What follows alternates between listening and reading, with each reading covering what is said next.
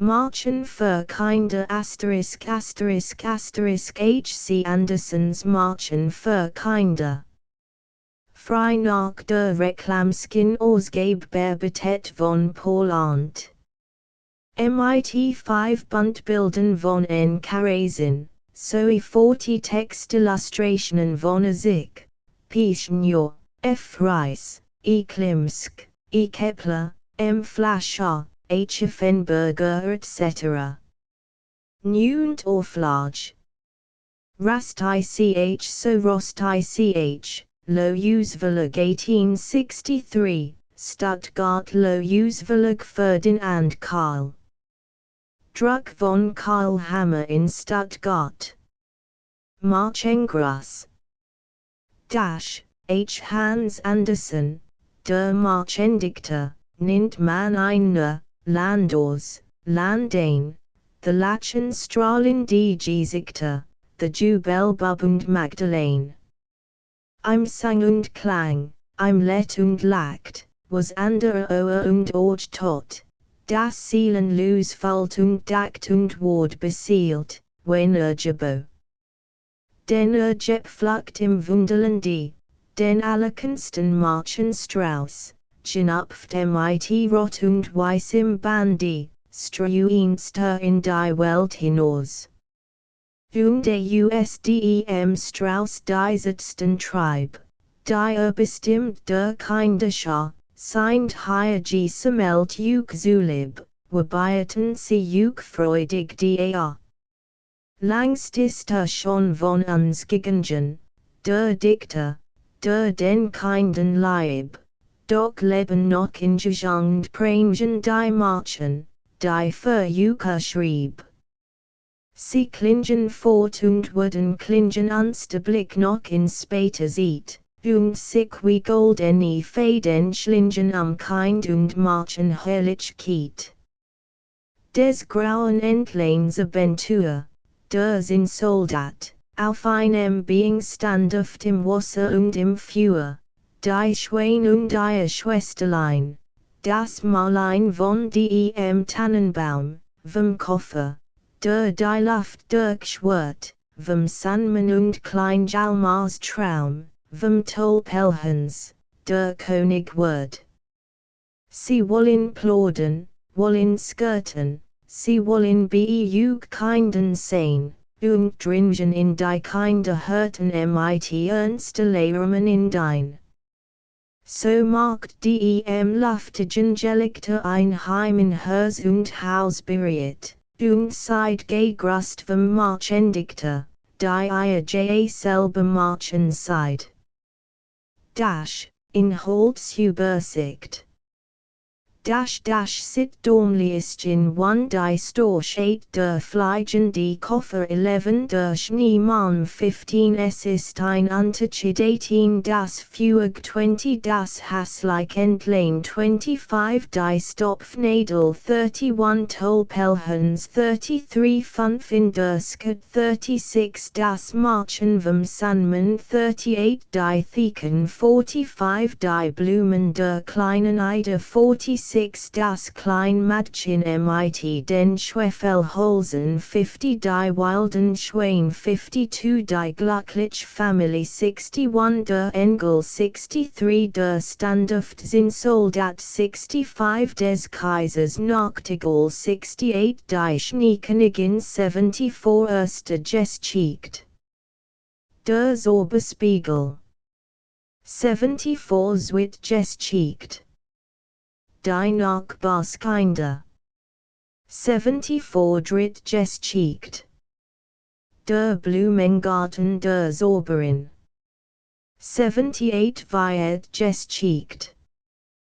Prinz und Prinzessin 81 Fünft Geschichte. Das Kleinrobermädchen 84 Sext Geschichte. Die Lappin und die Finnin 86 Siebent Geschichte. Im Schloss der Schneekönigin 88 Fly de Mutterchen 91 Der Tannenbaum 97 Das Althaus 103 Der Buchweisen 107 Die Rittenskue 109 Dormlieschen Dash Hilf such kam einmal eine Frau zu einer alten Hex und fragt sie, ob sie ihr nicht ein kleines Mädchen verschaffen konnt. Oje, das soll nicht schwer halten, sagt die Hex. Wirst du eingestenken, das ist nicht etwa von der Art, wie es auf einem Bauernfeld wächst, oder wie mit die Hahn gefüttert wurden. Lege es in einen Blumentopf, dann wirst du etwas zu sehen bekommen, besten Dank, sagt die Frau und gab der Hex ein Geldstück, ging dann heim, pflanzt das Gestenken, und sogleich wuchs sein groß herrlich Blum hervor, die vollkommen natürlich, aber die Blätter schlossen sich fest zusammen, als ob sie noch in der Knospe wären. Das ist ein Blum, sagt die Frau und küsst sie auf die herrlichen Ritten und gelben Blätter, aber wie sie noch küsst, that die Blum einen großen Nalund öffnet sich. Es war, wie man nun sehen konnt, ein wirklich Tilp, aber mitten in der Blut, auf dem grünen Blumengriffel, saß ein winzig kleines, blondlockiges Mädchen, fein und lieblich. Sie war nicht größer als ein Dormen, und deswegen wird sie Dormlieschen genannt. Ein praktisch, lacquert Walnussskala hielt sie so weich, blau welchen Blätter waren ihre Matratz und ein Rosenblatt ihr Deckbett. Darin schlief sie des Nachts, aber am Tisch spielt sie auf dem Tisch. Die Frau hat einen Teller darauf gestellt, den sie einen ganzen Kranz Blumen gelegt hat, den Stängel in das Wasser riechten. Hier schwamm ein großes Tulpenblatt und auf diesem durfte Dormlieschen sitzen und von der einen Seite des Tellers bis zur anderen schwimmen. Zum Ruden hat sie sehr weiß für die Haar. Das sah unbeschreiblich niedlich aus. Sie konnte auch singen, oh so fein und lieblich, wie man nie so gehört hat. Eins nachts, als sie in ihrem Hubskin-Bettchen lag, kam durch das Fenster, in dem eins Scheib zerbrochen war, ein hässlich Krötchen hüpft. Sie hüpft gerade auf den Tisch hernieder, wo Dormlieschen lag und unter dem Rittenrosenblatt schlief. Das war ein Skone Frau für meinen Sohn, sagt die Kröte, und dann ergriff sie die Walnussschale, in der Dormlieschen schlief, und hüpfte mit ihr durch das Scheib in den Garten hinunter. Da floss ein großer, breiter Bach, aber dittem Ufer war es sumpfig und morastig, hier wohnt die Kröte mit ihrem Sohn. Der war eben so garstig und hässlich, das ganze Bild seiner Mutter. Koks, Breckekex war als, was sagen konnt, als das Hubsk, klein Mädchen sah. Schwarz nicht so laut, sonst wacht sie auf, sagt die alte Kröte, sie konnt uns sonst noch entlaufen, denn sie ist so liet wie ein Eideflaum. Wo wollen sie in den Bach hinaus auf eins der breiten Wasserlilienblätter setzen, das ist für sie, die so liet und klein ist, wie ein Insel. Da kann sie nicht entlaufen, während wir den Festsaal unten unter dem Sumpf, wo ihr wohnen und leben sollt, instand setzen die Altkraut schwamm nun nach einem der großen, grünen Blätter, welch inmitten des Barks ausdem Wasser ragten, als ob sie darauf schwammen, und setzt deines Scale mit Dornliestchen auf dasselbe nieder. Das klein Mädchen wat bemersten Morgengrauen, und es waren wo es war, fing es gar bitterlich an zu weinen, denn Wasser gab von allen Seiten das großgrün Blatt.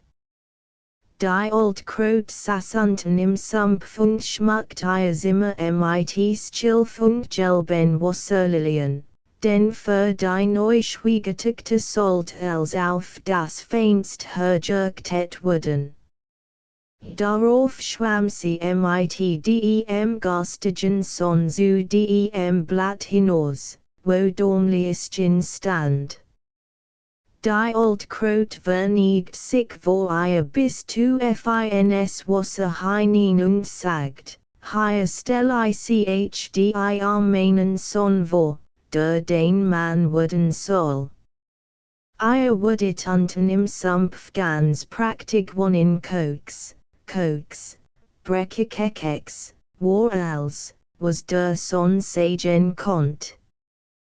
Darauf schwamm die Altkraut mit ihrem Sonn fort und sie nahmen Dornliestchens Bett für die Neuausstattung gleich mit. Da saß das klein Mädchen und weint heiß Tränen auf das Grünblatt hinab, denn sie wollt weder bei der hässlichen Kraut wohnen, noch ihren hässlichen Sonn zum Mann haben.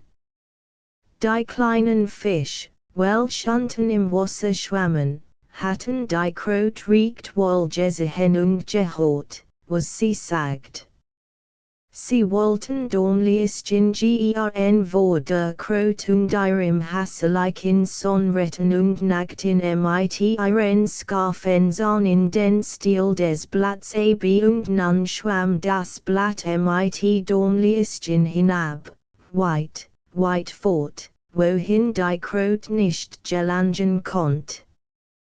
Dornliestchen segelten gar weilen Staaten vorüber, und die kleinen Vogel saßen in den Bastchen, sehen sie und sangen, welch niedliches kleines Mädchen, witter und immer witter schwamm das Blatt mit ihr, so ist den Dornliestchen ins Ausland.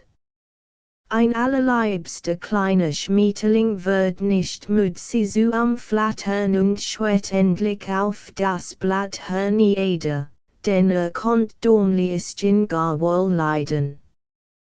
Dies war Hocke für you, denn die Kraut konnt sie jetzt nicht mehr erreichen, und es war kostlich, wo sie segelt. Die Sonne schien auf das Wasser und dieses glänzt wie schimmerndes Gold. Da nahm sie ihren Gürtel, schlang das ein in die desselben den Schmetterling und befestigt das andere Blatt. Das glitt jetzt weit schneller das Wasser hinunter und sie mit, denn sie stand auf dem Blatt. Plötzlich kam ein großer Mähkäfer anfliegen, der sich wart und augenblicklich sein Klauen ihren schlacken Leib schlag und mit ihr auf einen Baum flog. Aber das Grünblatt schwamm den Bach hinab und der Schmetterling flog mit, denn war in das Blatt gebunden und konnte sich auch nicht befreien. Gott! Wie sehr erschrak das Dornliestchen, als der Mähkäfer mit ihr auf den Baum hinauflog. Am meisten betrübt sie jedoch der Gedanken den schönen, weißen Schmetterling, den sie in das Blatt gebunden hat. Konnte nicht loskommen, musste rettungslos verhungern. Der Mähkäfer setzt sich mit Dornliestchen auf das große Blatt des Baums, spist cmit dem bluten Honig und Zeigteier, sie wer sie schon, obgleich sie einem Mekaffer in keinem Stück Arnold. Später kamen noch weil Mekaffer zu Besuch, sie beguckten Domliischen von allen Sitten und die Mekaffer Fräulein Rumpfen die Vollhorne und sagten, sie hat eine sehr Fuss. Das Sehut doch zu jammerlich aus, wie hässlich sie ist, sagten auch die alten Mekaffer Frauen, und trotzdem war Domliischen so schön. So kam sie auch dem Mekaffer vor, der sie entführt hat, der aber alle anderen darin übereinstimmten, sie war hässlich. So glorte es zuletzt ebenfalls und wollte sie nun gar nicht haben, sie konnte gehen, wohin sie wollte. Sie flogen mit ihrem Baum hinunter und setzten sie auf ein ganz Blümchen. Da weint sie, weil sie so hässlich war, dass sie nicht einmal die Mekaffer unter sich dulden wollten. Während des ganzen Sommers let Domliischen ganz allein in dem großen Wald. Sie flocht sich ein Bett aus Grasalmen und hing es unter einem großen Klettenblatt auf, so dass sie gegen den Regen geschützt war. Blütenhonig war ihre Speise und ihren Durst stillt sie in dem Tau, der morgens auf den Blättern stand. So verstrich es Sommer und Herbst, aber nun kam der Winter, der kalt, lang Winter.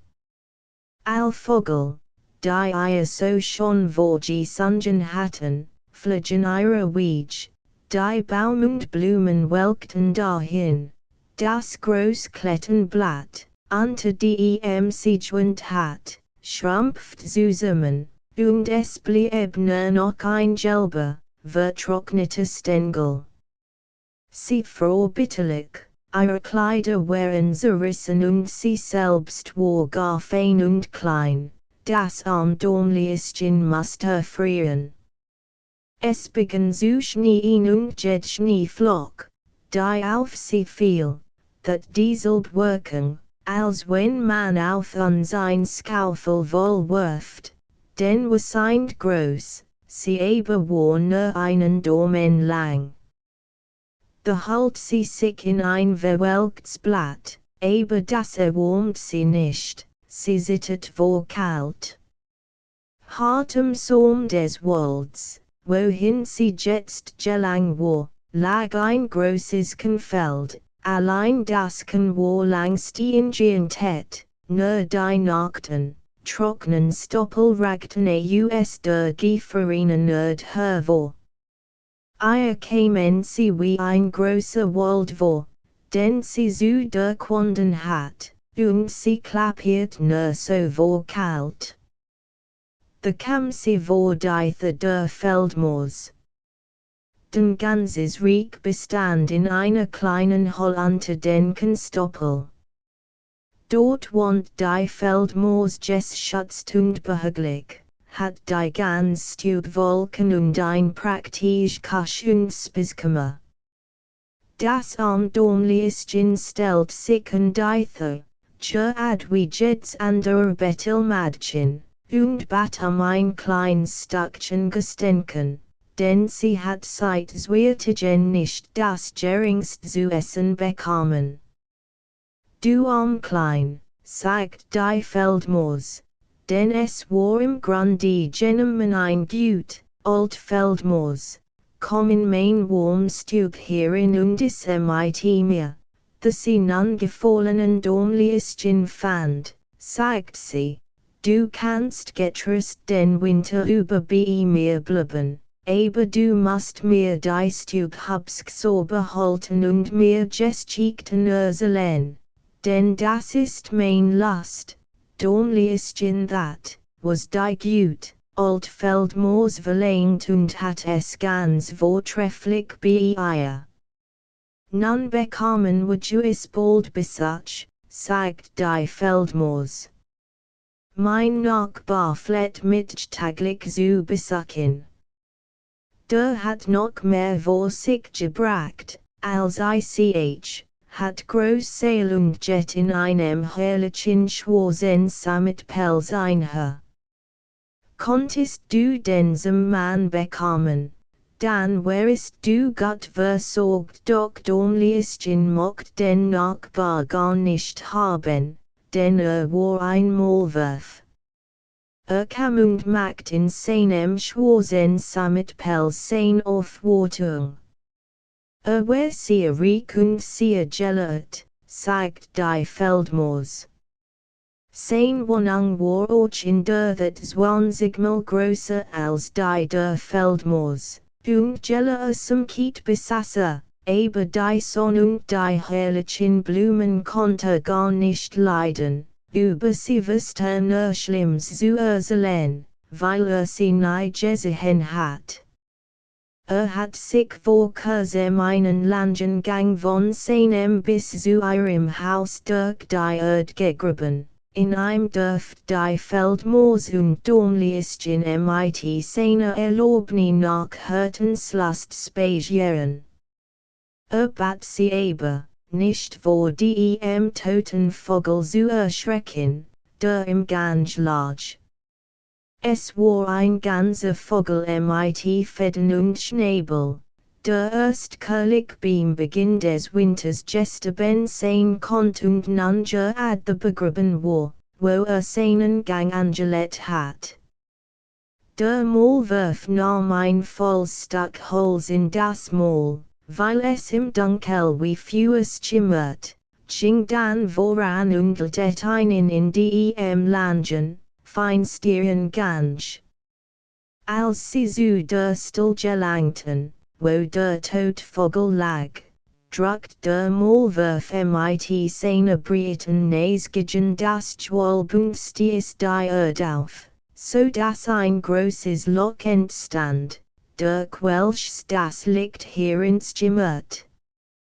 Mitten auf dem Boden lag ein Totschwalb, die Skonen Flügel fest und die Sit gedrückt, die Beine und den Kopf unter die Federn gezogen.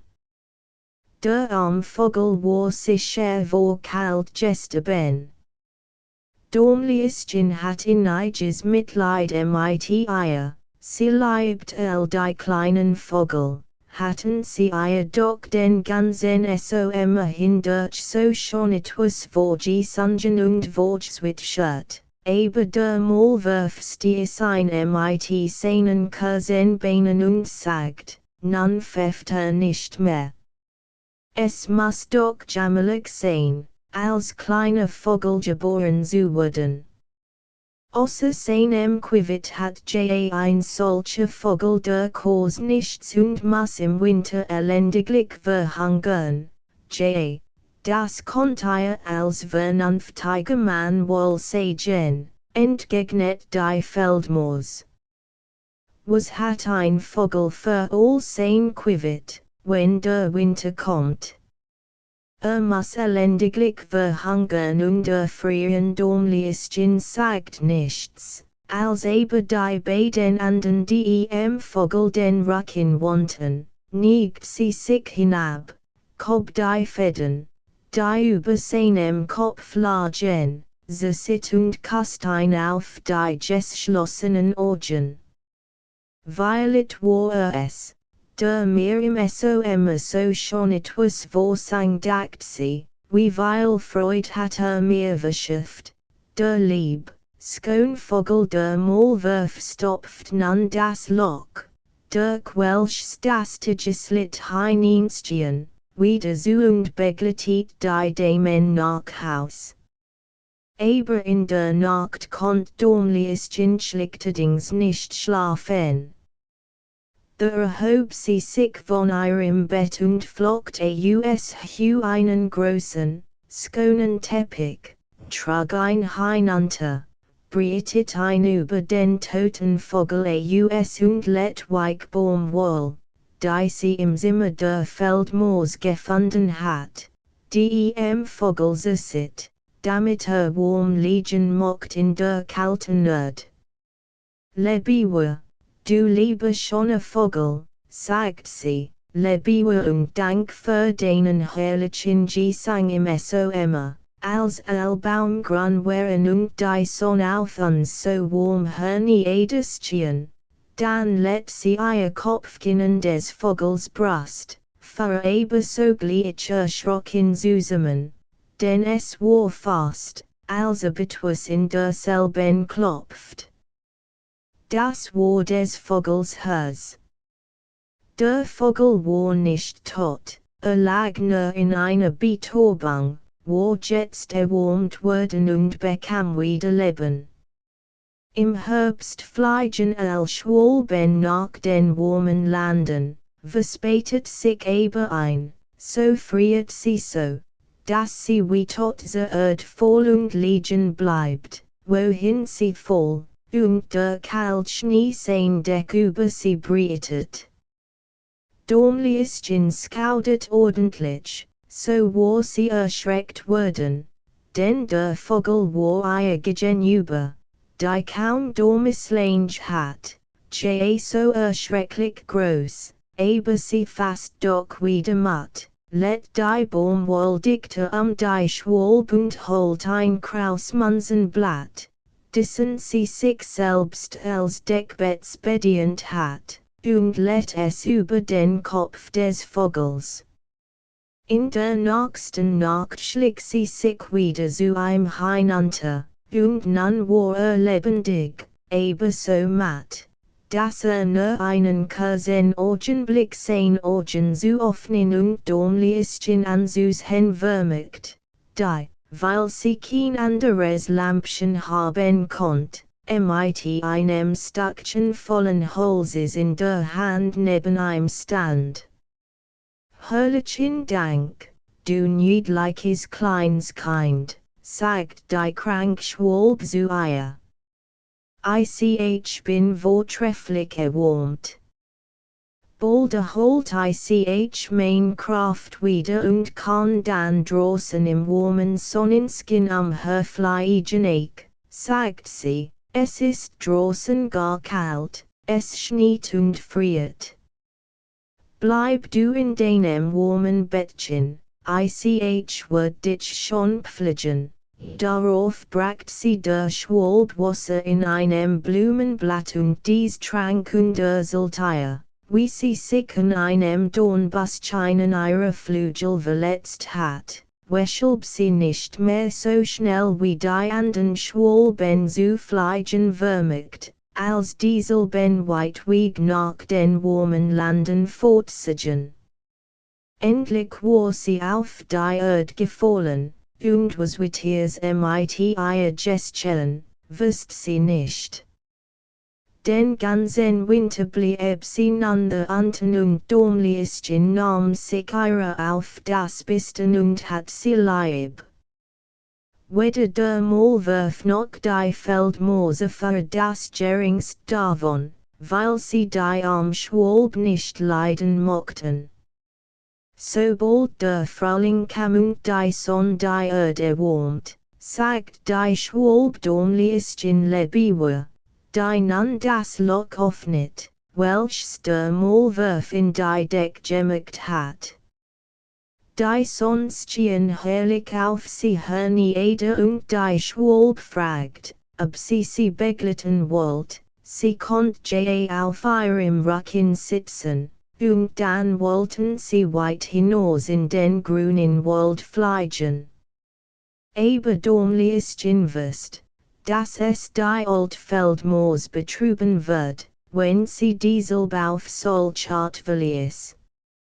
Nein, ich kann nicht, sagt dormlischen. Lebewohl, Lebewohl. Du Gotts, liebes Mädchen, sagt die Schwalbe und flog hinaus in den Sonnenschein. Dormlischen sah ihr nach und die Tränen traten ihr in die Augen, denn sie hat die Schwalbe gar lieb. Quivet, quivet, sang der Vogel und flog hinein in den grünen Wald. Dormliestchen war sehr betrübt.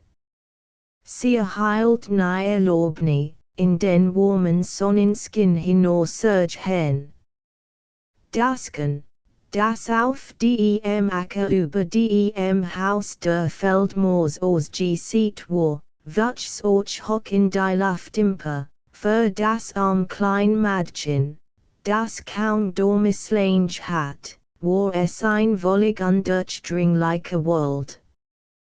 Während des Sommers sollst du nun und deine Ostue nähen, sagt die Feldmoos zu ihr, denn nun hat der Nachbar, der langweilig Maulwurf in dem schwarzen Sammetpelz, sich sie beworben. Dormliestchen must nun die Spindel drehen und die Feldmoos nahm wir spinnen in Lohn, die Tag und Nacht spinnen und weben mussten.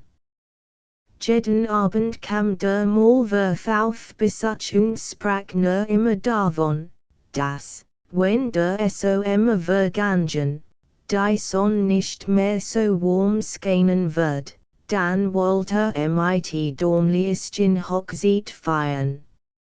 Sie war aber gar nicht vernünftig, denn sie hat den langweiligen Maulwurf keineswegs lieb. Jeden Morgen, wenn die Sonne aufging, und jeden Abend, wenn sie unterging, schlich sie sich sicher hinaus, und sobald der Wind die Kanaren auseinander weht, dass sie den blauen Himmel sehen konnt, dacht sie daran, wie hell und schon es hier draußen war, und wünscht so sehr, die Lieb schwald weiter zu sehen, aber die kam nie wieder. Die war juis weit fort in den schönen grünen Wald geflogen. Als es nun Herbst wird, hat Dormliestchen ihre ganz Ostue fertig. In wir Wochen sollst du Hochzeit halten, sagt die Feldmoos zu ihr. Aber Dormliestchen weint und sagt, sie wollt den langweiligen Maulwurf nicht haben.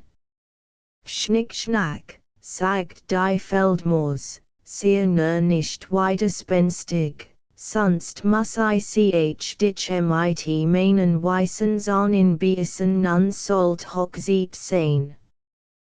Der Maulwurf war schon gekommen, Dormliestchen zu holen.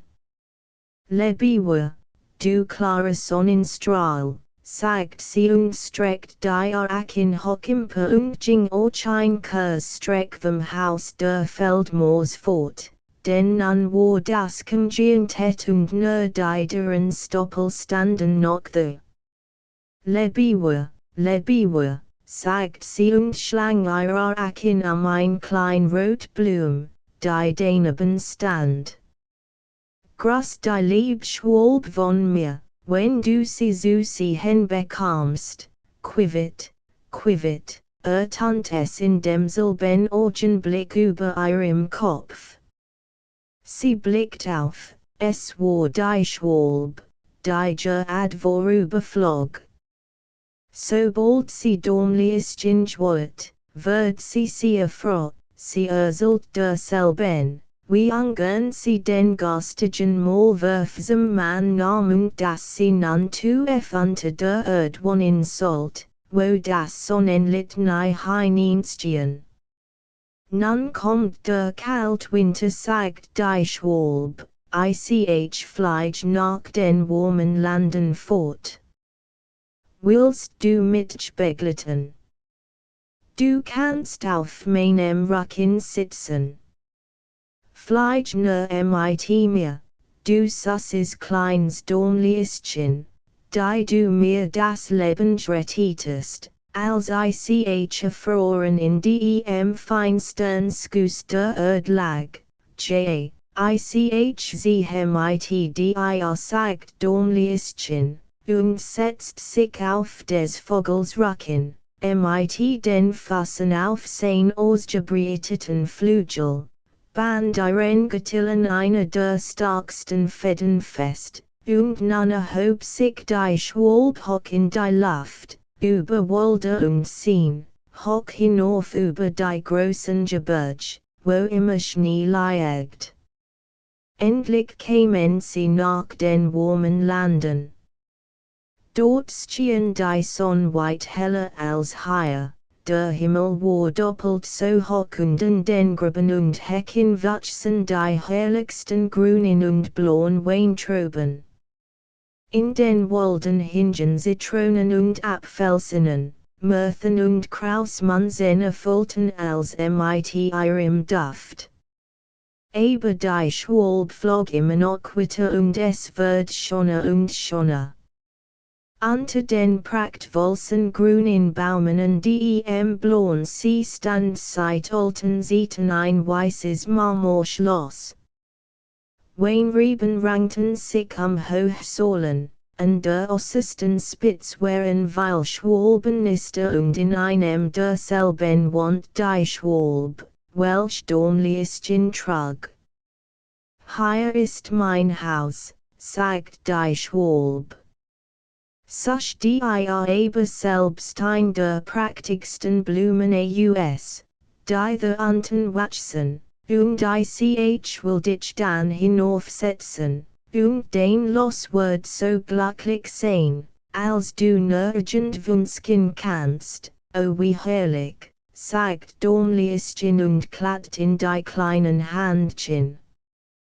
Da lag ein groß, weiß Marmorsäul, welche gesunken und in drei Stück zerborsten war, zwischen einen überwachsen die großen weißen Blumen.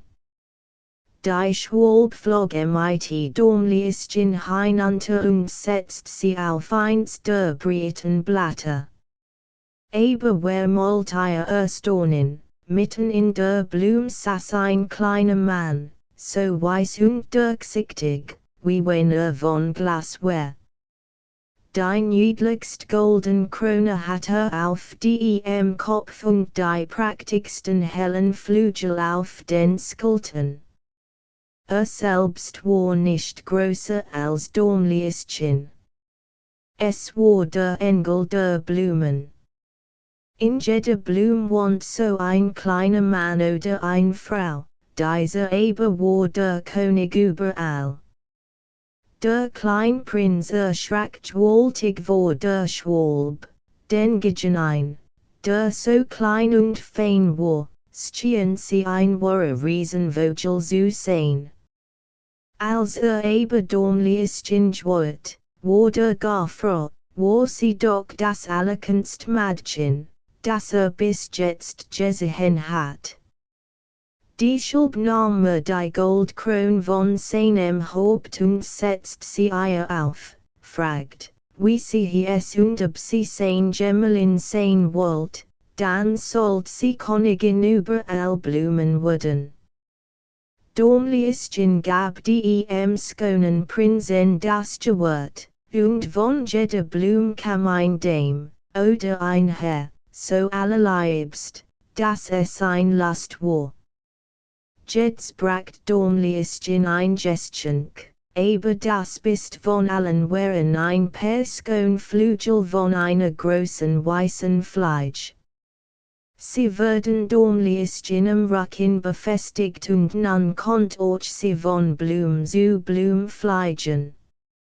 Jubel hat darüber Freude und die Schwalbe saß oben in ihrem Nest und sang einen etwas vor, so gut sie vermerkt. Aber im Herzen war sie gleich wohl betrübt, denn sie hat Däumlischen gar lieb und wird sich nie von ihr getrennt haben.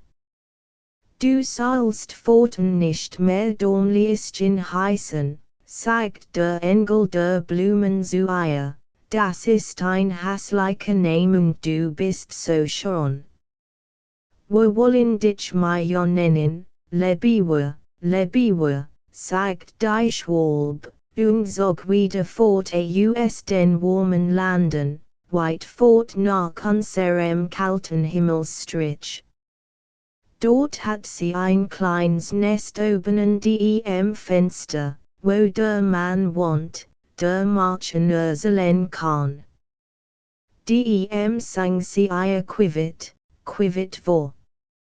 Davon haben wir die ganz geschicht. Die Storch. Dash. Auf dem letzten Haus eines kleinen Dorfkens befand sich ein Storchnest. Die Storchmutter saß im Nest bei ihren vier Jungen, welch den Kopf mit dem kleinen schwarzen Schnäbel, den war noch nicht rot worden, hervorstreckten. Ein Stückchen davon stand auf der Dachfirst und stief der Storch weiter. Man hat meinen können, wäre US gedrechselt, so still stand Juis sehut es riecht von US, dass mein Frau einst Childwack bedem Nest hat, dachte. Und stand unmöglich auf einem Bein. Unten auf der Straße spielt ein Kinder und als sie die Storch erblickten, sang einer der driestesten Neben und allmählich zusammen einen US einem alten Storchlied, so gut sie sich dessen erinnern konnten, Storchlein, Storchlein, Fleisch, damit ich dich nicht krieg, den Frau. Die liegt im Nest den bei denen lieben Kinderlein, das ein Wort fällt, das andere Wort abgekelt, das dritte Wort verbrannt, das wird dir entwand. Horner, was die Jungen singen, sagten die kleinen Storchkinder. Sie sagen, was sollen gebritten und verbrannt werden. Daraus brought ihr nichts zu Mädchen, sagt die Storchmutter. Aber deine Ben wiederholten es immer von neuem und wiesen mit Fingern nach dem Storch. Nur ein Nub, Peter mit nehmen, sagt, es wär ein Sandierungskandi, sich über die Tierlastig zu Mädchen, und nahmen ihrem Anfang nicht teil. Die Storchmutter tröstet ihre Kinder, kümmert nicht darum, sagt sie, set nur, wie ruhig und unbekümmert ihr weitertastet, und zwar auf einem Bein, uns ist so bange, sagten die Jungen und zogen ihre Kopf in das Nest zurück. Als am nächsten Tag die Kinder wieder zum Spielen zusammenkamen und die Storch erblickten, begannen sie wieder ihr altes Lied, das ein Wort fällt, das andere Wort abgekelt. Wurden wir wohl gefällt und verbrannt, fragten die Storchkinder. Nein, sicher nicht, erwidert die Mutter. Ihr sollt fliegen lernen, wird schon einüben. Dann geht es hinaus auf die Wies und auf Besuch zu den Frosken. Das wird ein Lust werden, und was dann, fragten die Storchkinder. Dann versammelt sich Storch, die hier im Lande wohnen und darauf beginnt die Großherbstübung. The muss man gut fliegen, das ist von großer Wichtigkeit, denn wer nicht fliegen kann, wird von dem General mit seinem Schnäbel totstechen. Lernt die Schulbner fliegen, wenn der Unterricht beginnt, dann werden wir aber doch gefällt, wie deine Ben behaupteten, und Horner, jetzt sagen sie es schon wieder. Hört auf mit und nicht auf sie, sagt die Storchmutter. Nach der großen Übung fliegen wir nach den warmen Landen, weit fort von hier, über Berg und Wälder. Nach Ägypten fliegen wir, wo es Steinhäuser gibt, die in einer Spitze zusammenlaufen und bis über die Wolken reichen. Der ist auch ein Fluss, der US seinen Ufen tritt und das ganze Land mit Schlamm bedeckt. Man jet im Schlamm und ist Frosco, rief L. Jungen. Da ist es wunderbar schon. Man thut den ganzen Tag nichts anderes als Essen. Und während wir es so gut haben, ist hierzulande nicht ein grünes Blatt auf den Bäumen. Hier ist es so kalt, dass die Wolken in Stück gefrieren und in kleinen weißen Läppchen herniederfallen, was dann die Menschen nennen zerfrieren den och die Unnötigen neben in lauter Stück, fragten die Storchkinder. Nein, in Stück zerfrieren sie nicht, aber es vernischt weil darin und sie müssen in der Dunkelstube und hinter dem Ofen sitzen in Zwischen wo schon ein Exit verstrichen, und die Jungen waren so groß, dass sie im Nest aufrecht stehen und sich weit umschauen konnten. Der Storch weiter kam jeden Tag mit wohlgemeckenden Frosken, kleinen Schlangen und allen auf ein Bärenstorchelkeien geflogen. Hort, nun musst ihr fliegen lernen, sagt eins Tags die Storchmutter, und dann mussten wir jung auf die Dach first hinaus. Oh, wie sie schwankten. Wie sie sutten. Sich mit den Flügel im Gleichgewicht zu erhalten, und doch nicht daran waren, hinunter zu fallen. Set nun auf mich, sagt die Mutter. So musst ihr den Kopf halten. So musst ihr die Beine setzen. 1, 2. 1, 2. Das Wort in der Welt vorwärts bringen, darauf flog sie ein Kursstreck und die Jungen machten einen kleinen plumpen Satz. Bums. The lagen sie, denn sie waren noch so schwerfällig.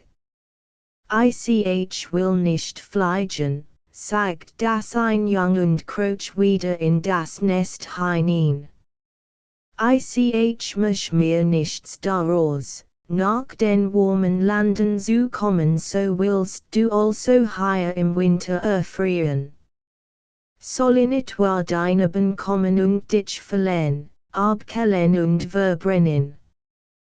Dann will ich sie rufen, oh nein, sagt das Storchkind und hüpft dann wieder auf das Dach zu den anderen.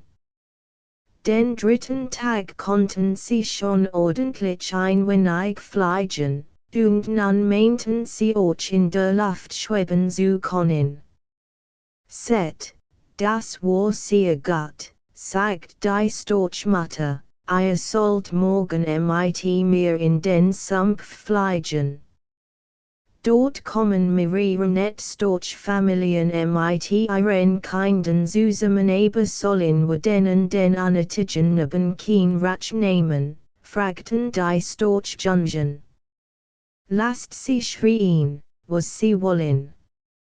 Ihr het juk doch zu den Wolken und kommt nach dem Lande der Pyramiden, während sie frieren müssen und kein grünes Blatt noch einen süßen Apfel haben. Wir wollen uns rächen, flüsterten sie einander zu und dann wird wieder fleißig geübt. Von allen neben auf der Gas war keine Arge, das Spotlight zu singen, als der, welcher es zwist angestimmt hat, und das war ein ganz kleiner Bursch, denn sollt sicher nicht mehr als 6 Jahre. Die Storchkinder meinten freilich, war 100 Jahre, weil so viel größer als ihre Mutter und ihr Vater war. Was wussten sie davon, wie alt, klein und groß Kinder sein konnten? Ihre ganz Ratsch sollt sich über diesen benergiessen, hat mit dem Lied den Anfang gemacht und war diesen noch nicht müde worden. Die Jungen Storch waren sehr aufgebracht und je größer sie wurden, desto weniger wollten sie es leiden. Nun kam der Herbst. Als Storchversammelten sich allmählich, am gegen Winter nach den warmen Landen zu fliegen. Was für ein Übung voraus. Über Wälder und Stadt mussten sie, nur zu sehen, wie gut sie fliegen konnten, denn es war je ein groß Reis, welch beverstand. Unsere Jungen Storch machten ihre Sach so hübsch, dass sie diesen se, ausgezeichnet Gott mit Frost und Schlange heilten. Das war das Allerbestnis und den Frost und die Schlange dürfen sie essen, und täten es auch. Nun müssen wir uns rächen, sagten sie. Jawohl, sagt die Storchmutter. Was ich mir ausgedacht hab, das ist gerade das Richtige.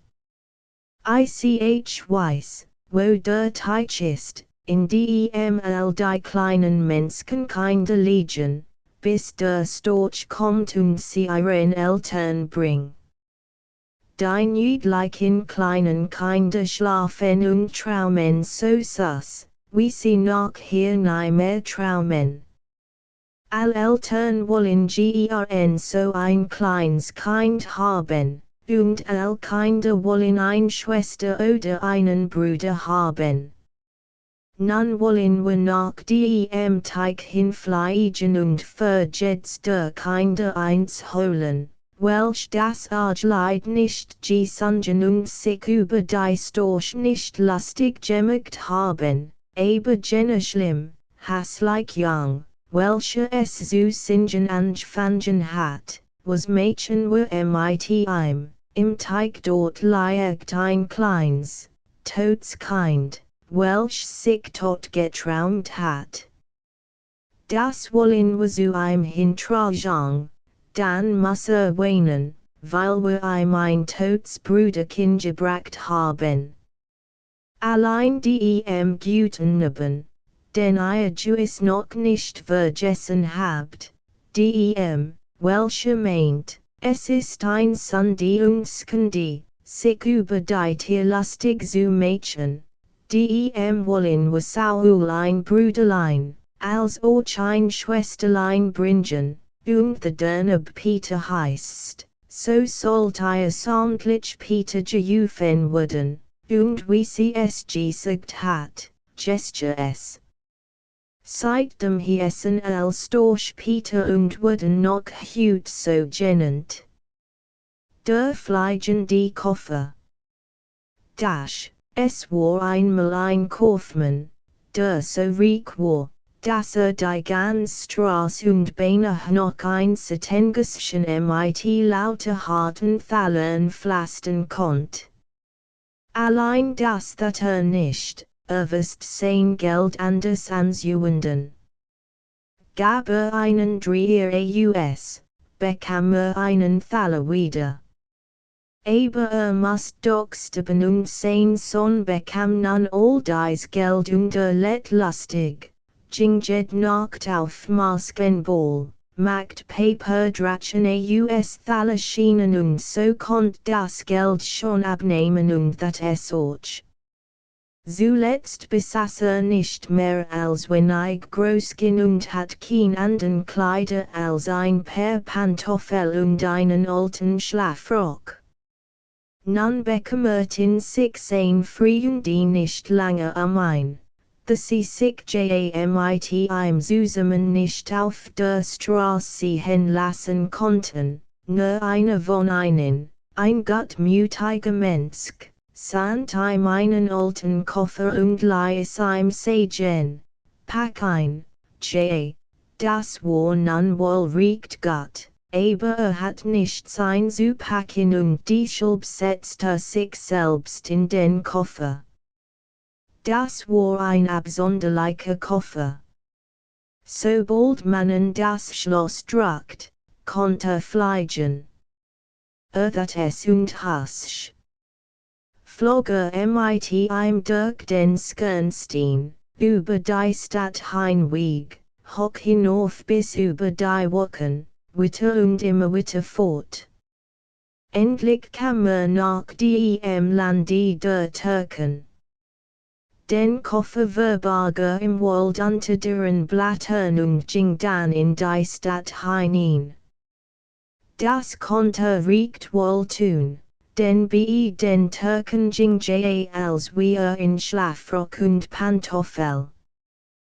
The begegnete eine Frau und fragt sie, was ist das für ein großes Schloss hier unmittelbar bei der Stadt, dessen Fenster so hoch sitzen, dort wohnt die Tochter des Königs, sagt sie, es ist ihr geäußert worden, dass sie einstmals über ihren Bräutigam sehr glücklich werden wird und deshalb darf niemand zu ihr kommen, wenn nicht der König und die Königin zugegen sind. Ich dank, sagt der Kaufmannssohn und dann ging in den Wald hinaus, setzt sich in seinen Koffer, flog auf das Dach des Schlosses und kroch durch das Fenster zur Prinzessin hinein. Sie lag auf dem Sofa und schlief, sie war so lieblich, dass sie küssen musste. Sie erwartung der Schreck heftig, aber sagt, wer der Kengot, der durch die Luft zu ihr gekommen war und das schmeichelt ihr. Besassen sie nun sit und erzählt ihr Märchen und Geschichten. Das waren herrlich Geschichten. Dann friert die Prinzessin und sie sagt sogleich aber sie müssen den Sonnabend herkommen, da ist der König und die Königin bei mir die. Sie würden sehr stolz darauf sein, dass ich den Kengot bekam. Aber sorgen sie dafür, dass sie ein recht schönes Märchen erzählen können, denn das gewährt meinen Eltern die angenehmste Unterhaltung.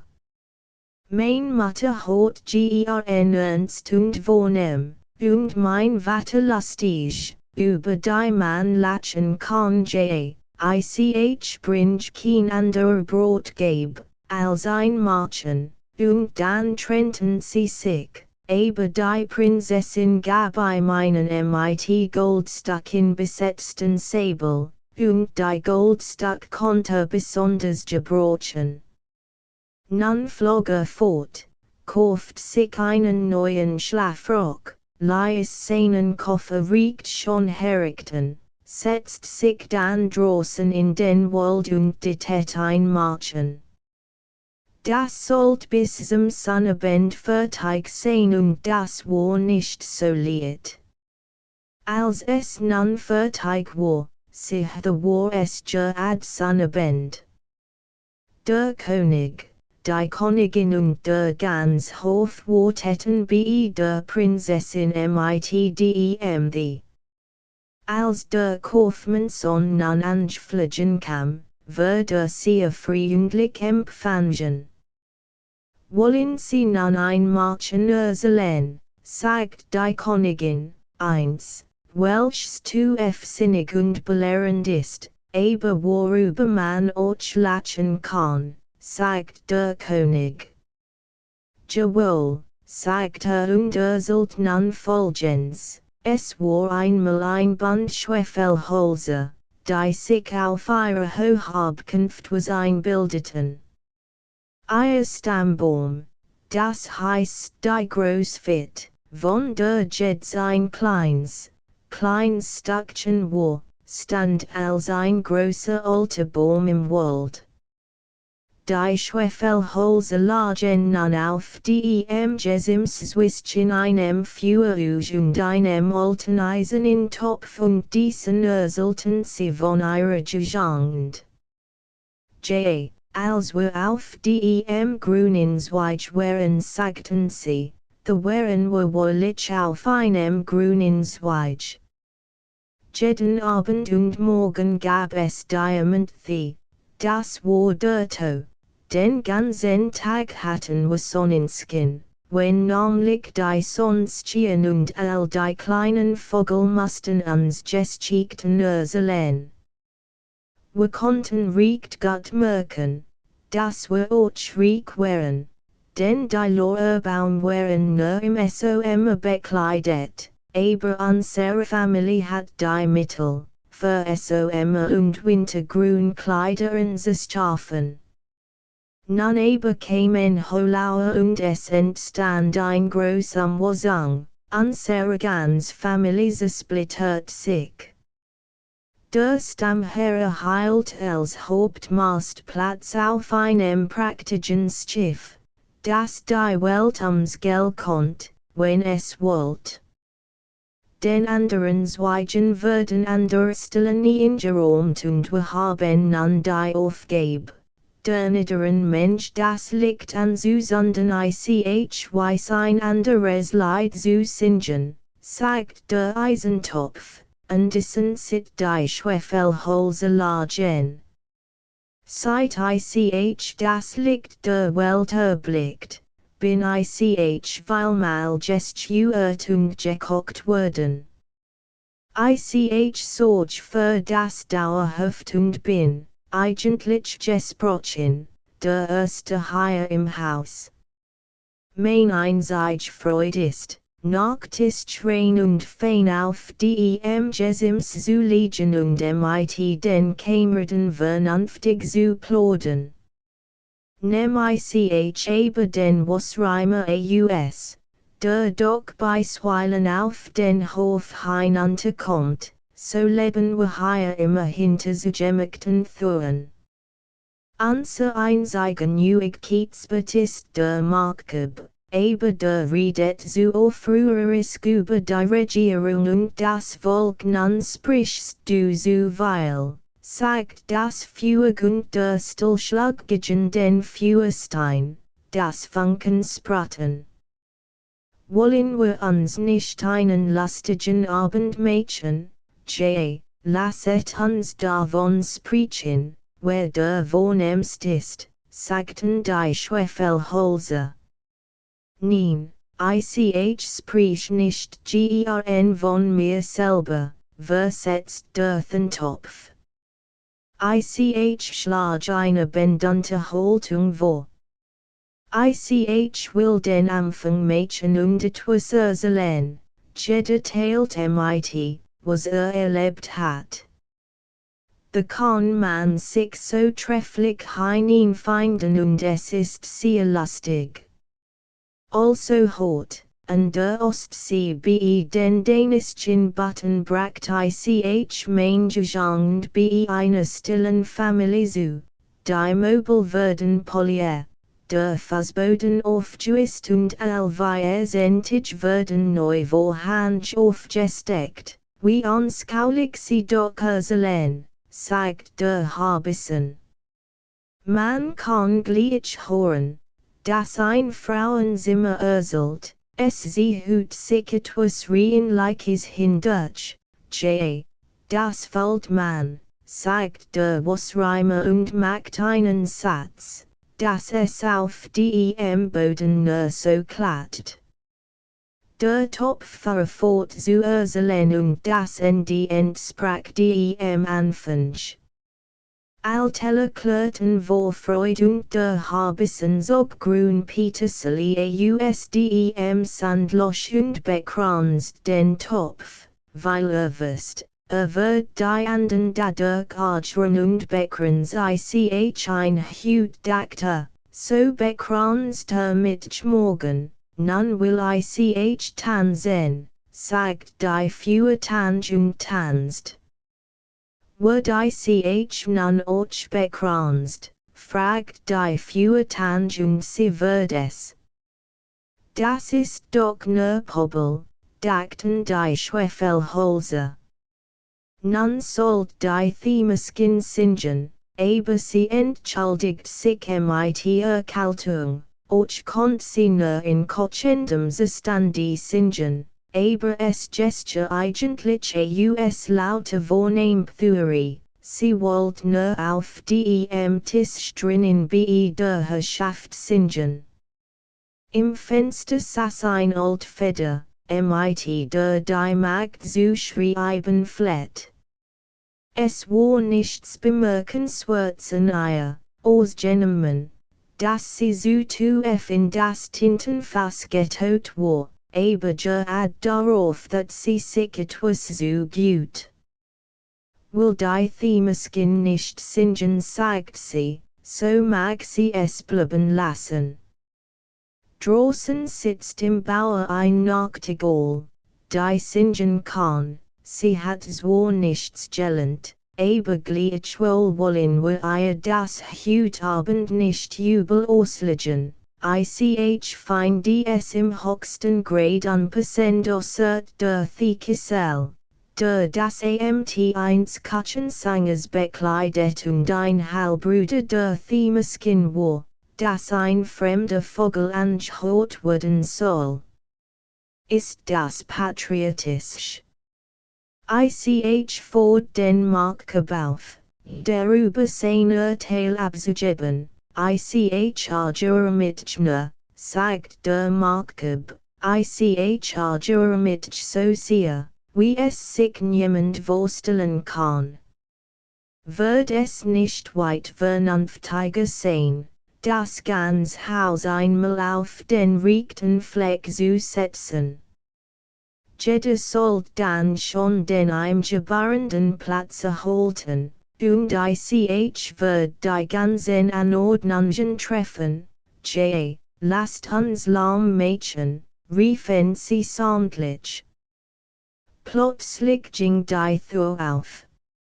Es war das Dienstmädchen, und nun standen sie still und wagten nicht mehr zu sagen. Aber der war kein Topf, der nicht eingefallen seine Macht und Wert gehabt hat. Wenn ich nur gewollt hat dacht ein jeder, dann wird es sicher einen lustigen Abend gegeben haben. Das Dienstmädchen nahm die Schwefelhölzer und macht für mit ihnen, Gott bewahre uns, wie sie sprachen und aufflammten. Nun kann ein jeder sehen, das war die ersten sind, dachten sie. Welchen Glanz, welches Licht wir haben, und nun wären sie ausgebrannt. Und nun ist euch mein Geschichte aus das war ein herrliches Märchen, sagt die Königin. Ich fällt mit dem Geist ganz zu den Schwefelhölzern in die Kasch versetzt. Nun sollst du unsere Tochter haben, jawohl, sagt der König, du sollst unsere Tochter den Montag bekommen, denn nun sagt zu ihm, als zu einem künftigen Familienglied, du. Die Hochzeit war also festgesetzt und den Abend vorher wird die ganze Stadt ertät, es war außerordentlich prachtvoll. Ich muss wohl auch daran denken, mein Skirflein zu den Feierlichkeiten beizutragen, dacht der Kaufmannssohn, und nun kauft Raketen, Nelipsen und als ordentlich Feuerwerk. Let es in seinen Koffer und flog damit in die Luft empor. Ratsch! Ging es in die Höhe und verpufft unterweilem Lärm.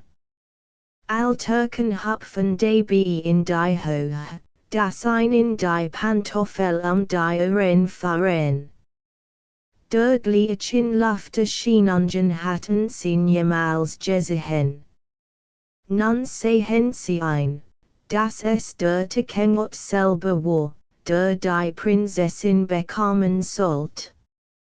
Sobald sich der Kaufmannssohn mit seinem Koffer wieder in den Wald hinabgelassen hat, dachte ich will doch in die Stadt gehen, mir berichten zu lassen, wie es sich ausgenommen hat. Man kann sich wohl zusammenriemen, dass Lust dazu hat. Nein, was im Dilute doch als Ersulten.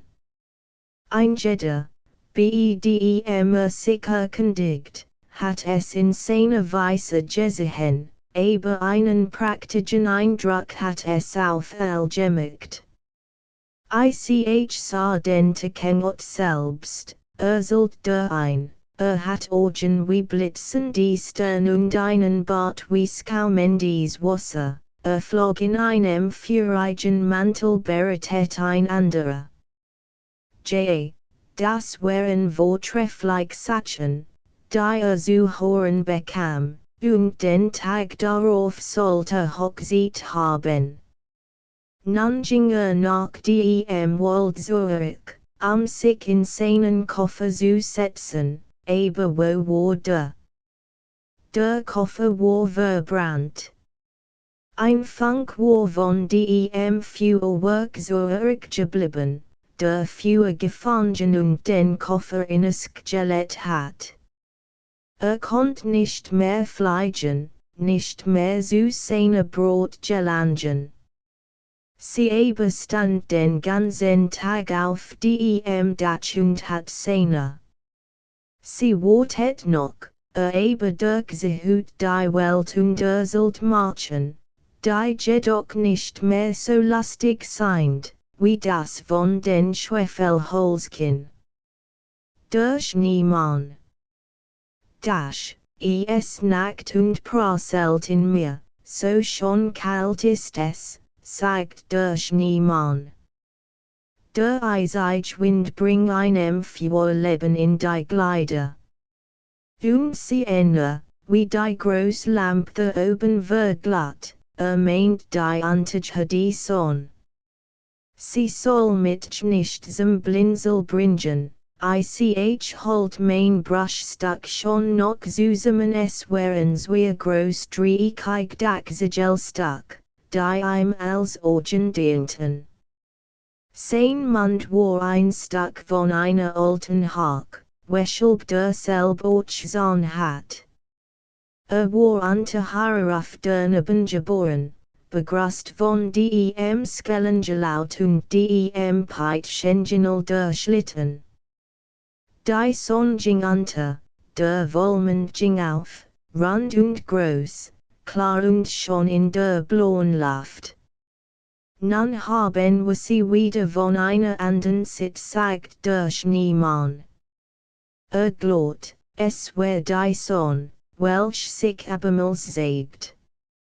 Hab es ihr abgewandt, mit anzugluhen und anzuglotzen. Nun kann sie dort oben hangen und so viel Licht verbreiten, dass ich mit selbst sehen kann. Wisst ich nur, wie man es anzustellen hat, vom Fleck zu kommen.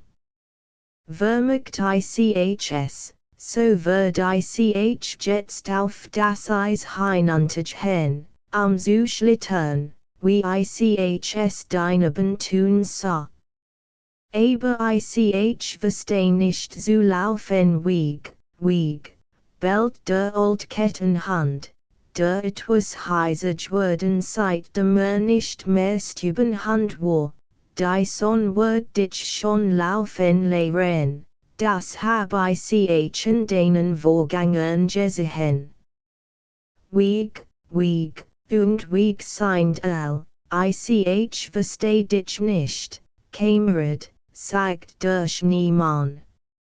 Soll mit etwa die oben laufen lehren, meint den Mund. Sie lief freilich vorher, als ich sie star ansah, und jetzt schlieht sie sich wieder von einer anderen Sicht heran. Du weißt nichts, sagt der Kettenhand, aber du bist just vor kurzem zusammengeklappt. Das, was du jetzt siehst, heißt der Mund, und das was Untergang, war die Sonne. Sie kommt morgen wieder und wird dich dann schon lehren in den Wohlgruben hinunterzulaufen. Ich verstehe nicht, sprach der Schneemann bei sich selbst, aber ich hab ein Empfindung davon, dass es etwas Unangenehmes ist, was mir andutet. Sie, die die Sonne nennt, ist mein Feindin Weg, bellt der Kettenhand, chinkt dreimal im Kreis sich selbst und lädt sich dann in sein Haus, zu schlafen. Es trat ein Veranda ang im Wetter ein. Ein dicker und fetter Nebel lädt sich am Morgen über die Gans Gegend. Kurz vor Aufgang der Sonne fing es ein weinigen zu wehen. Der Wind war eisig. Der Frost durchschattelt einen, aber welch ein herrlicher Anblick bot sich dir, als sich nun die Sonne hob. All Baum und Strauche standen mit Rief bedeckt die Gegend glich einem ganzen Wald weißer Korallen. Es war, als ob als Weich von blendend weißen Blüten bedeckt wären. Es war ein wunderbar Pracht. Als dann die Sonnenschein, funkelte als wär es mit Diamantstaub überschattet. Wie herrlich das ist, sagt ein junges Mädchen, welches mit einem jungen Mann in den Garten hinaustrat und gerade neben dem Schneemann Halt macht, von wo sie sich die schimmernden Baum anblickten. Einen schöneren Anblick hat man selbst im SOM nicht, sagt sie, und ihre Augen strahlten. Und so einen Kerl, wie diesen hier, hat man erst gar nicht entgegnet. Der junge Mann und zeigt auf den Schneemann hin. Ist ausgesegnet. Das junge Mädchen lächelt, nickt dem Schneemann zu und tanzelt dann mit ihrem Freunde über den nirschenden Schnee. Wer wären die beiden? Fragt der Schneemann den Kettenhand. Du bist alter auf dem Hof als ich, kennst du sie, versteht sich, sagt der Kettenhand. Sie hat mit gestreckelt und mir oft einen Noschen gegeben, die bis ich nicht überstellen sie hier war, fragt der Schneemann. Brotlut, erwidert der Kettenhand. Sie gern Herrschaft, man ist doch noch recht dumm, wenn man kaum erst gestern geboren ist, das merk ich in dir. Ich bin alt und besitz Kenntnis, ich kenne auf dem Hof. Und ich hab ein Seat gekent, wo ich hier nicht in der Kalt und in der Kett stand. Wieg, die Kalt ist praktisch, sagt der Schneemann. Ursel. Aber du musst mit deiner Kett nicht so rasel, denn die Nacht es gleich in mir wieg, bellt der Kettenhand. Ich bin ein Handchen Juissen, klein und niedlich, sagten sie. Damals lag ich drinnen im Schloss auf einem Sammetstall, lag auf dem Schoß der Herrin. Hier ist der Hubskist des Konfas, dann wird der Herrschaft zu groß und sie geben mit die Schulb der Hochschulterin. Kam in die Kellerwohnung, von dort, wo du stehst, kannst du gerad in die Kammer hinein, in der die Herrschaft Juissen bin, denn das war bei der Hochschulterin. Es war wohl ein geringerer Platz als oben, aber hier war es behagliche. Ich werd nicht wie oben von den Kindern gedruckt und mit hergeschleppt. Ich hatten so guts Futter wie Suva und weit mehr. Ich hat mein eigens Kissen, und ferner gab es dort eine new Fen, der doch, namentlich in jet Zeiger sieht, das Kunst in der Welt ist. Ich kroch wollig unter ein, so dass ich ganz verschwand. Oh, von diesem Kachelafen Traum ich noch jetzt. Wieg, sehut ein Kachelafen den so schon aus, fragt der Schneemann. Arnold mir, ist der Adgegensatz von dir. Kohls Quos ist und hat einen langen Hals mit eine Messingrummel. Frisst Brennholz, so dass ihm das für ausdem man die Sprut der Schneemann sah hin und bemerkt wirklich einen schwarzen, blank polierten Gegenstand mit eine Messingrummel. Das Feuer strahlt nach vorn auf den Fußboden hinaus. Dem Schneemann wird ganz sonderbar zumut. Hat ein Empfindung, von der sich selber kein Rechenschaft abelgen konnt. Es überschlägt ein etwas, was nicht kannt, was aber all Menschen kennen, wenn sie nicht Schneemann sind.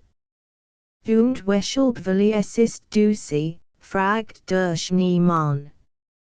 Wie konntest du überhaupt ein solch Stil verlassen, ich war gezwungen sagt der Kettenhand. Sie warfen mich hinaus und letten mich in die Kette. Ich hat den kleinsten Junker in das Bein gebissen, weil mir den Noschen, an welchem ich nagt, fortstieß. Being für Being, heißt es bei mir. Aber das nahmen mir desneben Eltern Jubel, und seit der Zeit hab ich hier in der Kette liegen müssen und mein Hellstim verloren. Horner, wie heiser ich bin. Wieg. Das ist das Endivem Lied Juessen, der Schneemann hat nicht mehr darauf.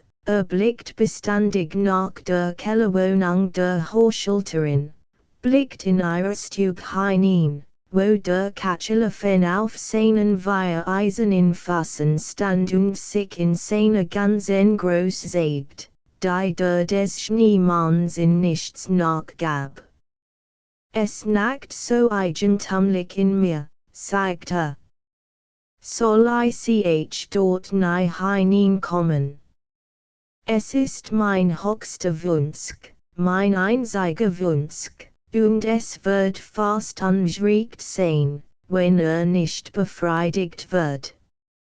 Ich muss hinein, ich muss Mädchen einlernen, und sollt ich durch das Fenster schlagen, dort kommst du nahe hinein, sagt der Kettenhand. Und kamst du wirklich zum Kachelafen, dann wärst du Wieg, ich bin jetzt schon so gut wie Wieg sagt der Schneemann, ich zerbrich, glaub ich den ganzen Tag stand der Schneemann da und sah zum Fenster hinein.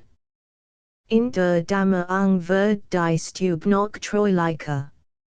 Ausdem Kachelafen let es so mild, wie man noch sonnelten kann, nein, wie nur der Kachelafen zulten würmig, wenn etwas in ihm steckt. Ging die Tür auf, so schlug die Flamme hinaus, es war so Irrschwinheit. Des Schneemanns weißes Antlitz wird dann von einer flammenden Rot übergossen, und durch sein brustelt in rotlichem Glanz. Ich halt es nicht aus sagte. Wie schon es einkleidet, die Sonch Herausstrecken die Nacht war sehr lang, aber dem Schneemann kam sie nicht so vor. Stand in Gedanken versunken, und sie erfroren, dass sie nackten. Frühmorgens waren die Kellerfenster zugefahren, sie trugen die schönsten Blumen, die ein Schneemann nur verlangen kann, allein sie verbargen den Kachelfen. Dies Scheiben wollten nicht auftauen, konnte die Flamme nicht mehr sehen. Es nackt, es warben im herrlichsten Frostwetter, über das sich ein jeder Schneemann freuen muss, aber freut sich nicht darüber.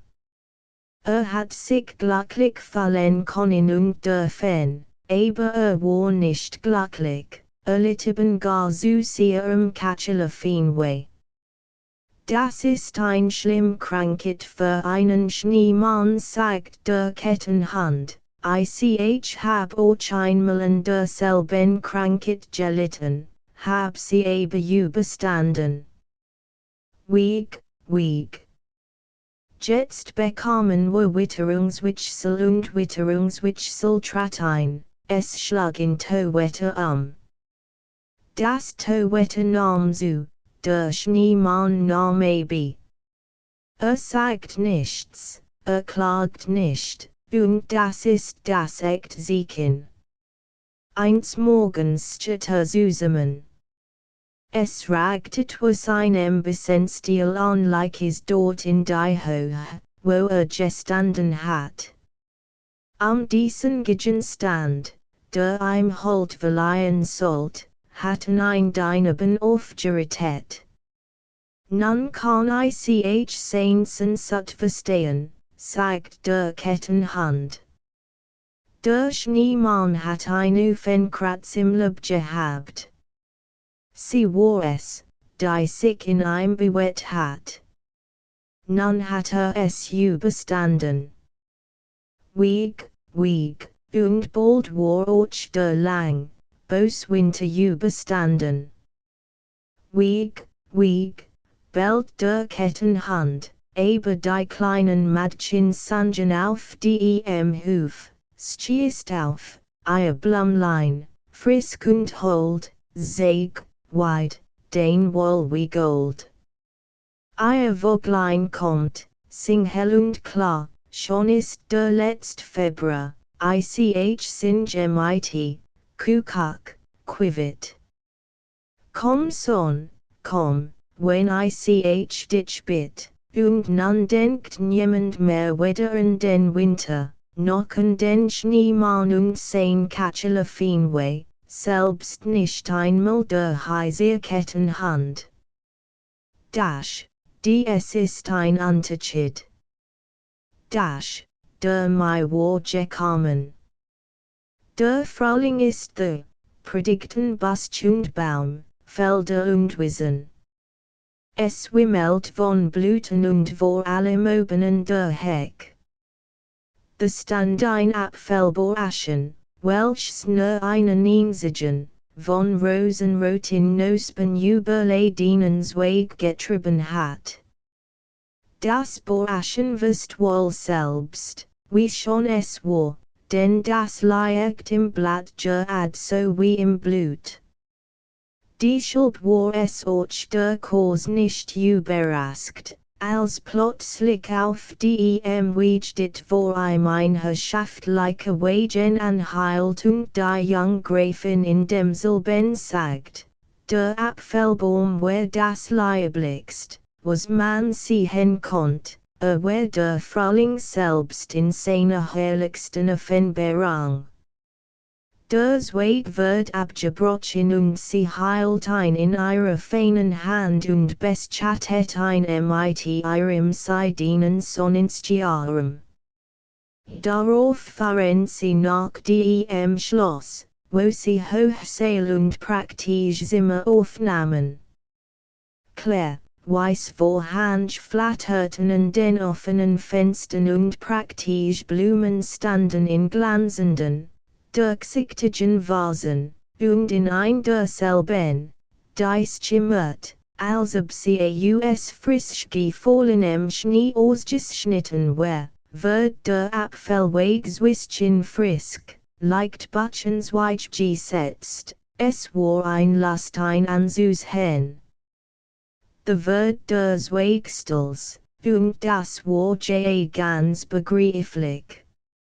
Weil Jut von Machelei Gattung kamen durch die Zimmer, und nach dem ans hen, in welchem sie standen, dürfen sie ihr Beunderung aussprechen. Einig sagten der Kurs nichts und andere sagten so weil, und der Abfallweg merkt, dass zwischen den Menschen ebenso gut ein Unterschied war, wie zwischen den Schwarzen, und der Urge in das offene Fenster gesetzt war, von wo Saul in den Garten als auf das Feld hinabblicken konnt, so hat genug Blumen und Pflanzen zur Betrachtung und Überlegung. Bestanden reich und arm, selbst ein Igel so arm. Verwerfen Krauter, sagt der Abfallweg, der ist wahrlich ein Unterschied gemacht. Wie unglücklich mögen sie sich fallen, falls der Art überhaupt fallen kann, wie ich und meines Gleichen zu fallen vermögen. Der ist wahrlich ein Unterschied gemacht, aber muss gemacht werden, sonst wären alleinerlei. Der Abfallweg sah mit einem gewissen Mitleid besonders auf eine Art Blumen, die sich in großen Mengen auf Feldern und in Gruppen vorfanden. Niemand band sie in einen Strauß, sie waren weil so gewöhnlich deju, man konnte sie sogar zwischen den Pflastersteinen finden. Sie skossen überall wie das Augstankraut imper und hatten zum Überfluss noch den hässlichen Namen des Teufels Butterblumenarms, verratet ist schwarz, sagt der Abfallweg. Du kannst nichts dafür, dass du würdest, was du würdest, dass du so gewöhnlich bist. Aber es ist mit den Schwarzen wie mit den Menschen, es müssen Unterschied sein, Unterschied sagt der Sonnenstrahl und kast den blühenden Abfallweg, kast aber auch des Teufels gelb Butterblumen draußen auf dem Feld, all Brüder des Sonnenstrahls kosten sie, die Blumen, wie die riechen. Der Abfallweg hat nie über des lieben Gottes unendlich lieb als, was in einem Let und Wet, nachgedacht. Der Strahl des Lichts wisst es besser, du siehst nicht weit. Du siehst nicht klar, sagt er. Welch ist das Verwerfenkraut, das du besonders beklagst, des Teufels Butterblumen, rief der Abfallweg. Nie wurden sie in einen Strauß gebunden, sie wurden mit Fassen getreten, es gibt so viel von ihnen, und wenn sie in Semens essen, fliegt in Wollenflocken dahin und hang sich den Leuten die Kleider. Unkraut ist es, über das Feld kam plötzlich ein ganz Kinder daher. Das Jüngst derselben war noch so klein, dass es von den anderen getragen wird. Als es in das Gras zwischen die gelben Blumen niedergesetzt wird, lacht es laut vor Freude, zappelt mit den Bienchen, wart sich her, pflückt nur die gelben Blumen und kast sie in Susse ans Schalt. Die etwas großen Kinder brachen die Blumen von den stillen und bildeten Ringe denselben, bis endlich, Glide, ein ganz Ket daraus wird, mit welcher sie sich schmückten. Aber die großen Kinder pflückten vorsichtig die Stängel, die flocknetig Süßemengi setzt samen Krontragen, die Luz, luftig, wollige Blume, welch wie ein kleines Kunstwerk aus den feinsten Fäden, Flocken oder Dornen gebildet dastet. Sie hielten sie in den Mund, sie mit einem Hochwesublassen. Wer es fertig bracht, bekam neue Kleider, das Jahre hat Großmutter gesagt. Die Verratet Blum war bei dieser Gelegenheit ein anerkannter Prophet. Siehst du, sagt der Sonnenstrahl, siehst du die Schönheit, siehst du die Macht derselben, für Kinder, versetzt der Abfallweg. Da kam ein altes Mutterchen auf das Feld hinaus und grab mit ihrem stumpfen griffellosen Messer unten die Wurzel der Blumen und zog sie heraus. Einig der Wurzel wollte sie als Zusatz zum Kaffee benutzen, anderer wollte sie die Apotheke als Arzneimittel verkaufen. Schönheit ist doch etwas Hohes, sagt der Abfallweg. Nur die Ose wollten kommen in das Reich des Schönen. Es gibt einen Unterschied zwischen den Schwachsen, wie es einen Unterschied zwischen den Menschen gibt. Der Sonnenstrahl sprach von Gottes unendlicher Liebe als Erschaffung zu allem, was Leben hat. Und das in sie und Uigkeit als gleichmaßig verteilt hat. Das ist nur ihr Ansicht, sagt der Abfallblutensweg. Und nun treten Leute in das Zimmer, und die junge Gräfin kam, sie, die den Abfallweg so hübsch die durchsichtig was gestellt hat, wo das Sonnenlicht ein bestrahlen konnte. Sie bracht ein Blum, oder was es sonst war, die zwischen drei oder vier Blattern, die dutenentlich sie gehalten würden, versteckt war, damit sie kein Zug oder Windhauch verletzen konnte. Dabei wird sie mit einer solchen Sorgfalt und Vorsicht getragen, wie sie nicht einmal die feinen Abfallweg zuteilt worden war. Ganz behutsam werden nun die großen Blätter vorgenommen, und was kam zum Vorschein? Die klein flockig Samenkron der gelben verrateten Butterblume.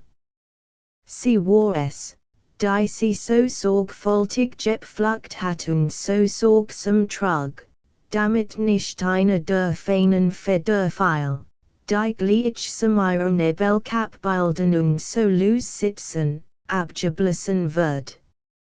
Unversert und herrlich hat sie nun dieselb, sie bewundert ihre Schöngestalt, ihre luftige Klarheit, ihre ganz eigentümlich süße Mensetzung, ihre Schönheit, wenn die Samenkron vom Winde fortgeblasen wird. Siehe doch, wie wunderbar schon sie der Liebgott geschaffen hat, sagt die Gräfin. Ich will sie mit dem Abfallweg malen, wohl ist dieser unendlich schon, aber in anderer Weise hat euch dies Blum vom lieben Gott gar Weilskenhitten erhalten. Wie wird jeden sie euch seind, dennoch sind sie beid Kinder im Reich der Schönheit und der Sonnenstrahl kast die Blum und kast den blühenden Abfallweg, dessen Blätter dabei zu irritans schienen. Das Fueg. Ein Soldat kam auf der Landstraße daher marchier. Trug einen Tornister und einen Säbel, weil im Krieg gewesen war. The Begegnete einer alten Hex, die entsetzlich hässlich war. Sie sagt, Guten Abend, Soldat. Was für einen großen Säbel und zierlich in Tornister du dockest. Du bist ein echter Soldat, schonen Dank, Alt Hex sagt der Soldat. Siehst du dort den Baum, fragt die Hex. Ist innen Hall. Wenn du ein bisschen Gipfel ersteigst, erblickst du ein Loch, durch welches du hinabgleiten und bis du in den Baum hinunterkommen kannst. Ich wird dir einen Strick den Leib binden, dich wieder heraufsehen zu können, sobald du mich schaffst. Was soll ich denn da unten im Baum? Fragt der Soldat ganz verwundert. Geld holen, sagt die Hex. Du musst wissen, sobald du auf den Boden des Baums hinunterkommst, so befindest du dich in einem langen Gang. Dort ist es ganz hell, weil da über 100 Lampen brennen. Dann schwörst du 3 Thuren. Du kannst sie öffnen, der Schlüssel steckt darin. Gehst du in die erste Kammer hinein, so erblickst du mitten auf dem Fußboden ein groß Kist, auf welcher ein Hund sitzt. Hat Augen so groß wie ganze Eier, aber darum darfst du dich nicht kümmern. Ich geb die mein blockiert Skuz, die kannst du auf den Fußboden ausbreiten, pack dann den Hund, setz ihn auf mein Skuz, öffn die Kiste und nimm, so viel Geld du willst.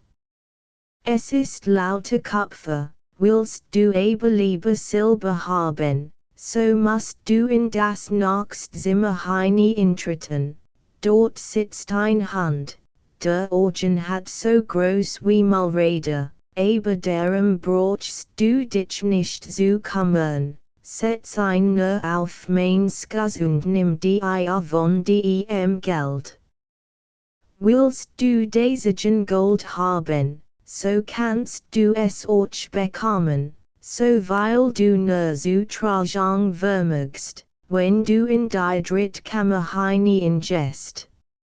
Allein der Hund, welcher hier auf der Geldkiste sitzt, hat Augen, so groß wie ein runder Turm. Aber darum brauchst du dich nicht zu kümmern. Setz ihn nur auf mein Skuz, so that die nichts, und nimm aus der Kiste, so viel Gold du willst nicht übel sagt der Soldat. Aber du willst doch auch was von dem Geld haben, nein antwortet dies, nicht einen Pfennig. Hol mir nur das Old Fueg, welches mein Großmutter vergaß, als sie zum letzten Mal unten war Gott sagt der Soldat, napf mir dann den Strick den Leib hier ist sagt die Hex, und hier ist mein blockiert Skuz, so klettert denn der Soldat den Baum hinauf, glitt dann durch das Loch hinunter und stand nun in dem großen Gang, wo dieweil 100 Lampen brannten. Dann öffnete die erste Tür. The saß Hund mit Augen so groß wie ganze Eier, und glotzt einen. Der behaarte Soldat setzt ein Glied auf die Skuz der Hex und füllt sein Task in mit Kupfergeld, verschloss die Kiste, setzt den Hund wieder hinauf und ging in das andere Zimmer. Potstoßend. The saß Hund mit Augen so groß wie Malräder. Glotz mich nicht so an sagt der Soldat und setzt den Hund auf die Skuz. als aber das weil Silbergeld sah, wofür als Kupfergeld fort und füllt sich die Tasken und den Tornister mit Silber. Dann ging in die Drittkammer, wo der Hund war mit Augen so groß wie ein runder Turm. Guten Abend sagt der Soldat, hob den Hund herunter und öffnet die Kist. Was sah für ein Mensch Gold? Man hat in ganz Kopenhagen und die Sache Ferkel, sind Soldaten, Peitschen und Skorkilp für der ganzen Welt de verkaufen. Nun warf der Soldat als Silbergeld, womit sein Tasken und seinen Tornister gefüllt hat, fort und nahm statt dessen Gold, jal Tasken, der Tornister, der Chako und die Stuffel werden voll, so dass kaum gehen konnte. Nun hat Geld. Den Hund setzt auf die Kist, schlug die zu und rief dann durch den Baum hinauf, sie mit Schnanimper, Old Hex, hast du denn auch das Fueg, fragt die Hex. Wahrhaftig sagt der Soldat, das hat ich rein vergessen und nun ging und nahm es. Die Hex zog ein Imper und wieder vom Baum herabstieg, the purzelten nur so die Goldstücke us Tasken, Stuffel und Tornister, so wohl waren sie bis bienen. Was willst du denn mit dem Fueg, fragt der Soldat, als nun wieder auf den Beinen stand. Das geht dich nichts an, sagt die Hex, du hast Geld bekommen, gib mir jetzt nur das Fueg Larifari, sagt der Soldat, gleich sagst du mir, was du damit willst, oder sie meinen Säbel und dann soll es die schlicht bekommen, nein, sagt die Hex. The wollt der Soldat mit dem Säbel nach schlagen, aber es deju kam, lag sie schon morsetotte. Aber band all sein Geld in ihre Skuz, nahm dies wie ein Bundel auf den Rücken, steckt das Fueg in die Task und ging aden Weges nach der Stadt. Im besten wird Schors kehrt ein. Verlangt die besten Spisen und want in den Skunsten zimmern, denn usdem Soldaten war nun Einwohner herrschwürden. Man sollt von allen Herrlichkeiten der Stadt und von dem König und wie riesend sein Tochter, die Prinzessin sie. Wo kann man sie zu sehen bekommen, fragt der Soldat. Niemand darf sie sehen war die Antwort. Sie wohnt in einem großen Kopfenen Schloss, ringsum durch Weilmoren und Turm geschützt.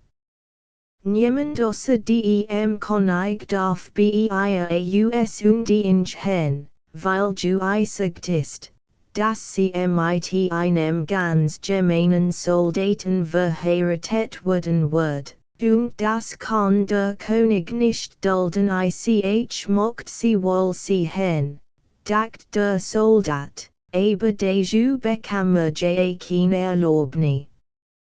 Nun let lustig in den Tag hinein.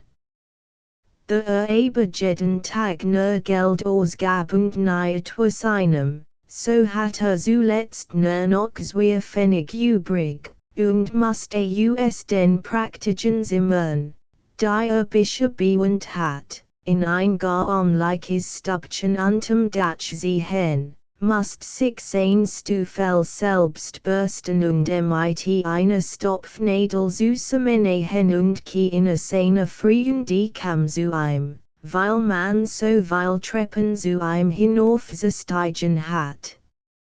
Es war ein ganz dunkler Abend. konnte sich nicht einmal ein Licht kaufen. The erinnerte sich plötzlich, dass sich noch ein Leitstumpf in dem Feuerhuis befinden musste, welches aus dem Hollenbaum mitgenommen hat.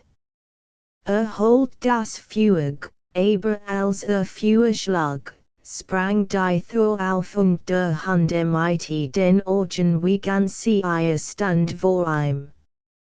Was befiehlt mein Herr? Fragte. Das ist ein drolliges Feuer, rief der Soldat.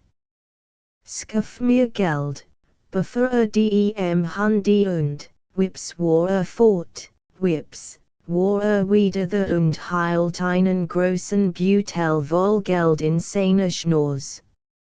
Nun wusste der Soldat, was das für ein praktisches Feuer war.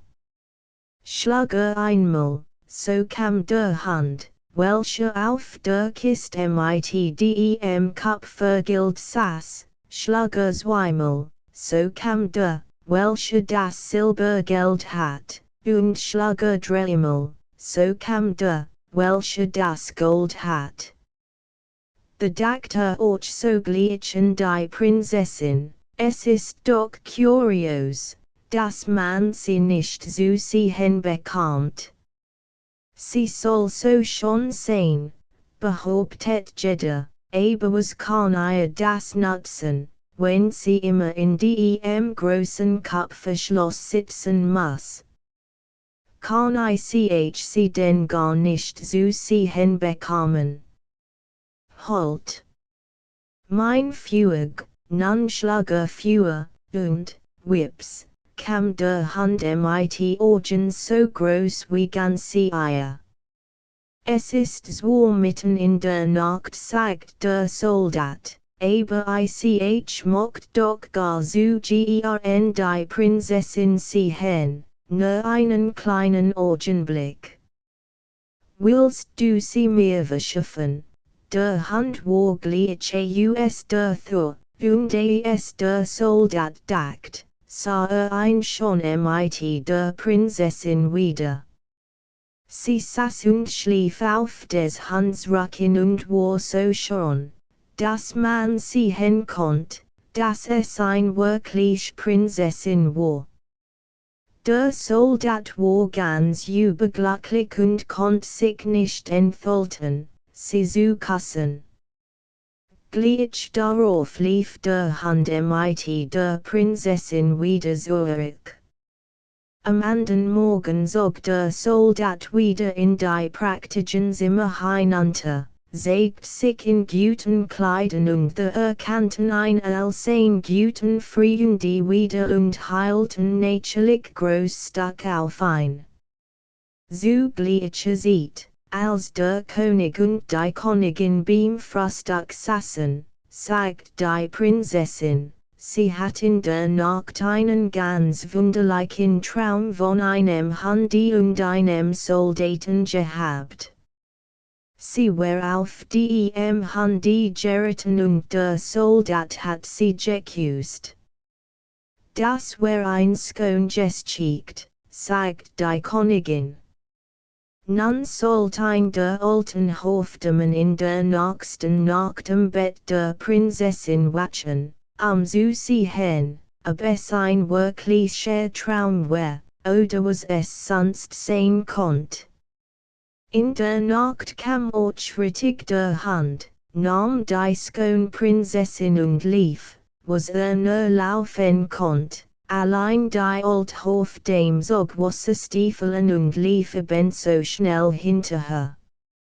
Als sie nun sah, dass sie in einem großen Haus verschwanden, dachte sie, nun weiß ich, wo es ist, und segnete mit einem Stück ein großes Kauz in die Thur. Darauf ging sie heim und let sich nieder und durch der Hand kam mit der Prinzessin wieder. Als aber sah, dass ein Kauz auf die Thur, wo der Soldat wohnt, gesegnet war, Name ben falls ein Stadtkreuz und macht auf Elthuren der ganzen Stadt Kreuz. Und das war klug gethan, denn nun konnt die Hof dem die Retige Thur nicht finden, der in allen Kreuz waren. Frau morgens kam der König und die Königin, die Hof dem und alle Visier, zu sehen, wo die Prinzessin gewissen war. Da ist es, sagt der König, als die erste mit einem Kreuz bezeichnet erblickt. Nein, dort ist es, sagt die Königin, als sie die Zwitthur mit dem Kreuziken bemerkt. Aber da ist eins und dort ist eins, riefen sie sämtlich, wohin sie sehen, waren Kreuzen den Thuren. Da sehen sie denn wohl ein, das als such invergeblich war. Aber die Königin war eine außerordentlich kluge Frau. Sie naht einen kleinen Beutel, den füllt sie mit feiner Buchweisen Graz, band ein der Prinzessin auf den Rücken und schnitt darauf ein kleines Loch in den Beutel, so dass die Graz den ganzen Weg, den die Prinzessin passiert, bestruhen konnte. Nachts kam der Hund wieder, nahm die Prinzessin auf seinen Rücken und lief mit ihr zu dem Soldaten, der so gern ein Prinz gewesen war, sie hinfahren zu können. Der Hund merkt der Kurs nicht, wie die Graz über den ganzen Weg vom Schloss bis zu dem Fenster, wo mit der Prinzessin die Mauer hinauflief, verstreut wird. Nun sehen es des Morgens der König und die Königin deutlich, wo ihre Tochter des Nachts gewesen war, und the machten sie Kursen Prozess mit dem Soldaten und warfen ein ins Gefängnis. Wie finster und langweilig war es darin. Och sagt man ihm, morgen wirst du gehangen werden. Das war just nicht vernünftig zu hören, und du hatte sein Führig dem im Wort Schoß gelassen.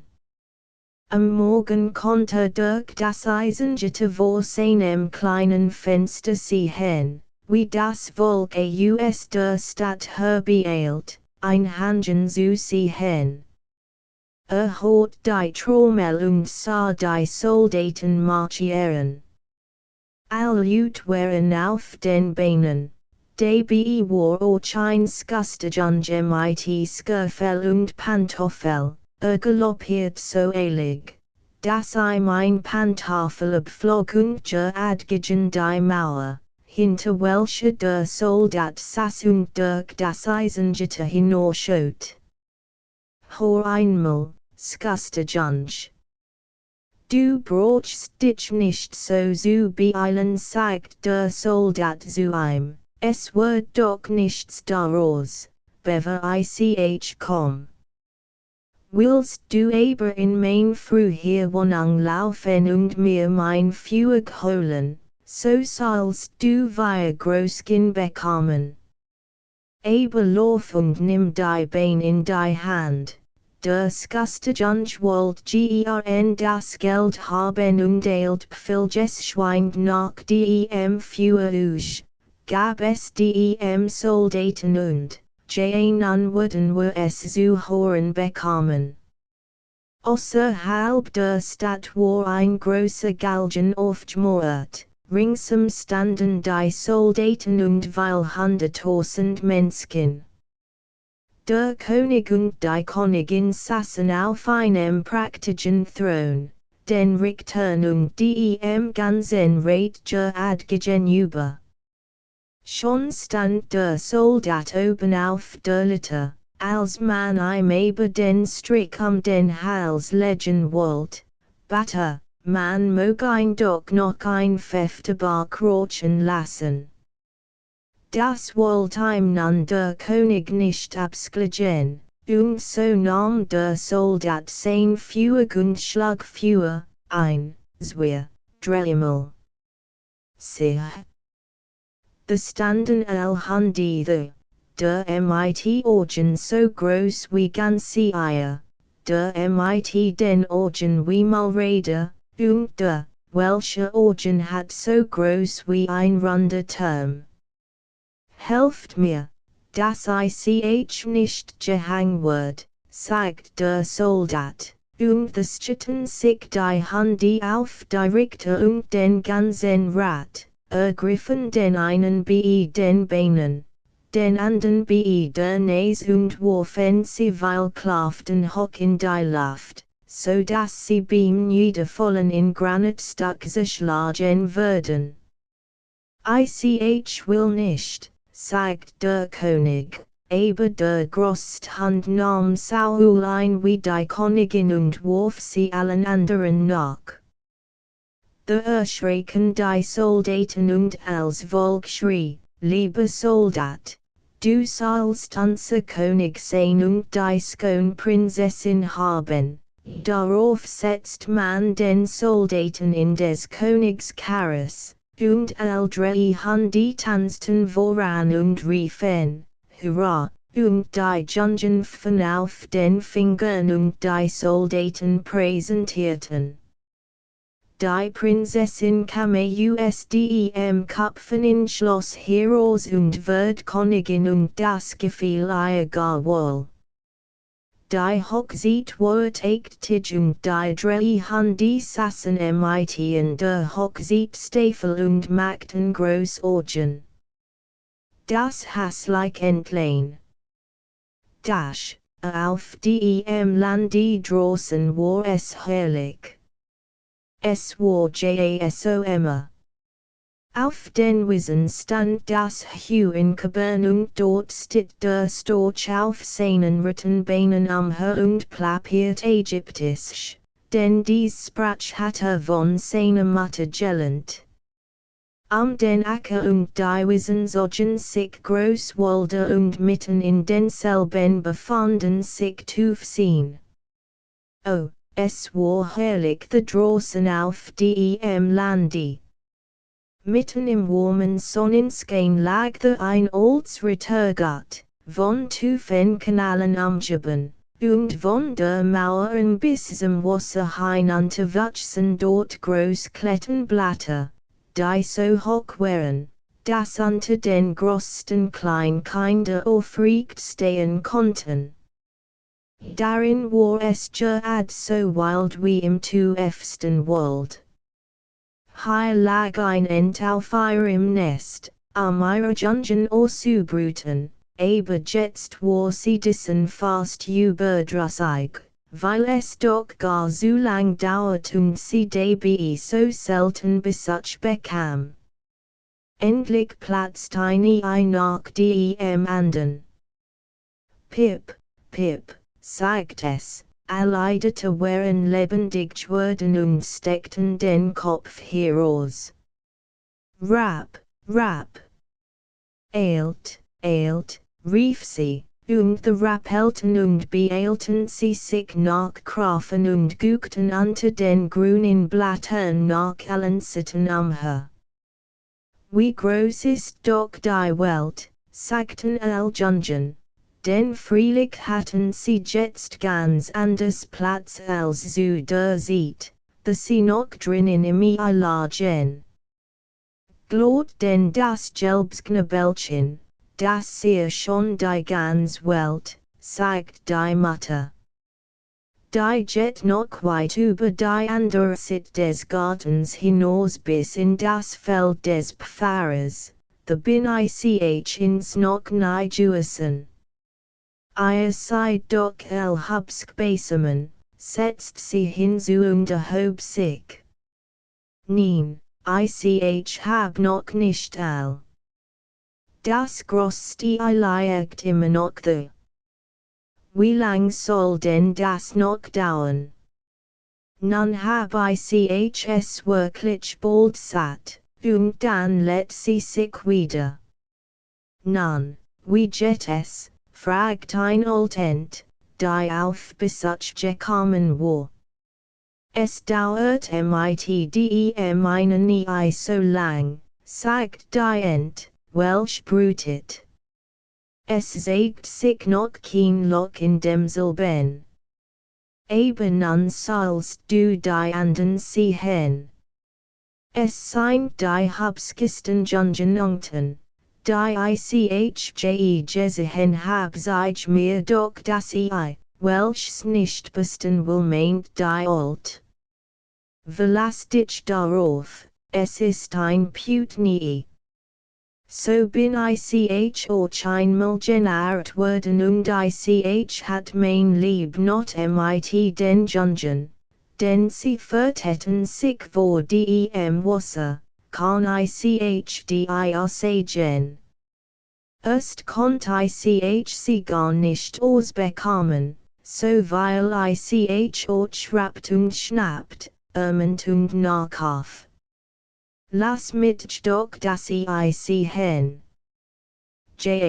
Das ist ein Putnie. Lass es liegen und lehre lieber den anden Kinder schwimmen, ich will doch noch ein wenig darauf liegen bleiben, entgegnet die Ent. Hab ich nun so lang gelegen, kommt es auf etwas lange auch nicht an. Jeder nach seinem Geschmack, sagt die Oltent und nahm Abschied. Endlich platzt das große Ei. Pip, Pip, sagt das Jung und kroch heraus. Es war sehr groß und auffallend hässlich. Die Ent besah es sich. Das ist ein entsetzlich großes Entlein, sagt sie. Keins von den anden sehut so aus. Sollt es wirklich ein jung Put sein? Nun, the wollen wir bald dahinter kommen. In das Wasser muss es, sollt ich es selbst hineinsteigen, nächsten Tag war praktisches herrliches Wetter. Die Sonnenschein brennend heiß auf die grünen Kletten hernieder. Die Entlein mit Urchien mit ihrer ganzen Familie im Kanal. Platsch, sprang sie in das Wasser. Rap, rap, rief sie und ein Entlein nach dem anden plumpst hinein. Das Wasser schlug einen über dem Kopf zusammen, aber sie taten gleich wieder imper und schwammen stils dahin. Die Beine bewetten sich von selbst und während sie in dem nassen Element, selbst das hässlich, grau jung schwamm mit. Nein, das ist kein Put, sagt sie. Sie nur einer. Wie hab's es die Beine gebracht, wie hat es sich halt. Rap, rap. Ich würd im Tanghof vorstellen, aber haltet immer in meiner Nähe, damit niemand tritt, und nehmt vor der Katze nicht, und so kämen sie in den Tanghof hinein.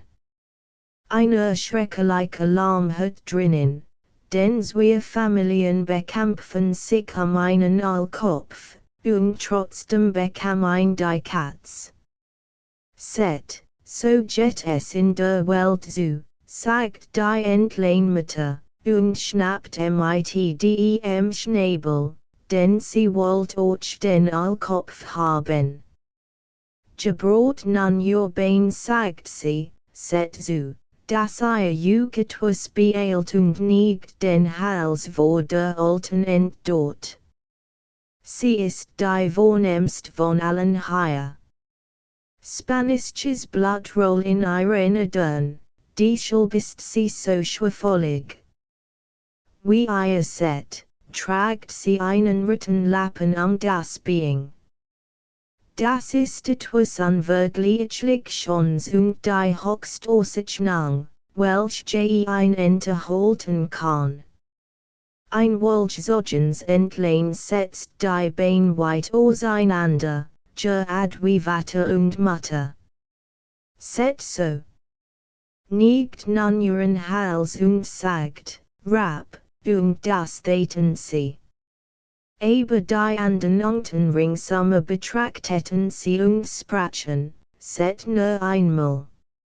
Nun sollen wir die Sicherheit auch noch bekommen, als ob wir nicht schon genug wären. Pfui, wie das ein Entlein außer Hut. Das wollen wir nicht unter uns dulden, und sogleich flog ein Ent hin und biss es in den Nacken. Lass es zufrieden, sagt die Mutter, es tut jemand etwas, aber es ist so groß und so seltsam, sagt die Ent, welch es gebissen hat, und deshalb muss es weggejagt werden, das sind schon Kinder, die Mutterchen hat, sagt herablassend die Old Ent mit dem Lappen den Fuß. Samtlich schon mit Ausnahme des einen, welches missglückt ist. Ich wünst, sie konnte es umbrüten, das geht nicht, Ironeden, sagt die Entleinmutter. Es ist nicht hübsch, aber es hat ein sehr gutes gemacht und schwimmt eben so vortrefflich wie eins der anderen, ich darf sagen, fast noch etwas besser. Ich denk, es wird sich auswachsen oder mit der Zeit kleiner werden. Außerdem ist's ein Enterkund the Shade im die Hässlichkeit nicht so weil die anderen Entlein sind ganz niedlich, sagt die Old. Thut nun, also bei zu Haus wäre, und findet ihr einen Allkopf, so konnt ihr mir einbringen, und so wären sie wie zu Haus. Aber das Entlein, welches zuletzt gekrochen und so hässlich war, wird gebissen, gepufft und gehänselt von den Enten wie von den Hahnen. Es ist so groß, sagten sie allesamt, und der Püterchen, der mit Sporen geboren war, und deshalb in dem stand, dass Kaiser war, blies sich wie ein Schiff mit vollen Segel auf, Ginger ad auf dasselbe zu, kollert und wird ganz rot im Kopf. Das Entlein wusst weder, wie es stehen, noch wie es gehen sollt. Es war betrübt, dass es so hässlich aussieht und dem ganzen Antanghuf zum Gespött dient. So ging es den ersten Tag und später wird es schlimmer und schlimmer. Das Entlein wird von allen gejagt, selbst seine Geschwister waren recht unnötig und sagten oft zu ihm, wenn dich nur die Katz holen wollt, du garstiges Ding, und die Mutter surfst, where ist du nur weit fort, die Enten bissen es. Die Hahne hackten es und die Fütter stieß es mit dem Fass. The lief und flog es über den Zorn, die Voglein in den Bastchen erben sich erschrocken in die Luft. Darin ist mein Hässlichkeitsschuld, dacht das Entlein und schloss die Augen, lief aber trotzdem weiter. So gelangt es bis zu einem großen Moor, in dem die wilden Enten wohnten. Hier lag es die ganze Nacht, denn es war sehr müde und traurig. Am Morgen flogen die wilden Enten auf und erblickten den neuen Kameraden. Was bist du denn für ein Landsmann, fragten sie. Und das Entlein dreht sich nach allen Seiten und grast, so gut es konnt.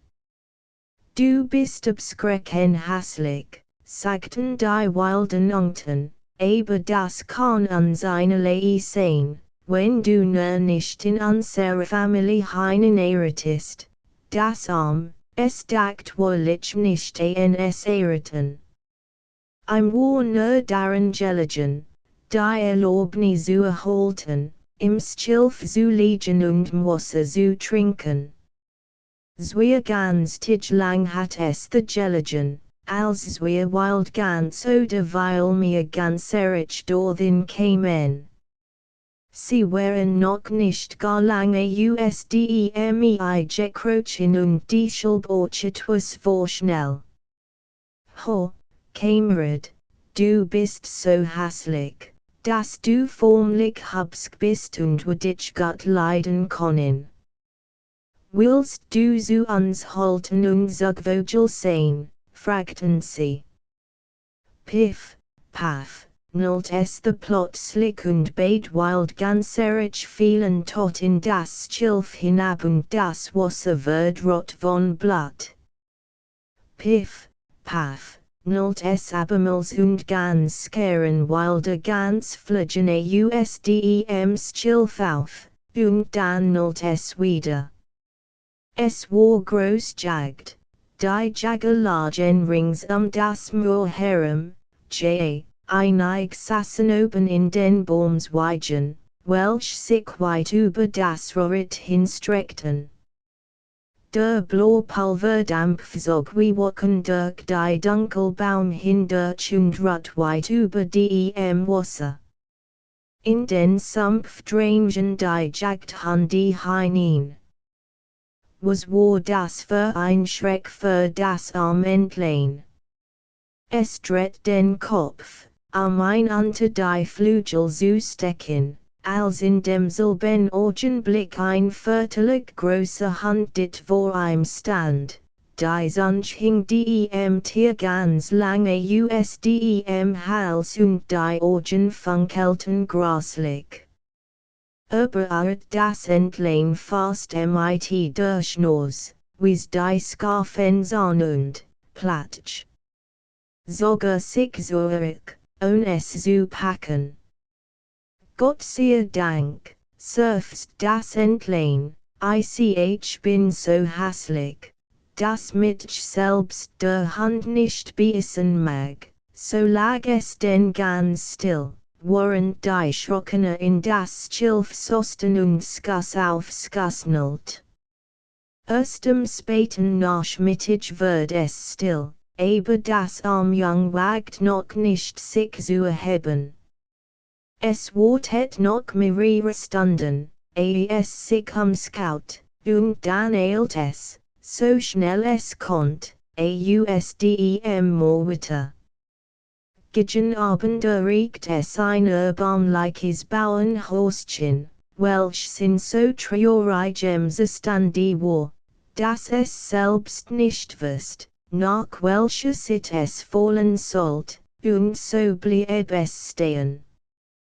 Durstum sost dermaßen das Wild Entlein, dass es sich setzen musste, Widerstand zu leisten. Und es wird immer schlimmer und schlimmer. The bemerkt es, dass sich die Thor der einen Angel geerben hat und so schief hing, dass es durch die Spalt in die Stube hineinsklopfen konnte und dass es hier wohnt ein alt Frau mit ihrem Kater und ihrem Hahn, der Kater, welchen sie Sonchen nannt, konnt einen Buckelmädchen umspinnen. Selbst funken konnt man ihm entlocken, wenn man einem Dunkel gegen die Haarstrich. Das Hahn hat sehr klein niedrig Bein und wird deshalb Körbinchen genannt. Am Morgen bemerkt man sogleich das fremde Entlein und der Kater begann zu spinnen und das Hahn zu klacken. Was ist das? Rief die Frau und schaut sich da sie eben nicht gut sah, hielt sie das Entlein für ein Fettend. Das ist ein sonderbarer Fang, sagt sie, nun kann ich sie hier bekommen. wenn es nur kein Enter ist. Das müssen wir proben, so wird denn das Entlein für 3 Wochen auf Probe angenommen, aber ihr kämen nicht. Nun war der Kater der Herr im Haus und das Hun war die Frau. Kannst du ihr legen, fragt es. Nein, nun Gott, dann ist du hier im Haus nichts zu sagen, und der Kater sagt, kannst du einen Buckel machen, kannst du spinnen, kannst du Funken sprühen, nein, dann darfst du auch der Kurs kein Meinung haben, wenn vernünftig utreden, und das Entlein saß im Winkel und war schlechter Laune. Bedacht es unwillkürlich die Frischluft und den Sonnenschein und bekam ein so eigentumlich Lust, auf die Wasser zu schwimmen, dass es sich endlich nicht lange enthalten konnte, es dem Hun anzuvertrauen. Was sprichst du da? Fragt dasselbe. Du hast nichts zu tun. Die Schuld plagen dich so seltsam launen. Lege ihr oder spinn, dann gehen sie vorüber, aber es ist herrlich, auf dem Wasser zu schwimmen, entgegnet das Entlein, herrlich, sich den Kopf in den Fluten zu kühlen oder auf den Grund niederzutauchen, das muss wirklich ein praktisches Vergnügen sein, sagt das Hun spottisch, bist du denn narrisch geworden? Frag einmal den Kater, der ist der klugst, den ich kenn, ob es ihm so angenehm vorkommt, auf dem Wasser zu schwimmen oder unterzutauchen, ihr wisst mich nicht, sagt das Entlein. Wenn wir dich nicht verstehen, wer sollt dich dann wohl verstehen? Du wirst doch wohl nicht kluger sein wollen als der Kater und ich. Sieh jetzt nur so, dass du ihr legst und spinnen und Funken sprühen lernst, ich glaub, ich in die Welt hinaus, sagt das Entlein. Thu das, entgegnet das Hun. So ging denn das Entlein. Es schwamm auf dem Wasser, es tot unter, aber von allen Tieren wird es seine Hässlichkeit willen übersehen. Jetzt erschien der Herbst, die Blätter im Wald werden gelb und braun.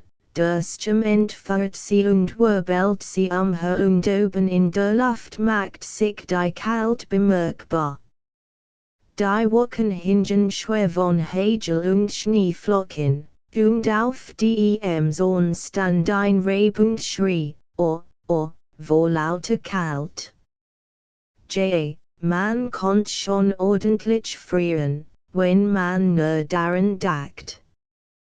Das Entlein hat es wahrlich nicht gut. Eins abends, die Sonne ging gerade wunderbar schon unter, kam ein ganzer Schwarm praktiger, große Vögel aus dem Gebüsch hervor, wie sie das Entlein noch nie so schon gesehen hat.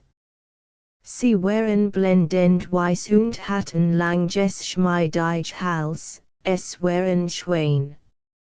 Sie stießen einen merkwürdigen Ton breiteten ihre praktigen, großen Schwingen und flogen den kalten Gegenden fort nach warmen Landen, nach offenen Seen. Sie stiegen so hoch, dass dem hässlichen Jungen Entlein ganz seltsam dabei zumut wird. Es konnt die praktigen, die glücklichen Vögel nicht vergessen, und sobald es sie nicht mehr wahrnahm, tot es bis auf den Grund unter, und geriet, als es wieder emporkam, förmlich außer sich.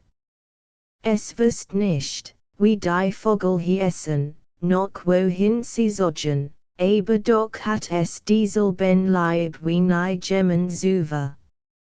Need kam gleichwohl nicht in sein Haus. Wie hat ihm auch nur in den Sinn kommen können, sich ein solches Heit zu wünschen. Es wär schon froh wenn nur die Unten es hatten unter sich dulden wollen, das hässlich Tier. Und der Winter wird so kalt, so kalt. Das Entlein muss unermüdlich umherschwimmen, das Zufrieren des Wassers zu verhindern. Aber jede Nacht wird das Loch, in dem es schwamm, schmaler und schmaler. Es war ein Kalt, das die Eidech krat. Das Entlein musst fortwährend die Beine brochen, damit sich das Loch nicht völlig schloss. Endlich wird es matt, lag ganz still und froh so im Eis fest. In der Früh des folgenden Morgens kam ein Bauer, der das Tier schwört. Ging hin, schlug das Eis mit seinem Holzschach, rettet es und trug es heim zu seiner Frau. Lädt es wieder auf. Die Kinder wollten mit demselben spielen. Aber das Entlein glot, sie wollten ihm weh tun, für es in der Angst gerad in ein Milchschüssel, so dass die Milch in der Stube spritzt. Dann flog das Entlein auf das Gestell, auf welchem die Butter aufbewahrt wird und von hier in die Milton hinein und dann wieder in die Höhe. Konnt ihr auch denken, wie es aussieht. Die Frau schrie und schlug mit der Feuertange nach demselben, die Kinder liefen einander über den Haufen und lachten und lärmten. Nur Gott, dass die Thorfen stand, so konnt sich das Entlein zwischen die Straucher in den frisken Schnee hinaus retten, und lag es nun bis auf den Todderkopf. Allein, es wird wahrlich so traurig sein, all die not zu erzählen, welch das Entlein in dem harten Winter auszustehen hat. Es lag zwischen dem Roritim Moor, als die Sonne wieder warm zu scheinen begann, die Lurchen sangen, der Lenz war there.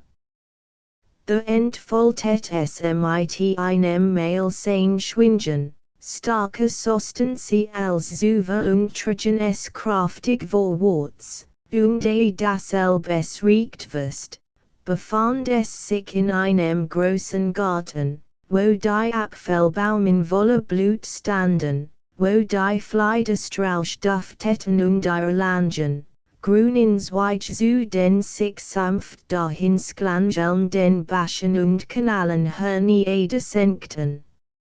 O wie war es hier so kostlich, so frühlingsfrisk. Und gerad vor ihm kämen ausdem dicket drei Skone, weiss Schwein angekommen, mit gekrauseltem Gefeide glitten sie liet und majestatis über das Wasser dahin. Das Entlein erkannt die Skonen Tier und wird von einer eigentumlichen Schwermut ergriffen. Ich will hinfliegen zu einen, den Königlichen Vogel, und sie wurden mit tot beißen, weil der ich so hässlich bin, mit einen zu nähen wage. Aber besser von einen Getote, als von den Unten geschwackt, von den Hannern gepickt, von der Hannermügt gestern zu wurden und im Winter als möglich über sich ergehen zu lassen, und es flog auf das Wasser und schwamm den praktischen Schweinen entgegen, die mit gestroten Fäden auf das Elb loskosen. Totemitschner, sagt das Armtier, nicht sein Hauptgegen den Wasserspiegel und erwartet den Tod, aber was sah es in dem klaren Wasser.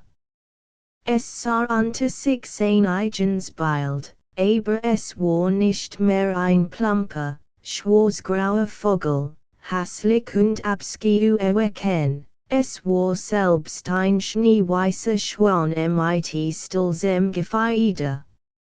Es thut nichts, in einem Montanhof geboren zu sein, wenn man nur in einem Schwein nie gelegen hat. Nun fällt es sich glücklich über all die Not und Widerwärtigkeit, welch es ausgestanden hat. Nun verstand es erst, sein Glück und all die Herrlichkeit zu würdigen, die es überall begrüßt. Und die großen Schweine kamen herbei und streckelten es mit dem Schnäbel. The treten einig klein Kinder in den Garten. Sie warfen Brot und Körner in das Wasser, und das Kleinst rief, Seht, da ist ein neuer, und jubelt stimmten die anderen Kinder ein neuer Schwan ist gekommen, sie klappten in die Hände, tanzten her. Holten Watte und Matte herbei und es wird Brot und Kutschen in das Wasser geworfen und sie sagten all, der Neu ist derskens, so jung und majestatisch, und die alten Schwein vernigten sich vor ihm. Die überschlich Einsgeternheit und Verchentheatung der verbarg den Kopf unter den Flügel, es war ihm so eigen so mut. Wusste selbst nicht wie. War also glücklich, aber der Kurs nicht stolz, denn ein Guts Herz werden jemals stolz. Dacht daran, wie verhöhnt werden und hat nun all sagen, wer derskens von allen Skonen Vogel. Die Fleiderstrauß niegten sich zu ihm in das Wasser hinunter. Und die Sonstchen warm und erquicken. The Stroter sein Gefieder, der schlank Hals erhob sich und der US Hörtensgrunde jubelte, so weil Glück hab ich mir nicht traumen lassen, als ich noch das hässlich Entlein war, die Stopfnadel. Es war einmal ein Stopfnadel. Die so fein und spitz war, dass sie sich einbildet, ein Nadel zu sein. Set jetzt nur darauf, dass mit ordentlich festhaltet, sagt die Stopfnadel zu den Fingern, welch sie herverhalten. Lasst mich nicht los.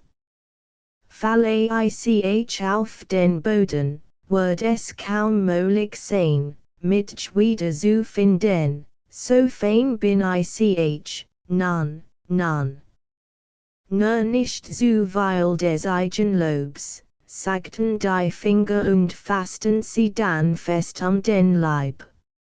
Set ich mit Gefolg, rief die Stopfnadel und zog einen langen Faden hinter sich her. Die Finger lenkten die Stopfnadel adgegen den Pantoffel der Koschin, dessen Oberlider einen Riss bekommen hat und jetzt zusammengenäht werden sollt. Das ist ein niedrig Arbeit, sagt die Stopfnadel, ich komm nie hindurch, ich zerbrich, und zerbrach sie. Hab ich nicht oft genug wiederholt, jammert sie, dass ich so fein bin, nun taugt sie so nichts mehr, meinten die Finger, mussten sie aber doch festhalten, die Koschin macht ihr einen Kopf aus Siegelach und steckt sie dann vorn in ihr Touch. Siehe, jetzt bin ich ein Bussenadel. Sagt die Stopfnadel, Ich wirst wohl, das Ich zu ein Common Word, aus was Word was, und dabei lagt sie innerlich, denn osselig kann man es eine Stopfnadel nahe ans hen, das sie lagt. Besaß sie nun so stils, als fahre sie in einer Küche und blickt nach allen Seiten. Darf ich mir wohl erlauben, sie zu fragen, ob sie von Gold sind, fragt sie die Stecknadel, welche Nachbarin war. Sie haben ein vortreffliches Os und ihren eigenen Kopf, wenn derselbe auch nur klein ist. Sie müssen dafür Sorge tragen, dass sich derselbe auswächst, denn man kann nicht allen das in die MITC gleich versehen, dabei rettet sich die Stopfnadel so stils in die Höhe, dass sie sich ausdem Tusch lost und in die Goss fiel, gerade als die Koschin das Spelicht ausgoss. Nun gehen wir auf Reisen, sagt die Stopfnadel, doch the sassy fest in der Goss. Mein Gutsbewusstsein ist mir geblieben, damit tröstet sie sich und heilt sich stramm und aufregt. Allerlei Geld über sie dahin, Holzstückchen, Stroh sie Tungspaper. Seht, wie sie dahin skell, sagt die Stopfnadel. Sie wissen nicht, was unter ihnen steckt. Ich steck und sitz hier. Seht, the treibt jetzt ein Holzflock, der denkt an nichts in der Welt als ein Flock und Klotz und ist selbst einer. Dort schwimmt ein Straalm, seht, wie sich schwenkt, wie sich dreht. Ich sitzt geduldig und still, ich weiß, was ich bin und das bleib ich, einst tags schwört sie dit in ihrer sit einen glanzenden Gegenstand, deswegen die Stopfnadel vermutet, dass es ein Diamant wär, aber es war nur ein gewöhnlicher Glasscherben. Derselbe flimmert, redet ein die Stopfnadel an und gab sich als Bussernadel zu erkennen. Sie sind wohl ein Diamant, ich bin etwas Dödlichen, und so hielten sie sich den gegenseitig für sehr kostbaren Standi und sprachen über den jetzigen Hochmut der Welt. Ich hab mein Wohnung in einer sehr feinen, bunten Skatel gehabt, welch eine Koschin gehört begann die Stopfnadel ihrer so lang. Sie hatten jede Hand 5 Finger, aber obgleich dieselben nur the waren, mit zu halten und aus der Skatel zu nehmen, so waren sie doch erschrecklich ingebildet siegneten sie sich den durch Glanz aus, fragt der Glasscherben. Durch Glanz, rief die Stecknadel aus, nein, der Kittel Hochmut. Es waren 5 Brüder, allgeborn Finger, in aufrechter Haltung hielten sie sich stils nebeneinander, aber ihr lang sehr verschieden war. Der Ossest von ihnen, der Dormeling, war kurz und dick, stand nicht mit in Rie und Kleid, sondern war demselben und dann hatte nur ein Gelenk im Rücken. Konnte sich nur in einer Richtung verbeugen. Der Topflecke für Insasses und Sores, sägt nach Sonn und Mond und drückt auf die Feder, wenn sie schrieben. Der Langemann überragt die Anden am Haupt des Lange, der Ringhalter ging mit goldenen Riefen den Leib einher und der Klein Peter Spielmann that gar nichts und war darauf. Noxtals. Praleria war es und Praleria blieb es, und deren Wurf ich mit in die Goss und nun sitzen wir beisammen und glanzen, sagt der Glasscheiben. Plötzlich strömt mehr Wasser in den Rinnstein, welches nun über den Rand trat und den Glasscheiben mit sich riss. Siehe, nun wird der befördert, sagt die Stopfnadel. Ich bleib sitzen, ich bin so fein, aber das ist mein Stils und der ist Eichtungswort, so saß sie in aufrechter Haltung da und macht sich weil Gedanken. Ich mocht fast annehmen, dass ich von einem Sonnenstrahl geboren bin, so fein bin ich. Mit dankt sogar, dass mit die Sonne fortwährend unter dem Wasser satt. Ich bin so fein, dass mit die eigene Mutter nicht finden kann. Hat ich mein Olds Ort noch, welch zerbrach, ich glob, ich konnt Tränen vergessen. Nein, ich konnt es doch nicht tun, weinen ist nicht fein eins Tags lagerten sich einig Gassenbuben neben dem Rinnstein und wollten in demselben Umher, wo sie Oldnagel, Kapverdrier und Dödlichen fanden. Oh, schrie der ein, indem sich an der Stopfnadel stach. Das ist ein schlimmer Bursch. Ich bin kein Bursch, ich bin ein Fräulein, erwidert die Stopfnadel, eben jemand hat es. Der Siegellack hat sich abgelost und deshalb heilt sie sich für noch feiner als zuvor. Bekommt ein Eierschal angeskellt, sagten deine Benung steckten dann die Stopfnadel fest in die Scale. Weißwand und selbst schwarz, sagt die Stopfnadel, das kleidet gut. Nun kann man mit doch sehen. Wenn ich nur nicht sichern wird, denn sonst brich ich noch mehr, aber sie wird nicht sichern und brach nicht weiter.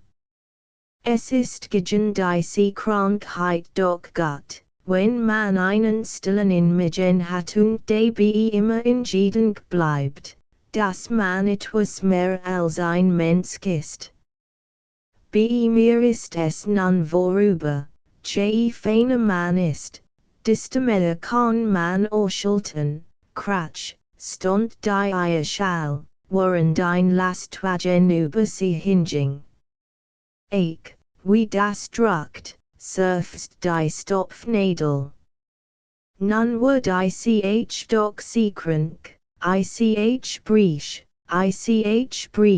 aber sie brach nicht, trotzdem sie von einem Lastwagen überfahren wird, sie lag der lang nach der, und the mag sie liegen bleiben. Tolpelhans. Die draußen auf dem Land in einem alten Herrenhof let ein Gottesbesitzer, der so kluge Sohn hat, dass sie die Tochter des Königs freien wollten und das dürfen sie, denn dieselb hat bekannt Mädchen lassen, dass sie denjenigen zum Gemma nehmen wollt, der sich am schwantesten und klugsten mit ihr unterhalten konnt. Die beiden bereiteten sich nun echt lang vor. Langer Zeit bedürfen sie nicht dazu, denn sie hatten Vorkenntnis und die sind immer nützlich. Der Einwurst das ganz latinische Lexikon und drei Jargons der statistischen Zeitung auswendig und zwar kurz wie Worts. Der andere hat sich mit samtlich in Paragraphen aller Zunft gesetzt und mit dem, was jeder Zunftmeister wissen muss, bekannt gemacht. Auf dies Weise, meint Konter über States und Gelert Sachen mit Sprechen. Außerdem Verstand der Trajbande zu sticken, denn war Fein und Fingerfertig.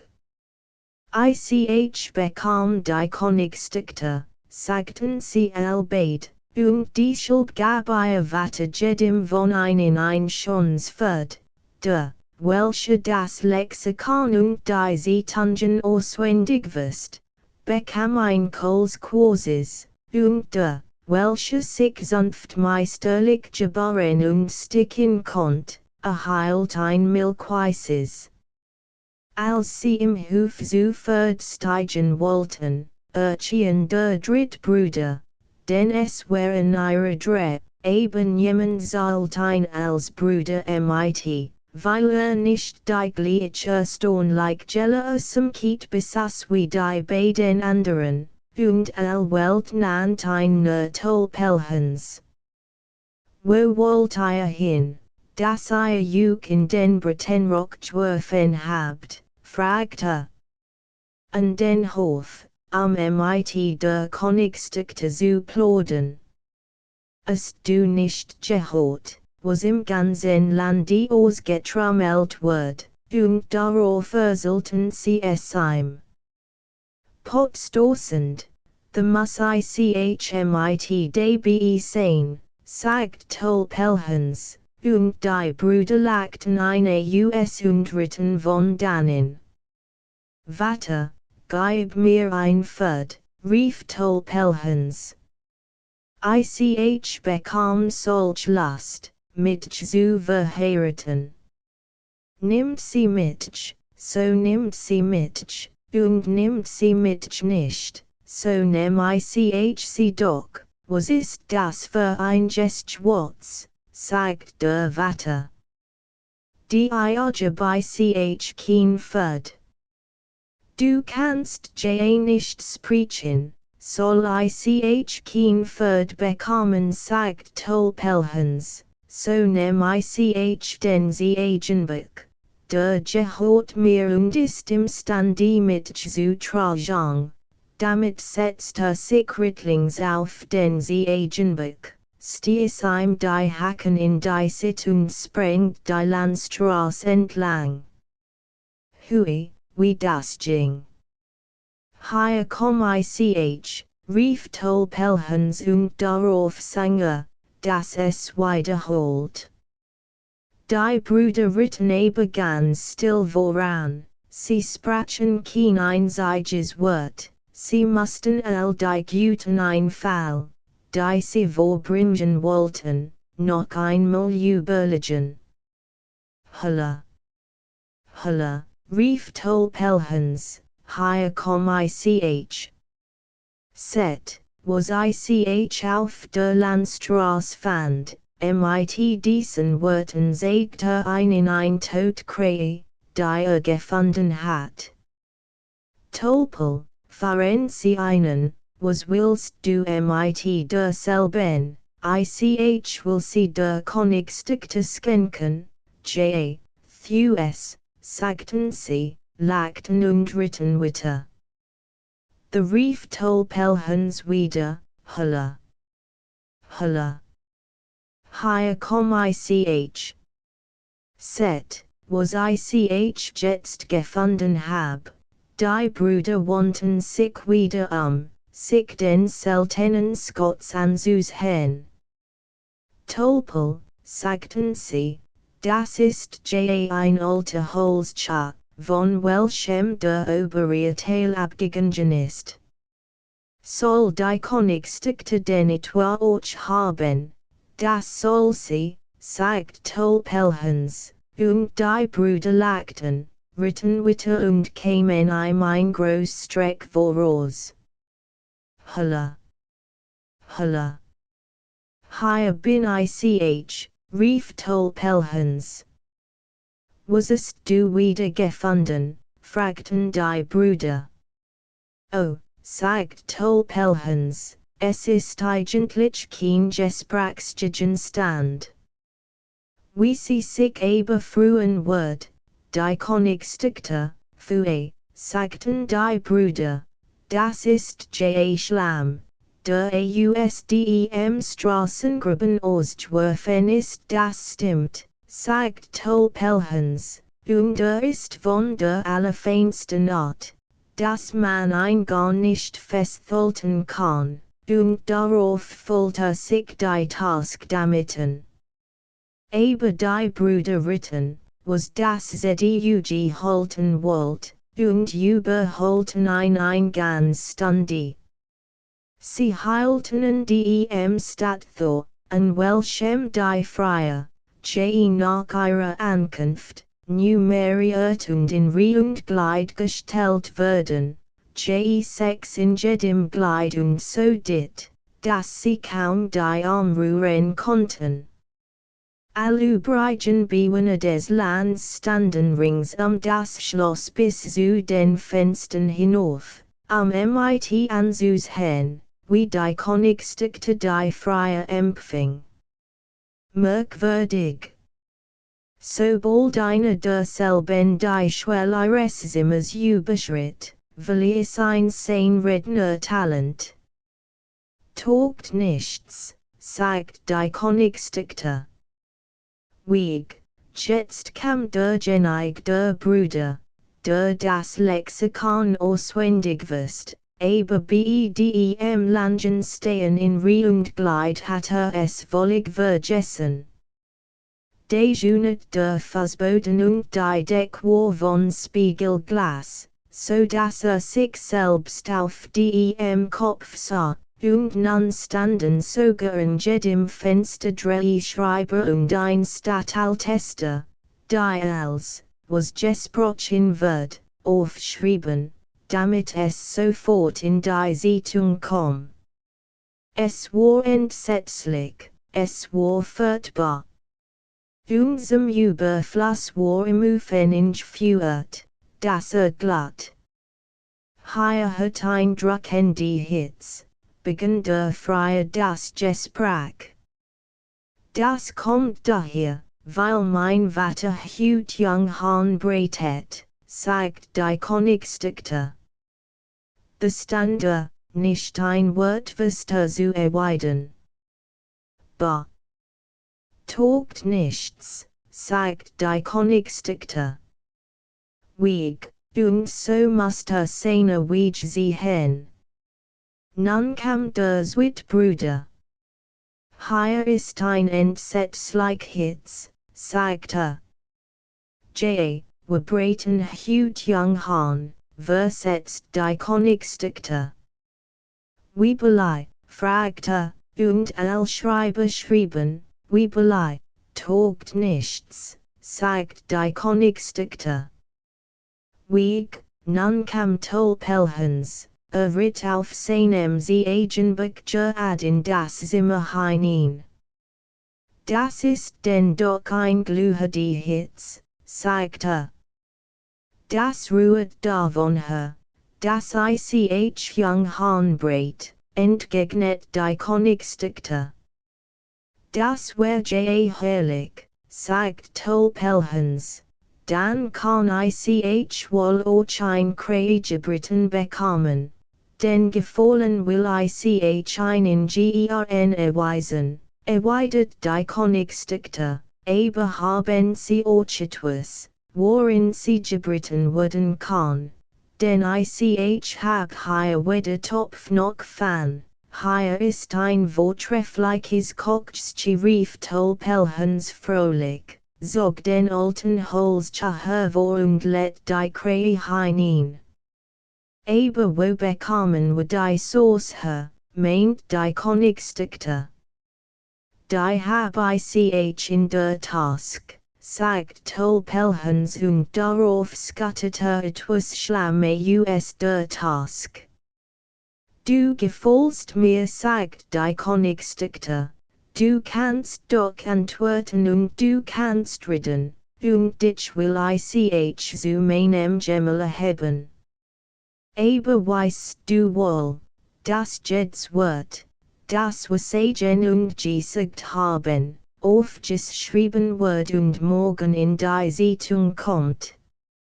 Jedem Fenster ist du drei Schreiber einen Statthaltesten stehen das sind wohl die Schaffende, versetzt Tolpelhans. Dan muss ich dem Statthaltesten schon mein Bestes schenken, zugleich wante sein Tasken und warf ihm den ganzen Schlamge ins Gesicht. Thirst du die gut zu helfen juest, sagt die Königsdichter.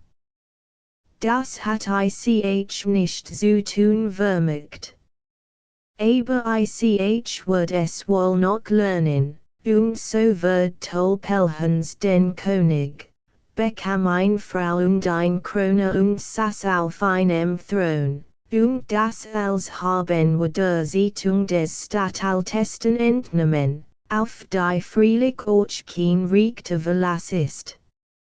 Von Fineinesgut. Dash. Van Verbsen sassen der Reihe nach in eines Sie waren gran disket war gran, die Schulb gloten sie, dass die ganz Welt gran war das war wollig rittig. Die Sonstchen erwärmt von ossen disket, der Regen macht sie rein durchsichtig. Es war in ihr Warmung schon. Hell des Tags Feinste des Nachts, wie es sein must, die Erbsen werden, wie sie so dassen, immer größer nachdenklicher, denn etwas mussten sie sich doch beschäftigen. Sollen wir hier immer sitzen bleiben, sagten sie. Wenn wir von dem Langen sitzen nur nicht hart werden. Es kommt uns fast so vor, als ob es auch da draußen noch etwas gibt, eine Ahnung sagt uns das, was in Virgingen, die Erbsen werden gelb die Skit wird gelb. Die ganz Welt wird gelb, sagten sie, das dürfen sie wohl behaupten. Da empfanden sie einen Ruck in der Skit. Sie wird abgerissen, kamen Menschen Handy wird mit ihren anden gefüllten Skitten in ein Rocktask gesteckt. Nun wurden wir bald geöffnet werden, sagten sie. Ich mocht nur wissen, wer von uns Essen wir testen bringen wird, sagt die Kleinsturbs. Gestcheli, was the wall, sagt die Grost. Kratsch, the Platz disket, all von Verbsen rollten in den hellen Sonnenskin hinaus. Sie lagen in einer kinder Hand, ein kleiner abhielt sie fest sagt, die Erbsen waren adregt für sein Nolbachs, sogleich skoser ein Weg. Nun flieg ich in die wit Welt.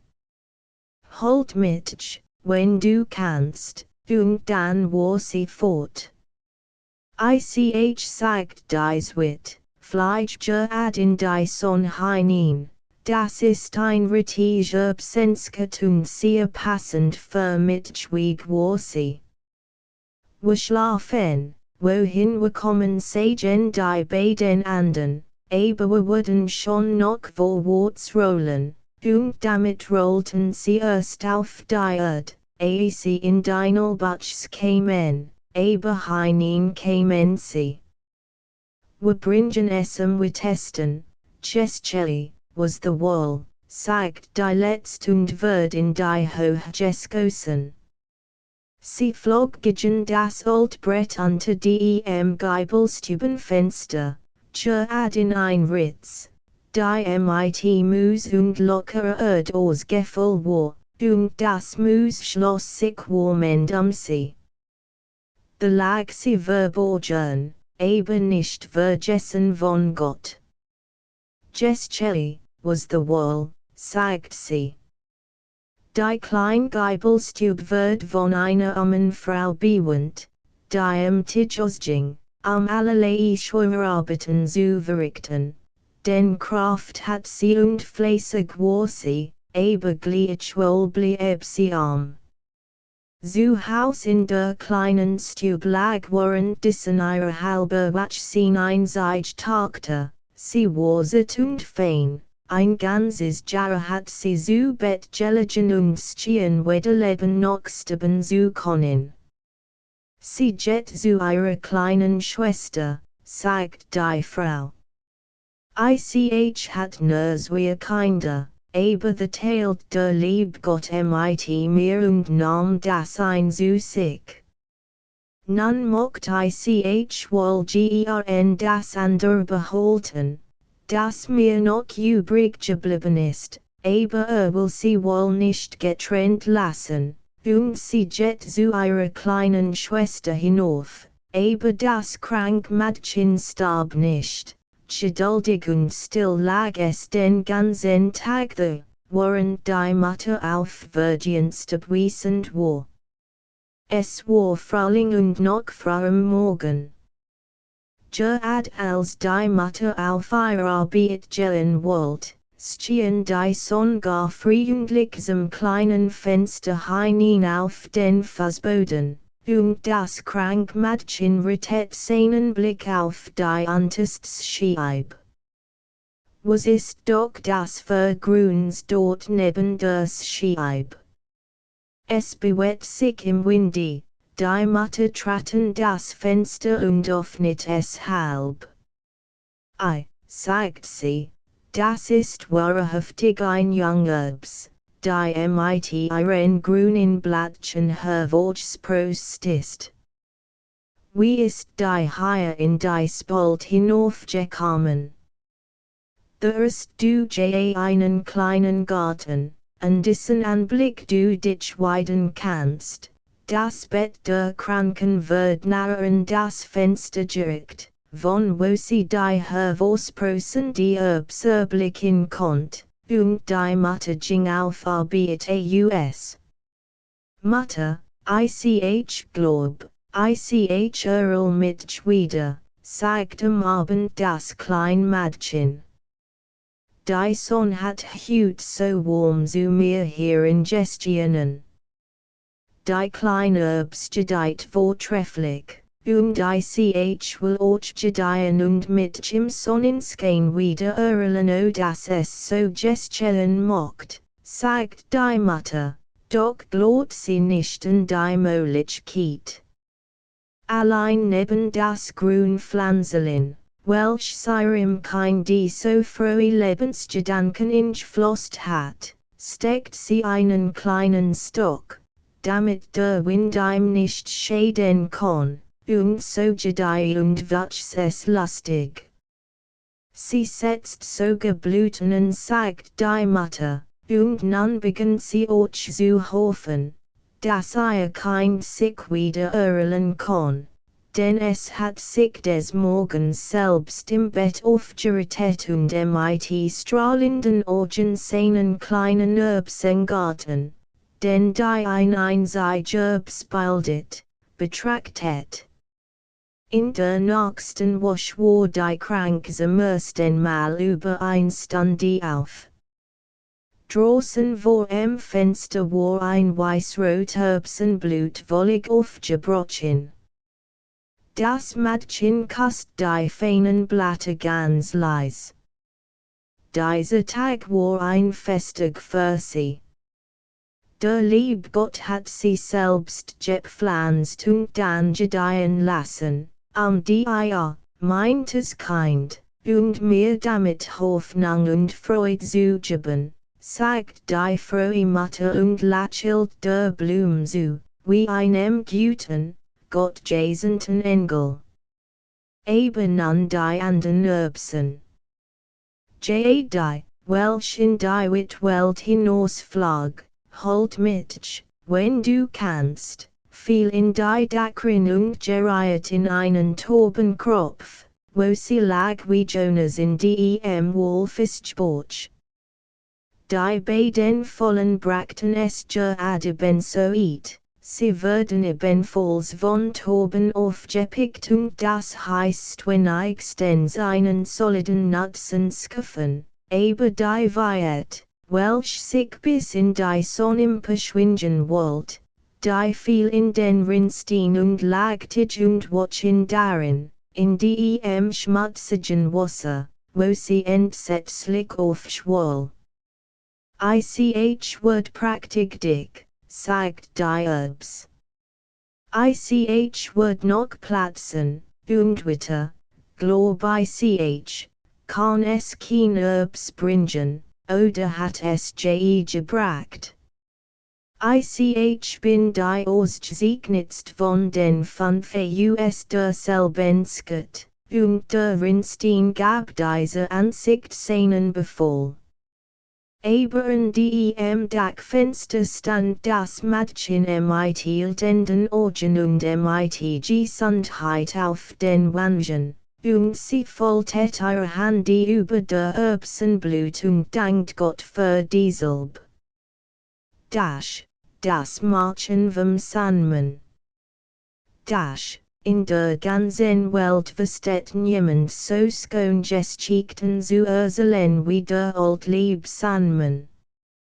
Gegen Abend, wenn die Kinder noch habsartig am Tisch oder auf ihrem Stuhlchen sitzen, kommt das Altmännchen ganz leise die Treppe herauf, denn es geht auf Socken. Husch, öffnet es die Tür und streut den Kindern Sankenchen in die Augen, so fein, aber doch immer genug, dass sie nicht lange die Augen aufzuhalten vermögen. Deshalb sind sie auch nicht imstande, einzusehen. Schlapft gerad hinter sie, blast einen sanft in den Nacken und dann wird in das Kopfchen geschwärt. Aber es that einen nicht weh, denn der Sandmann meint es mit den Kindern gerad gut. Verlang nur, dass sie ruhig sein sollen, und das sind sie am besten, wenn man sie zu Bett bringt. Sobald die Kinder nun schlafen, setzt sich das Altmännchen zu ihnen auf das Bett. Geht stattlich einher, sein Rock ist von Seidensk, aber es ist unmöglich, die Farbe desselben zu bestimmen, denn es chillet gran, rot und blau, je nach welcher Richtung sich dreht. Unter jedem Arm holt einen Regensschirm, einen mit Bilden darauf, welchen über die Kinder ausband und dann traumen sie die ganz Nacht die herrlichsten Geschichten, und einen ohnigen Einsignang. Diesen stellt über die unnötigen Kinder, damit sie ganz beurstlos schlafen. Wenn sie am Morgen aufwachen, haben sie dann nicht das Allermindest geträumt. Nun wollen wir hören, wie der Sandmann ein ganz lang jeden Abend zu einem kleinen Neben, der Jalmar hieß, kam und was ihm erzählt. Es sind im Ganzen 7 Geschichten, weil es 7 Wochentage gibt. Montag. Nun will ich die meinen ganzen State zeigen, sagt der Sandmann am Abend zum Jalmar, der im Bett lag. The verwandelten sich Blumen in den Blumentopfen zu großen Baumen, die ihr Langenzweig unter der Decke und die Wand entlang streckten, so dass die ganz Stube wie das herrlichst Lusthaus aussieht.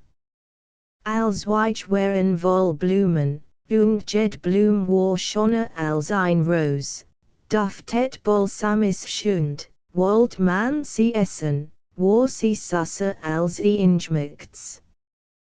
Die Frucht glanzten gerad wie Gold, und Weißbrotchen waren die vor lauter Rosen platzten, es war unwirklich schön.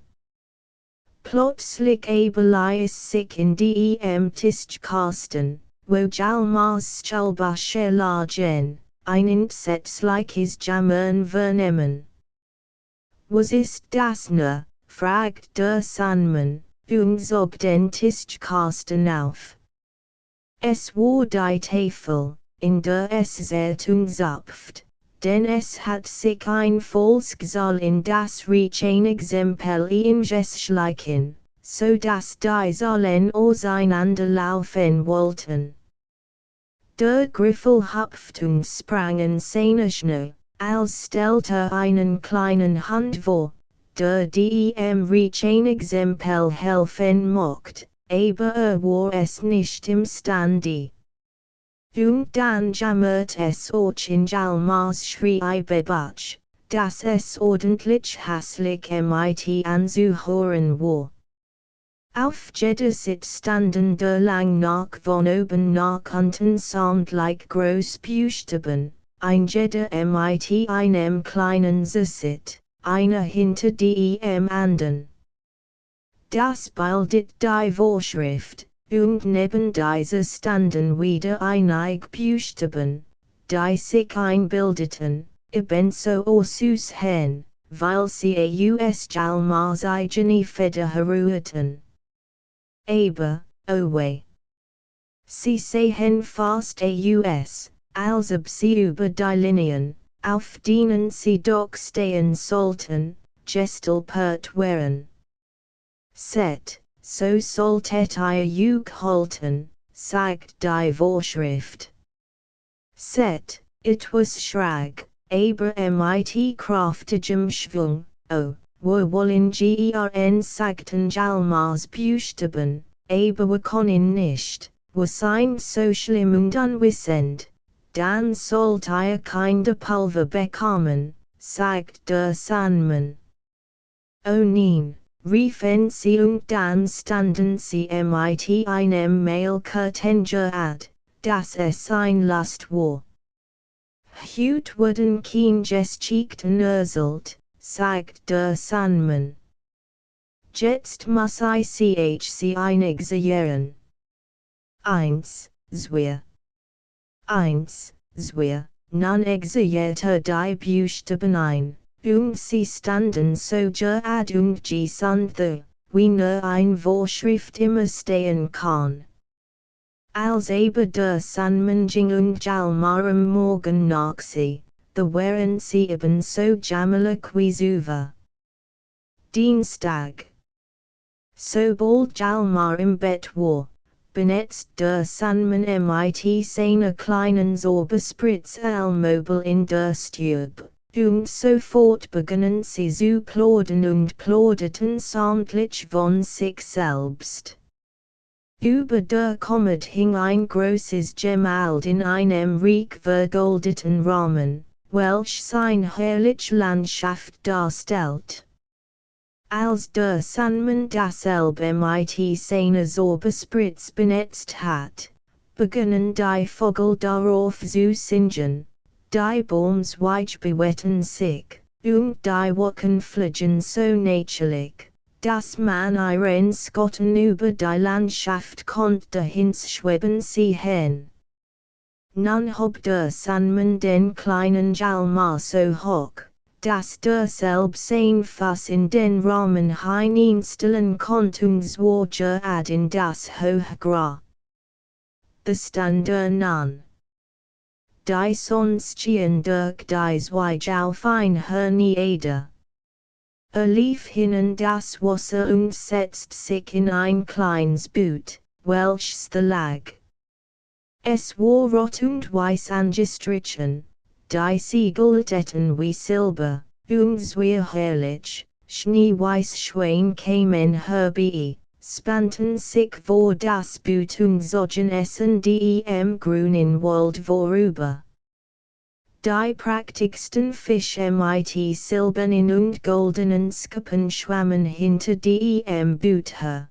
Bisweilen schnellten sie über das Wasser empor, dass es platt schurt, und Vögel flogen in Zwirlangen riechen hinten nach, die Mücken tanzten und die Mähkäfer brummten bum, bum. All wollten Jalmar folgen und jeder hat ein Geschicht zu erzählen.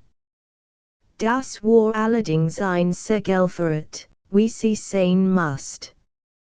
Bald waren die Wälder dicht und dunkel, bald waren sie wie der herrlichst Park mit Sonnenschein und Blumen, und Großschlösser von Glas und Marmor lagen darin. Auf den Altänen standen Prinzessinnen, und all waren klein Mädchen, die Hjalmar recht wohl kannt, denn hat schon früher mit ihnen gespielt. Bei jedem Schloss standen klein Prinzens Childwack. Sie skulpteten mit goldenen Säbel und leisen Rosinen und Soldaten regnen. Das waren wirklich Prinzen. Bald segelt Hjalmar durch Wälder, bald ad durch Großseelode mitten durch ein Stadt. Kam auch durch die Genige, in welcher sein kinder Mädchen wohnt, das gut Mädchen welch sein getragen hat, als ein ganz kleinen Abwar und das ein so lieb gehabt.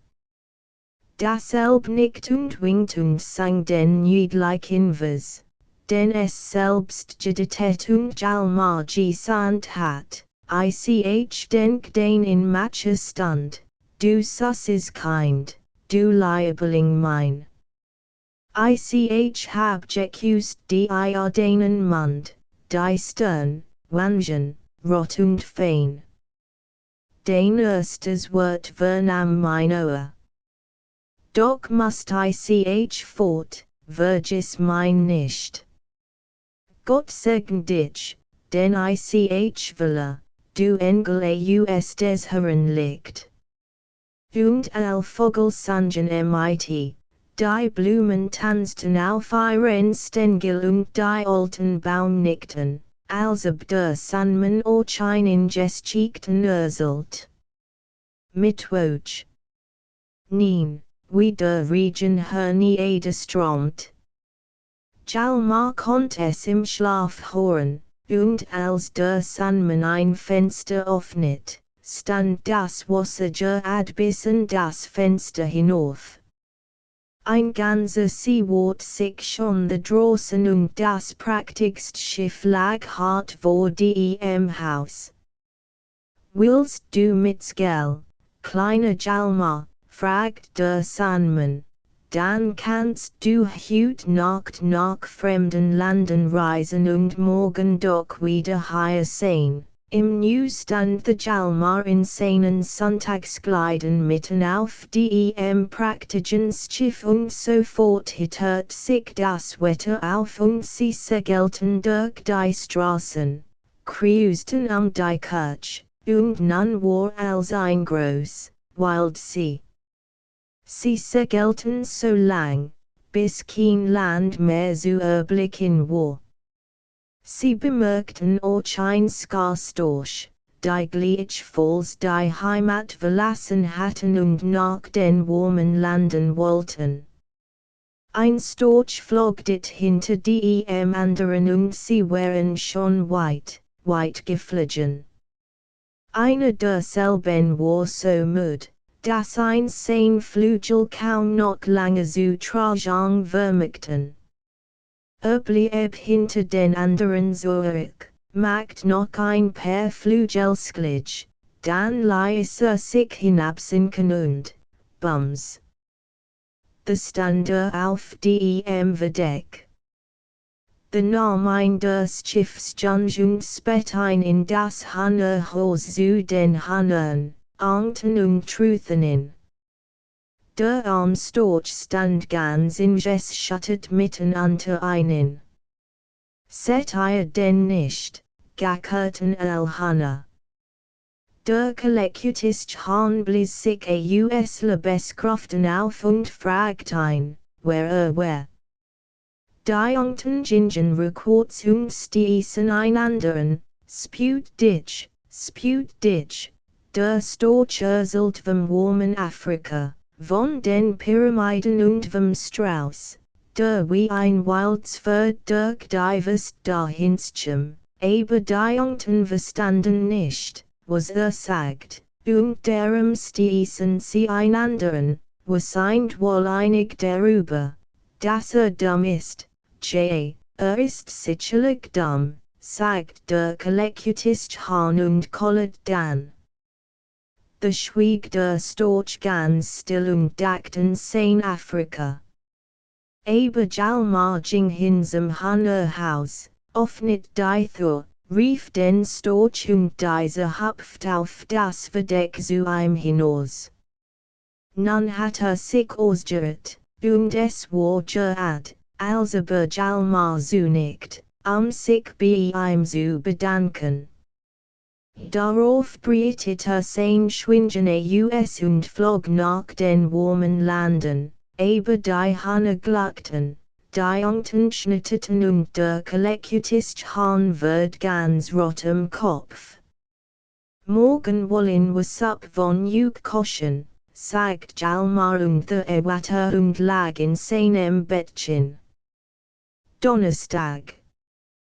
Weißt du was, sagt der Sandmann, wird dich nicht, hier wirst du ein klein Mauschwaren, und dabei hielt ihm sein Hand mit dem Lieten, niedlich in Tierchen hin. Sie ist gekommen, dich zu Hochzeiten zuleden. Hier sind wir Mäuschen, die heut Nacht in den Stand treten wollen. Sie wohnen unter dem Fußboden in den Mutterspiskammer, aber wie kann ich durch das kleine Moosloch im Fußboden hindurchkommen, fragt Jalmar.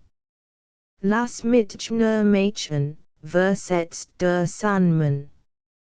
Ich will dich schon klein genug bekommen. Darauf benetzt Jalmar mit seiner Zauberspritz, der nun sofort kleiner und kleiner wird, bis zuletzt nur fingergroß war. Nun kannst du die Items in Soldaten die Kleider borgen, ich denk, sie würden die jetzt schon passen, und es nimmt sich gut aus. Sich in Gesellschaft in Uniform zu zeigen wohl, sagt Jalmar, und dann war im Augenblick wie der niedlichste Soldat angekleidet. Wollen Sie nicht so freundlich sein, sich in Ihre Frau Mutterfingerhut zu setzen, sagt die kleine Maus, dann würde ich die Ehre haben, sie zu sehen, o Himmel. Will sich das Fräulein selbst bemühen, sagt Jalmar, und so fahren sie zum Moosok sieht. Zwist gelangten sie in einen weitlaufigen Gang unter dem Fußboden, der nicht höher war, als dass sie Ancestors mit dem Fingerhut darin fahren konnten, und der ganz Gang war mit vollem Holz ertät. Riet es hier nicht praktisch, sagt die Maus, welchen Zug. Der ganz Gang ist mit Speckschwarten eingeritten, nun kämen sie in den Brosaal hinein, hier standen sie riekten die kleinen Moosfräulein, und dieses schelten und das schelten, als ob sie sich übereinander lustig machten. Ze linken standen Jungen Moosherren und strichen sich mit der Pfot den Schnauzbart, aber mitten im Kreis erblickt man das Brotpaar. Sie standen in einer ausgeholten Käserin, die immer mehr und mehr fremde erschienen, es wird nicht weil, so hatten die Moos einander totgetreten. Deju hat sich das Brotpaar mitten in die Tür gestellt, so dass man weder hinein noch hinaus gelangen konnte. Wie der Gang, so war auch das ganze Zimmer mit Speckschwarten eingeritten, das war die ganze Bewertung, ins wirdsam Nachttischschein vorgewiesen. In welchen klein Maus aus der Familie die Namen des Brotpress hineingebissen, die ersten Buchstaben. Es war etwas ganz Außerordentliches. Almors versicherten, es war ein ausgezeichnet Hochzeit und die Unterhaltung war sehr vernünftig gewesen. Dann fuhr ich Alma wieder nach Haus. War in vornehmer Gesellschaft gewesen, hat aber auch gehörig süße Männchen, sich klein Mädchen und in sin Soldatenuniform erschienen müssen. Freitag. Was würden wir denn dies Nacht unternehmen, fragt Alma. Ich weiß nicht, ob du heut Nacht wieder lustest, ein Hochzeit mitzumachen. Sie ist freilich anderer Art als die gestrige. Deine Schwester Großpap, die, welch wie ein Mann außer Hut und Hermann heißt, soll sich mit der Pap Bertha verheiraten, und der außerdem derselben Geburtstag ist, wird dessen Gestchen kann nicht verlieren. Das sie einmal, mit diesen Worten dutet der Sandmann nach dem Tisch. Auf demselben stand das kleine Papphaus mit Licht in den Fenstern, und als in Soldaten präsentierten wurde through desselben das Jua. Das Brot per Sass, ein Jedskigen einen Tisch fast gelehnt, ganz gedankenvoll, und Deju hat es auch grand genug. Aber der Sandmann, angethen mit der Großmutter schwarzem Rock, wollt sog die Trauung. Nach Bedeigung derselben stimmten Möbel in der Stube vollends leiden, es braucht unser Leid im Parfürste per in hellem Chair. Sie stehen beid wie ein Flock, denn Handskleider ist ihr Rock. Hurra! Hurra! Dem Skonen per, das unsere Stube ziert war. Und nun überregt man ein Ingestionk, doch hatten sie sich alles waren verbieten. Wollen wir nun das Landalben genießen, oder ein Hochzeitsreis antreten, fragt der Bräutigam. Darauf wird die Schwalbe, die sich in Weilen landen am Gies hen, und die Althofhen, welch 5-mal Kutschlein ausgebrutet hat, zurecht gezogen. Die Schwalbe erzählt von den Skonen, warmen Landen, wo die Weintrauben groß und schwellen den Stock in Hangen, wo die Luft so mild war und die Bergfarben hatten, wie man sie hier zu Landen jemals in denselben Hut. Es vereinen aber doch unser Grunkel, sagt die Hen. Ich bracht einen SOM mit allen meinen Kutschel auf dem Landesu. Dort war ein Sandgrube, in der wir am Hörchen und scaren konnten. Och hatten was Utrecht zu einem Garten mit Grunkel. O wie grande war. Ich kann mir nichts Skoniers denken, aber ein Kohlkopf sehut wie der andere sagt die Schwalbe, und dann hat hier oft so angenehm Witterung, oh, daran hat man sich schon gewöhnt, sagt die Hen. Aber hier ist es kalt, es friert, das ist für den Kolger dienlich, sagt die Hen. Übrigens kann es auch bei uns sehr warm sein. Hatten wir nicht vor Jahren einen SOM, wo 5 Wochen lang ein solch Hitz war, dass man kaum atmen konnte. Dann leben aber bei uns auch kein giftigen Tier, wie in jenen Landen, und wir sind frei von Robben. Ein Boswit kann der nur sein, welcher unser Land nicht für das Kunst hält. Verdient wohl ich nicht, hier zuweilen, weinend unterbrach sich die Hen und setzt dann schluchzend hinzu, Och ich bin schreist. Ich bin einmal in einem Cab über 12 Meilen weit gefahren. Das Reisen dauert schlichterdings kein Vergnügen, die Hen ist ein vernünftige Frau, sagt die Pup-Bertha. Ich halt nichts davon, Eingebirgsreise zu unternehmen, denn kaum ist man oben, so geht es gleich wieder hinunter.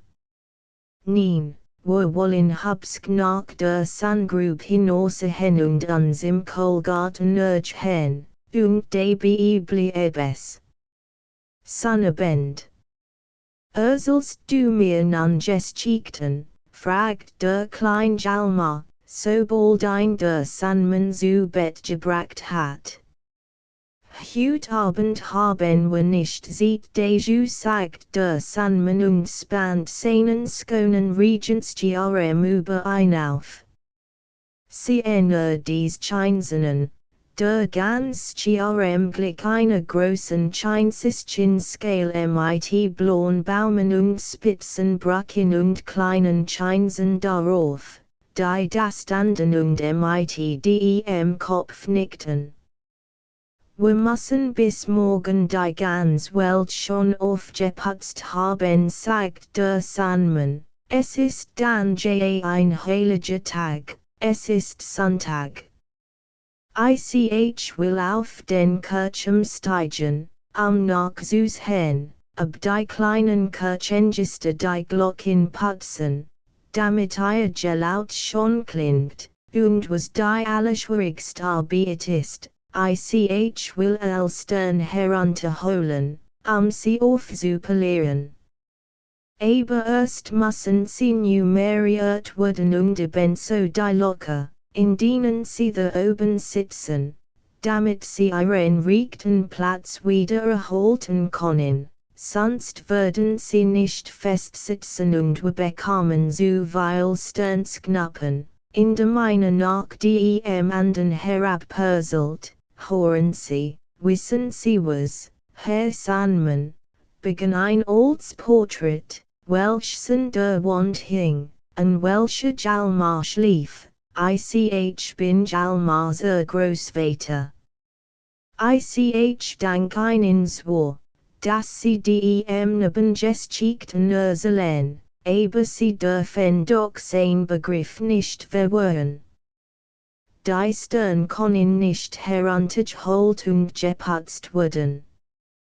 Die Stern sind Wellkörper, so wie unser Erd, und das ist eben das Gute einen besten Dank, du alter Großvater, sagt der Sandmann, besten Dank. Du bist das Haupt der Familie, du bist das Haupt. Aber ich bin alter als du, ich bin ein alter Heid. Die Römer und Griechen nannten mich den Traumgott. Ich bin in die vornehmsten Hause gekommen und komm noch hinein. Ich verstehe mit niedrigen wie mit großen Umzugehen. Nun kannst du statt meiner erzählen. Nach diesen Worten verließ der Sandmann verdrießlich das Zimmer und nahm seinen Schirm mit. Nun, man wird doch wohl sein Meinung noch sagen dürfen, brummt das alte Porträt. Und der Jalmar. Sonntag. Guten Abend, sagt der Sandmann, und Jalmar nickt. Dreht aber gleich des Großvaters Porträt gegen die Wand damit es nicht widerstehen mitsprechen konnt.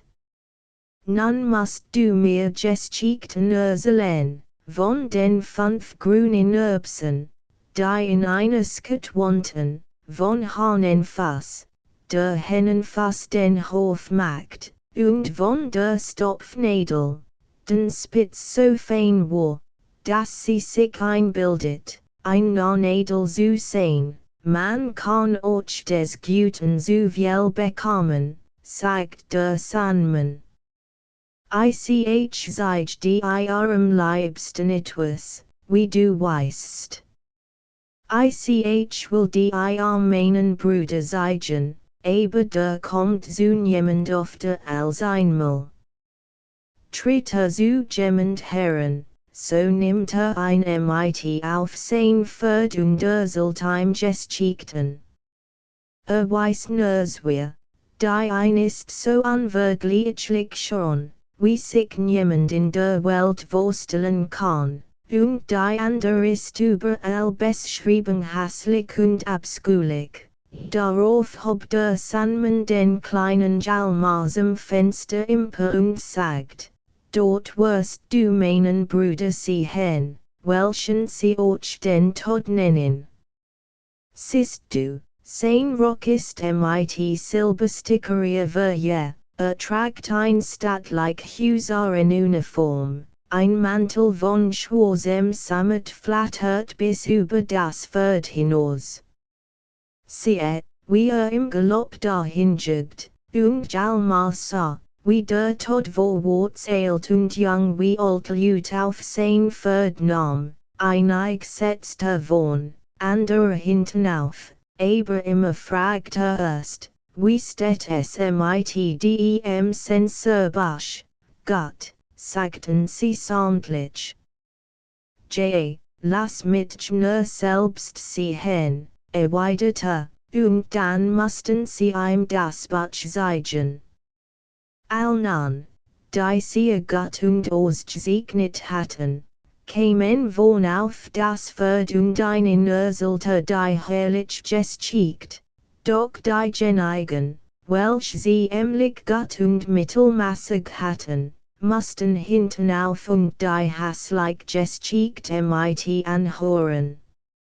Sie schaudeten und weinten, sie wollten vom Pferd springen, vermögten es eben nicht, denn sie waren sofort fest in demselben anschwachsen. Das ist aber der herrlichste Sandmann, sagt Jalmar, vor dem Pferd ich mit nicht. Das sollst du auch nicht, sagt das Männchen. Sorg nur dafür, dass du ein Gotts Sittensnisse holst, das ist nun die Geschichte vom Sandmann. Lasse die heut Abend mehr von ihm erzählen. Die Theken.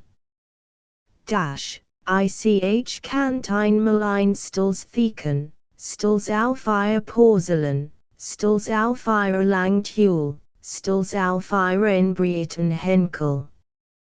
Und davon sprach sie gern, von ihrem Deckel Desigen sprach sie nicht, hat sein Mangel, und davon spricht man nicht gern, das tun schon die Andersen genug. Die Tassen, der Sonnentopf und die Zuckerschale, das ganz Thietsche werden sicherlich die Gebrauchlichkeit des Deckels nicht vergessen, und weit mehr davon reden, als von dem guten Henkel und der ausgesegneten Tuhl, das was die Theken. Oh, ich kennt sie, sprach sie für sich selbst, ich auch ben so Gott mein Mangel, und darin besteht mein Demut. Mangel haben wir aber man hat dann auch wieder sein besond Begabung. Die Tassen erhielten einen Henkel, die Zuckerschale einen Deckel, ich erhielt beides und noch ein Tuhl, die mit Königin Thetis macht.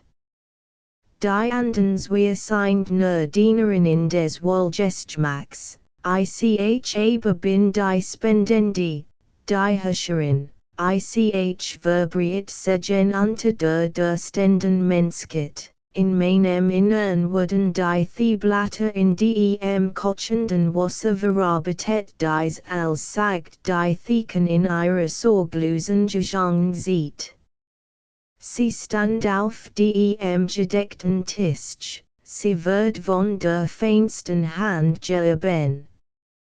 Aber die feinste Hand war linkisch, die Theken viel, die Tuel brachabi, der Henkel brachabi, vom Deckel verlohnt sich es gar nicht erst zu reden. Besinnungslos lag die Kann am Boden, within in stromte das Kochen die Wasser.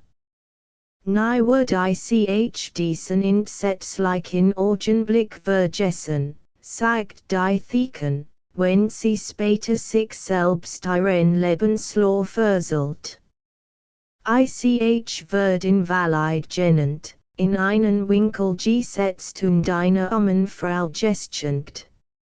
Ich stieg nunser mit hernieder und stand zwecklos the, aber ad the, wo ich stand, begann mein besseres Leben.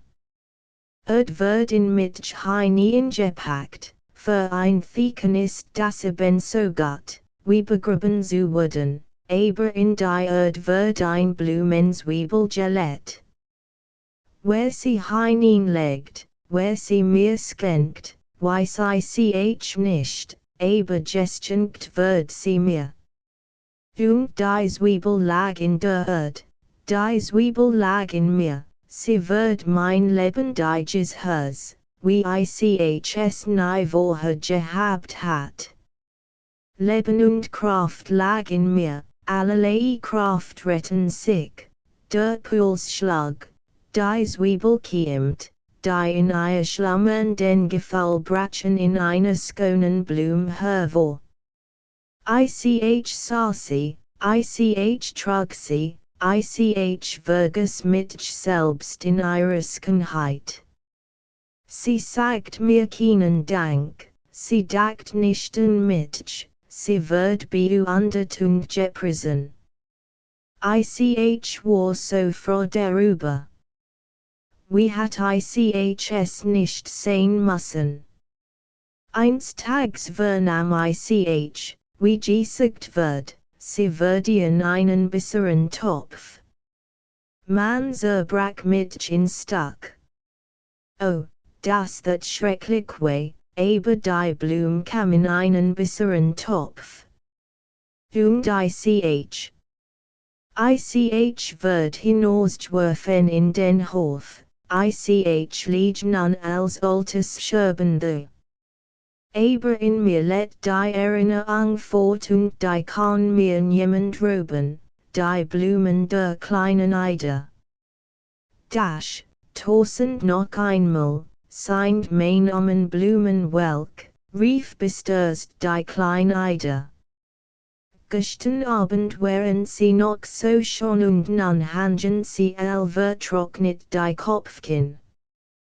Warum tun sie das? Fragt sie den Studenten, den sie sehr gern hat, weil schön geschickten Wist und drollige Bilder ausschnitt, hörten mit kleinen Mädchen darin, welch tanzten, und Großschlosser, den sich offnen ließen. Weißt du, was denen Blumen für, sagt der Student. Sie sind heute Nacht auf dem Ball gewesen und die Schulblassen sie die Kopf hangen aber die Blumen können nicht tanzen, sagt die kleine Ida. Oh sagt der Student, sobald es dunkel wird und wir anden schlafen, dann springen sie lustig umher. Fast jede Nacht haben sie Balkon denn ein Kind mit auf den Ball kommen, sagt der Student, die kleinen Jüdlichen ganz blumischen und blumischen wo tanzen die schönen Blumen, fragt die kleine Ida. Bist du nicht öfters vor dem großen Schloss gewesen? Wo der König im Som wohnt und der Schöngarten mit den vielen Blumen ist. Du hast die Schwein gesehen, die auf dich schwimmen, wenn du einen Brotkrummchen geben willst. Dort findet wirklich Ballstatt. Das kannst du mir glauben. Gestern ging mit meine Mutter draußen im Garten, sagt Ida, aber in allen Bäumen fehlten die Blätter und es waren gar keine Blumen mehr da. Wo sind sie? Im SOMSICH so weil, die sind drinnen im Schloss, sagt der Student. Du musst wissen, sobald der König und alle Hofleute wieder in die Stadt ziehen, dann laufen die Blumen sofort aus dem Garten auf das Schloss und sind lustig. Das solltest du einmal sehen. Die beiden riesensten Rosen setzen sich auf den Thron und sind dann König und Königin. Die großen Hahnenkamm stellen sich einander auf und stehen und verniegen sich. Das sind die Kammerjunker. Nun kommen die niedlichsten Blumen und dann ist der große Ball.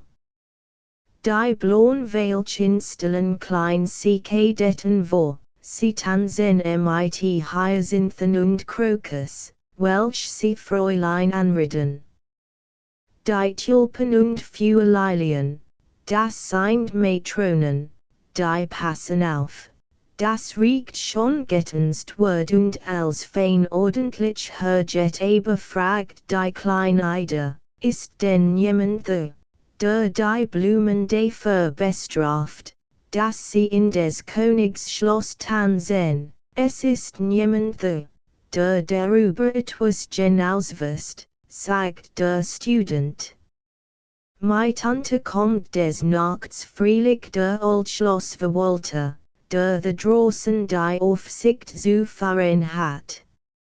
Sobald aber die Blumen sein großes Schlosselband hören, verhalten sie sich ganz still, verstecken sich hinter den langen Vorhängen und stecken den Kopf hervor. Mein Georg sagt es mir, es sind hier Blumen im Saal, sagt der Old Schlossverwalter, aber sehen kann sie nicht, das ist drollig, sagt die kleine Ida und klappt in die Hände. Aber konnt ich denn die Blumen nicht sehen, OJ, sagt der Student, vergiss nur nicht, sobald du wieder hinauskommst, durch das Fenster zu schauen, dann siehst du sie sicher. Das that ich hut, the lag ein lang Narziss im Sofa und denkt sich, das war ein Hof dem kommen och die Blumen aus dem Botanistischen Garten hinaus. Können sie denn witten wie Mädchen, jawohl, sagt der Student, denn, sobald sie wollen, können sie fliegen. Hast du nicht schon die herrlichen Schmetterlinge gesehen, die roten, gelben und weißen? Sie sehen fast wie Blumen aus und sind es auch Juissen. Sie sind vom Stängel hoch hinauf in die Luft gesprungen und haben dann mit ihren Blättern wie mit kleinen Flügel geschlagen, und nun fliegen sie. Da sie sich gut aufhörten, dürfen sie auch am Tisch fliegen, brauchen nicht wieder nach Haus zu kommen und still auf dem Stängel zu sitzen, und so werden dies Blätter schließlich wirklich Flügel. Das ist du selbst gesehen wie drollig, sagt die kleine Ida und lacht. Wie kann man einem kein die Dödlichen vorreden, sagt der Kanzlerat, welches im Besuch gekommen war und im Sofa saß. Konnt den Studenten gar nicht leiden und brummt stets, wenn ein die Kommissionbilder ausschneiden sah. Aber der kleinen Ida kam es doch ganz lustig vor, was der Student von ihren Blumen Erzeltung sie dacht weil darin. Die Blumen leisen also die Kopfhangen, weil sie vom Nachtlichen Tanz müd waren, sie waren gewiss krank. Im Puppenbett lag ihre Puppe Sophie und schlief, aber die Kleine sagt zu ihr, du musst leider aufstehen, Sophie, und damit völlig abnehmen, heute Nacht im Schopfach zu liegen.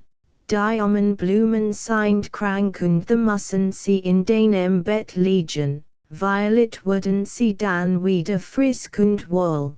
Damit nahm sie die Puppe heraus, die sehr argelig Ossi und kein einziges Wort sagt, denn es verdross sie, dass sie nicht ihr Bett behalten dürft.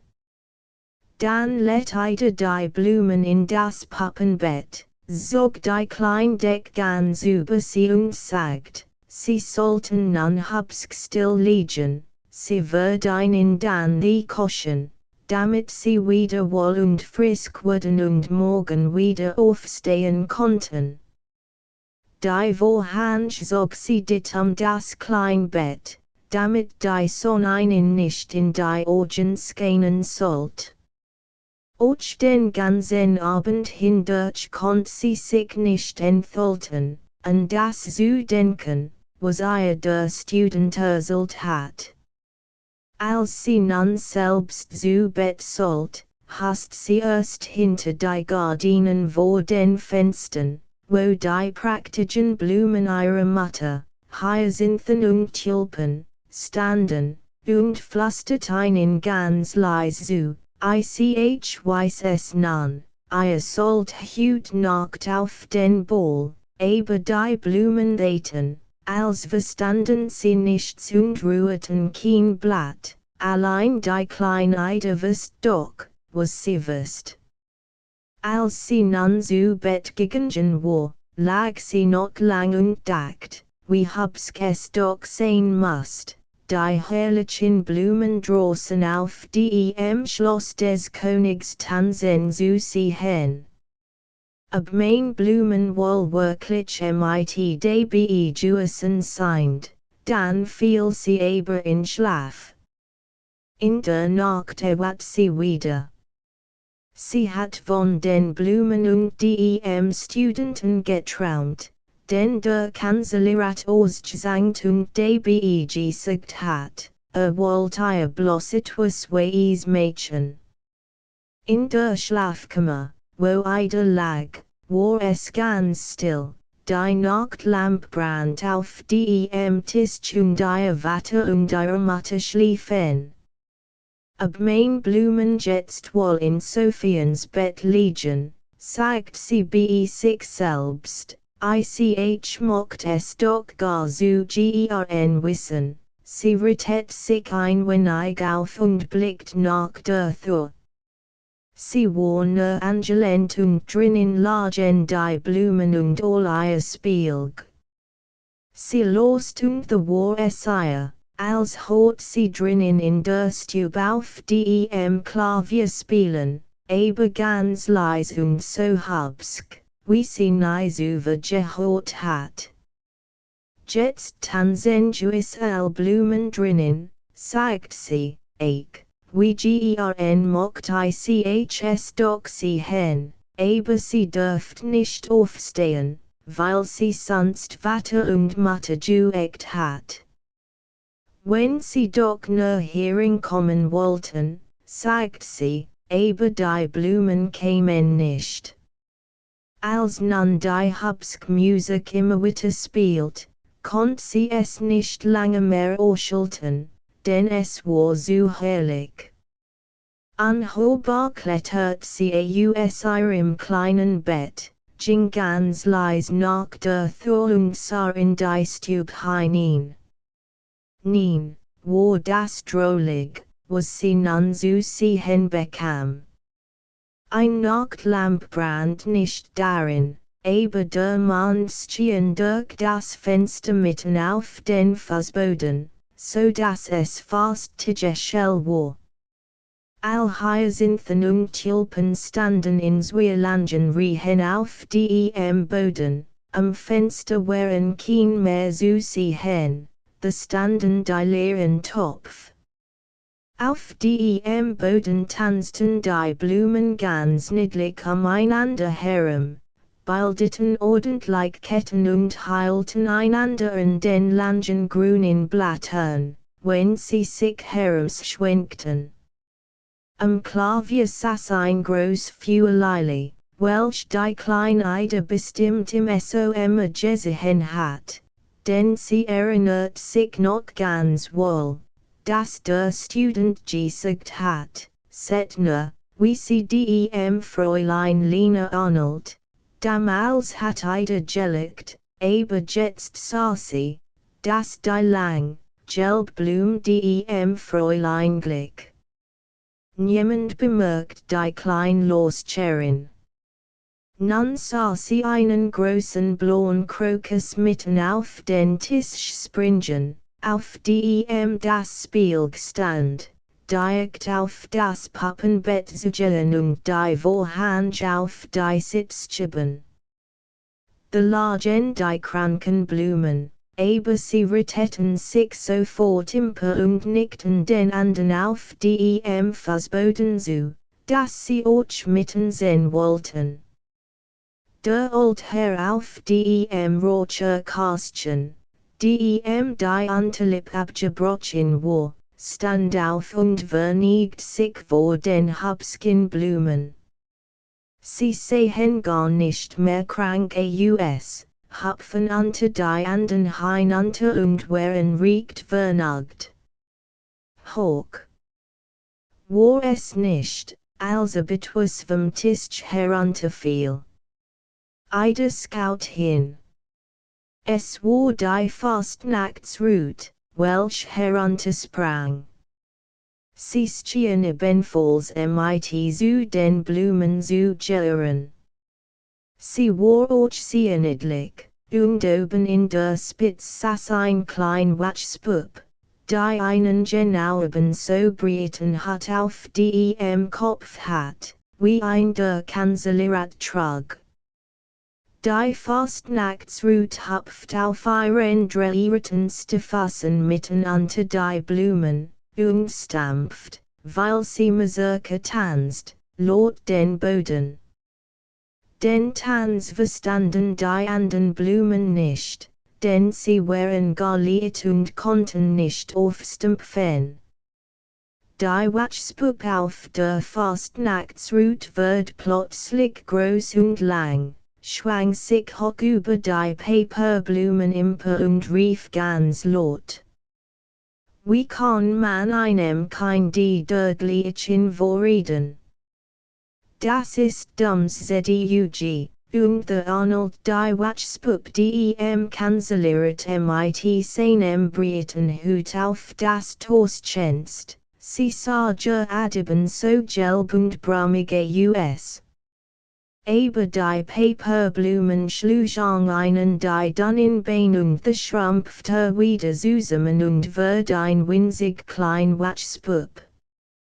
Das war ein so komischer Anblick. Die Kleine konnte sich des Lachens nicht enthalten.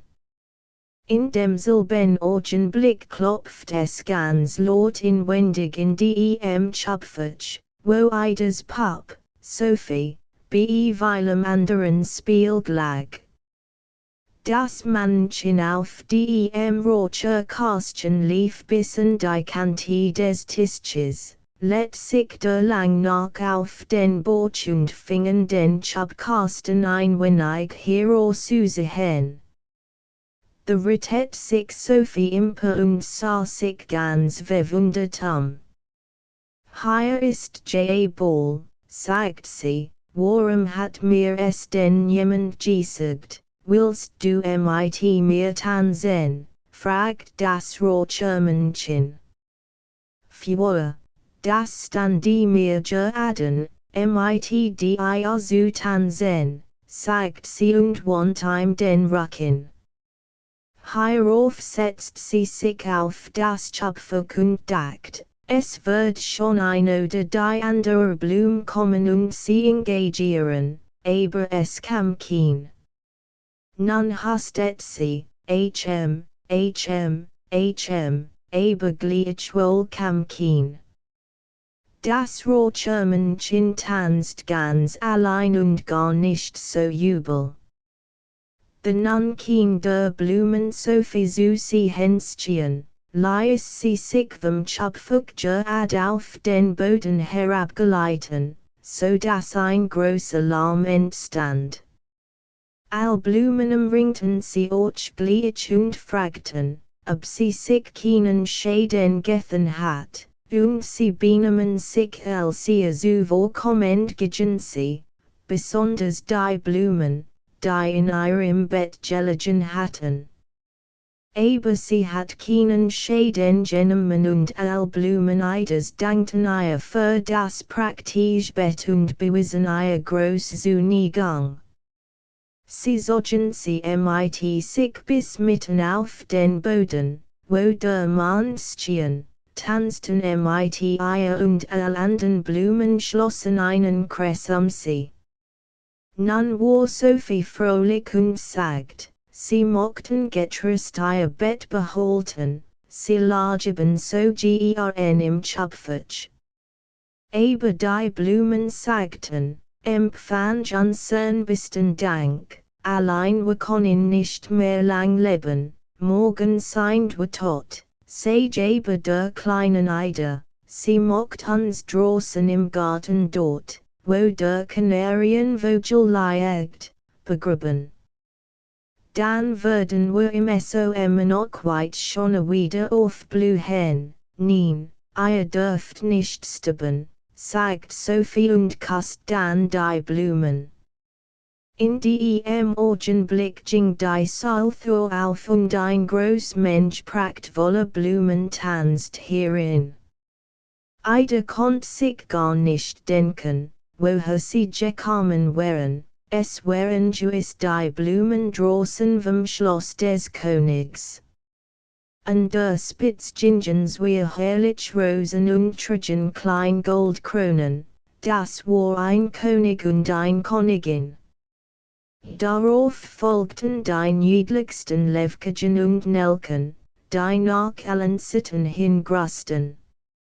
Sie hatten Musik mit sich, Großmondblüten und Ponienblüsen auf Erbsensketen, so dass sie ganz rot im Gesicht waren. Die blauen Glockenblumen und die kleinen weißen Schneeglöckchen klingelten, als ob sie Skellen trugen. Das war ein komische Musik. Dann kamen gar viele andere Blumen und tanzten allesamt, die blauen Veilchen und die roten Torsensken, die ganz blumischen und Maiblumischen. Und all Blumen küssten einander, was sehr niedlich anzusehen war. Schließlich sagten die Blumen einander Gute Nacht. Beschlich sich den Ort die Kleine in ihr Bett, wo sie von allem, was sie gesehen hat, träumt. Als sie am nächsten Morgen aufstand, ging sie sogleich zu dem kleinen Tisch, zu sehen, ob die Blumen noch dort wären. Sie zog den Vorhang vor dem kleinen Bett sit, the lagen sie sämtlich, aber sie waren ganz welk, weit mehr als gestern. Sophie lag im Schöpfung, wohin Ida sie gelegt hat, sie sah sehr schlafrig aus. Kannst du dich auf das besinnen, was du mir sagen solltest, fragt die kleine Ida, allein Sophie macht ein dummes Gesicht und sagt auch nicht ein einziges Wort. Du bist gar nicht artig, sagt Ida, und doch tanzten sie sämtlich mit dann nahm sie ein Papierschüchtelchen, das mit niedlich in Vogel bemalt war, öffnet es und lädt die toten Blumen hinein. Das soll überhaupt gesagt sein, sagt sie, und wenn später Jonas und Adolf kommen, the sollen sie bedem Begräbnis draußen im Garten mit zugegen sein, damit ihr im Som wieder wachsen konnt und noch weit schoner wurdet. Jonas und Adolf waren wir frisk neben und spielgenesen von Ida. Ihr Vater hat jedem von ein neu Armbrust geschenkt, die sie bei sich hatten, sie Ida zu zeigen. Sie erzählt einen von den armen Blumen, die gestorben waren, und dann dürfen sie dieselben begraben. Beidjingen mit ihrer Armbrust auf den Schultern voran und die kleine Ida folgt ihnen mit den toten Blumen in der niedlichen Skittel. Draußen im Garten gruben die Kinder ein kleines Grab und Ida setzt die Blumen, nachdem sie dieselben noch einmal geküsst hat, mit der Skittel in die Erde. Adolf und Jonas skossen mit der Armbrust über das Grab, denn sie hatten weder Flinten noch Kanonen. Das klein Mädchen mit den Schwefelholzen. Es war entsetzlich kalt, es schniet und der Abend dunkelt bereits, es war der letzte Abend im Jahr, Silvesterabend. In dieser Kälte und in dieser Finsternis ging auf der Straße ein kleines armes Mädchen mit bloßem Kopf und mit nackten Füßen. Es hat wohl freilich Pantoffel angehabt, als es von Haus vorging, aber das waren die seine Mutajuisen und the sie ihr nicht passten, so hat sie die Kleinwählerin. Als sie über die Straße eilt, waren wir wegen in rasender Eil vorüberjagten, der ein Pantoffel war nicht wieder aufzufinden und mit dem anderen macht sich eine Busdem Staub. The ging nun das kleine Mädchen auf den nackten zierlichen Füßen, die vor kalt ganz rot und blau waren. In ihrer alten Skuz trug sie ein Mensch Schwefelholze und ein Band hielt sie in der Hand. Während des ganzen Tags hat jemand etwas abgekauft, niemand ein Almosen schreit. Hungrig und frostig schleppt sich die Kleinwitte und sah schon ganz versagt und ingeschüttet aus. Die Schneeflocken fielen auf ihr langes blondes Haar, das schon gelagt über ihren Nacken hinabfloss. Aus allen Fenstern strahlt helle Lichterglanz und überall Straßen vibriert sich der Geruch von kostlichem Ganzbraten. Es war Silvesterabend und dieser Gedanke füllte alles in des kleinen Mädchens. In einem Winkel zwischen wir Hausen, von denen das eine Twiswitter in die Straße vorsprang als das andere, kauert es sich nieder. Sein kleinen Bienchen hat es unter sich gezogen, aber es fror noch mehr und wagt es trotzdem nicht, nach Haus zu gehen, da es noch kein Skittelchen mit Streckholzen verkauft, noch keinen Pfennig geholten hat. Es hat Juis vom Watteschlag bekommen, und kalt war es zu Haus georg. Sie hatten das bloß Dach über sich und der Wind pfiff schneidend hinein, obgleich Stroh und Lampen in die größten Ritzen gestopft waren. Wie Gott must die Warm eins Schwefelholz kens tun. Wenn es nur wegen dürft, eins ausdem Skittelchen herauszunehmen, es gigen die Wand zu strecken und die Finger daran zu warmen. Endlich zog das Kind eins heraus. Ritsch, wie sprat es, wie brannt es. Das Schwefelholz strahlt ein Warmhellflamme aus, wie ein kleines Licht, als es das Handchen dasselbe hielt.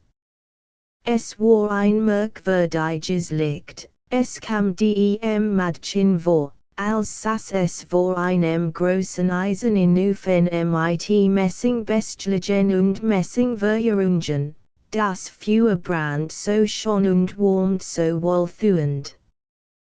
Die Klein streckt schon die Fasse aus, Ort dies zu warmen, der erlosch die Flamme. Der Ofen verschwand, sie saß mit einem Stampfchen des ausgebrannten Schwefelholzes in der Hand. Ein neues wird angestrichen, es brannt, es leuchtet, und die Stuhl der Mauer, auf welch der Skin fiel, wird durchsichtig wie ein Floh. Die Klein Sarge ad in die Stube hinein, wo der Tisch gedeckt stand und kostlich dampft die gebräten Gans darauf. Und was noch herrlicher war, die Gans sprang aus der Schüssel und watschelt mit Gabel und Messer im Ruck hinüber den Fußboden hin, gerade auf das Mädchen zu. Der erlosch das Schwefelholz und nur die dick kalt Mauer war zu sehen. Sie zündet ein Neusen. The saß die Klein unter dem herrlichsten Weihnachtsbaum, war noch größer und noch weit reicher ausgeputzt als der, den sie im heiligen bedem reichen Kaufmann durch die Glastür gesehen hat. Tausend von Lichtern brannten auf den grünen Zweigen, und Buntbilder schauten auf sie hernieder. Die Klein streckt beide Hände nach ihnen in die Höhe, der erlosch das Schwefelholz. Die Weilen Weihnachtslichter stiegen höher und sie sah jetzt erst, dass es die hellen Sterne waren.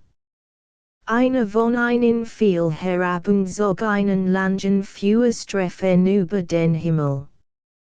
Jetzt stirbt jemand, sagt die Klein, denn die Großmutter, welch sie allein freundlich behandelt hat, jetzt aber längst tot war, hat gesagt, wenn ein Stern voll, steigt ein Ziel zu Gott empor. Sie strich wieder ein Schwefelholz gegen die Mauer, es war feinen Wittenleich schien ringsum her und im Glanz desselben stand die Großmutter hellbeltet mild und freundlich the.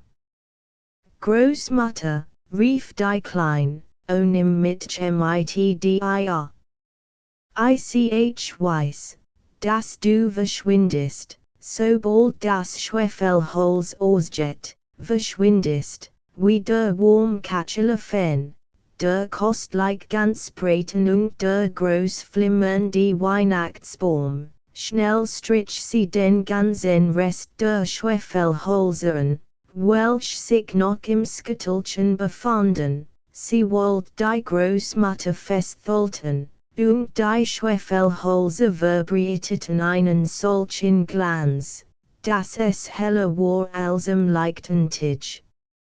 So schon, so groß war die Großmutter Nijuasen, sie nahm das kleine Mädchen auf ihren Arm und hochschwetten sie empor in Glanz und Freud, Kalt, Hunger und Angst wichen von ihm, sie waren beigott. Aber im Winkel im Haus saß in der kalten Morgenstunde das klein Mädchen mit ihren Wangen, mit Lachel den Mund, tot, erfroren im letzten Tag des alten Jahres. Der Morgen des neuen Jahres ging über der kleinen Liech auf, welche mit den Schwefelholzen, woven fast ein Skittelchen verbrannt war, das es.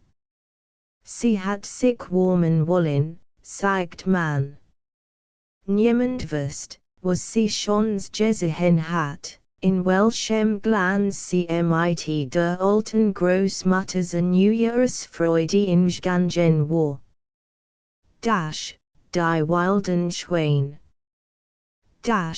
Weit von hier, dort, wohin die Schwalben fliegen, unser Winter eintritt, let ein König, der hat 11 Sohn und ein Tochter, Elise genannt. Die 11 Prinzen gingen stets mit einem Stern auf der Brust und dem Säbel der Sitze School. Sie schrieben mit Diamantgriffel auf goldenen Tafel.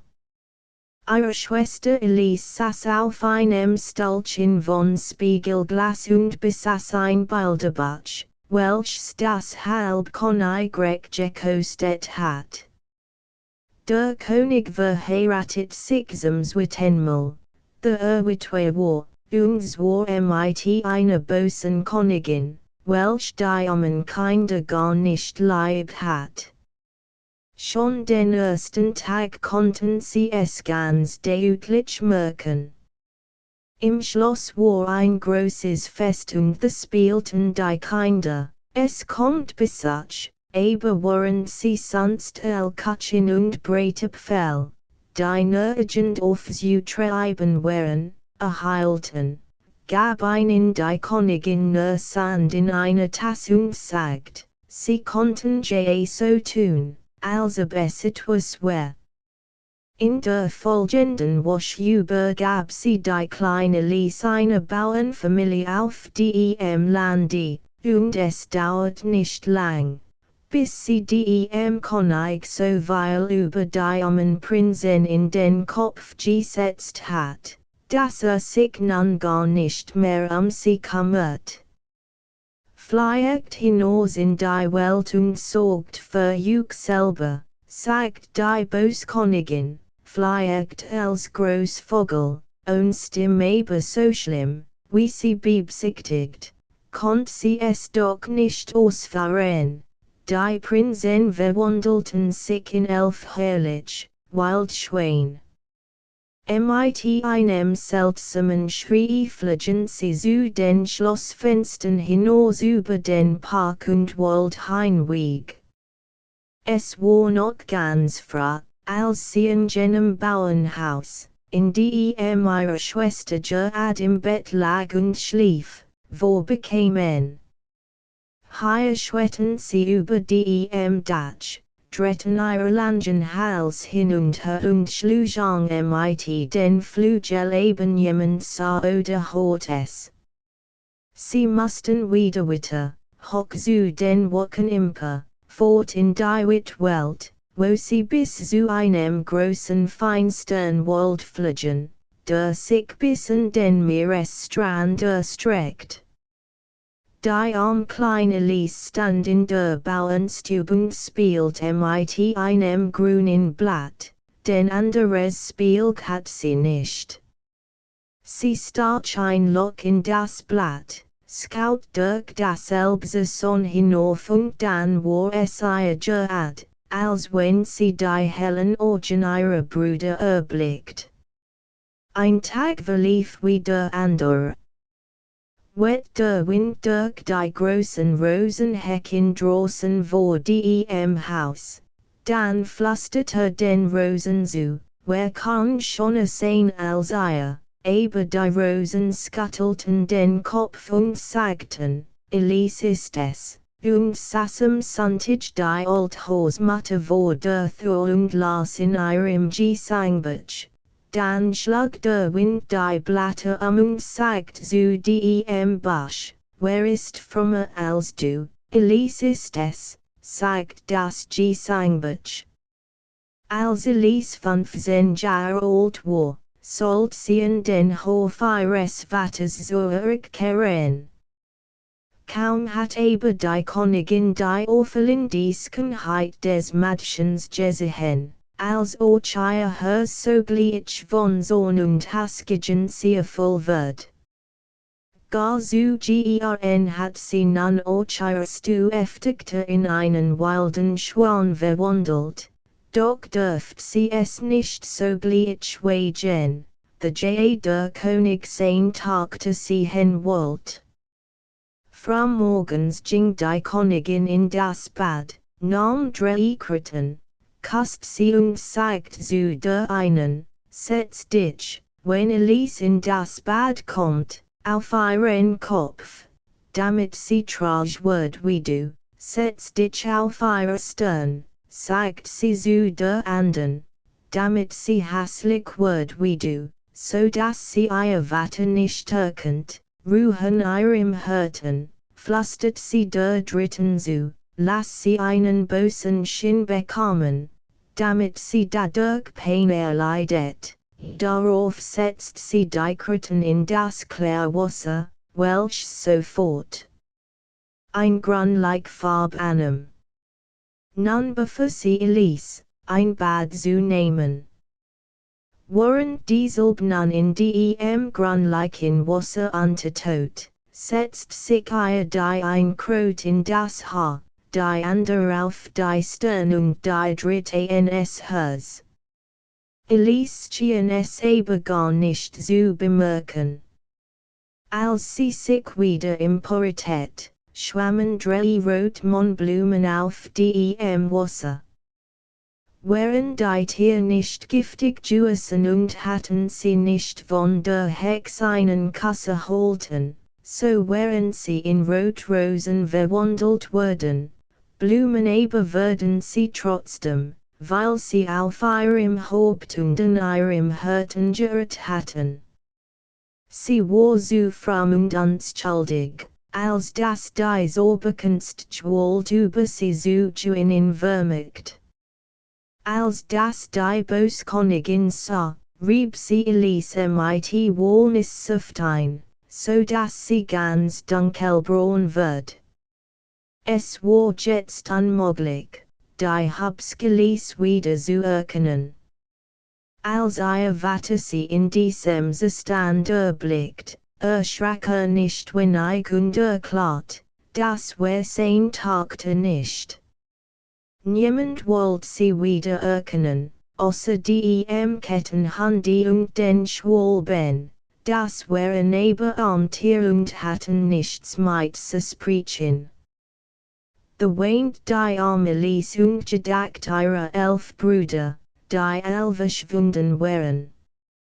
Betrübt schlich sie sich aus dem Schloss hinaus und ging den ganzen Tag über Feld und Sumpf bis in den großen Wald hinein. Sie wusste zwar nicht, wohin sie wollte, aber in ihrer Betrübnis sind sie sich nach ihren Brüdern, die Jewis, so dacht sie, gleich ihr in die Welt hinausgeschickt worden waren. Dies wollte sie suchen und hofft sie euch zu finden. Sie war vollständig vom Weg abgekommen und die Nacht brach hierin. The let sie sich dann auf das Weigmus, sprach ihre Benjabit und lehnt ihr Kopf gegen einen Baumstumpf. Dort war es so still, die Luft war so mild, und ringsummer im Gras und auf dem Moos funkelten, wie in grünlichem Feuer, 100 von Käferchen. Als sie einen Zweig mit der Hand berührt, fielen die ltenden Insekten wie Sternsknappen zu ihr Nieder. Die ganze Nacht träumt sie von ihren Brüdern, als sie erwacht, stand die Sonne schon hoch. Allerdings konnte sie dieselbe nicht sehen, denn die hohen Baumbrieten ihres Weigditt und fest aus, aber die Strahlen spielten dort oben wie ein wehender Goldfler. Sie hat das Wasser platt schön, das kam aus Weilen, riechen Quellen, welche in einen Teich mündeten, in dem der herrlichst Sandboden war. Zwar wuchs hier das Gebüsch, doch hatten in einer Stelle die Hirsche ein groß Öffnung gebildet und nach dieser Richtung hinging Elise im Wasser. Als sie in demselben Jahr eigens angesicht erblickt, erschrak sie auf das heftigst, so braun und hässlich war es. Kaum aber hat sie ihr kleines Handchen ausgemacht und sich Augen und Stirn damit gerieben, so stehen auch die Weisheit wieder hervor. Da let sie flugs ihre Kleider ab und stieg ins Wasser. Ein skoniers Königskind fand sich nirgends in der Welt. Als sie sich wieder angekleidet und ihr Haar geflochten hat, ging sie noch tiefer in den Wald hinein. Dort war es so still, dass sie ihr eigenen Fastritt hat und jedes Welkblatt, welch sich unter ihren Füßen bog, und sie empfand so riecht die Einsamkeit, die sie nicht übergekannt hat. Dies wird Nacht im Wald brach hierin. Diesmal funkelt nicht ein einziges Gefertchen usdem muss hervor und betrübt let sie sich zum Schlaf nieder. Das Schien es ihr, als bten sich die Bombs weit über ihr sit und der lieb Gott sei mit milden Augen auf sie hernieder und klein Engel guckten über seinem Haupt und unter seinen Armen hervor. Als sie am anderen Morgen erwacht, wusste sie nicht, ob sie es nur geträumt hat oder ob es Wirklichkeit gewesen war. Sie macht sich wieder auf den Weg und begegnet sie bald einer alten Frau, die in ihrem Kab trug. Die Alt schenkt ihr einig derselben und Elise fragt, ob sie nicht 11 Prinzen hat durch den Wald reiten sie hen. Nein sagt die Alt, aber gestern sah ich 11 Schwäne mit goldenen Kronen auf dem Kopf den Berg hinabschwimmen. Ich will die den Weg dahin zeigen sie führte Elise ein Streckwette bis zu einem Bornsch, Andersen fast ein Berg vorüberost. Elise sagt nun der alten Lebewe und ging dann den Berg bis zu seiner Mundung entlang. Da lag nun das ganz herrlich Meer vor dem Jungen Mädchen ausgebreitet the. Aber nicht ein Siegel sägt sich darauf, nicht ein Boot war zu sehen, auf welchem sie hatte gelangen können. Sie betrachtet die unzähligen kleinen Steine am Strand, das Wasser hat sie rund geschliffen. Unmöglich hat es darüber hingerollt. Dank für Ihr Lehrer, ihr klaren Wogen, rief Elise. Einmal, das sagt mir mein Herz, würdet ihr mit zu meinen Brüdern tragen, auf dem angespelten Seegräs lagen 11 weiße Schweinenfedern, sie sammelt sie zu einem Strauß. Wassertropfen lagen auf einen, ob es Tau war oder Tränen, konnt niemand sehen. Als die Sonne untergehen wollte, schwörte Elise 11 Wildschweine mit goldenen Kronen auf dem Kopf, die dem Landes fliegen, eine schwett hinter dem anderen, es sah wie ein langes, weißes Band aus. The stieg Elise den Abhang hinauf und versteckt sich hinter einem Busch. Die Schweine ließen sich unmittelbar in ihrer Nähe nieder und schlugen mit ihren großen, weißen Flügel. Als die Sonne unter das Wasser trat, sanken plötzlich die Schweine Hallen und 11 herrliche Prinzen, Elisens Brüder, standen da. Sie stießen lauten Schreie aus, denn, hatten sie sich auch sehr verwandelt, so wusste sie doch, dass sie es wären. Rasch sprang sie auf und umarmte ihre Brüder voller Freude, einen nach dem anderen, rief jeden bei ihnen Die Brüder waren unendlich glücklich, als sie ihr Schwesterchen, das jetzt so groß und schon war, sehen und erkannten. Sie lachten und weinten und waren bald darüber einig, wie bösires Mutter sie gehandelt hat. Wir Brüder sollten an der Altest, fliegen als Wildschwein, solang die Sonne im Himmel steht, ist sie untergegangen, erhalten wir unsere menschliche Gestalt wieder. Unsere Hauptsorge muss es deshalb sein, beim Sonnenuntergang festen Grund und Boden unter den Füßen zu haben, denn fliegen wir dann noch zwischen den Wolken, müssen wir, als Menschen, in die Tiefe hinabsehen.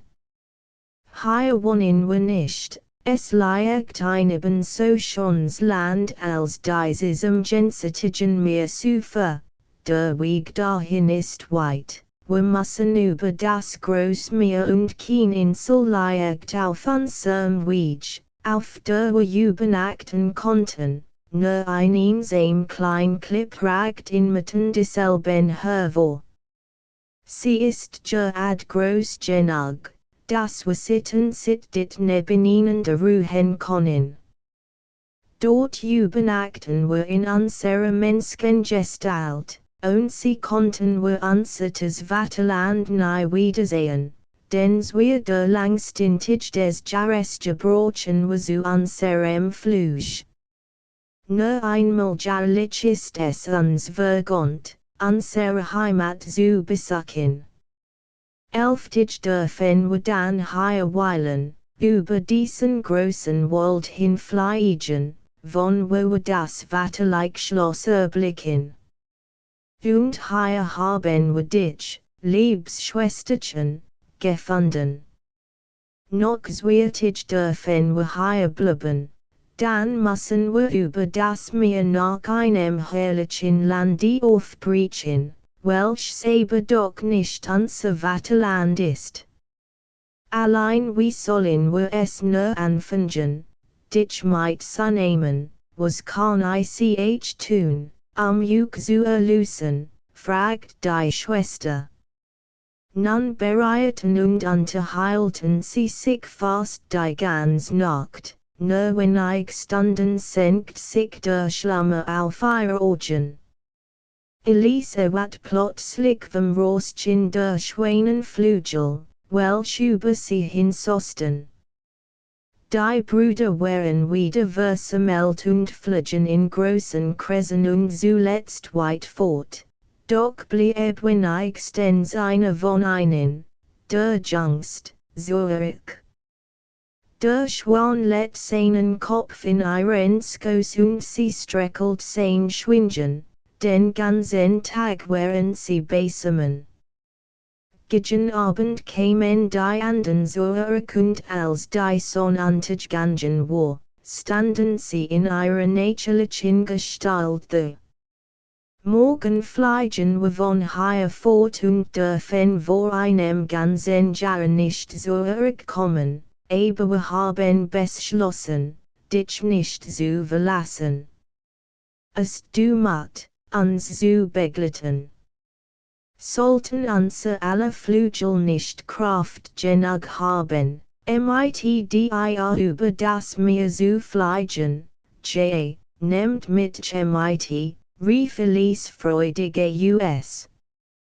Die ganze Nacht brachten sie nun damit zu, aus der geschmeidigen Weidenrhein die und dem Seehens fein starks Netz zu flichten. Auf dieses lädt sich Elise, und als nun die Sonne sich erhob und die Brüder in Wildschwein verwandelt würden, ergriffen sie das Netz mit ihren Schnäbel und flogen mit ihrer Schwester, die noch im Sussenschlummer lag, hoch zu den Wolken empor. Die Sonnenstrahlen schienen ihr ins Antlitz, weshalb einer der Schweine über ihrem Haupt ein Hirschwett, Amaya mit seinen Brieten Flugel Kulen Skotten Zuch waren. Sie waren schon weit vom Lande weg, als Elise wat. Sie glot noch zu traumen, so wunderbar kam es ihr vor, über das Meer hoch durch die Luft getragen zu werden. Ihr Sit lag eins Weg mit herrlichen Riefen und ein Band wohlgemeckender Wurzel.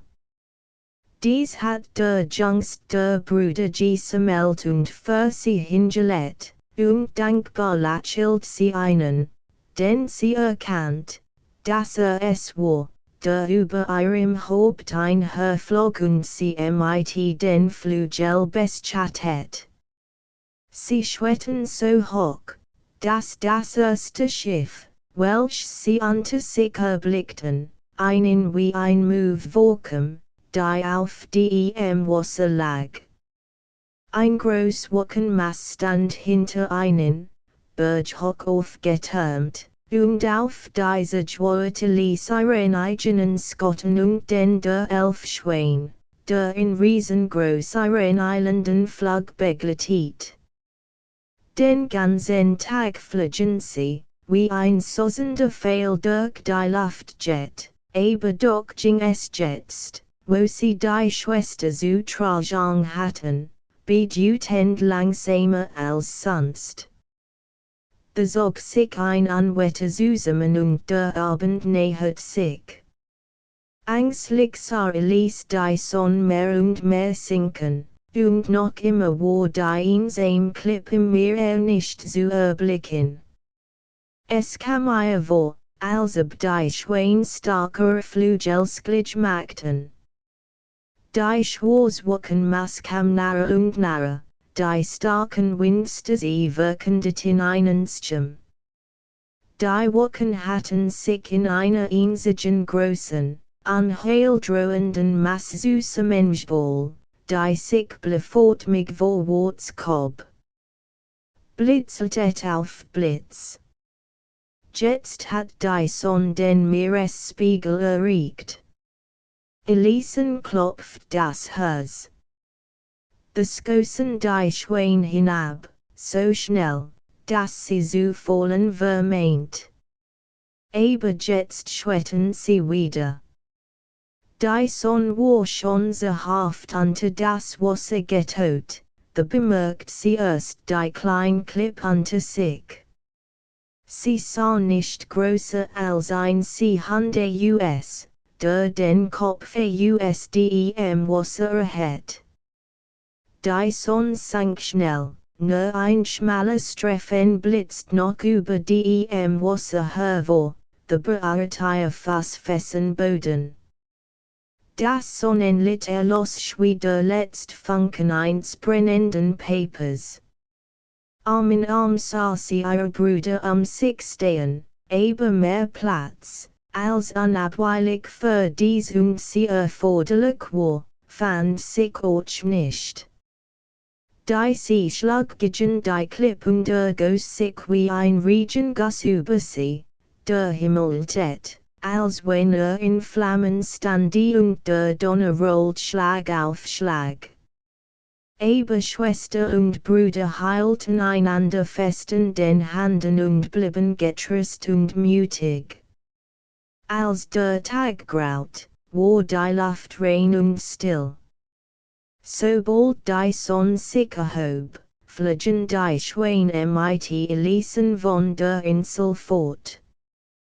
Das Meer ging noch hoch, so dass es, als sie hoch in der Luft schwebten, einen vorkam, als ob der Weißschaum auf der dunkelgrünen See Millionen Schweine wären, die sich auf dem Wasser schaukelten.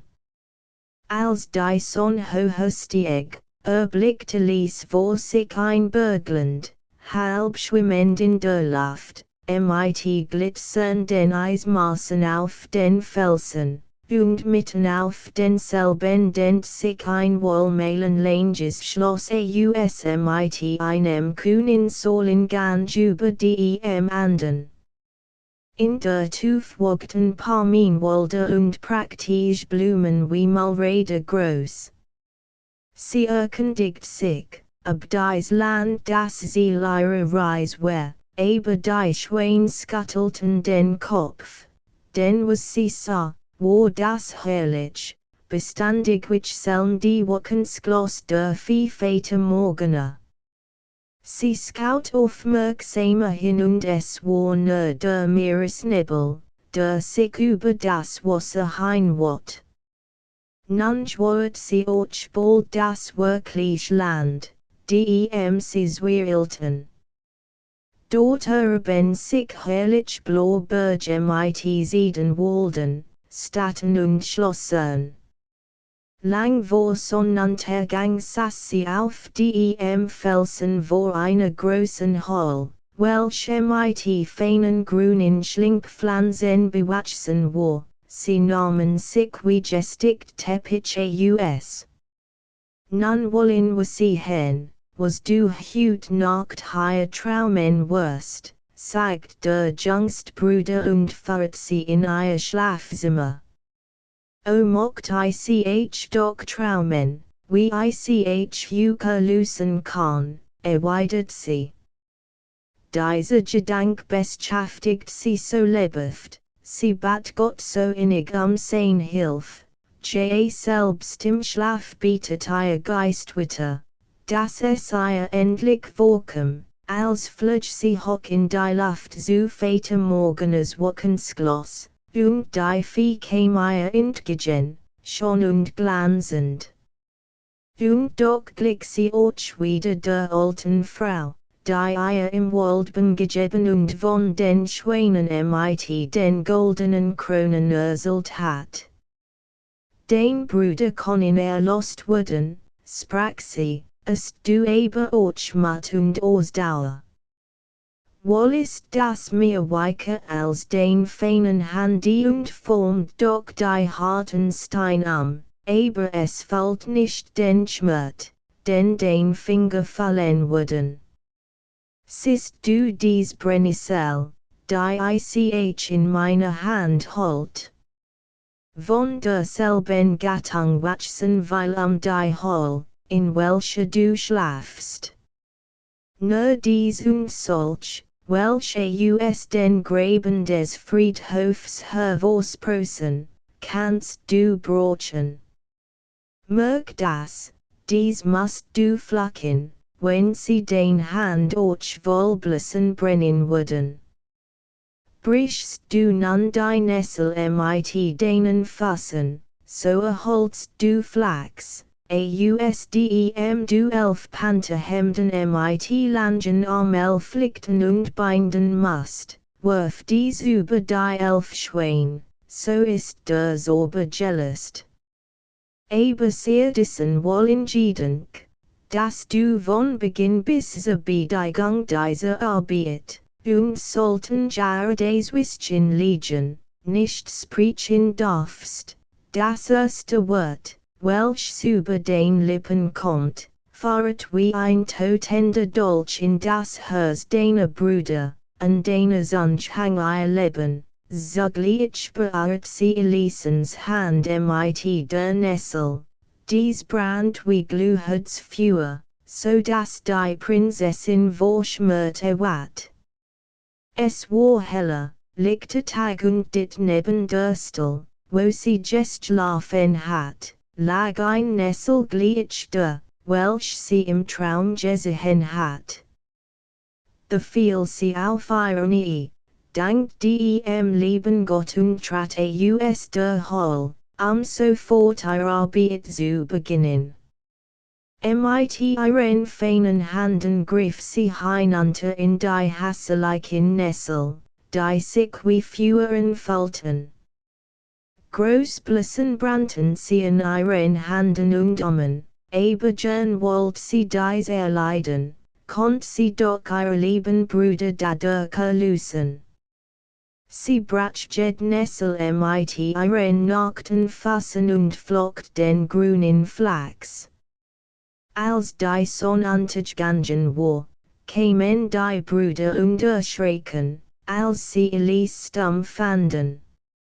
Zunächst hielten sie es für ein Neubesorber ihrer Bosen Stiefmutter, als sie aber ihre Handy sehen, begriffen sie, was sie ihretwillen wollte.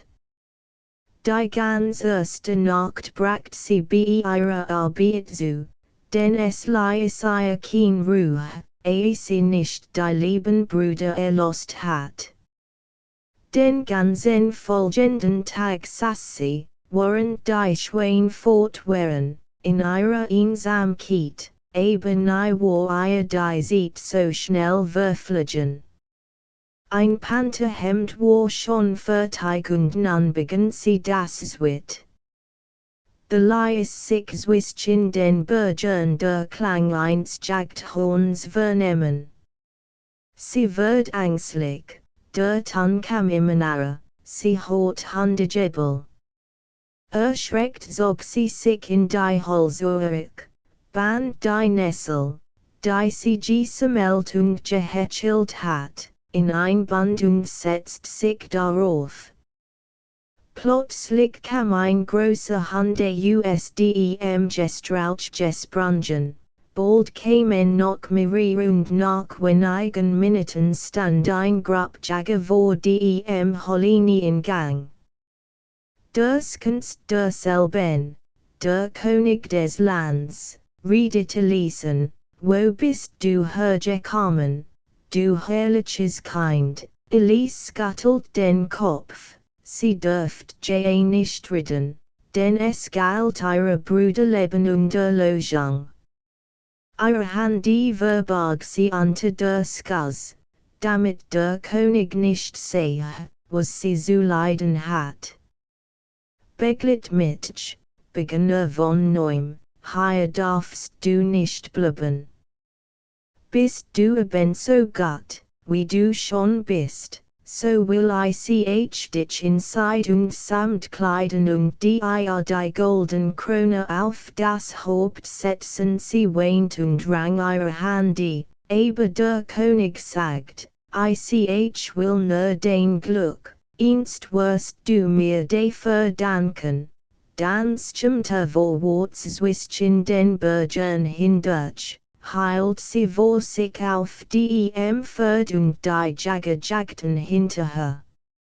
Als die Sonne niedersank, lag die praktisch Königsstadt mit ihren Kirchen und Kapelle vor ihnen, und der König führt sie in sein Schloss, wo in hohen Marmorsälen Großwasserkunstplatz schürten, wo Wand und Decken mit Gemälden verjährt waren. Aber sie hat kein Augen dafür, sie weint und trauert. Willenlos duldet sie, dass die Frauen ihr königlich Kleider anlegen, ihr Perlen in das Haar flochten und Feinhandschuhe über die verbrannten Finger zogen. Als sie in aller ihrer Pracht dastand, war sie so blendend schon, dass sich der Hof noch tiefer vor ihr verneigt, und der König wollte sie zu seiner Brot, aber der Bischof den Kopf scuttelt und meint, das Mädchen wär sicher ein Hex. Doch der König hört nicht darauf, ließ die Musiker klingen und sie wird durch die Garten in die prächtigsten Säle hineingeführt. Aber nicht ein Lächeln glitt über ihren Mund oder strahlt aus ihren Augen. Nun öffnet der König ein kleines Zimmer dit daneben, wo sie schlafen sollte. Es war mit kostlichen grünen Teppichen ausgeschmückt und Arnold vollkommen der Hall, in welcher der König sie gefunden hat. Auf dem Fußboden lag das Band Flachs, welchen sie aus den Nessel gesponnen hat, und unter der Decke hing das Pantherhemd, welches schon fertig gestrickt war. Als dies hat einer der Jäger als merkwürdig Kiet mitgenommen. Hier kannst du dich in den Früh hier Heimat zurücktraumen, sprach der König. Hier ist die Arbeit, die dich dort beschäftigt. Jetzt, mitten in deiner Pracht, wird es dich unterhalten, und die Vergangenheit sieht zurückzudenken als Elise das erblickt, was ihrem Herzen so nahe lag, spielt ein Lächeln um ihren Mund und das Blut kehrt in ihre Wangen zurück, sie dachten die Erlösung ihrer Brüder, küsst dem König die Hand. Drückt sie in sein Herz und lässt durch Elkerchenglück in das Hochzeitsfest verkündigen. Das Skone, Mädchen ausdem World ward die Königin des Lands.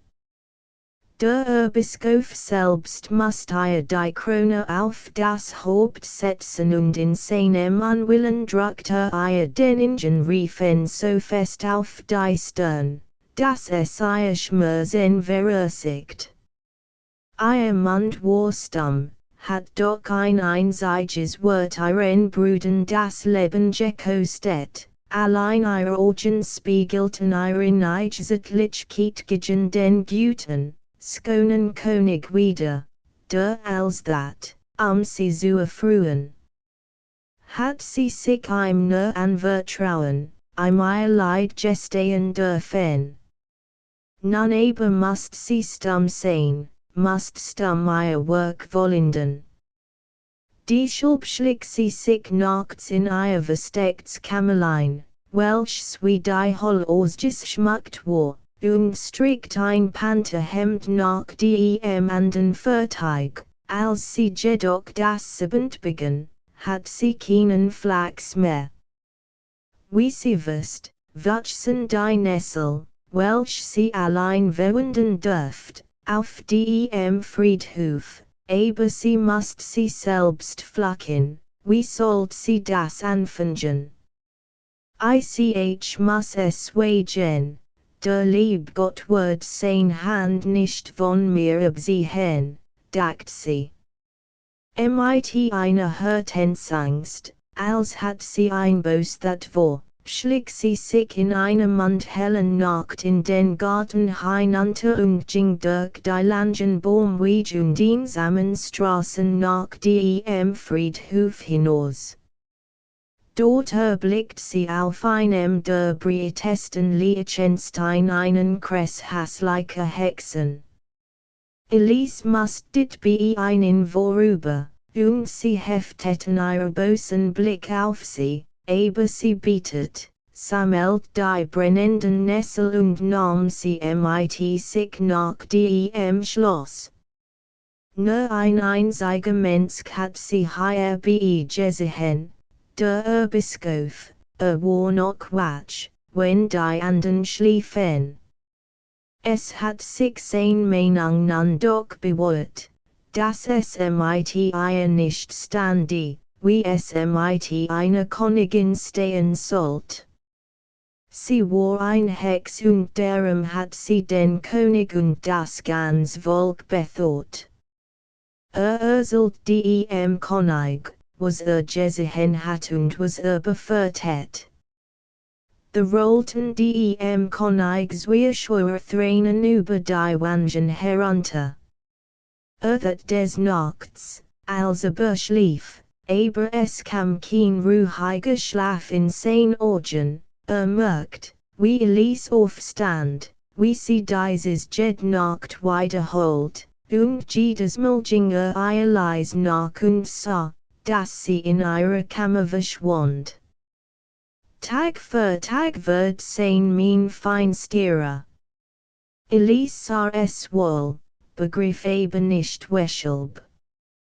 Doch ängstigt sie dieses Benehmen, und was litt sie nicht erst in ihrem Herzen ihrer Brüder willen. Auf den königlichen Sammet und Papa rannen ihre bitteren Tränen nieder. Inzwischen war ihre Arbeit nun bald vollendet, nur ein Panterhemd fehlt noch, aber sie hat nun keinen Flachs mehr und nicht ein einzig Nessel. Einmal, nur dieses letzte Mal noch, musst sie die zum Friedhof hinaus wandern und einig Handy wohl flacken. Elise ging, aber der König und der Erbischof folgten ihr und sehen sie in die Kirchhofsfort hineintreten und verschwinden. Als sie sich derselben näherten, erblickten sie auf den Grabsteinen die Hexen, wie sie Elise erblickt hat, und der König wand sich ab, denn vermutet die Königin unter ihnen.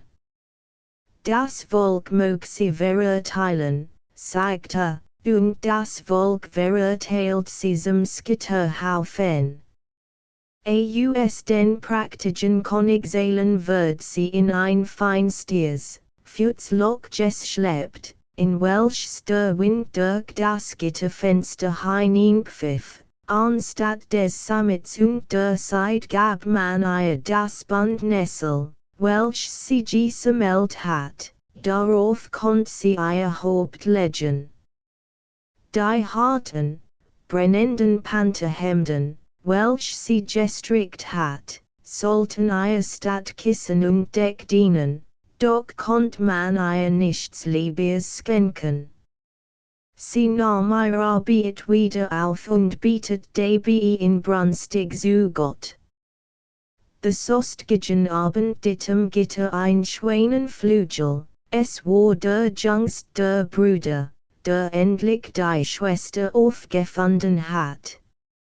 Laut schlacht sie auf vor Freud, obgleich sie wusst, dass die kommende Nacht violet die letzte war, die sie zu leben hat.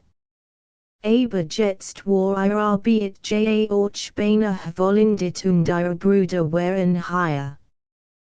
Die kleinen Moors liefen über den Fußboden, schleppten die Nessel bis zu ihren Füßen hin, doch auch ein wenig zu helfen, und die Drossel setzt sich an das Gitter des Fensters und sang so lustig sie konnte, damit Elise den Mut nicht verlieren sollte. Es begann gerade zu dämmern, erst in einer Stunde sollte die Sonne aufgehen. Da standen die 11 Brüder vor dem Portal des Schlosses und verlangten, vor den König geführt zu werden. Das konnte nicht geschehen, erhielten sie aber zur Antwort, es war noch Nacht, der König schlief und dürfte nicht geweckt werden. Sie beten, sie drohten, die Waschkam, selbst der König trat aus seinem Schlafzimmer und fragt, was das zu bedeuten hat, aber in dem Augenblick stieg strahlend die Sonnenimper und nun war kein Bruder mehr zu sehen, aber über das Schloss hinweg flogen 11 Wildschweine. Auf einem schlichten Karren wird die Königin zur Rittstadt geführt, sie trug ein hässliches, graues Schwand, ihr langes Haar wollt aufgelost das Haupt, ihre Wangen waren leichenblass, ihre Lippen bewegten sich leise, während ihre Finger den grünen Flachs flockten. Selbst auf ihrem Todesweg unterbrach sie die begonnene Arbeit nicht, diesen Panterhemden lagen zu ihren Füßen, an dem 11. strickt sie.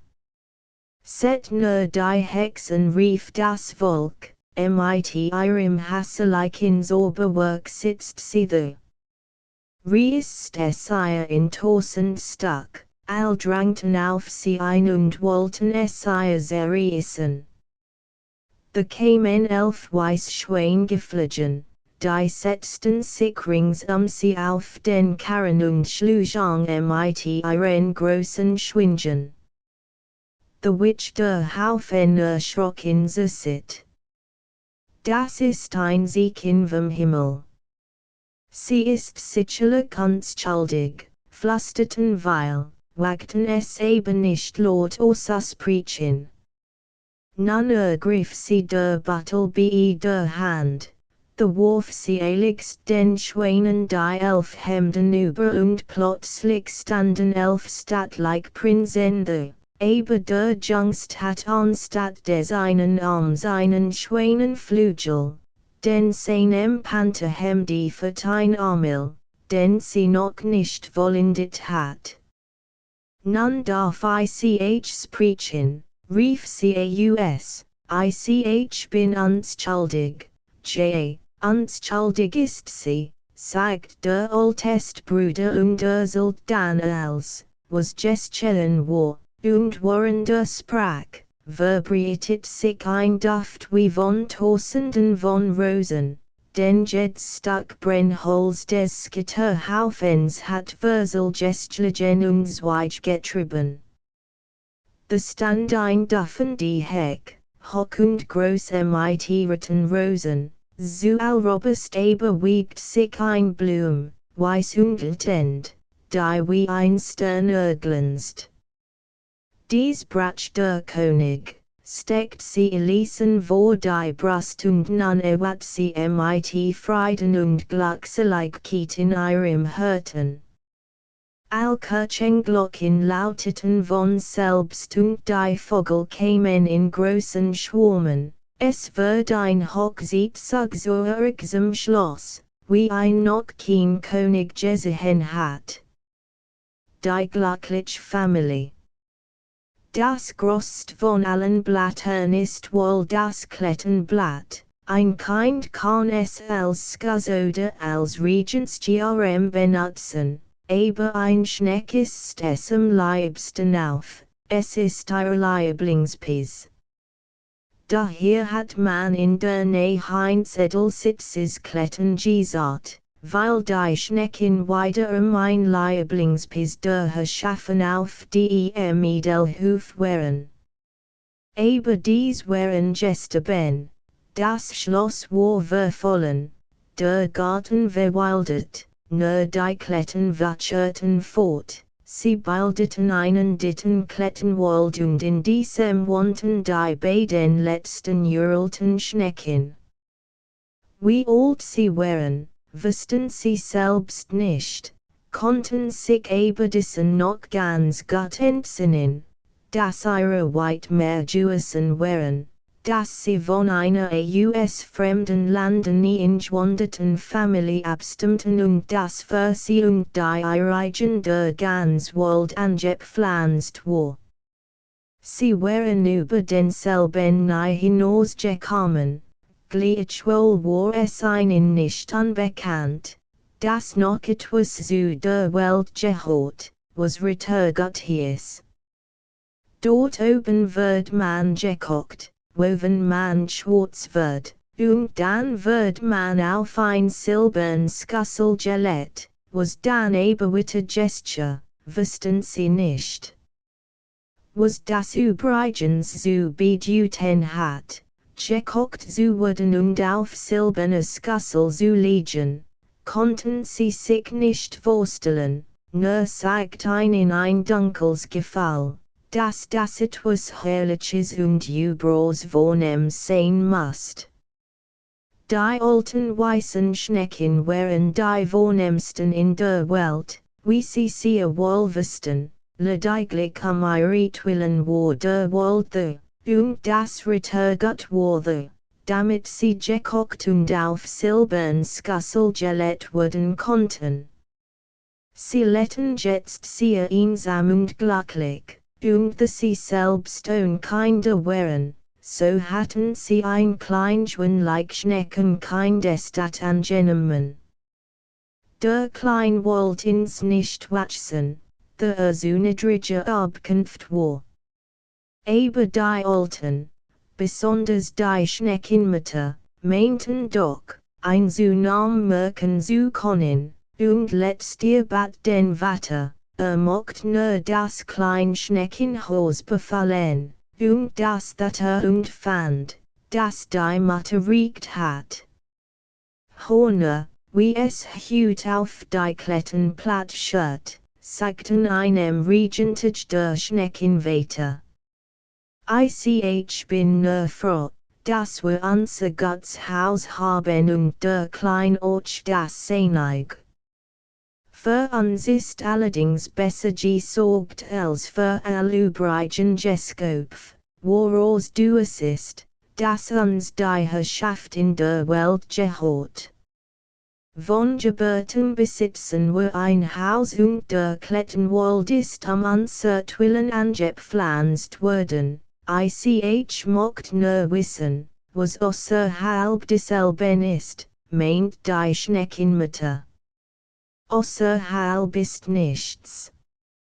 Das Schloss ist violet ingestures, sagt der Schneckenwetter, oder der Klettenwald ist darüber hinweggezogen, so dass die Menschen nicht mehr heraus können. Hast du auch schon daran gedacht, wo wir eine Frau für unseren kleinen Herr bekommen konnten, fragt die Schneckenmutter. Glaubst du nicht, dass weit in den Klettenwald hinein sich noch jemand unserer Art finden sollt, Schnecken, mein ich, würden wohl zahlreich vorhanden sein, sagt der Alt, Schneckenhaus, aber die gehören trotz ihrer Ingebildet zu dem gemeinen Volk. Wir konnten jedoch die Meisen damit beauftragen, sie laufen, als wenn sie etwas zu tun hatten, regelmäßig hin und her. Sie wissen du ist eine Frau für unser Schneckchen, ich weiß freilich die allerkunst, sagt eine Meis, aber ich befürcht, es wird sich nicht Mädchen, da es sich ein Königin handelt. Das tut nichts, sagten die Alten.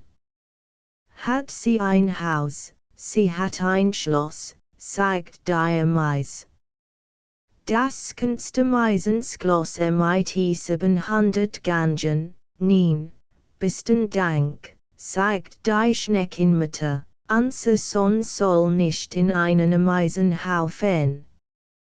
Wisst ihr nichts Besseres? So wollen wir uns an die weißen Macken wenden, sie fliegen in Regen und Sonnenskin weit umher und kennen den Klettenwald von innen und von außen. Wir haben eine Frau für ein, sagten die Macken.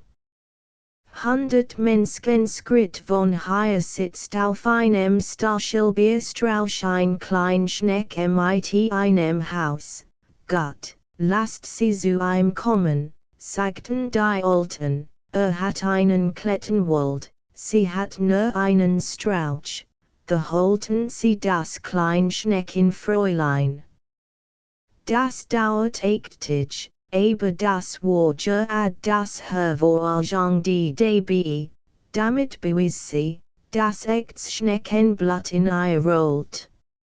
Darauf wird Hochzeit gefeiert.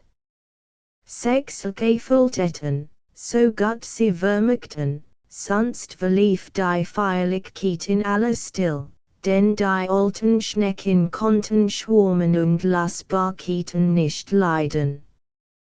Deswegen wird von der Schneckenmutter ein Schönried gehalten, der Vater war nicht dazu imstande, war zu bewegt. Und dann übergaben sie einen den ganzen Klettenwald als Erbteilung weiterhalten, was sie stets gesagt hatten, dass es das bist in der Welt wäre, wenn sie und ihre Kinder einst auf das Schloss kommen, schwarz gekocht und auf ein silbernes Gessel gelegt werden würden. Nach Schloss der Ried krochen die Alten in ihre Häuser und kämen nie wieder heraus, sie schliefen. Das Jungschneckenpaar regiert im Wald und erhielt ein zahlreich Nachkommenschaft, nie aber würden sie gekocht und nie kämen sie auf ein silbernes Gessel, weshalb sie meinten, dass das Schloss in Gestures und Allmenschen in der Welt ausgesteben wären, und der einen jemand widersprach, galt es natürlich als wahr. Der Regen schlug auf die Klettenblätter, mein in ein Trommelmusik vorzumischen, und die Sonne tät, ihre Twegen den Klettenwald in ein leicht mir zu tauchen und sie waren sehr glücklich und die ganze Familie war glücklich, und sie war es wirklich. Der Engel. Bei jedem guten Kinde, wenn es stirbt, steigt ein Engel Gottes auf die Erde nieder, nimmt das Todkind auf sein Arm, breitet sein großen weißen Flügel aus, fliegt über alle Staaten hin, die das Kind lieb gehabt hat, und pflückt ein ganz Hand voll Blumen, die zu Gott hinaufbringt, damit sie dort noch schöner als auf Erden blühen. Der lieb Gott drückt alle Blumen in sein Herz, aber der Blum, die ihm liebsten ist, gibt einen Kuss und dadurch erholt sie Stimmung würmig in der großen Glückseligkeit mit zu singen. Siehe, dies als sollt ein Engel Gottes, als ein Todskind zum Himmel trug und das Kind hat es wie im Traum. Sie schreiten hinüber die Staaten der Heimat, wo das Kind gespielt hat, und kämen durch Garten mit herrlichen Blumen. Welch wollen wir nun mitnehmen und in den Himmel pflanzen, fragt der Engel. Da stand ein schlanker, praktischer Rosenstock, aber ein Boshand hat den Stamm gebrochen, so dass zwei wohl größer, halb aufgebrochene Knospen verwelkt herabhingen. Der Rosenstock, sagt das Kind. Aber nur oben bei Gott Blut gelangen kann, und der Engel nahm ein, kast aber das Kind dafür und das Klein öffnet sein Augen Haft. Sie pflückten von den reichen Prachtblumen, nahmen jedoch auch die verratet Goldblum und das wildste F-Matterchen mit. Jetzt haben wir Blumen, jubelt das Kind, und der Engel nickt. Es war Nacht und Jubel hört still. Sie blieben in der großen Stadt und schreiten in einer der schmalsten Gassen, wo allerhand Gerümpel umherlag, denn es war sie hütig gewesen. Der Engel sägt auf dies Scherben eins Blumentopfs hinunter und auf einen Klumpen Erd, der herausgefallen war und durch die Wurzel einer großen, verwelkten, und die Schulb auf die Straße hinausgeworfenen Feldblumen zusammengehalten wird. Die nehmen wir mit, sagt der Engel. Ich will die eigentlich erzählen, weshalb, und nun fliegen sie und der Engel erzählt, dort unten in der Ingenstraße, in die niedrigen Keller, wohnt ein armer, kranker Nub. Von Kindesbeinen war immer bettlägerig gewesen. Wenn sich am wohlsten fällt, konnte die Kleinstube aufkrach in ein Permel auf und niedergehen, das war das Höchst. Während wenn sommertig fielen die Sonnenstrahlen ein halbes Stündchen in den Kellerflur hinein. Wenn dann der Armjung das und die warme Sonne auf sich herniederschienen ließ, und durch sein feinen Finger, die sich vor das Gesicht hielt, das Rotblut hindurchschimmern sah, dann hieß es, Hut ist ausgewiesen, denn wohl in seinem herrlichen Frühlingsgrün kannte nur dadurch, dass ihm des Nachbars Sohn den ersten Butchensweg bracht. Den hielt über den Kopf und träumt nun, unter Butchen zu ruhen, wo die Sonstchen und die Vogel sangen. An einem Skonen Lenztig Brachtheim der Nachbars on Mirierfeld Blumen, worunter sich auch ein mit der Wurzel befand. Sie wird in einen Topf gepflanzt und in das Fenster dit neben seinem Bett gestellt. Die Blume war von einer glücklichen Hand gepflanzt, sie wuchs, trieb neues Gosling und trug jetzt ihre Blumen. Sie ersetzt die Kranken neben den schönsten Garten, wo sein kleiner Schatz auf dieser Erde. Begoss und wartet sie und sorgt dafür, dass sie gleich in Sonnenstrahl, der durch das niedrige Fenster hereinlanzt, bis auf den letzten erheilt. Die Blume wuchs selbst in sein Traum hinein, denn für ein allein wuchs sie, verbreitet sie ihren Duft und erfreut sie das Auge. Ihr wandte im Tod sein Antlitz zu, als der Herr einrief. Ein ganzes Jahr ist nun bei Gott gewesen. So lang hat die Blume vergessen im Fenster gestanden und ist verdorrt und die Schulb auf die Straße hinausgeworfen worden.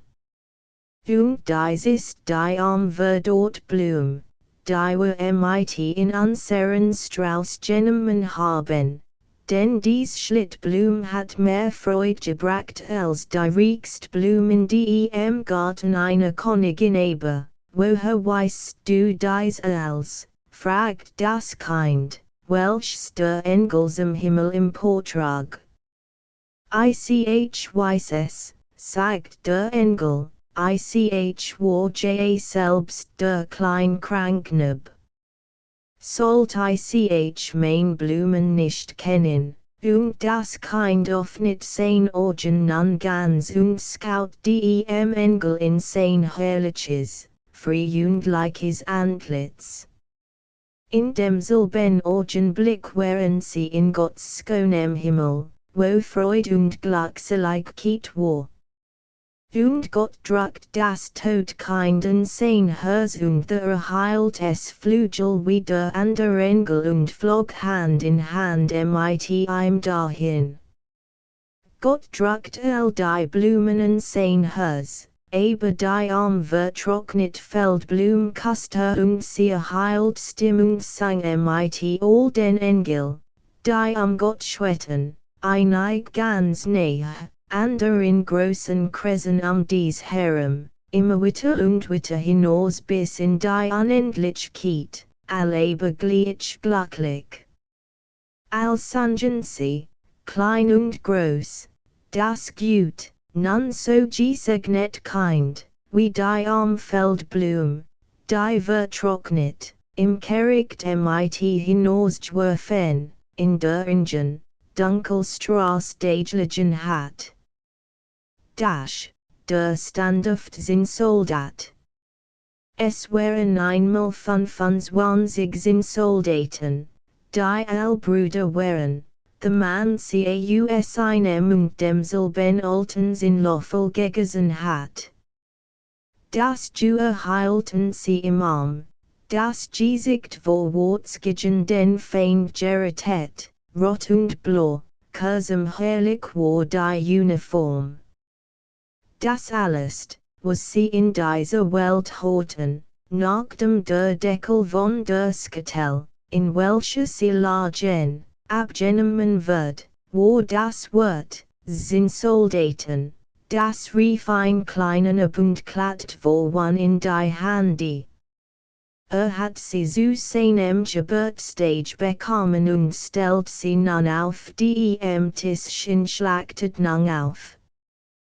Der ein Soldat glick die anden auf das genau ist, nur ein einziger war etwas verschieden, hat nur ein Being, denn der zuletzt gegessen worden, hat das Sinn nicht mehr ausgedreht, doch stand auf seinem einen Bein ebenso fest wie die anden auf ihren Beiden. Und sollt sich durch sein denkwürdiges Schicksal besonders auszeichnen. Auf dem Tisch, wo sie aufgestellt werden, befand sich noch Weils anderer Spielg, aber das Geneig, welchem meisten die Aufmerksamkeit auf sich zog, war ein hübsches Schloss von Papier. Durch die kleinen Fenster konnte man inwendig in die Saal hineinschauen. Vor dem selben standen klein Baum, rings ein Stück Spiegelglas, welch seinen sie vorstellen sollt. Das war wohl als niedlich, aber das niedlichst blieb doch ein kleines Mädchen, welches vor dem offenen Schlossportal stand. Es war ebenfalls aus Papier ausgeschnitten, hat aber ein Seidenskleid und ein kleines, schmales, blaues Band über den Schultern, mitten auf diesem saß ein funkelnder Stern, so groß wie ein ganzes Gesicht. Das kleine Mädchen streckte ihr beiden Arm anmutig in die Höhe, denn sie war ein Tänzerin, und dann erhob sie das ein Bein so hoch, dass es der Zinnsoldat gar nicht entdecken konnte und dachte, dass sie, wie nur ein Bein hat. Die Post vermittelt als Frau, dachte, aber sie ist so vornehm vermittelt, sie wohnt in einem Schloss, und ich hab nur eins Hotel. Die ich mit 24 teilen muss, das ist kein Wohnung für sie. Doch will ich sus hin, aber ich ihre Bekanntschaft machen kann, dann lädt sich der lang nach hinter ein schnapfte Boxdose, die auf dem Tisch stand. Von hier konnte die klein fein Dame, die nicht müde wird, auf einem Bein zu stehen, und das Gleichgewicht zu verleihen, genau beobachten. Als es Abend wird, lädt man die übrigen Soldaten in ihres Hotel und die im Haus gingen zu Bett. Nun begann das Spiel zu spielen. Der Knacker schlug Purzelbaum und der Griffel verlustig über die Tafel hin. Es entstand ein Lärm, das der Kanarienvogel aufwacht und seinen Gesang mit hineinschmittert. Die beiden Einzigen, welch sich nicht von der Still bewetten, waren der Zinnsoldat und die kleine Tänzerin. Sie stand kurtengeraad auf der Zehenspitze und hat beide Arme erben, war auf seinem einen Bein ebenso standhaft, nicht einen Augenblick wandte sein Augen von ihr ab. Jetzt schlug es Mitternacht und Klatsch. Sprang der Deckel von der schnapfte Boxdose, aber nicht etwa schnapfte Bock war darin, nein, sondern ein kleiner schwarzer Kobold, das war ein Kunststück. Zinnsoldat, sagt der Kobold, du wirst die noch die Augen aushängen, aber der Zinnsoldat dat, als nichts gehört hat. Wart nur bis morgen, rief ihm dann der Kobold noch zu. Als es nun morgen ward und die Kinder aufstanden, wird der Zinnsoldat in das offene Fenster gestellt, und war es nun der Kobold oder ein Zugwind, gleichviel. Plötzlich flog das Fenster auf und der Soldat fiel aus dem dritten Stockwerk hauptlings hinunter. Das war ein schreckliches Schiss. Streckte sein eins Bein gerad in die Luft und blieb auf dem Helm, das Behonet nach unten, zwischen den Pflastersteinen stecken. Die Dienstmagd und der Kleine bliefen sogleich hinunter, ein zu suchen, aber obgleich sie beinahe auf eingetreten hatten, konnten sie ihn doch nicht erblicken. nun begann es zu regnen, Tropfen folgt auf Tropfen, bis es ein tattiger Platzregen wird, als vorüber war, kamens wir Straßen Jungen dorthin. Siet, sagt der ein, the liegt eins in Soldat, der muss hinaus und Segel, nun machten sie ein Boot aus Tungspaper, setzten den in Soldaten mitten hinein und ließen ein den Rinstein hinunter Segel. Beidneben liefen nebenher und klappten in die Hände. Hilfhimmel, was verwellen erben sich in dem Rinstein und welch riesender Strom war the. Es muss ein wahrer Platzregen heruntergekommen sein. Das Paperboot schwankt auf und nieder und bisweilen dreht es sich im Kreis, das den in Soldaten ein Schauer überlief. Trotzdem blieb standhaft, verfahrt sich nicht, sah adi aus und behielt das Jura im Arm. Plötzlich trieb das Boot unter ein Langrinsteinbruch, hier war es so dunkel wie in seines Kettel. Wo mag ich jetzt nur hinkommen, dachte. Das ist des Kobolds Schuld, in diesem Augenblick erschien ein Wasserrat, welch unter der Rinsteinbruch wohnt. Hast du einen Pass? Fragt der Rat. Herr Mitdem Pass, aber der Soldat schwieg still und hielt sein Jura nur noch fester. Das Boot fuhr weiter und der Rat hinterher. Wie sie den Sonnen nert und den Spannen und dem Strasser if, holt ein auf. Hat keinen Zoll bezahlt, hat keinen Pass fortgesetzt, aber die Strömung wird starker und starker, der Soldat kommt, schon das Ende des Bretts erreicht, den hellen Tag erblicken, aber hat zugleich einen brausenden Ton, der auch eins tapfen Manns Herzen erschrecken konnt. Denkt euch, der Rinsteinstürm in der Brücke ad in einen großen, breiten Kanal hinab, was ihm gleich Gefahr bringen musste als uns, wollten wir Menschen einen großen Wasserfall hinunterskell. War jetzt schon so nahe dabei, dass nicht mehr anzuhalten vermocht. Das Boot fuhr hinab, der arm Soldat hielt sich, so gut es gehen wollt, aufrecht. Niemand sollt ihm nachsagen können, dass auch nur mit den Augen geblinkt hat. Das Boot dreht sich wie sich selbst und füllt sich dabei bis zum Rand mit Wasser, es muss sinken. Der Soldat stand bis zum Hals im Wasser, und tiefer sank das Boot.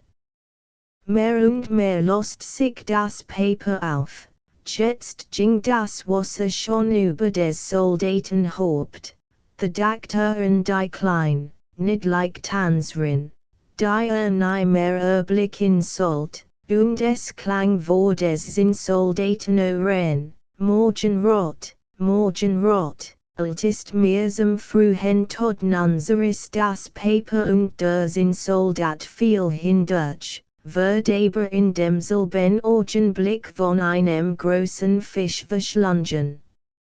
Nein, wie feinste war es da drinnen, da war es noch schlimmer als unter der Rinsteinbruch und vor allen Dingen sogar eng. Gleichwohl war der Soldat standhaft und lag, solange war, mit dem Jura im Arm. Der Fisch fuhr umher und macht die entsetzlichsten Bewegungen, endlich wird es ganz still, und wie ein Blitzstrahl fuhr es durch ein hin. Dan drang ein helle Leichtglans hinein und gemmend rief laut, ein Zinnsoldat, der Fisch war gefangen, auf den Markt gebracht und verkauft worden und so in die Kasch hinausgewandert, wo ein die Magd mit einem großen Messer aufschnitt. Sie fasst den Soldaten mitten am den Leib und trug ein in die Stube hinein, wo samtlich den merkwürdigen Mann sehen wollten, der immerhin eins Fisches am Herdreist war, der Zinnsoldat war jedoch darauf gar nicht stolz. Man stellt ein auf den Tisch und nein, wie wunderlich kann es doch in der Welt zugehen, befand sich der Zinnsoldat in der namlichen Stube, in der vorher gesessen war. Sah die namlichen Kinder und das namlich Spiel stand auf dem Tisch, das herrlich Schloss mit der niedlichen kleinen Tänzerin. Sie hielt sich immer noch auf dem einen Bein und hat das andere hoch in der Luft, sie war ebenfalls standhaft. Das ruht den Zinnsoldaten so, dass beinahe sinjuend hat, aber das schickt sich nicht. Sah sie und sie sah einen, aber sie sagten einander nichts. Plötzlich ergriff ein der Kleinen neben den Zinnsoldaten und warf ein Augs in den Ofen hinein, obgleich es eigentlich gar kein Grund vorlag. Doch Juis hat es ihm der Kobold in der Dosing gegeben. Der Zinnsoldat stand mitten im Feuer und fällt ein ganz entsetzlich Hitz. Die Farben waren von ihm abgegangen, ob das von den Reisestrapazen herrührt oder vom Kummer, wusste nicht. Sah das Dampfchen und fällt, wie schmolz. Aber noch stand aufrecht und hielt sein Juer im Arm. Da ging plötzlich ein auf, ein Windhauch fast die Tänzerin und dies flog gleich eine Sylphie in den Ofen zum Zinnsoldaten, lodet auf und war dahin. Da schmolz auch der Zinnsoldat zu einem Klumpen. Und als die Magd am nächsten Morgen die Usdem nahm, fand sie eingestaltet wie ein kleines Haus. Von der Tänzerin war nichts übrig als der Flittersten, der schwarz gebrannt war. Des Kaisers Nachtigall. Das Schloss des Kaisers von China war das praktischste in der Welt, Dirk und Dirk von feinem Porzellan. Im Garten sah man die herrlichsten und merkwürdigsten Blumen und an den allerpraktigsten waren silberne Glocken befestigt, die fort waren Tanten, damit man nicht vorüberging, und die Blumen zu bemerken. Als war in des Kaisers Garten auf das Gestmack und Kunstrecht ausgegrübelt und erstreckt sich so weit, dass selbst der Gärtner das Ende desselben nicht kannt. Ausdem Garten gelangt man in einen Wald, und dieser stießen das Meer, welches blau und tief war. Großschiff konnten unter den überhangenden Zweigen hinsgell, und in diesen wohnt ein Nachtigall, welch so himmlisch schon sang, dass selbst der Armfischer, der wohl auf von seinem Geschaft in Ansprach genommen war, still lag und lost, wenn nachts ausgefahren war, sein Netz aufzusehen und dann die Nachtigall hört. Mein Gott, wie ist das schon, sagte, dann aber musste seinem Job nachgehen und vergaß den Vogel. Doch wenn derselb in der nächsten Nacht wieder sang, und der Fischer dorthin kam, wiederholte, mein Gott, wie ist das doch schon, von allen Landen der Welt kamen Reisende nach der Stadt des Kaisers und bewunderten dieselbe, das Schloss und den Garten, vernahmen sie aber die Nachtigall, dann sagten sie all, das ist doch das Allerbest, die Reisenden erzählten davon nach ihrer Hinkunft, und die Gelehrten schrieben Bücher über die Stadt, das Schloss und den Garten, aber die Nachtigall vergaßen sie nicht, der wird das Hauptkapitel gewidmet, und die, welche dichten konnten, schrieben die herrlichsten Gedichte über die Nachtigall im Wald der Tufensi. Die Bücher werden in alle Sprachen übersetzt und eingereiht dann auch einmal dem Kaiser in die Hände.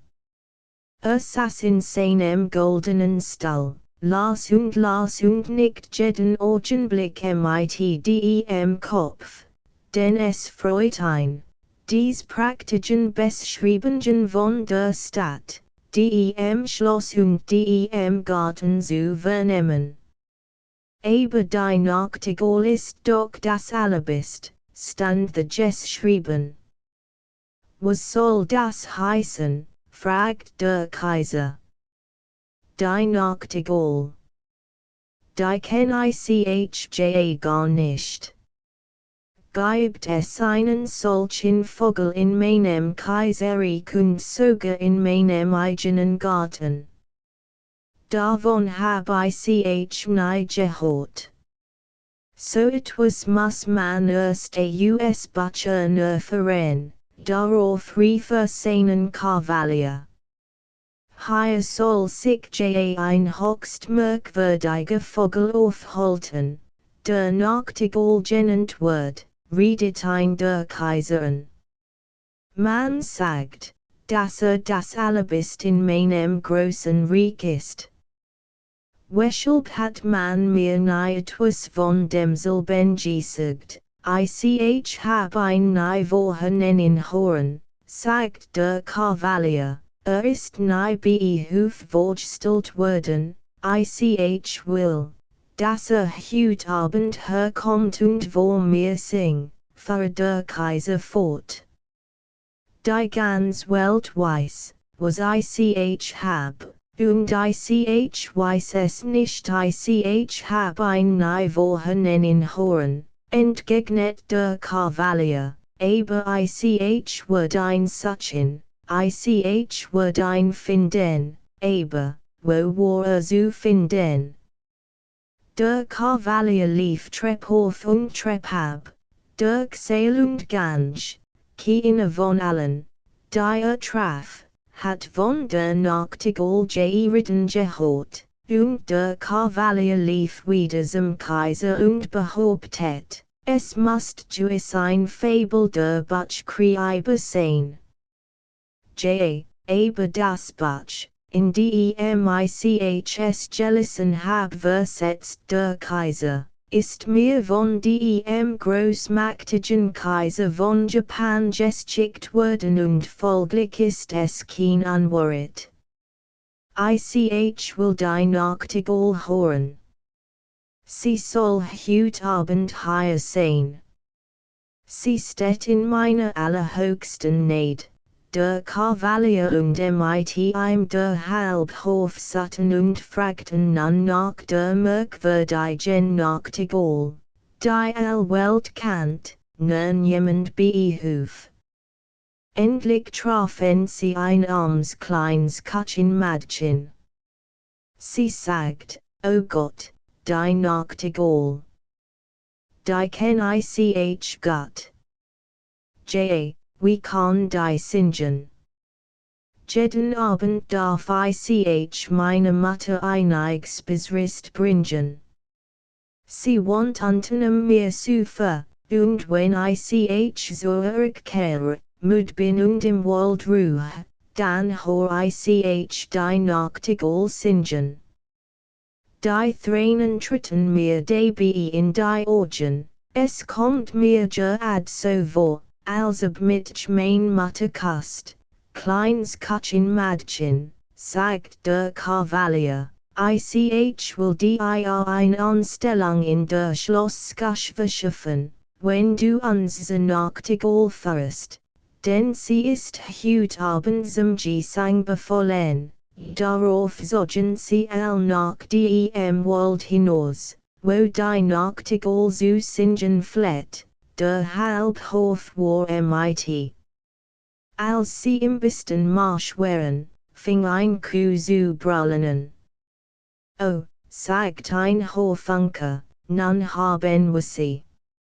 Es steckt doch wirklich ein ganz außerordentlich Kraft in einem so kleinen Tierchen. Hab sie sicher schon früher einmal gehört. Nein, das sind Kühe, welch brüllen, sagt das kleine Küchenmädchen, wir sind noch weit von der Stall entfernt, jetzt quackt ein Frosch im Sumpf. Herrlich, sagt der Chinsist Schlossbons. Nun hör ich sie, es klingt gerad wie Kleinglocken nein. Das sind die Frosch, versetzt das kleine Küchenmädchen. Eben nun würden wir sie, denk ich, bald hören the begann die Nachtigall zu schlagen. Das ist sie, rief das kleine Mädchen, hot, und dort sitzt sie, und dabei zeigt sie auf einen kleinen, grauen Vogel oben in den Zweigen. Ist es möglich, sagt der Kavalier, so einfach von uns hen hat ich sie mir nicht vorgestellt, klein Nachtigall, rief das klein Küchenmädchen ganz laut, unser allergnädigster Kaiser wünscht, dass du vor ihm singst, mit großem Vergnügen, sagt der Vogel, und sang gleich, dass es ein wahrer Lust war. Es klingt gerad wie Glasglocken, sagt der Kavalier, und set nur die klein Kerl, wie die sich anstreng. Es ist merkwürdig, dass wir sie früher nie gehört haben. Sie wird einen großen Erfolg beihuf haben, soll ich noch einmal vor dem Kaiser singen, fragt die Nachtigall, welch glaubt, dass der Kaiser zugegen war.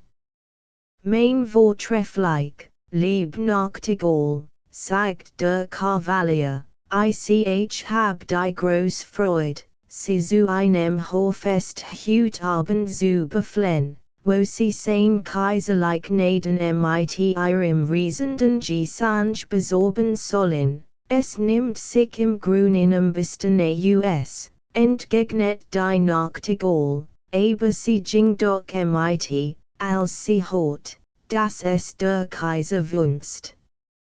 Im Schloss war als im festlichen Stiert. Wand und Fußboden, die von Porzellan waren, glänzten im Schein weiler tausend goldene Lampen. Die schönsten Blumen, die recht laut klingen konnten, waren in den Gangen aufgestellt. Da war ein Laufen und Rennen, und von dem starken Zugwind klingelten Glocken, so dass man sein eigenes Wort nicht verstand.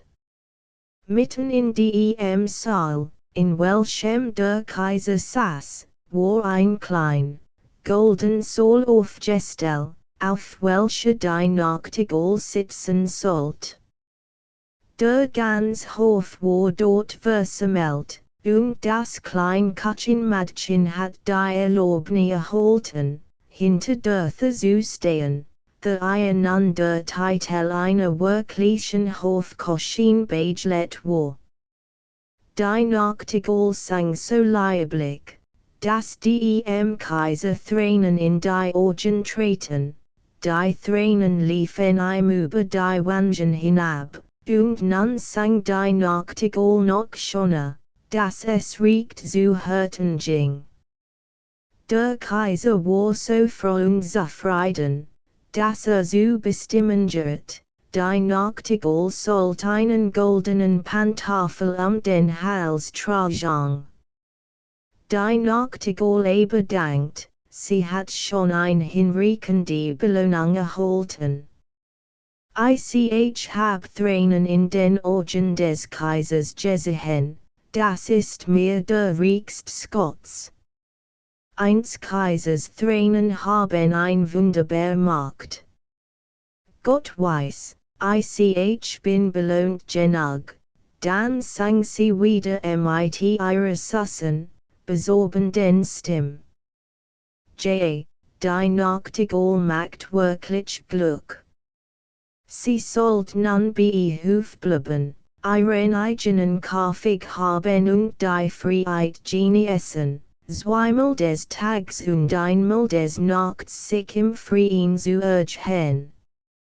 12 Diener mussten sie begleiten, die sie allen einem das Einbeing geschlungenen Bandi festhielten. Ein solcher Ausgang war nun eben kein Vergnügen.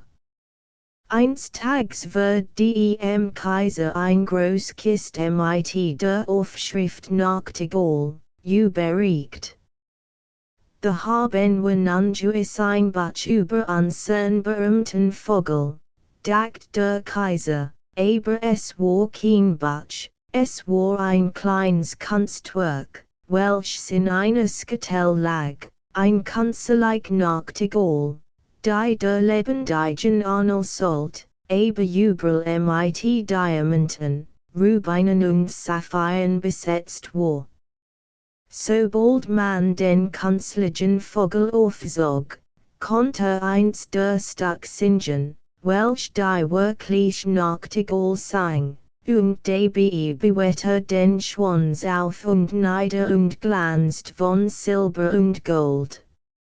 Den Hals hing ein Bändchen, auf dem geschrieben stand, die Nachtigall des Kaisers von Japan ist gegen die des Kaisers von China.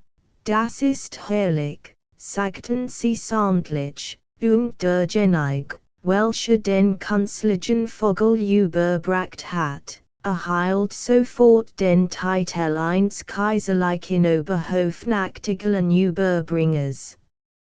Nun müssen sie zusammen singen. Was wird das für ein Duett werden, so mussten sie den zusammen singen, aber es wollte nicht recht gehen, denn die wirklich Nachtigall ging auf Heirat und der Kunstvogel ging auf Wahnsinn. Der tragt nicht die Schuld, sagt der Spielmeister, der ist besonders taktfest und ganz aus meiner Schule, nun sollt der Kunstvogel allein singen. Macht ein ebenso großes Glück wie der wirklich und dann bot euch einen weil praktigeren Anblick. 33 Mal sang ein und dasselbe Stück und wird doch nicht müd.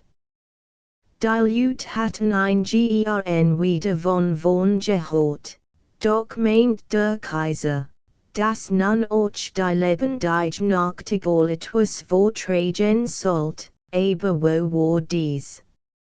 Niemand hat bemerkt, dass sie zum offenen Fenster hinausgeflogen war, fort zu ihren grünen Walden.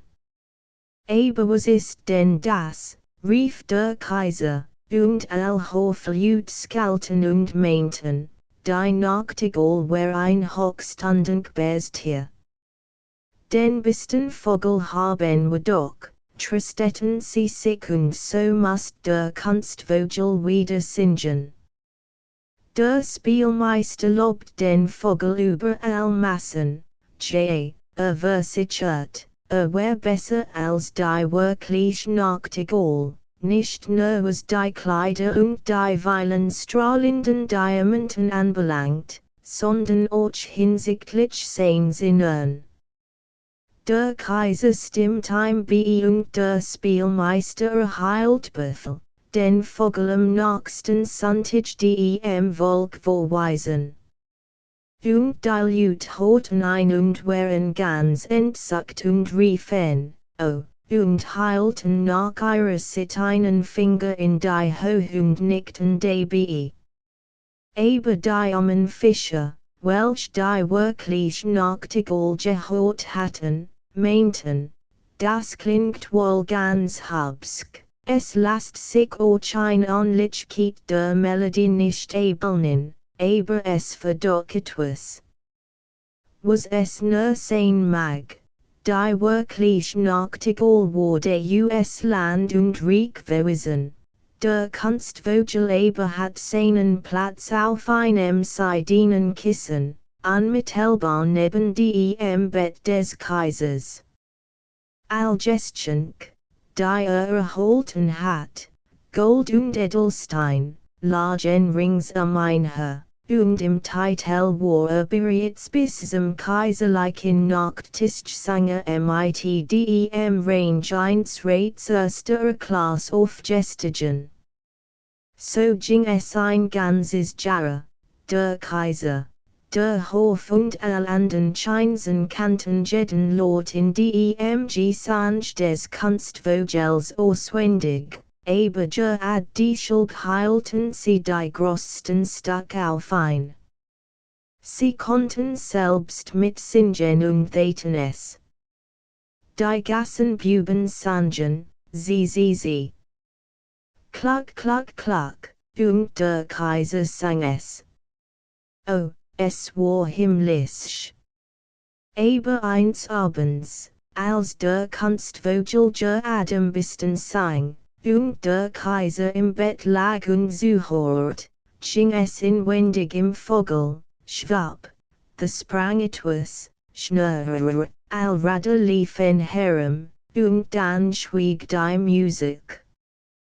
Der Kaiser sprang sogleich aus dem Bett und ließ seinen Lebast holen, aber was konnte der helfen? Dann schickt man nach dem Armaker, und nach weilem Fragen und weilem Untersuchen setzt den Vogel wenigstens einigermaßen wieder in Stand, klar aber, muss sehr geskent werden. Denn die Zapfen waren abgenutzt und es war unmöglich, neu der Gestalt einzusetzen, dass die Musik sich erging. Da war nun groß Trauer. Nur einmal des Jahres dürft man den Kunstvogel singen lassen, und schon das war ein großes Wagnis. Dann aber hielt der Spielmeister ein klein Ried und versichert, dass es noch eben so gut war wie früher, und dann war es auch eben so gut wie früher. Nun waren 5 Jahre verstrichen, als das ganze Land plötzlich ein wirklicher sich zu große Trauer bekam, denn der Kaiser, der sehr gelitten wird, erkrankt lebensgefährlich. Ein neuer Kaiser war schon im Voraus gewollt und das Volk stand auf der Straße und fragt, wie es mit dem Herrn stande. Es hieß schon, der Kaiser sei tot. Aber der Kaiser war noch nicht tot. Stiff und bleich lag in dem praktischen Bett mit den langen Sammetvorhängen und den schweren Goldquasten. Hoch oben stand ein Fenster offen und der Mond schien hierin auf den Kaiser und den Kunstvogel. Der arme Kaiser konnte kaum noch atmen, es war ihm, als etwas auf seiner Brust lag. Schlug die Augen auf und sah, dass es der Tod war, der auf seiner Brust saß. Hat sich sein golden Krone aufgesetzt und hielt in der einen Hand den goldenen Säbel des Kaisers und in der anderen dessen praktisch Fahne. Aus den Folten der großen Sammetvorhang schauten ringsum sein Kopf hervor, einig sehr hässlich, andere Freuden verheißend und mild. Es waren Elbows und Gütheiten des Kaisers, die eingesetzt, wo der Tod auf seinem Hirten saß, anblickten. Erinnerst du dich dessen, flüstert ein nach der anderen. Erinnerst du dich dessen, und dann erzählten sie ihm so viel, dass ihm der Schweiß von der Stirn lief. Das hab ich nie gewusst, seufzt der Kaiser.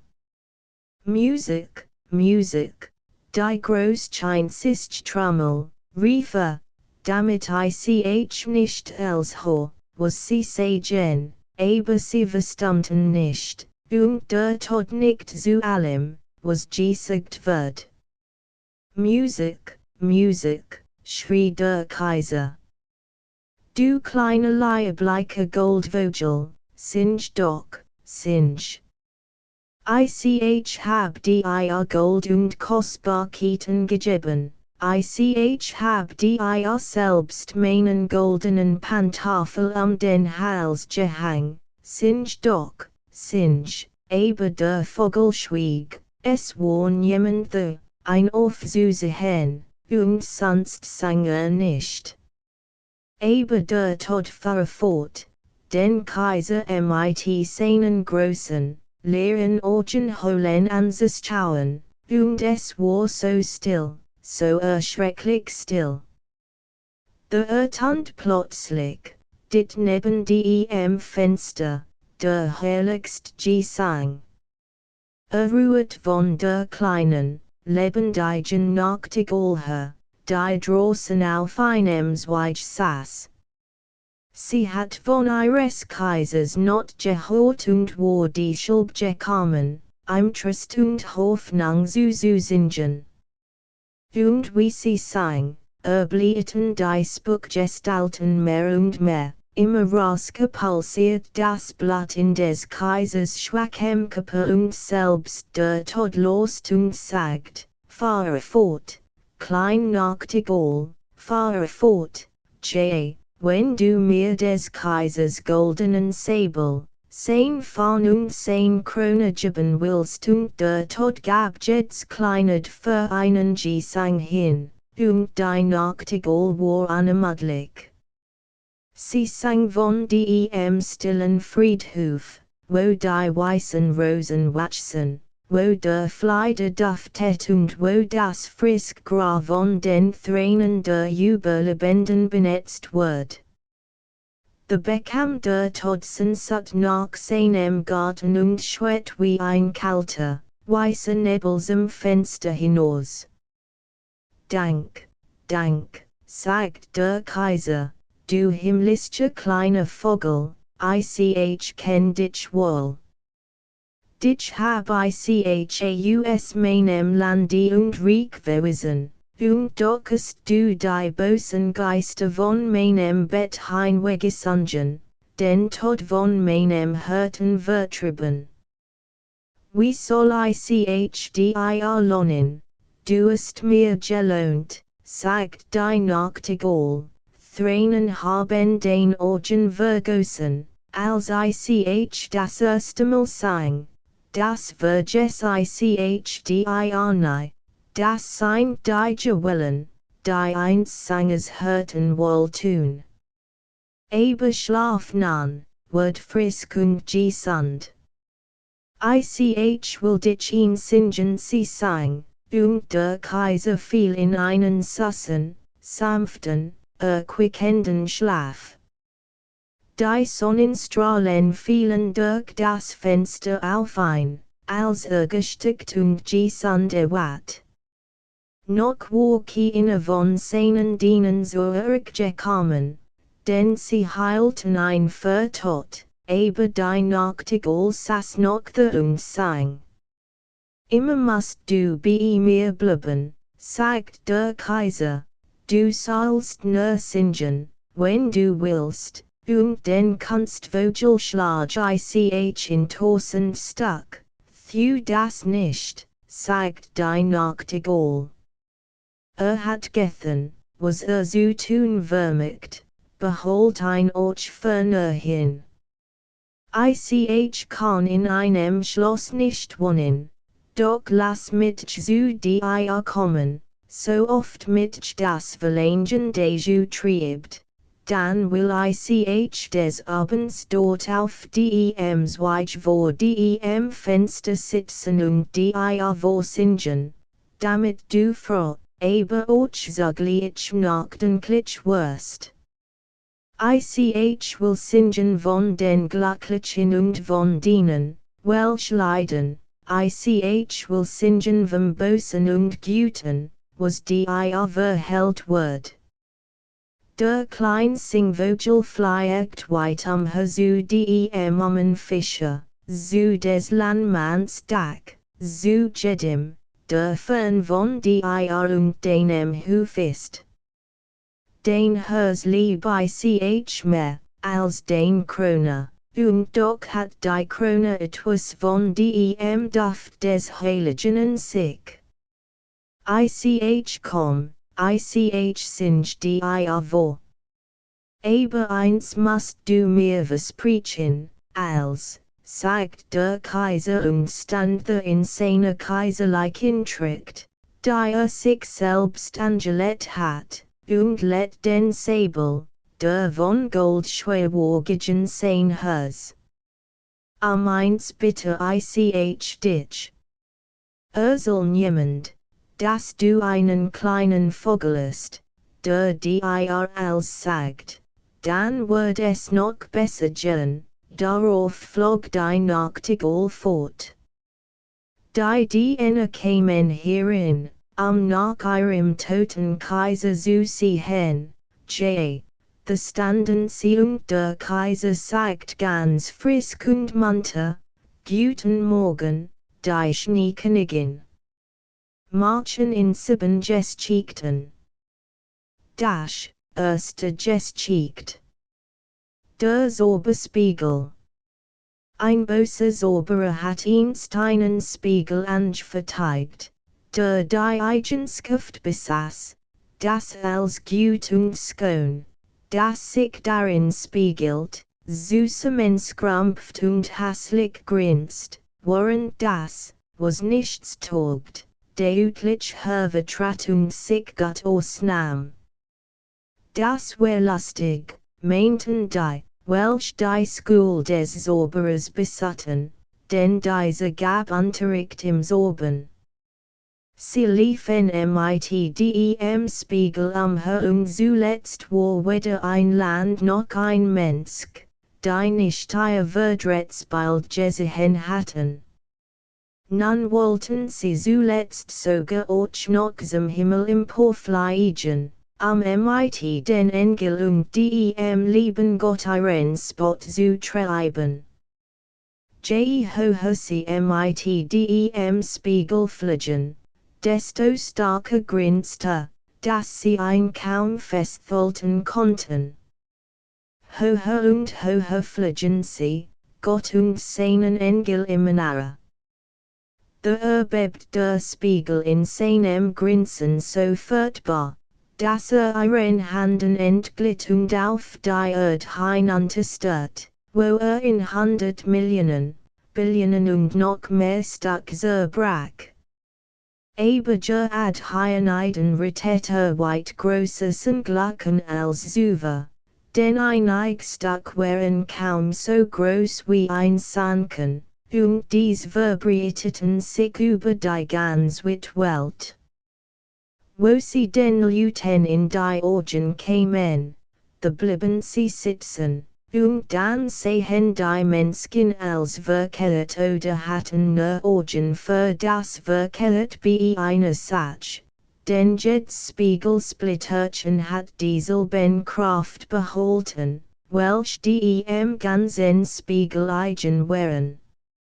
Einigen Menschen drang ein solcher Spiegelsplitter sogar in das Haus, und dann war es entsetzlich, das Haus wird förmlich ein Eisklumpen.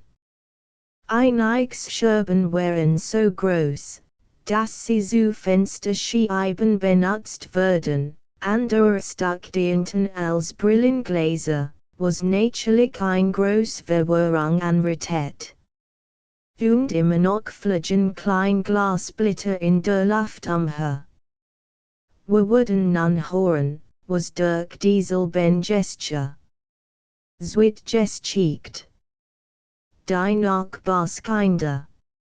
In der großen Stadt, wo so viele Leute beisammen wohnen, das nicht allein Garten haben können, sondern weil sich mit Blumentopfen begnügen müssen, letten einst wir Kinder, die einen etwas großen Garten als einen Blumentopf besaßen. Sie waren nicht Bruder und Schwester, hatten einander aber ebenso lieb, als ob sie es wären. Ihre Eltern wohnten in unmittelbarer Nachbarschaft. Sie bewohnten zwei Dachkammern, wo das Dach des einen Nachbarhauses das des anderen bewahrte und die Wasserin zwischen den Dächern entlang lief. Dort hinaus blickte aus jedem Haus ein Fenster. Man braucht nur über darin zu schreiten, von dem einen Fenster nach dem anderen zu gelangen.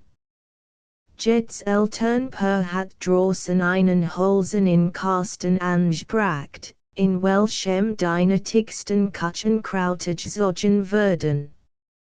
Och befand sich in jedem Kasten ein kleiner Rosenstock und Beetwachsen und Gedeihen herrlich. Nun gerieten die Eltern auf den Gedanken, die Kastenkühe über darin so auszustellen, dass sie fast von dem einen Fenster bis zu dem anderen richten und sich wollig wie zwei Blumen wohl ausnahmen. Erbsenranken hingen über die Kasten hinunter und die Rosenstock treiben langsweich, rankten sich die Fenster, neigten sich einander zu und bildeten fast ein Lob, und die Kinder erhielten oftmals die Erlaubnis, hinauszuklettern und unter den Rosen miteinander zu spielen. Im Winter war dies Vergnügen vorüber. Die Fenster waren dann oft ganz zugefahren. Doch dann warmten sie ab für 3 auf dem Ofen, hielten sie gegen die Gefrierungsscheibe und dann bildet sich dort ein praktisches Guckloch, so rund, oh so rund, dahinter strahlt ein glückliches Sanftzeug, eins hinter jedem Fenster. Das war der kleine und das kleine Mädchen. Hieß und sie hieß da. Im Sommer konnten sie rasch beieinander sehen, im Winter eben mussten sie die Weilentreppen hinunter und hinauf. Draußen war bald der Schnee. Jetzt schwammen die weißen Bienen, sagt die Altgroßmutter. Haben Sie auch ein Bienenkönigin? Fragt der Kleinbub. Die haben sie, sagt die Großmutter, sie fliegt immer dort, wo sie am dichtesten schwärmen. Sie ist die größte von allen Schneeflocken, und nie ist sie ruhig auf Erden, sie fliegt gleich wieder zu der schwarzen Wolke. Mach Winternacht fliegt sie durch die Straßen der Stadt und guckt zu den Fenstern hinein, und dann gefrieren die so wunderbar, als wären sie mit Blumen besät. Das hab ich gesehen, riefen beide Kinder, und nun wussten sie, dass es wahrheit war. Kann die Schneekönigin hereinkommen? Fragt das kleine Mädchen. Lass sie nur kommen, sagt der Bub. Dann setz ich sie auf den warmen Kachelöfen und sie muss sich melden, aber die Großmutter strich ihm das Haar glatt und erzählt an der Geschichten. Des Abends, als der kleine Käse zu Haus und halb ausgesogen war, kletterte auf den Stallem Fenster und guckte zu dem kleinen Loch hinaus. Ein paar Schneeflocken fielen draußen und ein derselben, die allergrößte, blieb auf dem Rand des einen Blumenkastans hängen. Die Schneeflock wachs und wachs, bis sie sich zuletzt in ein wohlstandige Frau verwandelt, in den feinsten weißen Flagell, der wie von Millionen sternartiger Flocken zusammengesetzt war. Sie war schön und fein, aber von Eis, dem blendenden, blinkenden Eis, doch war sie lebendig. Die Augen funkelten wie zwei Hellstern, aber anstatt rollten sie her und rast. Sie nickt nach dem Fenster zu und winkte mit der Hand. Der kleine Burschrack und sprang vom Stall hinunter. Da war es, als flog ein großer Vogel draußen an dem Fenster vorüber. Am folgenden Tag war klares Frostwetter, und dann begann es zu thauen. Der Lenz hielt seinen Einzug, die Sonnenschein, die Spitzen der Grashalmchen sprosten hervor, die Schwalben bauten Nester, die Fenster wurden geöffnet, und die kleinen Kinder saßen wieder in ihrem Garten hoch oben in der Dachrin über allen Stockwerken. Die Rosenblatten waren dieses Sommers besonders schön.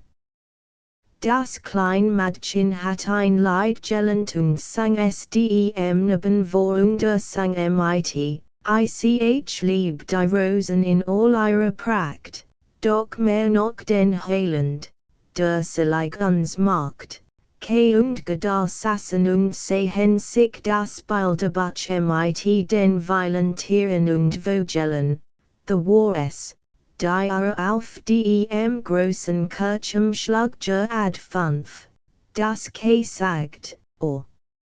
Es ging mir wie ein Stich durch das Herz. Und jetzt ist mir etwas ins Ohr geflogen. Das kleine Mädchen fasst ein den Hals, blinzelte mit den Augen, nein, es war durchaus nichts zu sehen. Ich denk, es ist fort, sagte, aber fort war es nicht. Es war gerade eine von diesen Glasblättern, die von dem Spiegel abgesprungen waren, dems Oberspiegel. Wir entsinnen uns desselben wohl noch, der bewirkt, dass als groß und gut, welch sich darin abspiegelt, klein und hässlich wird, und jeder Fehler an einer Sache sich sofort bemerkbar macht. Der Armke, war ein solches Splitterchen gerade in das Herz gedrungen.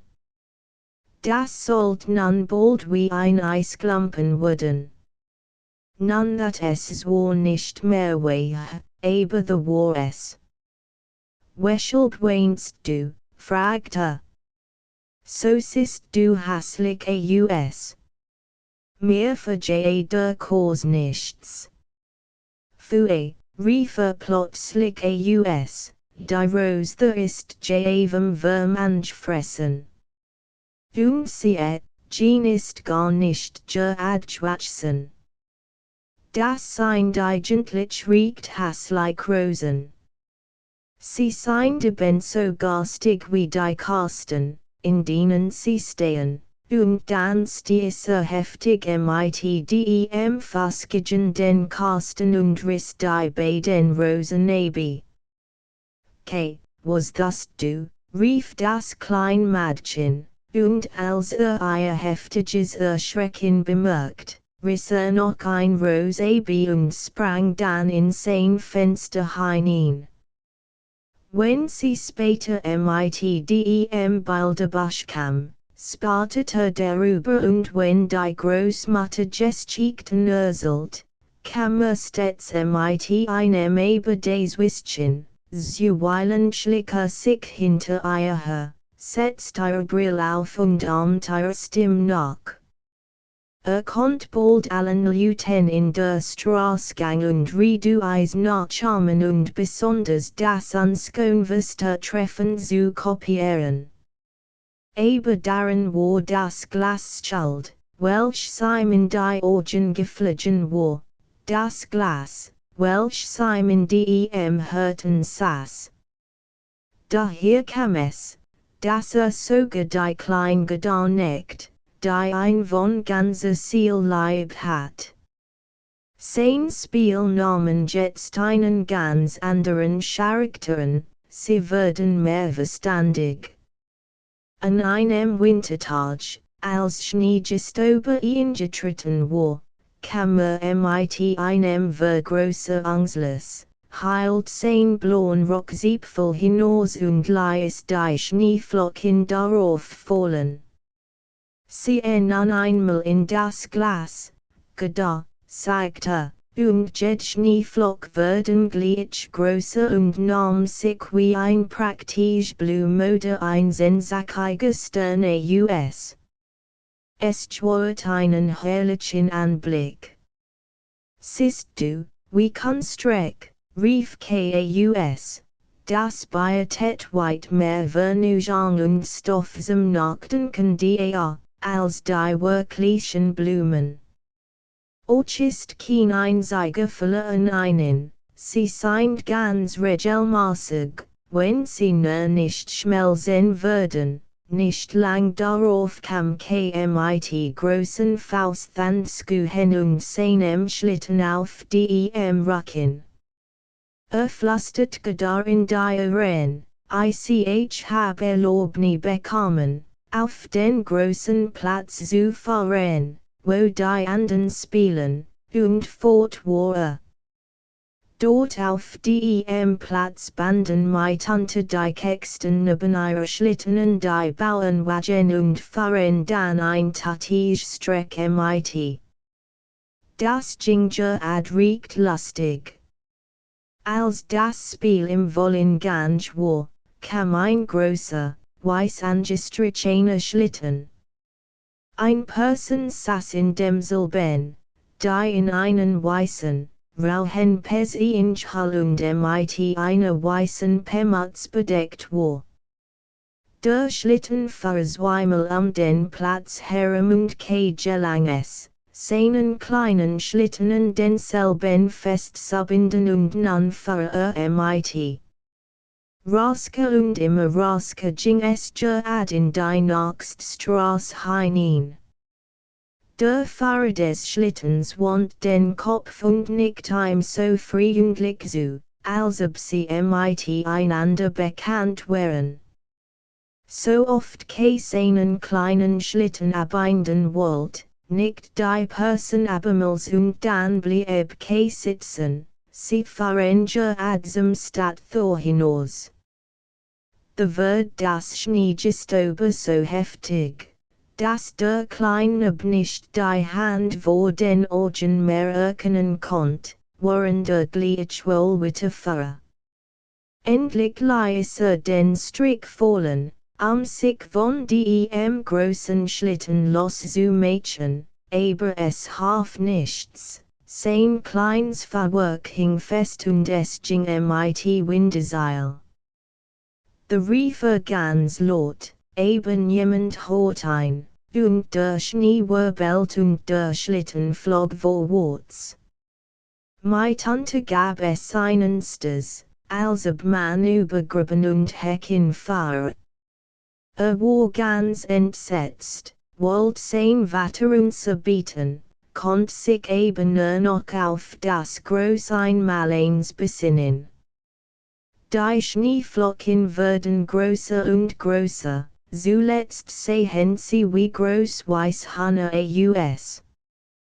Plötzlich sprangen die Pferde, der Schlitten hielt und die Person, welch ein Fahrer, erhob sich, Pes und Mutz waren von lauter Schnee. Es war ein Dame, hoch und schlank, blendend weiß, es war die Schneekönigin. Was sind wacker Vorwärts gekommen, sagt sie. Aber ist das etwa ein Wetter zum Frieren?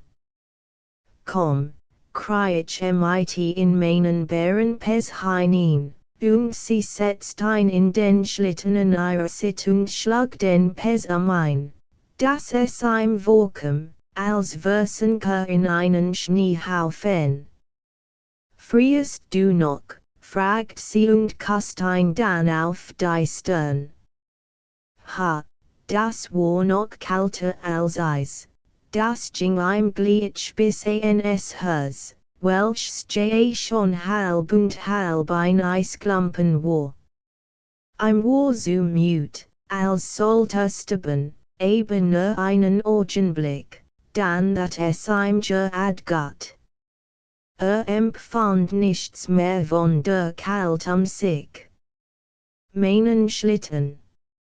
Vergiss meinen Schlitten nicht, dessen erinnert sich zwist.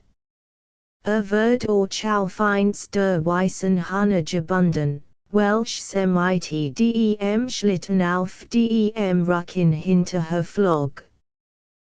Die Schneekönigin kast noch einmal und dann hat die Kleingedar und die Großmutter und all dem vergessen. Vertet sich gar nicht vor der Schneekönigin, sollte dass im Kopf rechnen kann und sogar mit Brötchen, dass die Groß und Einwohner der Lande wisst und sie lächelt zu allem. Und sie flog mit ihm, flog hoch hinauf zu der Schwarzen Wock und Dürstchem Sost und Brost, als Sanger old Lieder. Sie fliegen über Wälder und Seen, über Meer und Lande. Unten in der Tufsost der Kaltwind, hüllten die Wolf, flimmert der Schnee und über denselben fliegen die Schwarzen, schreienden Krähen hinweg, aber über einen glanzt der Mond groß und klar und zu einem Scout auf, die lang Winternacht hindurch.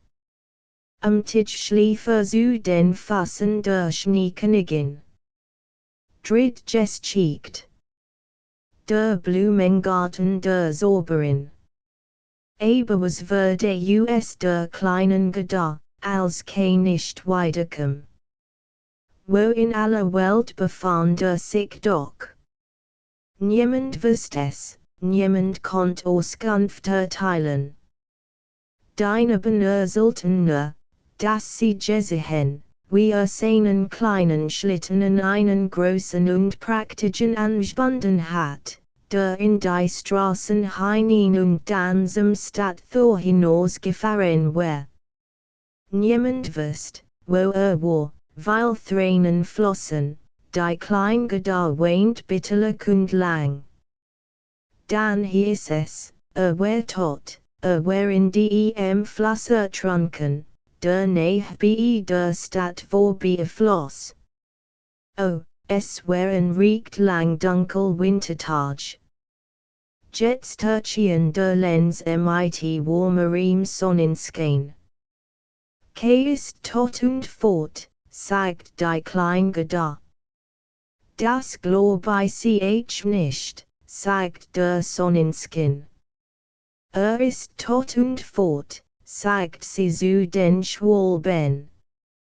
Das glauben wir nicht, entgegneten dieselben, und endlich glaubt die Kleingedar es auch nicht mehr.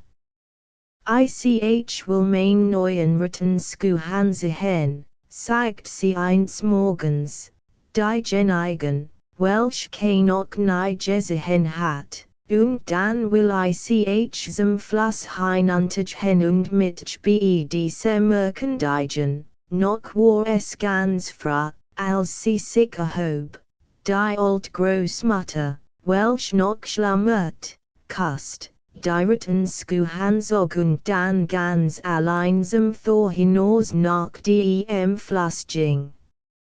Ist es wahr, das du mir meinen kleinen Spielkameraden genommenest. Ich will dir mein Rettenskuch schenken, wenn du mir ein Weidechen willst, es kam mir vor, als ob die Wellen ihr so eigentumlich zunichten. Dann nahm sie ihr Rettenskuch, das liebst, was sie besaß, und warf sie beid in den Fluss, aber sie fielen ditten das Ufer, und die kleinen Wellen trugen sie wieder zu ihr in das Land, als wollt der Fluss sie ihres liebsten Eigentums nicht berauben, zumal den kleinen Kay nicht hat. Nun aber glaubt sie, dass sie die Skuch nicht weit genug hinausgeworfen hat, und klettert deshalb in ein Boot, welches im Schilf lag. Sie ging bis in das Ostende und warf die Skuch von neuem in die Wellen. Das Boot war jedoch nicht befestigt, und bei der Bewegung, welche sie macht, glitt es vom Lande ab. Sie bemerkt es war und beeilt sich zurückzukommen, aber es ihr gelang, war das Boot schon ein Stück vom Ufer, und nun glitt es raske den Fluss abwärts. Da erschrak die kleine gewaltig und begann zu weinen, allein nur die Spellinch hatten sie und dies konnten sie nicht in das Land tragen. Aber sie flogen das Ufer entlang und zwitscherten, als wollten sie trösten, Hyacinth war, das Boot trieb mit dem Strom, die klein Gedar saß ganz still in bloßen Strumpfen. Ihre kleinen Rettenskuch schwammen hinter her, konnten das Boot jedoch nicht erreichen, da dasselb schneller vom Strom fortgerissen wird. Lieblich war es an beiden Ufern, praktisch Blumen, Altbaum und Diabornge mit Schafen und Kuchenballett, aber nicht ein Mensch war zu sehen. Violet tragt mit der Fluss zum kleinen Kay hin, dacht Gedar und da wird sie besser laun. Sie erhob sich und betrachtet weil stundenlang die schönen grünen Ufer. Dann fuhr sie in einem großen Kirschgarten vorüber, in welchem ein Häuschen mit merkwürdigen und blauen Fenstern stand. Übrigens war es mit Stroh gedeckt und draußen standen zwei Holzen Soldaten, welch vor den vorübergehenden das Tür skulteten. Gedar rief sie an, sie hielt sie für lebendig, aber sie antworteten natürlich nicht, sie kamen in ganz Nähe, die Strömung trieb das Boot gerade auf das Land zu. Gedar rief noch lauter und da trat aus dem Haus eine alte Frau, die sich auf einen Krückstock stützt. Sich gegen die Sonne zu schützen, hat sie einen großen Hut auf, der mit densenksten Blumen bemalt war. Du liebes Kind, sagt die alte Frau, wie bist du auf den großen starken Strom gekommen und so fern in die Welt hinausgetrieben? Darauf ging die alte Frau bis an den Rand des Wassers, zog das Boot mit ihrem Krückstock an das Land und hob die klein Gedar heraus. Obgleich Gedar froh war, auf das Trocken zu kommen, vertet sie sich doch ein wenig vor der fremden alten Frau. Komm doch und erzähl mir, wer du bist und wie du hierher kommst, sagt sie. Gedar erzählt ihr alles und fragt sie, ob sie den kleinen Kay nicht gesehen hat. Die alte Frau meint, käme wohl noch. Sie mocht nur nicht betrübt sein und Kirschen essen und sich ihre Blumen ansehen. Dann nahm sie Gedar bei der Hand, ging mit ihr in das kleine Häuschen und schloss die Thorzu. Die Fenster waren sehr hoch angebracht und die Scheiben waren rot, blau und gelb. Das Tageslicht fiel ganz eigentümlich hierin, aber auf dem Tisch standen die kostlichsten Kirschen und Gedächtnis nach Herzenslust davon, weil sie die Erlaubnis dazu erhalten hat. Während sie aus, kamt ihr die alte Frau das Haar mit einem goldenen Kamm, und das Haar ringelt sich und schimmert goldig ihr liebesfreundliches Gesichtchen, welches rund war und wie ein Roseblatt. Nach einem so holden kleinen Mädchen hab ich sie mit schon lang gesehnt, sagt die Alte. Du wirst nun sehen, wie gut wir uns gegenseitig gefallen würden, und je lange sie das Haupt der kleinen gedarkamt, desto mehr vergaß diesel Byron Pflegebrüder denn die alte Frau konnt sorben, aber ein Bössorberin war sie nicht. Sie ging in den Garten hinaus, streckt ihren Krückstock überall Rosenstock aus und dies versunken sofort in die Schwarzerd. Die Alte befürchtet, das Gedar beim Anblick der Rosen ihrer eigenen Gedenken, sich dadurch des kleinen erinnern und dann davonlaufen wird. Jetzt fährt sie Gedar in den Blumengarten hinaus. Welch ein Duft, welch ein Prachtheit hier. Allerdentlich Blumen, und zwar für jed Jahrzeit, standen hier in üppigstem Flur. Gedar hüpft vor Freude und spielt, bis die Sonne hinter den hohen Kirschbäumen unterging. Dann bekam sie ein hübsches Bett mit Rotseidinenkissen, die mit blauen Veilchen gestopft waren, und schlief und träumt so herrlich, wie ein Königin. Am nächsten Morgen durft sie wieder mit den Blumen in die warmen Sonnenschein spielen, und so ging es weiter. Gedar kant jed Blum, aber weil auch vorhanden waren, so kam es ihr doch vor, als ein darunter fort, nervöst sie nicht welch. Einst Tags sah sie aber auf dem Sonnenhut der alten Frau ein gemalt Rose. Sie sprang zwischen den Beeten her und sah ein Rose unter den Blumen, aber the war kein zu finden.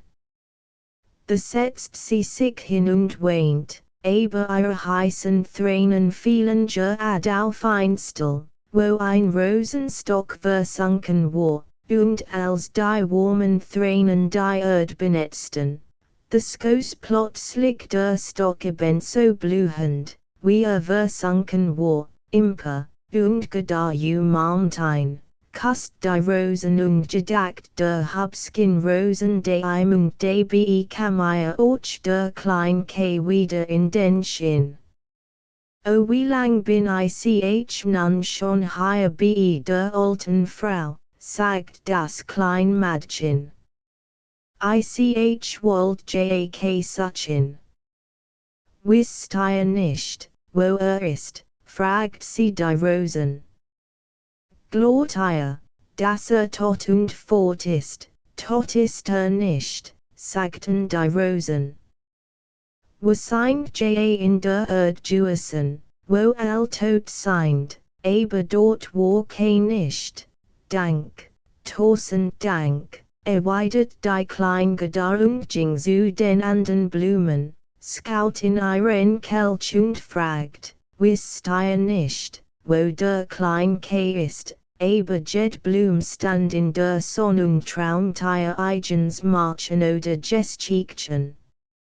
Von diesen vernahm die klein Gedar weil, aber kein wusste etwas von Es ist vergebens, dass ich die Blumen frage, sie wissen nur ihr eigens Leid, sie urteilen mir keine Auskunft, sagt Gedar, als ihr die Blumen des Gartens ihre Geschichten erzählt hatten.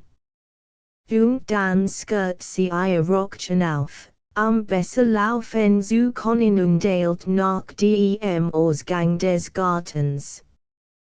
Die Tür war verschlossen, doch drückt sie auf die verrostete Klink, bis sie nachgab und die Tür aufsprang, und nun lief die kleine Gedar barfuß in die weite Welt hinaus.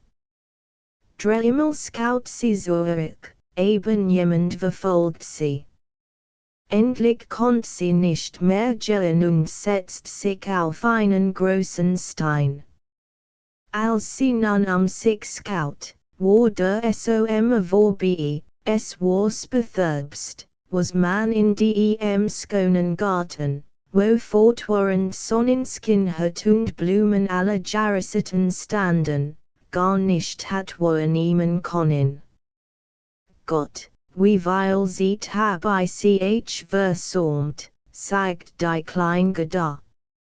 Es ist Herbst geworden, da darf ich nicht rasten, und sie erhob sich, weiter zu gehen. Oh wie wund und müde ihre kleinen Füße waren, und wie roh und kalt es ringsum sie. Die langen weiten Blätter waren gelb und in großen Perlen traufelt Dirto herab. Ein Blatt nach dem anderen fiel nur durch Dorn trug noch Frucht, die freilich herb genug waren und den man süßem sogen. Oh, wie grau und schwer es in der weiten Welt doch war. Wie geschiegt. Prinz und Prinzessin. Gedar musst sich wieder ausruhen. Gehupft auf dem Schneider wo ein groß Krähe, die schon gesessen, sie aufmerksam angeschaut und mit dem Kopf schwackelt hat. Nun sagt sie, Crow, Crow. Gott Tag, besser konnt sie es nicht aussprechen, aber trotzdem meint sie es mit dem kleinen Mädchen sehr gut und fragt, wohin sie so allein in die weite Welt hinausging. Das wird allein Verstand getan nur so wohl und fällt den ganzen Inhalt desselben gar auf, und dann erzählt sie der Krähe ihr ganzes Leben und Schicksal und fragt, ob sie nicht gesehen hat. Und die Krähe nickt ganz bedächtig und sagt, es konnt sein, wie. Glaubst du, rief das kleine Mädchen und küsst die Krähe so angestem, dass sie dieselb fast tot gedrückt hat. Vernünftig, entgegnet die Krähe. Ich denk, es wird der kleine K sein. Aber jetzt hat dich wohl schon vergessen. Doch es macht mir Mühe, den Sprach zu reden. Allein, wenn du die Krähensprach verstehst, dann kann ich besser erzählen, nein, die hab ich nicht gelernt, sagt Gedar, doch die Großmutter konnt sie recht geläufig. Hat ich sie nur gelernt, thut nichts, sagt die Krähe, ich wird erzählen, so gut ich kann und dann erzählt sie, was sie wusst, in dem Königreich, in welchem wir hier sitzen, wohnt ein ungeheure kluge Prinzessin. Eines Tags fiel es dieser ein, sich zu vermählen. Sie wollt jedoch einen Mann haben, der zu antworten verstand, wenn man ihn anredet, einen, der nicht nur das Stand und wohnen müsse, denn das ist höchst langweilig. Nun ließ sie auf dem süßemen Trommel, und als dieser Willensminung vernahmen, werden sie sehr froh. So hab ich's gern, refine jed, daran hab ich neulich auch schon gedacht, diese Tungenurchen sofort mit einem Randi von Hürten und den Namen Sujong der Prinzessin.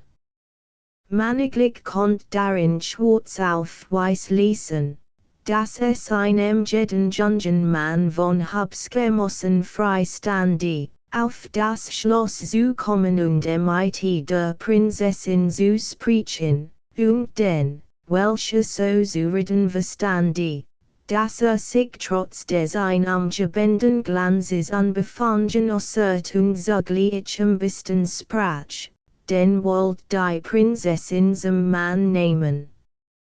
J. Sagt die Krähe, du kannst es mir glauben, es ist so wahr, wie ich hier sitz. Die Leute strömten herzu, the war eingedrängt und gelauf, aber dennoch glückt es niemand, weder den ersten noch den zweiten Tag. Wenn sie draußen auf der Straße waren, konnten vortrefflich plaudern, sobald sie aber zum Schlossportal hereintreten und die silberstratzenden Leibwatte und die Treppen hinauf die Diener in Gold und die großen ältesten Säle erblickten, dann wurden sie verwirrt. Standen sie nun vor dem Thron, auf welchem die Prinzessin saß, so vermöchten sie nur ihr letztes Wort noch zu sprechen, und dies Wiederholung floss ihr kein Interesse ein.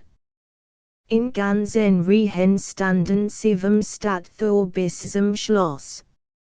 Ich war selbst drinnen, es mit anzusehen, versichert die Krähe. Aber der kleine fragt da. Wann kam befand sich unter der Mensch, mit weil. Nun sind wir ad beim. Am dritten Tag kam ein klein Person, weder mit fort, noch mit wagen, ganz lustig und guttedinger ad auf das Schloss hinauf spaziert. Sein Augen blitzten wie den, hat praktisches langes Haar, aber sonst like Kleider das war jubelt da. Oh, dann hab ich eingefunden, und dabei klatscht sie in die Hände.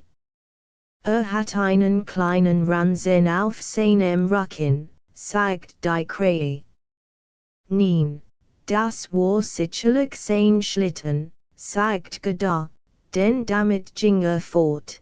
Das ist wohl möglich, entgegnet die Krähe, ich sah nicht so genau hin.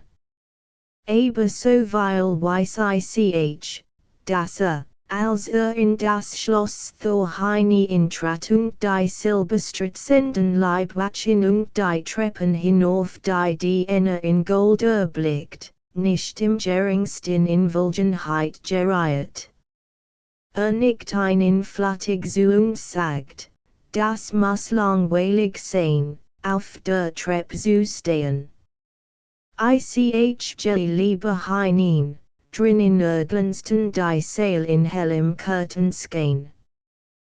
Geimmert und Exzellenzen auf bloßen Fassen und trigen golden Gefäß, man konnt wohl beklommen werden. Sein Stuffelneten entsetzlich laut, doch schien sich darüber gar nicht zu beruhigen, das ist ganz gewiss, rief da, ich weiß, hat neu Stuffel, ich hab sie in der Stube der Großmutter Horn, genährt haben sie, versetzt die Krähe, und munter und guttedinger ad zur Prinzessin hinein, dieselb saß auf einer Pell, die so groß wie ein Spinnrad war. All hoffte man mit ihren Zufen, und den Zufen ihrer Zufen, und al Cavalier mit ihren Dienen, und den Dienen ihrer Diener, die sich Orchinen Burschen heilten, standen ringsherum aufgestellt, das muss fürchterlich sein, sagt die Kleine da. Und hat die Prinzessin doch bekommen, hat sie bekommen, sagt die Krähe, the so gut zu verstand, sicher. Das war sagt Gada, war so klug, konnte mit Brutchen im Kopf rechnen. Oh, willst du mich nicht auf dem Schloss einfahren, das ist leicht gesagt, meint die Krähe. Aber wie Mädchen war das? Denn das will ich nur sagen, so ein kleines Mädchen, wie du bist, erholt nie Erlaubnis Eintritt, die bekam ich, rief Gada aus. Wenn von meiner Ankunft hört, kommt gleich heraus und holt mich, wird mich dortem Sohn, erweitert die Krähe, wackelte mit dem Kopf und flog davon. Es war schon dunkel, als die Krähe zurückkehrt. Ra, sagt sie.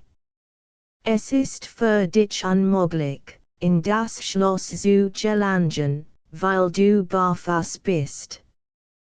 Die silberstritzenden Leibwächtchen und Diener in Gold würden es nicht gestatten. Wen jedoch nicht, du sollst doch schon hinaufkommen. Ich hab nämlich ein Base, die im Schlosskammerjungfer ist, die kennt ein klein Hintertrepp, die zum Schlafzimmer hinaufführt, und sie weiß, wo sie den Schlüssel holen kann. Sie gingen in den Garten hinein, in den großen Baumgang, wo schon ein Blatt nach dem anderen abfiel, und als auf dem Schloss nach und nach die Lichter ausgelost wurden, fährt die Krähe die Kleine Gada zu einer Hintertür, die nur angelehnt war. Oh, wie geht es hers vor Angst und Sehnsucht klopft. War so mute, als ob sie etwas Böses tun wollt, und sie wollt doch nur erfahren, ob der Kleine the war. Musst es sein. Sie stellt sich ganz lebendig sein klugen Augen, sein langes Haar vor, sie sah ein ordentlich Lächeln, wie damals, als sie daheim unter den Rosen saßen. Wird sich gewiss freuen, sie zu sehen und dann von ihr zu hören, einen wiewitten Weg sie seine Twegen zurückgelegt hat, und wie betrübt sie zu Haus gewesen wären, als nicht wieder heimkehrt. Oh, das war ein Furt und ein Freud. Nun wären sie auf der Treppe. Dort brannt ein klein Lamp auf einem Schrank. Mitten auf dem Fußboden stand die Base der Krähe und betrachtet Gada, die sich vor ihr verneigt. Wird veranchen begann die Schlosskrähe.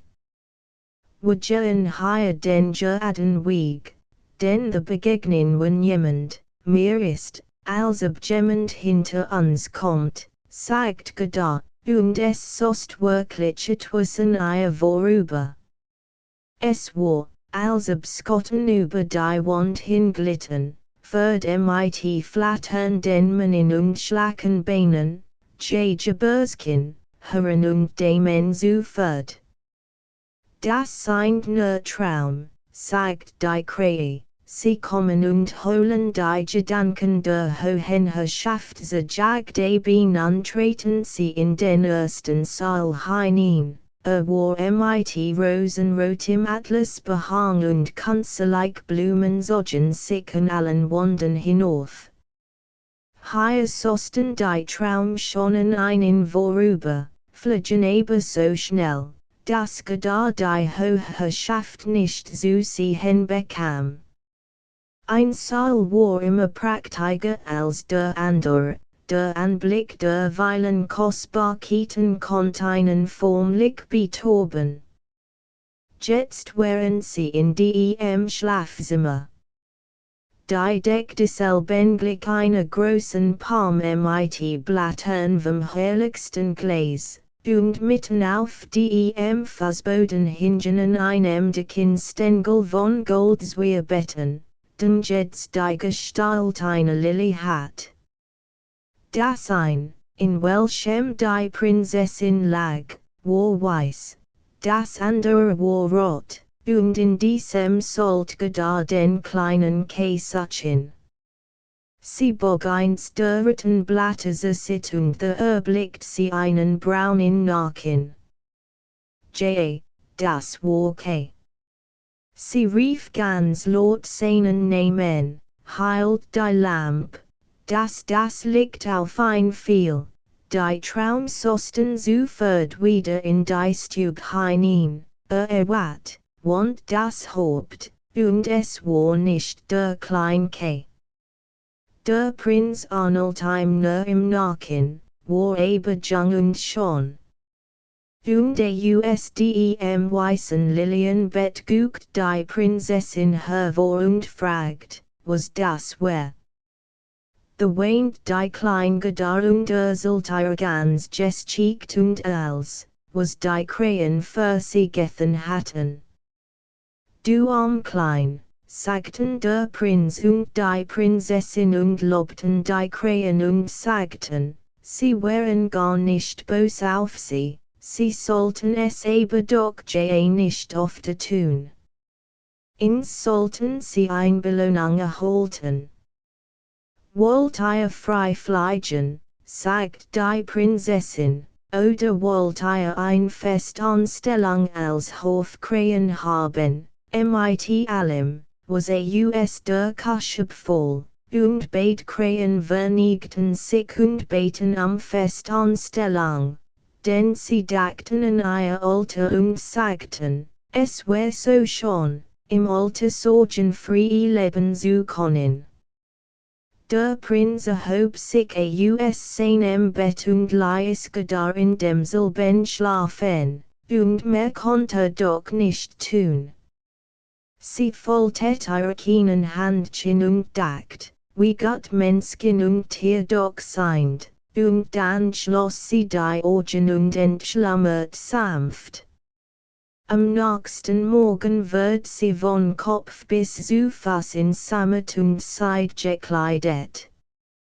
Sie wird freundlich aufgefordert, auf dem Schloss zu bleiben und herrlich und in Freuden zu leben. Aber sie battelt eigentlich einen kleinen Wagen mit einem Pferd und ein paar Stuffelchen, dann wollt sie wieder in die Welt hinausfahren und Käsachchen. Sie erhielt Saul Stuffelchen als auch einen Muff und ward niedlich gekleidet. Als sie fort wollt, hielt wurde durch ein neues Wägelchen aus reinem Gold. Das Wappen des Prinzen und der Prinzessin liegt wie ein Stern auf demselben. Kasche, die Enne und Worte saßen der mit goldenen Kronen auf dem Kopf. Der Prinz und die Prinzessin haben Gedar in den Wagen und wünschten ihr als Glück. Lebewohl, riefen ihr beid nach. Und die klein Gedar weint und die Krähen auch. Die Waldkrähe begleitet sie die ersten 3 Meilen, sie saß ihr sit, weil sie das Fahren auf dem Rücksitz nicht vertragen konnte. Inwendig war der Wagen mit Zuckerbrezel gefüttert und die Sitzgasten waren mit Fratten und Pfeffernüssen voll. So ging es die ersten 3 Meilen, dann sagt auch die Krähe Lebewohl, und das war der schwerste Abschied. Sie flog auf einen Baum und schlag mit ihren schwarzen Flügel, solange sie noch den Wagen, der wie der hell Sonnenskin glanzt, sehen konnt. 5. Gestiegt. Das kleine Räubermädchen. Sie fahren durch den Dunkelwald, aber der Wagen lädt weithin. Das ist Gold, riefen die Räuber, stürzen hervor, fielen den Pferden in die Zugel, erschlugen die kleinen Vorräte, den Kascher und die Diener und zogen an die Kleingedae usdem Wagen. Sie ist fett, sie ist riesend, sie ist mit Niskern in Gemastett, sagt das Alträuberweib, welch seinen langen struppigen Bart und Augenbrauen hat, die ihr bis über die Augen herabhingen. Das ist ebenso gut wie ein kleines fettes Lamm. Nun, wie soll sie schmecken bei diesen Worten, ob sie ihr blankes Messer heraus und das blitzt, dass es angsteinjagen konnt. Oh, schrie das Weib zugleich sieht. Kein Wunder. Der Frau wild und unbedeigt tagte, die auf ihrem Rücken hing, hat sie in das Ohr gebissen und so konnt sie nicht gleich dazu kommen, Gedar zu schlachten. Sie soll mit mir spielen, sagt das kleine Räubermädchen herrisch.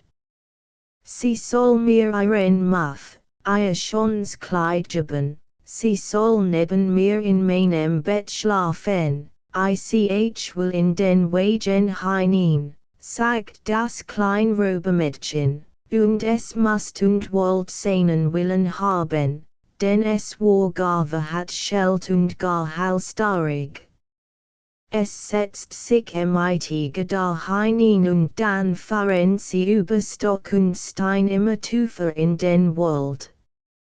Das kleine Räubermädchen war ebenso groß wie Gedar, aber kräftiger, breitschultriger und gebrannter. Seine Augen waren ganz schwarz, sie sehen fast traurig aus. Es fasst die kleine Gedar den Leib und sagt, sie sollen dich nicht schlachten, solange ich nicht bös auf dich wird.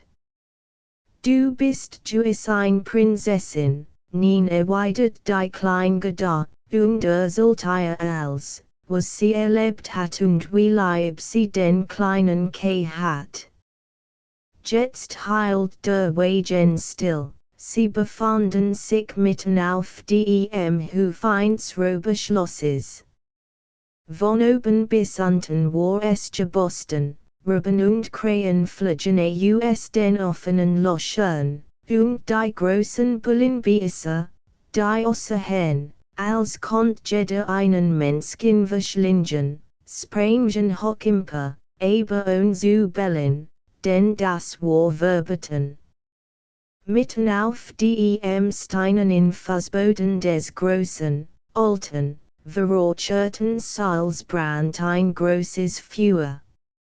Der Rauch zog unter der Decke hin und drang durch die zahlreichen Risse und sprang ins Frei. In einem großen Brauchsel wird Suppe gekocht und heißen wie Kaninchen werden Speis gedreht. Du sollst dies Nacht mit mir bei allen meinen lieben Tierchen schlafen, sagt das Räubermädchen. Sie erhielten nun zu essen und zu trinken und gingen dann nach einer Ecke, wo Stroh und Decken lagen. Oben drüber saßen auf Latten und Stangen wollen 100 Tauben, die also schlafen schienen, sich aber doch ein wenig bewetten, als die kleinen Mädchen kämen. Die Gehören samt und sonders mir, sagt das kleine Räubermädchen und ergriff schnell ein der Nächsten, hielt sie in den Beinen und scuttelt sie, bis sie mit den Flügel schlag. Dort sitzt das Wohlgesindel, für sie fort und dutet auf ein Menschstab, die hoch oben vor einem Loch in die Mauer in Gestlichen wären. Das ist mein Wohlgesindel und hier steht mein Olds, Liebstsbie, dabei zog sie ein Rentier Jui hervor, welch seinen blacken Kopfhöring den Hals hat und angebunden war. Jeden Abend kitzlei chsmit meinem Scarfen Messer Hals, wover es sich sie vertet. Das klein Mädchen zog ein langes Messer aus einer Spalt in der Mauer und ließ es über den Hals des Rentiers hinglitten. Willst du das Messer während des Schlafs bei dir behalten? Fragt Godard und sah sie etwas ängstlichen. Ich schlaf immer mit dem Messer, sagt das klein Räubermädchen. Man weiß nicht, was sich rinnen kann. Aber nun lass mich's noch einmal hören, was du mir vorhin von dem kleinen erzähltest, und weshalb du in die Welt hinausgegangen bist und Godard begann ihre Geschichte wieder von vorn, und die Wohltoben hörten oben in ihrem Käfig, die anden Toben aber schliefen. Das klein Räubermädchen lädt einen Arm Godards Hals, hielt das Messer in der anderen Hand und schnackt, dass man es hören konnt. Godard jedoch war nicht imstande, ein Ohr zu schließen, wusste sie doch nicht, ob sie leben bleiben oder sterben sollte. Die Räuber saßen rund das Feuer, sangen und tranken und das Räuberweib schlug Purzelbaum. Oh, es war dem kleinen Mädchen wahrhaft entsetzlich, dies mit uns hinzu müssen. Da sagten die Wohltoben, Karr. Wir haben den kleinen gesehen. Ein weißes Hund trug seinen Schlitten, saß auf dem Wagen der Schneekönigin, welch unmittelbar über den Wald hinfuhr, als wir im Nest lagen. Sie blies uns Jungtoben und mit Ausnahme von uns beiden starben all. Karr, was sagt ihr dort oben, rief Godard.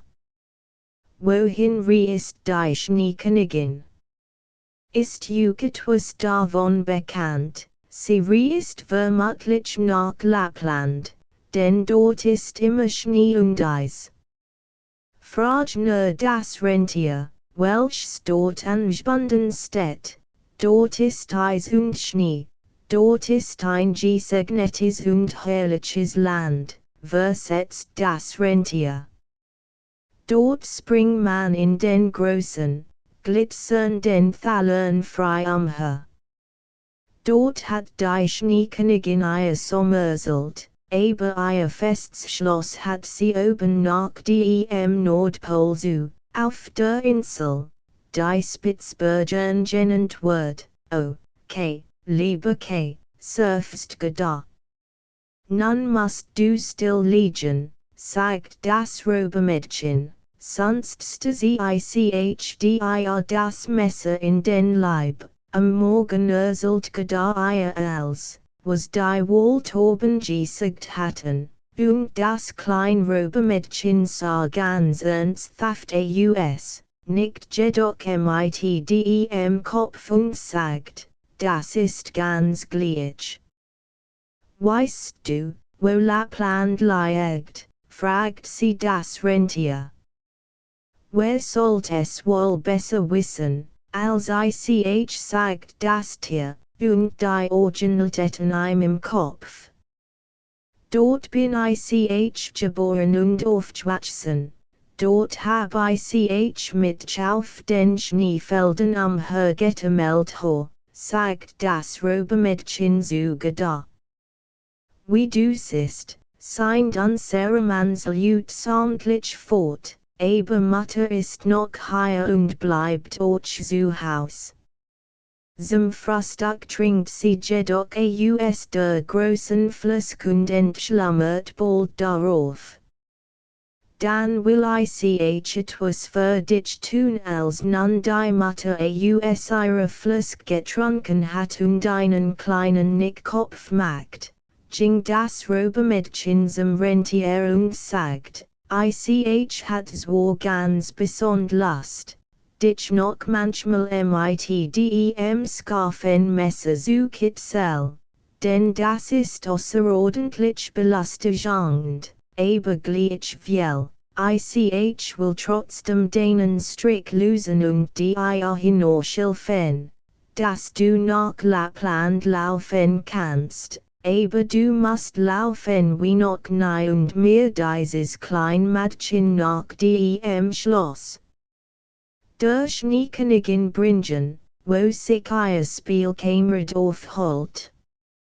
Du hast wohl gehört, was sie erzählt, denn sie schwatzt laut genug, und du pflegst zu loschen, das Rentier sprang vor Freude hoch auf.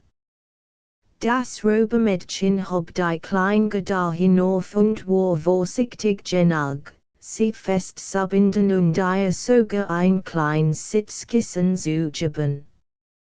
Das ist eine Lei, sagt sie.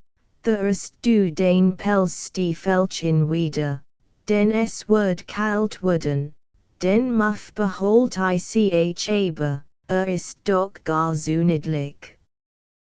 Gleichwohl sollst du nicht frieren. Hier hast du meine Mutter Großfausthandschuhe, sie riechen die Eierger bis an die Ellbogen.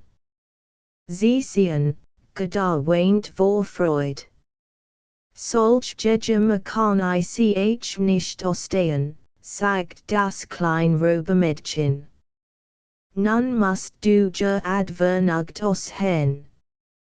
Hier hast du noch Brot und einen Schinken, damit du nicht so hungern brauchst, Bates wird hinten auf das Rentier gebunden, das klein Räubermädchen öffnet die Tür. Lockt die großen Handi hierin, sie schnitt dann den Strick mit ihrem Messer und sagt zum Rentier, lauf nun, aber gib wohl auf das klein Mädchen echt, und Gedar streckt die Handi mit den großen Fausthandschuh hingegen das Räubermädchen aus, sagt Lebewohl und dann flog das Rentier vorwärts über Gebüschschund. Gestrop, durch den großen Wald, über Sumpf und Steppen, so schnell es vermögt. Die Wolf hielten und die Raben schrien. Schwaches Nisten ließ sich aus Witte fern vernehmen und stark swettelten zeigt sich auf allen Seiten. Das sind mein alten Nordlichter, sagt das Rentier, siehe, wie sielten. Und dann lief es noch hurtiger vorwärts, Tag und Nacht. Die Brot werden verzehrt, der Schinken deju und dann wären sie in Lappland. Sext geschickt. Die Lappin und die Finnin. Vor einem kleinen, ansehnlichen Häuschen machten sie Halt. Das Dach ging bis zur Erde hinunter, und die Tür war so niedrig, dass die Bewohner nur auf dem Borschkreischen sich durch den Eingang zwangen konnten. Mit Ausnahme einer Lappin, welch neben einer Thranlamp stand und Fisch breiet, war niemand daheim. Das Rentier erzählte das ganz geschickt. Zwist jedoch sein eigene, welch einem gleichwittige Urchen, und Gedar war vor kalt so erstarrt, dass sie nicht zu reden vermögt. Armen, sagt die Lappin, da habt ihr noch weit zu laufen. Ihr musst über 100 Meilen weit in das Innere der Finnmark hinein, den dort hat die Schneekönigin ihre Sommerwohnung und lasst jeden Abend blaue Flammen auflodern. Ich wird in Ermangelung des Papers ein paar Wort auf einen trockenen Stockfisch schreiben, den wird ich und die Finnen dort oben mitgeben, welch bessere Auskunft erteilen kann, als als sich gedan an wieder erwärmt und zu essen und zu trinken bekommen hat. Schrieb die Lapp in ein paar Wort auf einen trockenen Klippfisch, bat geda, denselben wohl zu verwahren, band sie wieder auf das Rentier und dieses sprang davon. Oben in der Luft nistet es und die ganz Nacht brannten die skünsten blauen Nordlichter, und dann kämen sie nach Finnmark und klopfen den Skernstein der Finnen. Denn sie hat nicht einmal ein Thö. Es hat ein Hitz darin, das sogar die Finnen nur ein ganz dünn Bekleidung trug. Sie war klein und stark von Schmutz. Sie lost sofort die Kleider der kleinen Gedar auf, zog ihr die Fausthandschuhe und Stiefel aus, weil sie die Hitz sonst nicht hatte tragen können. Let dem Rentier ein Stück Eis auf den Kopf und las dann, was auf dem Klippfisch geschrieben stand. Du bist sehr klug, sagt das Rentier, ich weiß, du kannst in die der Welt mit einem Wurnsfaden zusammenbinden. Wenn der Schiffer den einen Noten lost, erholt guten Wind, lost den andern, dann blast ein scharfer Wind, und lost den dritten und vierten, dann stimmt es, dass die Wolde nicht sehen. Willst du dem kleinen Mädchen nicht einen Trank geben, dass sie die Kraft von 12 Männern erholt und die Schneekönigin überwindet? Die Kraft von 12 Männern, sagt die Finnin, die wird sicher nicht ausreichen. Dann ging sie nach einem Gestell, holt ein großes Zusammengerolltes hervor und entrollt es. Seltsame Buchstaben waren darauf geschrieben, und die Finnin las, dass dich Schweißtropfen von der Stirn rieselten. Aber das Rentier bat so beweglich für die Kleingedar und die Scout die Finnen mit so betenden, Tränen führten Organen, dass dieselb das Rentier in ein Eck zog, wo sie demselben zerflüstert, während sie ihm frisches Eis auf den Kopf lädt. Der Kleinke ist wirklich bei der Schneekönigin. Findet dort els nach seinem Wunschkund Behagen und meint, sehr das bist los in der Welt zu gefallen. Das ruht aber davon her, dass ein Glas Splitter in das Herz und ein Glas Künchen in das Ohr gedrungen ist. Bates muss erst heraus. Sonst würde nie wieder ein Tateigemens und die Schneekönigin beholt wohl über ein aber kannst du der kleinen Gedar nicht singen, dass sie macht über das ganze Holt, kann ihr kein groß Macht geben, als sie schon besitzt. Siehst du nicht, wie groß dies ist? Siehst du nicht, wie Menschen und Tiere dienen müssen, wie sie auf bloßen Fassen so gut in der Welt vorwärts gekommen ist. Von uns darf sie ihre Macht nicht erfahren, die sitzt in ihrem Herzen und besteht darin, dass sie ein süßes, unschuldiges Kind ist. Kann sie nicht selbst in das Schloss der Schneekönigin eindringen und den kleinen K von dem Glas befreien, dann können wir nicht helfen. Zweimalen von hier beginnt der Garten der Schneekönigin.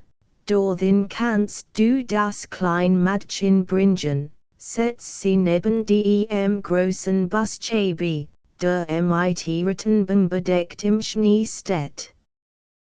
Halt dich nicht mit langem Gestschwatz auf und beeil dich, hierher zurückzukommen, dann hab die Finnin die klein Gedar auf das Rentier, welch se us Lebeskraften davon eilt. Meinst du Fältchen? Mein Faust Thanskuh, rief die klein Gedar, der sich die Schneiden die kalt fühlbar macht. Aber das Rentier wagt nicht anzuhalten, es lief, bis es den großen Busch mit den Rittenben erreicht.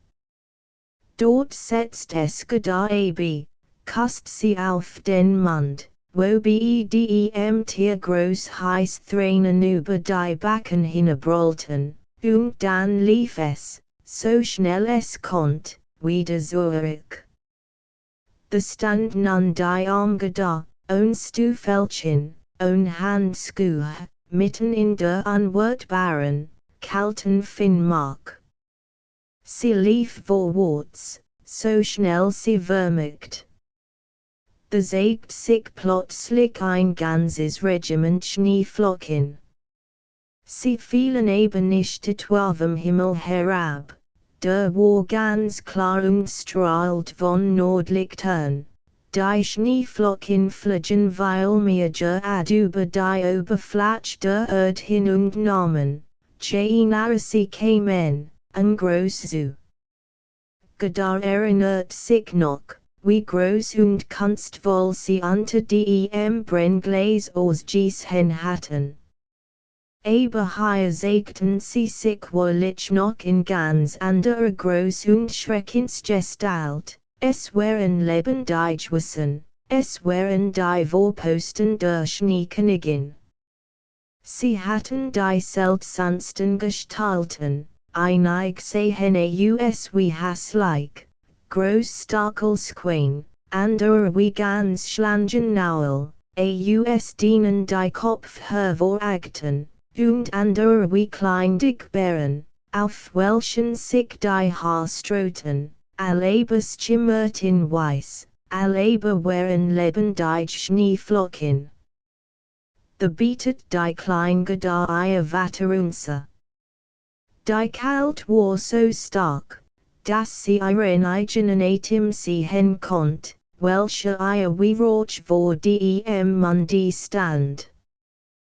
Der Atem wird dichter und verwandelt sich in lauter Kleinengel, die, sobald sie die Erde beachten, mehr und mehr wachsen, und allhelm auf dem Kopf und Speisungschild in den Händen hatten.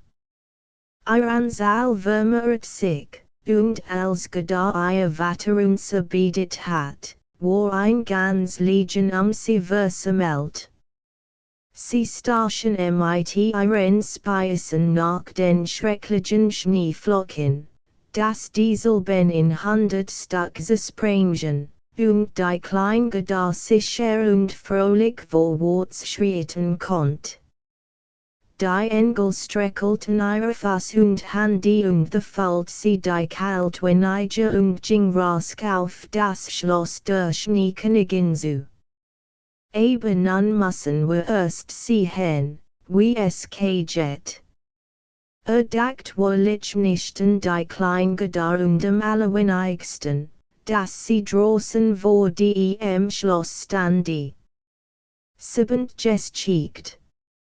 Im Schloss der Schneekönigin. Die Mauern des Schlosses waren von dem wirbelnden Schnee aufgetürmt und Schneiden die Winde hatten die Türen und Fenster gebildet. Über 100 Seil rieten sich aneinander, wie sie ein Schneetreiben zusammengeführt hat, der größte streckt sich weil Meilen weit. Aber waren von starken Nordlichtern erhellt und waren groß, leer, eisig kalt und schimmernd. Nie hat hier ein Lassbarkeit, nicht einmal ein kleiner Bärenball, wobei Durstum hat Dibbles Instrument spielen können, leer, weit und kalt war es in den Sälen der Schneekönigin. Die Nordlichter flammten so regelmäßig, dass man berechnen konnte, wann sie am höchsten und wann sie am niedrigsten standen. Mitten in dem leeren und unendlichen Schneesaal war ein gefrorener See. War in tausend Stück gebosten, aber jetzt Stück glick dem anden auf das genau ist, so dass es ein wahres Kunstwerk war. Mitten auf dem selben saß die Schneekönigin, so oft sie zu Haus war, und dann sagt sie saß im Spiegel des Verstandes, und dieser wer du bist in dieser Welt. Der kleine K war ganz blau war kalt, fast schwarz, aber merkt es doch nicht, denn sie hat ihm den Frostschauer weggeküsst, und sein Herz war so gut wie ein Eisklumpen. Ging und schleppt ein Eisskaf, Fleischeisstück herbei, die auf allmählich weiße Süßemen legt, eingegebens musste nachzubilden, so, wie wenn wir klein Holzstückchen zu bestimmten Figen Süßemen passen, was das einzig Spiel genannt wird. Ging und let Figen, es waren die allerkonstrecksten. Es war das Eisspiel des Verstandes. In seinen Augen waren dies Figen ganz ausgezeichnet und von der allerhöchsten Wittigkeit. Das bewirkt das Glaskönchen, welch seinem Auge saß, let ganz Figen, die ein geschriebens bildeten, aber immer skitterter in der Süßemensetzung des Worts. Welch Serger advunst, des Worts, Uigkeit, und die Schneekönigin hat gesagt. Kannst du mir dies Figur zustande bringen, dann sollst du den eigene Herr sein, und ich schenk dir die ganz Welt und noch ein paar Neuschleitschuhe, aber konnt es nicht. Nun so's ich fort nach den warmen Landen, sagt die Schneekönigin. Ich will in mein Schwarzentopf hineingucken, das wären die feuerspeienden Bergetner und Vesav, wie man sie nennt. Wird sie ein wenig mit weiß überhöhen. Das gehört dazu und thut den Zitronen und Weintrauben gut. Darauf flog die Schneekönigin fort und saß ganz allein in dem Weilmeilenwitten, leeren Eisel, betrachtet die Eisstück und dacht, dass es in ihm ordentlich nackt. Ganz stiff und still saß da, man hat glauben können, wäre verloren. In diesem Augenblick trat die Kleingedar durch die große Ingangsfort in das Schloss. Schneiden die Winde wetten ihr entgegen, aber sie bietet ihre Bengebitung the letten sich die Winde, als ob sie schlafen wollten. Sie trat in die großen leeren, kalten Saal, the Jwort sie erkannte sie flog ihm den Hals, hielt ein Fest Sklungen und rief, Susse, lieber So hab ich dich endlich gefunden, aber saß ganz still, stiff und kalt, the weint die Kleingedar heiß Tränen, sie fielen auf sein Brust, sie drangen in sein Herz. Sie tauten den Eisklumpen auf und verseelten das klein Spiegelsplitterchen in demselben. Blickt sie an und sie sang, ich lieb die Rosen in all ihrer Pracht, doch mehr noch den Heiland, der sie uns macht, the Bratsch in Tränen aus, weint so, Das im das Spiegelkennchene us den Orgen gesquemt wird, erkannt sie und jubelt, Geda. Sus, lieb Geda. Wo bist du doch so lang gewesen und wo bin ich gewesen, und der Scout rings sich her. Wie kalt es hier ist. Wie leer und weit es hier ist, und fast Gedar und sie lacht und weint vor Freud. Das war ein so lieblicher Anblick, dass sogar die stuck vor Freud ringsum tanzten. Als sie nun müd waren, letten sie sich gerad auf die Buchstaben, von denen die Schneekönigin gesagt hat, wenn sie ausfindig machen konnt, sollte sein eigene Herr sein und sie wollt ihm die ganz Welt und noch ein paar Neuschleitschuhe schenken. Gedacht kost ihm die Wangen und sie werden wieder blühend. Sie kosten auf die Augen und sie glanzten wie die Irigen. Sie kosten auf Handy und Fass und war gesund und munter. Nun mocht die Schneekönigin dreist nach Haus kommen. Sein freier Brief stand mit flimmern den Eisstuck in geschrieben. Sie riekten einander die Handy und wanderten aus dem großen Schloss hinaus.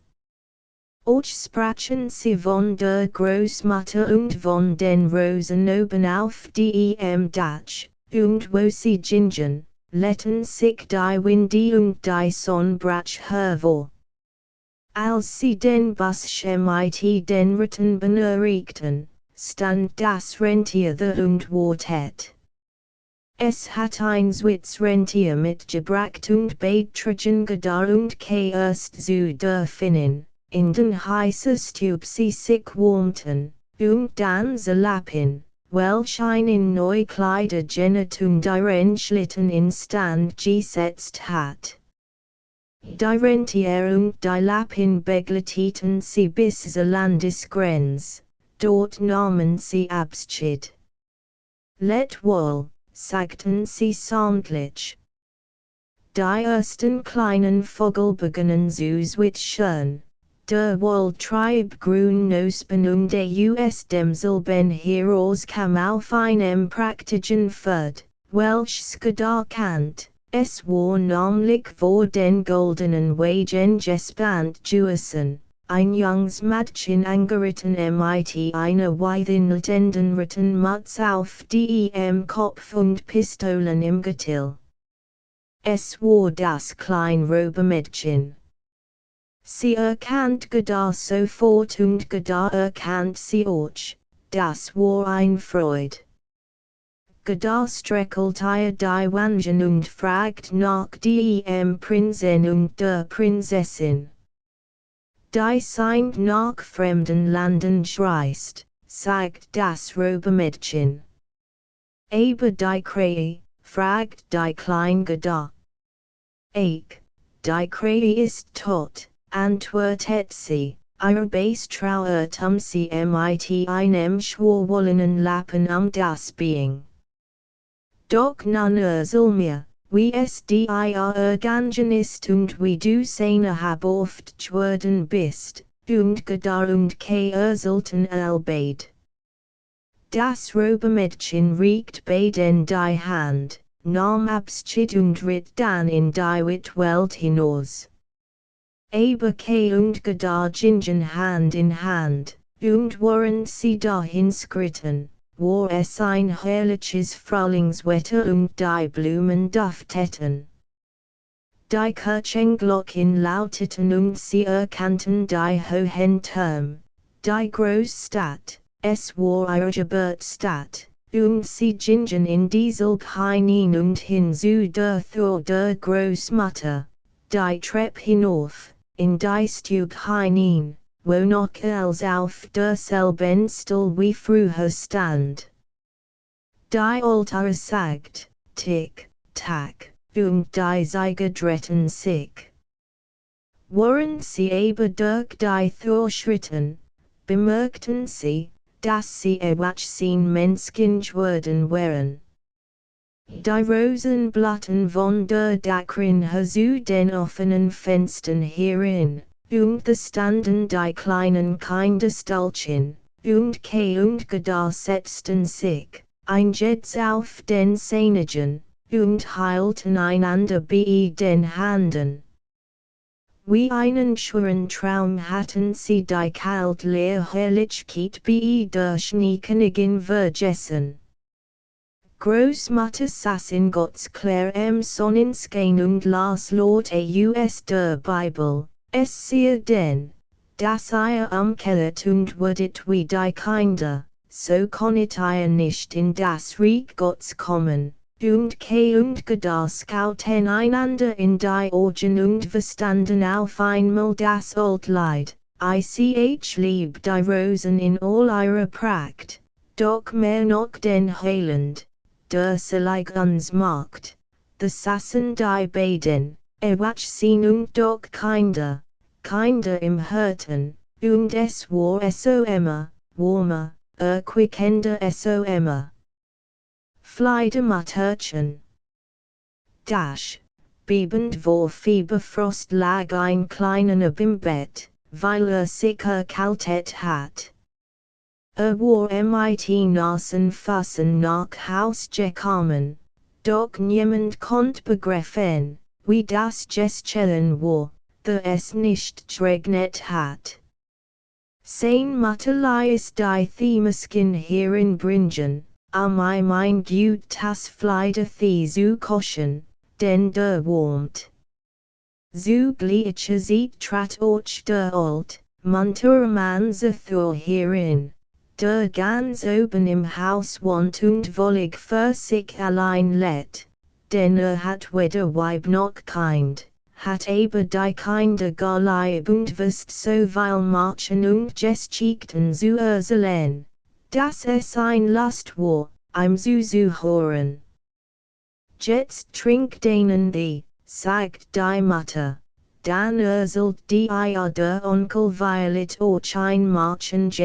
Wenn man nur immer gleich ein neues wirst, versetzt der Old Mann und nickt gutmütig. Aber wo hat denn der Klein die Nasenfass herbekommen, fragt dann. Wo sie hat entgegnet die Mutter, ist eben das unbegreiflich, erzählen sie mir ein Märchen, fragt der Nub. Wenn du mir genau anschauen kannst, denn das muss ich zwist wissen, wie du öfter the drüben in der Gas ist, in der den School liegt, ad bis mitten in die Skuft sagt der Nub, aber dann muss ich schon in das Tufloch treten, sie. Also the Stammen die Nasenfass her, sagt der Old Mann. Nun musst ich freilich ein Märchen erzählen, aber ich weiß keins mehr die Mutter warf Fliedervieh in die Kann und goss sie ins Wasser darüber. Erzählen sie, bat der Nub. Wenn ein Märchen von selbst kommen wollt, aber solches ist gar von das kommt nur, wenn es Lust dazu hat. Doch halt, sagt plötzlich. Da haben wir eins. Gebackt, jetzt ist eins dort in der Theken, der Kleine blickt nach der Theken hinüber, der Deckel hob sich mehr und die Fliederblumen kämen frisch und weiß heraus, treiben groß langsweich. Sogar aus der Tulle breiteten sie sich nach allen Seiten aus und wurden größer und größer. Es war der prächtigste Fliederbusch, ein ganzer Baum, der bis in das Bett hineinragt und die Vorhänge sit kob. Wie das Blatt und duftet. Mitten im Baum saß ein alt frühjunglich Frau in einem seltsamen Schwand, Welsh scrun wie die Blatter des Fleiderbaums war einen Besatz von großen weißen Fleiderblüten hat. Man konnt nicht sogleich unterschieden, ob es Zedug oder lebendiges Grün und Blumen wären. Wie heißt die Frau? Fragt der Nub. Die Römer und Griechen entgegnet der Old Mann, nannten sie ein Dryad, aber das verstehen wir nicht. Draußen in den neuen Lagen haben wir einen besseren Namen für sie, dort heißt sie Fleidermatterchen. Von ihr will ich die an erzählen. Hozu, eine benso große, blühende Baum stand draußen in den neuen Lagen und zwar in der Ecke eines kleinen Hofs, welcher zu einem kleinen Häuschen gehört.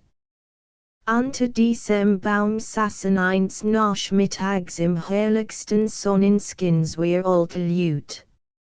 Es war ein alter Seemann und sie sehen alt Frau.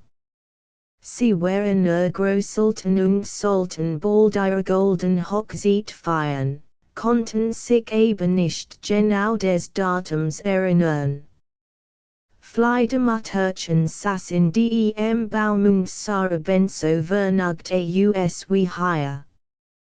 Ich weiß wohl, wann your golden Hochzeit ist, sagt sie, doch heute gehen es nicht. Sie sprachen von alten Tagen erinnerst du dich dessen wohl noch, sagt der alte Seemann, wie wir ganz klein waren und liefen und spielten.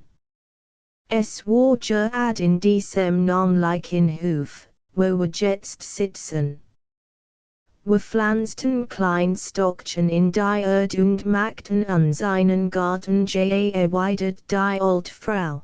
Dessen erinnere ich mit sehr wohl, und wir begossen die Stockchen, und eins derselben, ein Fleiderweg, Schlagwürsel, Treibgrünskosling und ist nun zu dem großen Baum herangewachsen, unter welchem wir alten Leute jetzt hier sitzen, so ist's, sagt und dort in jener Eck stand ein Wasserkuf. Dort schwamm mein Kahn, ich hat ein mir selbst geschnitzt. Wie Segel konnt. Ich sollt freilich das Segel bald in andere Weise erlernen, aber erst gingen wir in die Schule und lernten etwas, sagt sie, und dann würden wir ihn gesegnet. Wir weinten albeit. Des Nachmittags erstigen wir Hand in Hand den runden Turm und schauten über Kopenhagen und den Meeresspiegel hin. Dann gingen wir nach Friedrichsburg hinaus, wo der König und die Königin in ihrer praktischen Gondel auf den Kanalen umherfahren, aber mir war es freilich bald beschieden, in andere Weise umherzusegeln. Und das so matches Jahre hindurch, weit hinaus auf Langen, beschwerlich in Reisen ich weint oft den Etwegen, unterbrach sie ein, denn ich glot, du lagest tot in der Tuf des Wassers. Masch nacht stand ich auf und sah nach, ob die Wetter von sich dreht. Sie dreht sich wohl, doch du kannst nicht.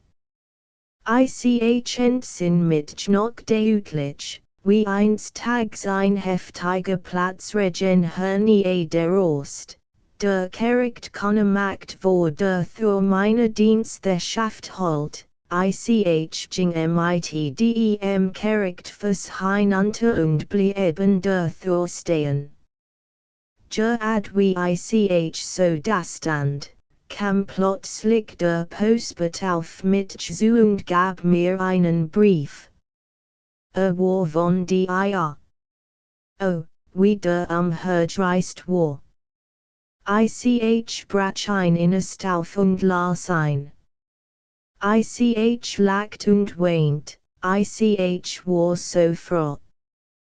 The Stand, dass du in den warmen Landen wärest, wo die Kaffeebohnen wachsen. Was für ein glückliches, gesegnetes Land muss das sein. Du solltest so viel und ich im Geist, während der Region fort und fort jeder Platzschirt und ich noch immer dem Charakter fürs das Stand.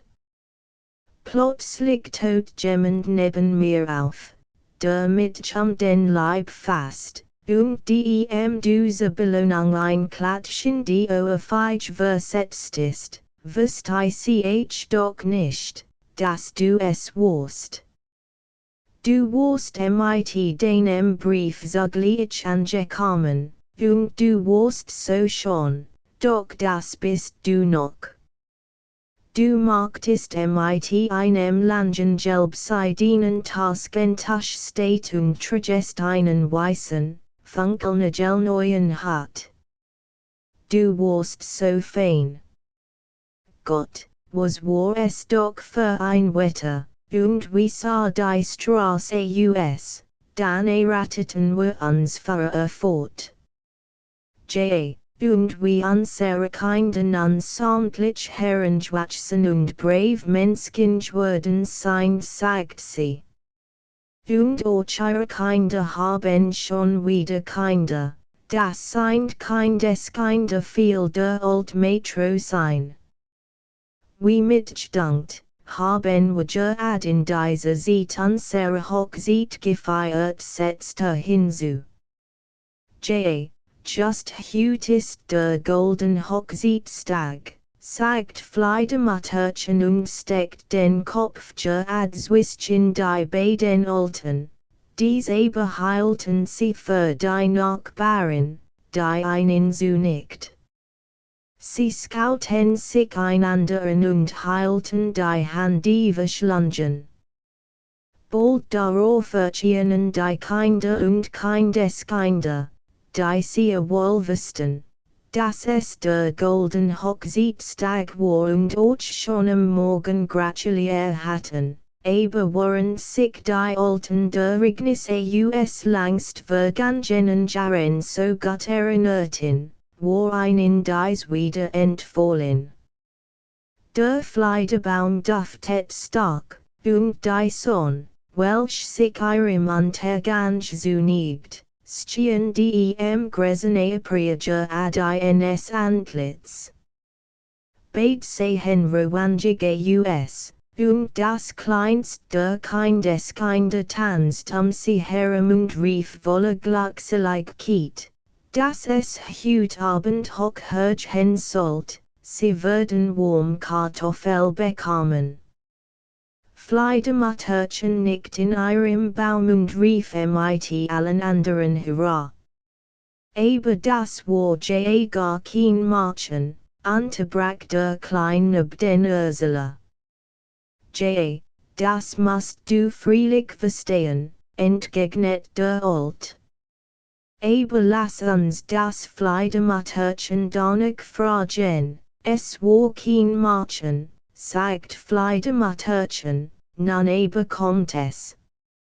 Aus der Wirklichkeit wächst ad das seltsamst Märchen heraus, sonst kommt mein praktiger Fliederstrauch auch nicht aus der Theken Importsprost sein darauf nahm es den Neben aus seinem Bett, Sklang ein mit den Armen und die blutenbedeckten Zweigschlugen sie zusammen, so dass sie wie in der dittesten Lob saßen. Dies flog mit einen durch die Luft, es war unwirklich schon. Fliedermatterchen hat sich plötzlich in ein kleines niedliches Mädchen verwandelt, doch war der Rock noch von demselben grünen, weißgeblümten Zug, welches Fliedermatterchen getragen hat. An der Brust hat es ein wirklich Fliederblut und seines blondes, Lockeiges ha einen ganzen Kranz von Fliederblüten. Sein Augen waren groß und blau, oh, es war ein Freud, dasselb anzusehen. Hand in Hand gingen sie aus der Lobung standen nun in dem schönen Blumengarten der Heimat. Bei dem frisken Rasenplatz lag der Stock des Watters in einen Flock angebunden. Für die kleinen Warleben in dem Stock, sobald sie sich über denselben setzten, verwandelt sich der Blankknopf in einen stillschweigenden Kopf, die lang Schwarzmann flattert, wie schlank kraftig Beinwachsen hervor, das Tier war stark und führig. Im Galopp ritten sie den Rasenplatz herum und fortwährend rief das kleine Mädchen, welches, wie wir wissen, niemand anders als Fliedermutterchen war, nun sind wir auf dem Lande. Siehst du das Bauernhaus mit dem großen Backofen, der wie ein riesengroßes, in der Mauer befindliches auf den Weg herausguckt. Der Fliederbaum lässt sehensweit über ein herabongen und der Hahn schreitet still sein Her und skarrt nach Futter für sein Hanna. Doch nun vorwärts nach dem praktischen Ritter gut, und als, was das kleine Mädchen, das hinten auf dem Stock saß, sagt, das flog einen vorüber, den sah es, und doch kämen sie nur den Rasenplatz herum. Dann spielten sie in dem Sittengang und steckten auf dem Boden einen kleinen Garten ab. Das Mädchen nahm die Fliederblüte aus seinem Haar, pflanzt sie und sie wuchs ganz ebenso wie bei jenen Alten in die Höhe, als dieselben noch als Kinder, wie früher erzählt ist, in den neuen Anlagen miteinander spielten. Wie gehen wandelten sie Hand in Hand, doch erstigen sie nicht den Rittenturm, gingen sich nicht im Friedrichsburger Park, nein, das kleine Mädchen fasst den Naben den Leib und dann fliegen sie weit umher, und es war Frühling und wird es so immer, es war Herbst und wird Winter. Und tausend Bilder spiegelten sich in den Augen und in dem Herzen des Nebenab, und immer sang das kleine Mädchen ihm vor, das darfst du nie vergessen, während des ganzen Fluges duftet der Fliederbaum gar und herrlich. Danach nahm wohl die Rosen und die Blumen war. Aber der Fliederbaum duftet noch balsamischer, denn sein Blüten hingen an des kleinen Mädchens Herzen und an dieses lernt das Kranknäblein während des Fluges oft das Mundhaupt. Hier ist es herrlich im Frühling, sagt das kleine Mädchen und sie standen in einem nussbenden Buchenwald. Wo grüne Waldmeister zu ihren Fassen duftet und blassrote Nehmen aus dem Jungen Gras kauten. Oh, wär es immer Frühling, hier ist es herrlich im Sommer, sagt sie und sie fahren an alten Bergen aus der Ritter vorüber. Den Rotmooren und zackig Geibel sich in den Gruppen spiegelten. In denen Schwein schwammen und in die alten Kuhlenbaum ganz hinaufschauten. Auf dem Feld wogt das Kemglitsch der bewetten See, Rot und Gelb Blumen wiegten sich in den Gruppen, an den Jelgen rankten sich wilde Hopfen und Blühe die Winden imper, und des Abends ging der Mond groß und wohl auf. Und die Hauskörper auf den Wiesen dufteten sus. Das vergisst sich nie, hier ist es herrlich im Herbst, sagt das kleine Mädchen, die Luft wird doppelt so hoch und blau. Der Wald nahm die schönsten Farben von Rot, Gelb und Grünen, die Jagdhund die stimmten vorwärts. Ganz skaren wilde Vogelfliegen kreischen über die Hühnen Gräber hin, auf denen sich Brombeeren über die alten Steine hinzogen. Auf dem Tuch blauen Meer zeigten sich überall Weißsegler, und in der Ten saßen Altfrauen, Mädchen und Kinder und pflückten Hopfen in ein großes Gefäß. Die Jungen sangen Lieder, aber die Alten erzählten Märchen von Kobolden und Zauberern. Besser ließ sich nicht Lied denken, hier ist es herrlich im Winter, sagt das kleine Mädchen, und alle Baumstanden mit Rief bedeckte, als wären sie in Weißkorallen verwandelt. Der Schnee nährt unter den Füßen, als ob man immer Neustiefel anhat, und vom Himmel fiel ein Sternsknapp nach der anderen. Im Zimmer wird der Weihnachtsbaum angezündet, da gab es Gästchen und fröhlich Laune. In der Bauernstube auf dem landiert und lustiger Fiedelklang. Unter Georgsen und Lachen hört man nach Apfelsknitten und selbst das Amstkind bekannt. Es ist doch herrlich im Winter, es war auch herrlich.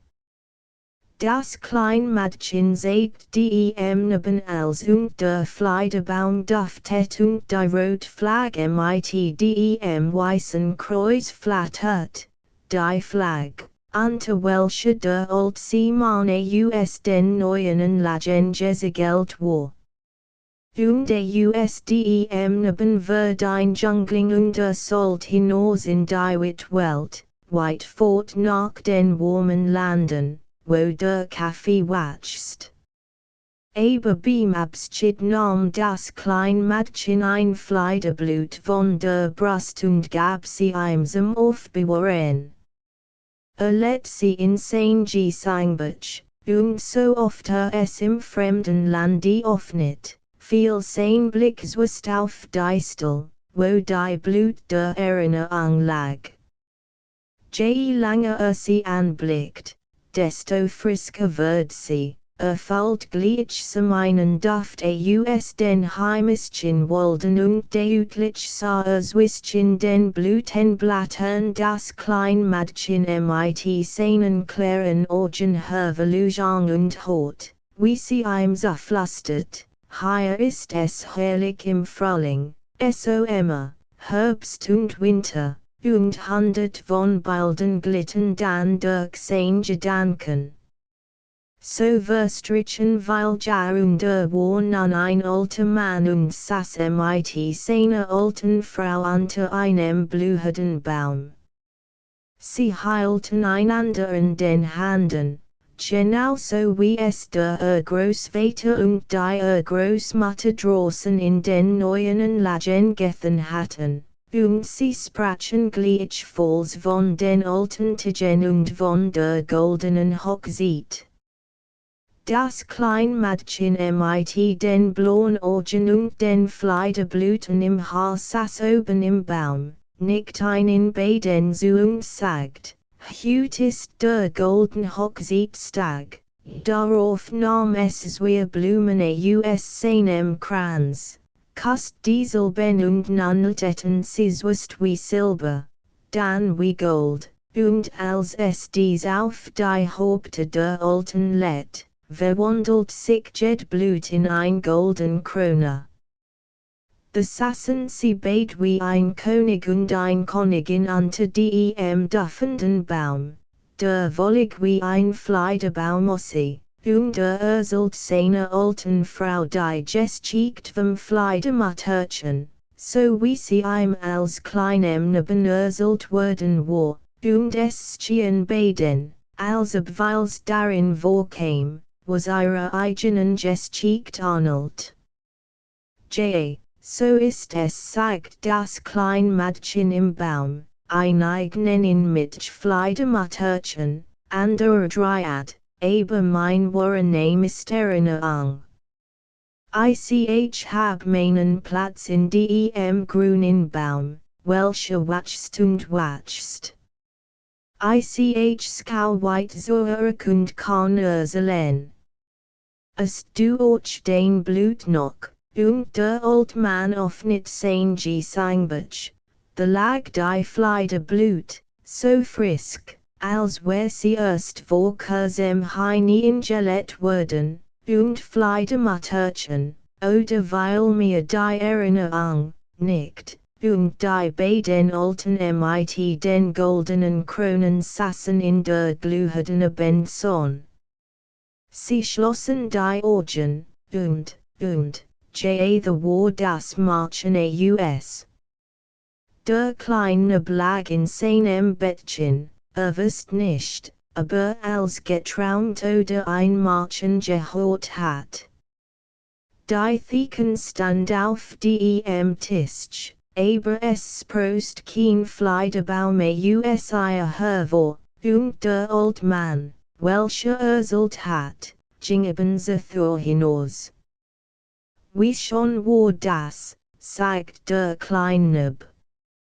Mutter, bin ich in den warmen Landen gewesen, das glaub ich wohl, sagt die Mutter, wenn man's wie bis an den Rand gefüllt Tassen Fleidevieh trinkt, dann kommt man schon nach den fremden Landen, und sie deckt ein Gott zu, damit sich nicht von neuem erkaltet. Du hast wohl geschlafen, während ich saß und mit unserem alten Freunde darüber stritt, ob es ein Geschicht oder ein Märchen wär und wo ist Fleidematterchen, fragt der Nub.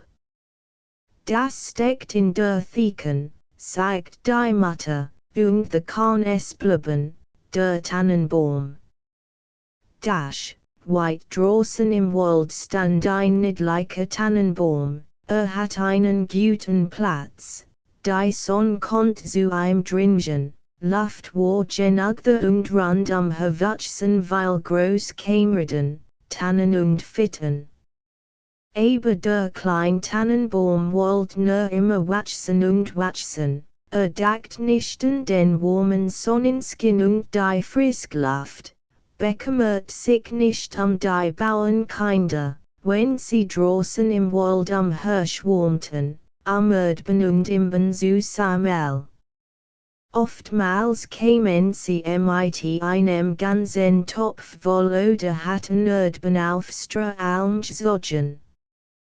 Dann setzten sie sich neben das Borschen und sagten, wie klein der ist, doch das gefiel dem Borschen nicht.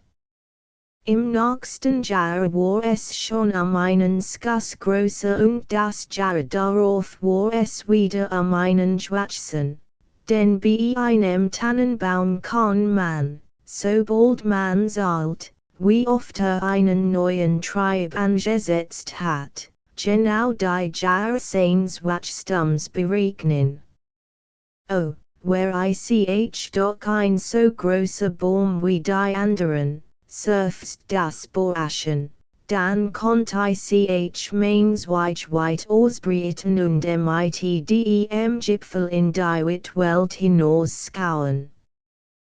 Dann würden die Vögel ihre Nester zwischen meins Weigen bauen, und wenn es stimmt, konnt ich so vornehmlich wie dort die anderen weder der Sonnenschein, noch die Vögel, noch die Rittenwochen, die morgens und abends über ein hingelten, machten ihm Freude. War es nun Winter, und Schnee lag blendend weiß ringsherum, dann kam oft ein heiß angesprungen und setzt über das Borschen hinweg. Oh, das war emporend. Aber wir Winter verstrichen und im dritten war der Baum schon so hoch, dass der Heiß ein herumlaufen musst. Oh, wachsen, Watson, groß und alt wurden.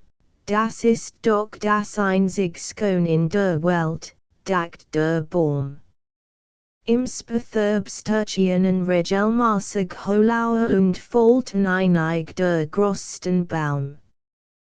Das Gesture jetzt Jahre und den Jungen Tannenbaum, der nun schon tätig in die Hochgeskossen war, befehlsitten und Beben dB, den mit Gepolter und Kratchenschitten sein Kameraden Erd, die Zweig werden einen abhauen, sie sehen nun ganz Nacht, lang und schmale US, sie wären kaum noch weiter erkennen.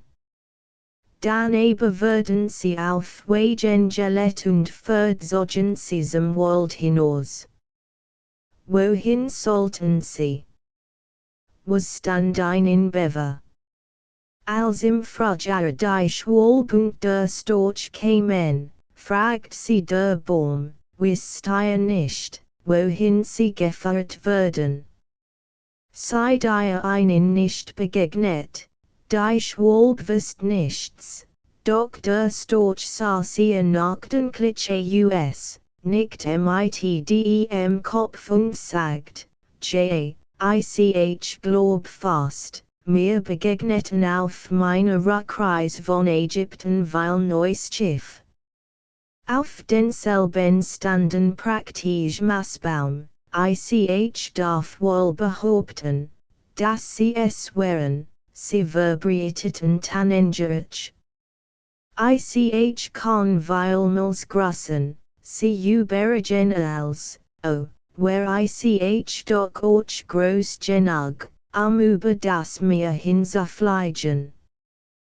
Wie ist es eigentlich, dieses Meer, und wo manelt es, das ist etwas weitläufig zu erklären, sagt der Storch und ging.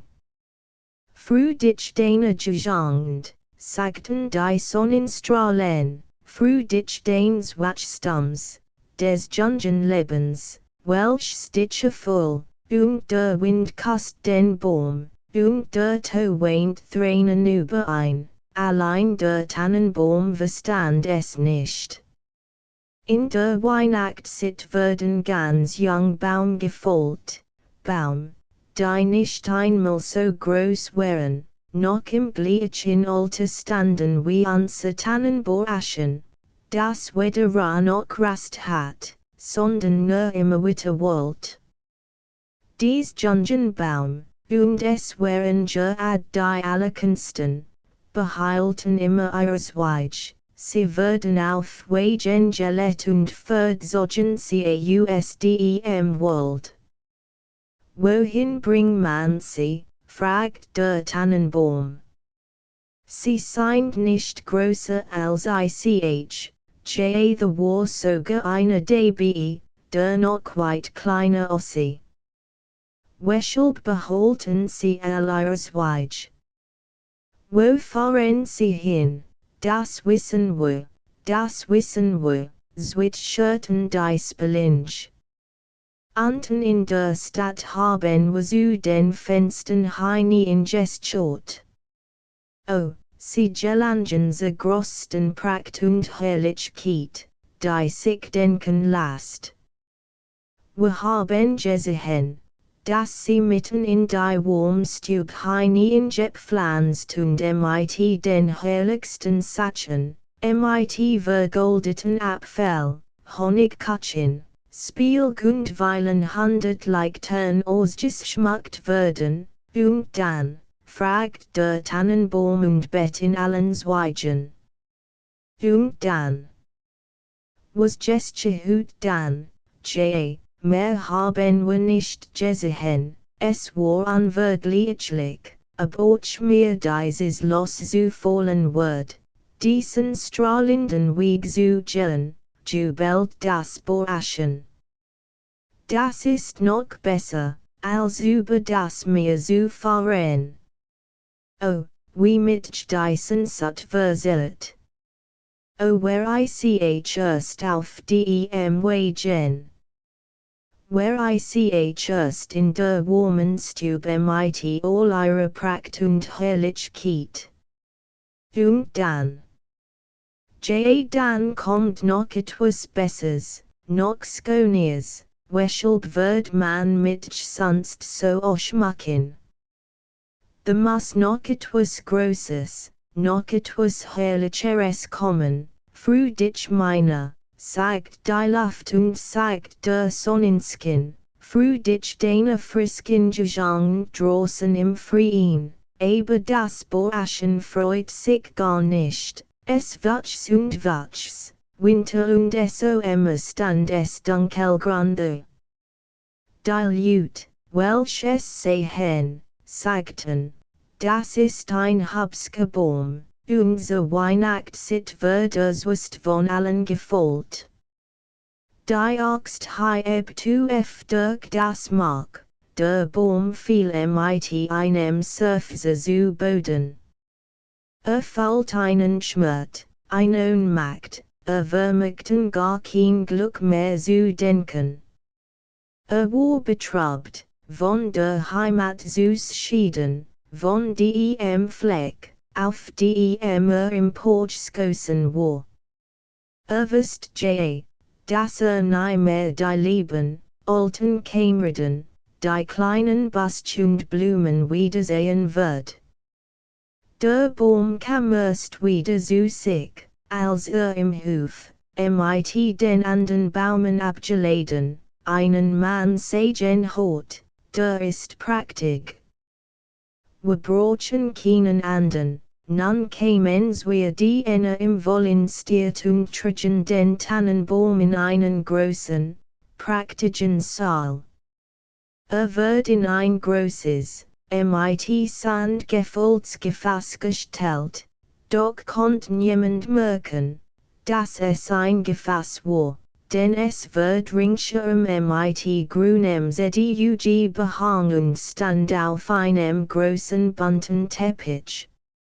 Oh, wie der Baumbett. Was sollt doch nun geschehen? Die Diener und die Fräulein kamen und putzten eine US.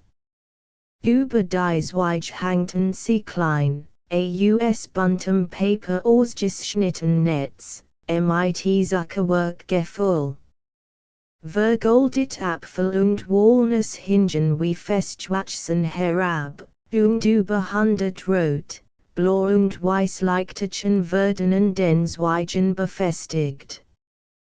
Puppen, die wie leibhaftige Menschgenosse hen, schwetten im Grünen, und ganz oben auf der Spitze strahlt ein Stern von Flittergold. Es war praktig, ganz unwirklichlich praktig.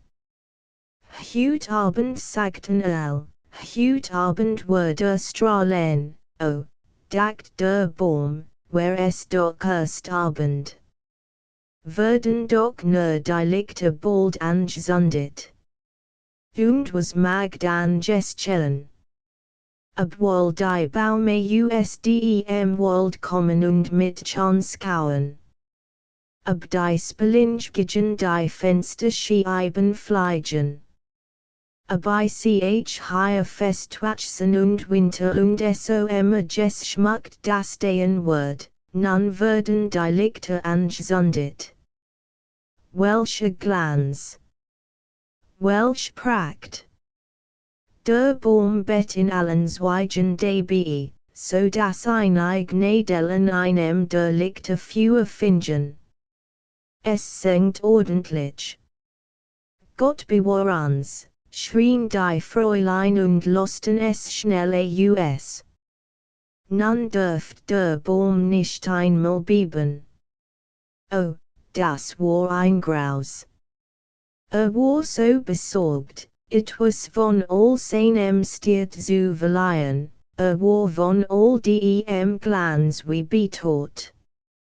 Und nun öffneten sich beid Flügeltüren, und ein Mensch kindes Schatten hierin, als ob sie den ganzen Baum umrennen wollten. Die alten Leute kamen bedächtig hinterher, die kleinen standen ganz stumm, aber nur einen kurzen Augenblick, dann jubelten sie wieder so, dass es wiederholt. Sie tanzten den Baum, und ein Gestchen nach dem anderen wird abgepflückt. Was haben sie nur vor, dacht der Baum. Was soll the Gestchen? Die Lichter brannten bis auf die Zweige herunter und darauf lost man sie aus und die Kinder erhielten Erlaubnis, den Baum zu plündern. Oh, die stürten auf ein Los, das es in allen Zweigen nagt. Wär nicht mit der Spitz und dem goldenen Sternen der Deck befestigt gewesen, so hatten sie ein sicher umgeworfen. Die Kinder tanzten nun mit ihrem praktischen Spiel umher. Niemand bietet den Baum, mit Ausnahme der alten Kinderfrau, die aufmerksam zwischen die Zweige nach einem etwa vergessenen Apfel blickt. Ein Gestchikt, riefen die Kinder und zerrten einen kleinen, dicken Mann nach dem Baum hin. Setzt sich gerade unter denselben nieder, denn so meint sind wir im Grünen. Aber ich Ursel nur ein Gestchikt. Wollt ihr die von Ived Horen oder die von Klumpdump, der die Treppe hinabfiel und sich doch auf den Thron schwang und die Prinzessin erhielt, Ived, schrien einig, Klumpdump, schrien ander. Was war das für ein Rufen und durcheinander schrien? Nur der Tannenbaum schwieg still. Sein Roll war vorüber, hat sein Schuldigkeit gethan.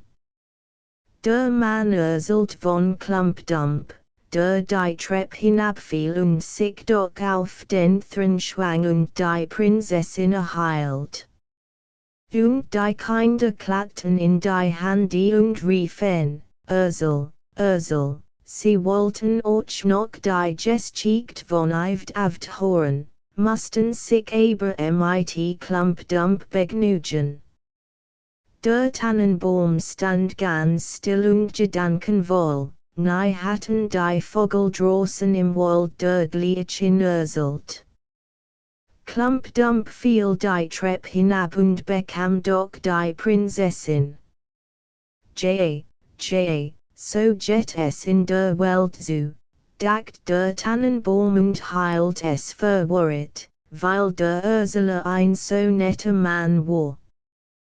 Wer kann wissen, Violet falle ich auch die Treppe hinab und bekam ein Prinzessin, und freut sich darauf, den nächsten Tag wieder mit Leichtern und Spielg, mit Gold und Fratten bekleidet zu werden. Morgen würde ich nicht sitzen, dachte. Ich würde ein recht herrlich Freude über allgemein Herrlichkeit empfinden. Morgen würde ich wieder die Gestchikt von Klumpdump hören und Violet auch die von Ived und der Baum stand die ganz Nacht still und gedankenvoll. Am folgenden Morgen treten die Diener und Magdi herein. Nun beginnt der State von neuem, dacht der Baum, aber sie schleppten einsam Zimmer hinaus, die Treppe hinauf bis auf den Boden und dort stellten sie ein in einen Dunkelwinkel, wohin kein Tageslicht fiel. Was hat denn das zu bedeuten, dacht der Baum. Was hab ich denn hier zu tun? Was mag ich denn hier hören sollen, lehnt sich gegen die Mauer und stand und san. Und sie tat genug deju, denn es verstrichen Tag und Nacht. Niemand kam hierauf und als endlich einmal jemand kam, gesture es nur zu dem Zweck, einig Großkasten in den Winkel zu stellen. Nun ist draußen Winter, dacht der Baum. Die Erde ist hart und mit Schnee bedeckt, die Menschen können mich nicht pflanzen, deshalb soll ich wahrscheinlich bis zum Frühling hier im Schatten stehen. Wie versorglich doch das ist. Wie gut die Menschen doch sind. Wär es hier nur nicht so dunkel und so erschrecklich einsam. Nicht einmal ein Häuschen ist hier zu finden. Draußen im Wald war es doch lustig, wenn der Schnee lag und der Heiß vorübersprang, selbst wenn über mich hinwegsetzt, aber damals gefiel es mir freilich nicht. Hier oben ist es aber doch entsetzlich einsam, Pip, Pip, sagt plötzlich ein klein Maus und schlüpft hervor, und darauf kam noch ein klein. Sie schnaffelten an dem Tannenbaum und schmickten sich durch die Zweige desselben. Es hat heute ein furchtbar kalt, sagten die zwei kleinen Mäuschen, nicht wahr? Du alte Tannenbaum, ich bin noch gar nicht alt, versetzt der Tannenbaum, es gibt weil alt als ich bin, wo kommst du her, fragten die Mäuse, und was weißt du, sie waren gewaltig neugierig. Soll uns doch von dem herrlichsten Plätzchen auf Erden. Bist du schon dort gewesen? Bist du schon in der Spiskammer gewesen, wo Käse auf den Brettern liegen und Skinken unter der Decke, wo man auf Tauglichtern tanzt, Magaheini in Jet und Fett herauskommt, die kenn ich allerdings nicht, sagt der Baum, aber den Wald kenn ich, wo die Sonne skint und die Vogel singen. Darauf erzählte ein Erlebnis seiner Gegend und die Mäuschen hatten Dörglietchen Neisuver gehört. Oh, sagten die Mäuschen, wie glücklich du gewesen bist, du alte Tannenbaum, ich bin durchaus nicht alt, erwidert der Tannenbaum, erst in diesem Winter bin ich aus dem Wald gekommen. Ich steh in meinem allerbesten Alter, ich bin nur sehr gewachsen, wie schon du erzählst, sagten die Mäuschen, und in der nächsten Nacht kämen sie mit wir anderen kleinen Mäusen wieder, welch den Baum erzählen hören sollten, und je mehr erzählt, desto lebhafter trat es ihm selbst vor die Augen und sagt, es wären doch wirklich glücklich Zeiten. Aber sie können weiterkommen. Klumpdump fiel die Treppe hinab und bekam doch die Prinzessin. Wer ist Klumpdump? Fragten die Mäuschen. Nun erzählt der Tannenbaum das ganz Märchen, dessen sich Wort für Wort entsinnen konnt. Und die Mäuschen waren aus lauter Freude fast in die Spitze des Baums gesprungen. In der folgenden Nacht versammelten sich noch weit mehr Mäuse und am Sonntag kämen sogar zwei Ratten. Die behaupteten aber, die Geschichte sei nicht lustig, und das betrübt die Mäuschen, denn sie kamen nun auch wenn ich schon war. Können sie nur die ein Geschichte erzählen? Fragten die Ratten. Nur die ein, antwortet der Baum, ich hat sie an meinem glücklichsten Abend, aber damals dacht ich nicht daran, wie glücklich ich war, das ist ein höchst elendige Geschichte. Wissen Sie kein von Speck und Talglichtern? Kein Spiskammergeschichten, nein, sagt der Baum. Nun, dann danken wir dafür, erweiterten die Ratten und kehrten zu den ihrigen zurück. Zuletzt blieben die Mäuschen auch fort und the surfst der Baum, es war doch ganz hübsch, als sie am Mittag saßen, die munten Mäuschen, und auf meine Langen losten. Nun ist das gleichfalls vorbei. Aber die Skönheit wird wiederkommen, und eines Morgens, da kamen Leute herauf und kramten auf dem Boden umher. Die Kasten erhielten einen anderen Platz und der Baum wird hervorgezogen. Sie warfen ein Anzunft auf den Fußboden, aber sofort schleppt ein Hausknecht nach der Treppe hin, wo das Tageslicht schimmert. Nun beginnt das Leben wieder, dacht der Baum. Fühlt die Frischluft, den ersten Sonnenstrahl, und nun war draußen auf dem Hof. Alles ging so schnell, dass der Baum völlig vergaß, sich selbst zu betrachten, so viel Neues war ringsum anzustaunen. Der Hof stieß in einen Garten und alles stand darin in voller Blut. Die Rosen hingen frisch und duftend über den kleinen steigten Sohn hinüber, die Lindenbaumblatten und die Schwalben flogen umher und zwitscherten, Querverwit, mein Mann ist gekommen, aber den Tannenbaum meinten sie damit nicht. Nun will ich leben, jubelt dieser und breitet sehnsweich aus. Sie waren vertrocknet und gelb und zwischen Unkraut und Nessellager in einem Winkel Der Goldpapersten saß noch oben auf der Spitze und glitt im hellen Sonnenschein. Auf dem Hof selbst spielten ein paar von den lustigen Kindern, die im Weihnachtsabend den Baum getanzt hatten und dabei so fröhlich gewesen waren.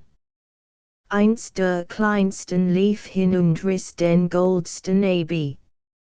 Seht, was the noch an dem alten, haselig in Tannenbaum sitzt, rief es und trat auf die Zweige, dass sie unter seinen Stiefel nackten.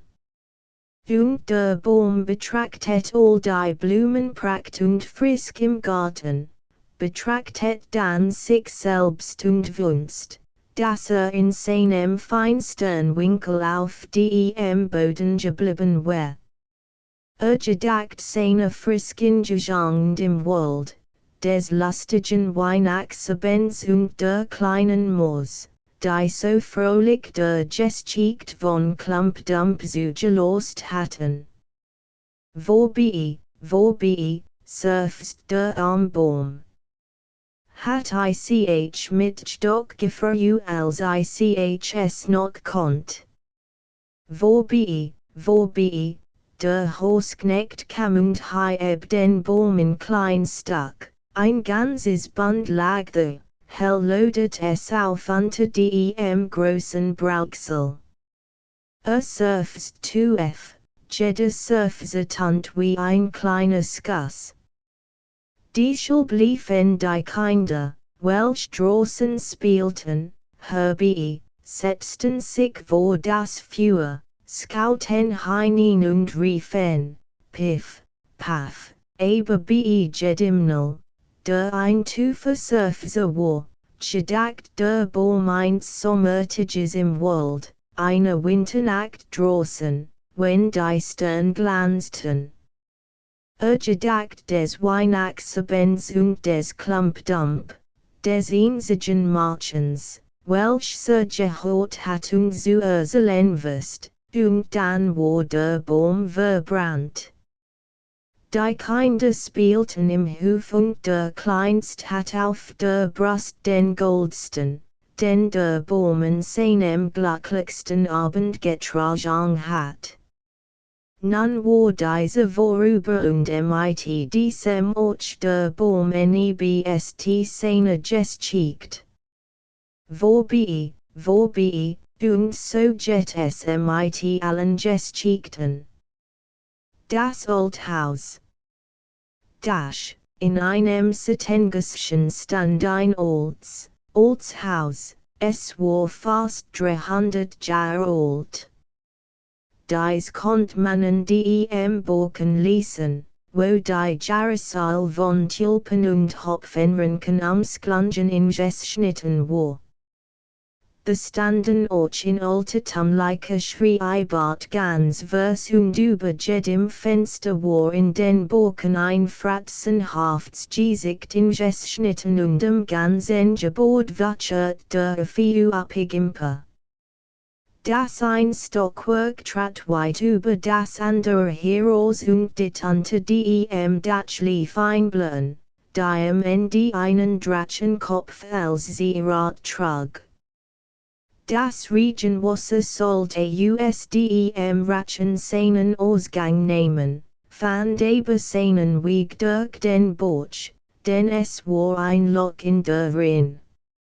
All anderen Häuser in der Straße waren new und man konnte es in sie Genügens hin, dass sie mit dem alten Haus nichts zu tun haben wollten.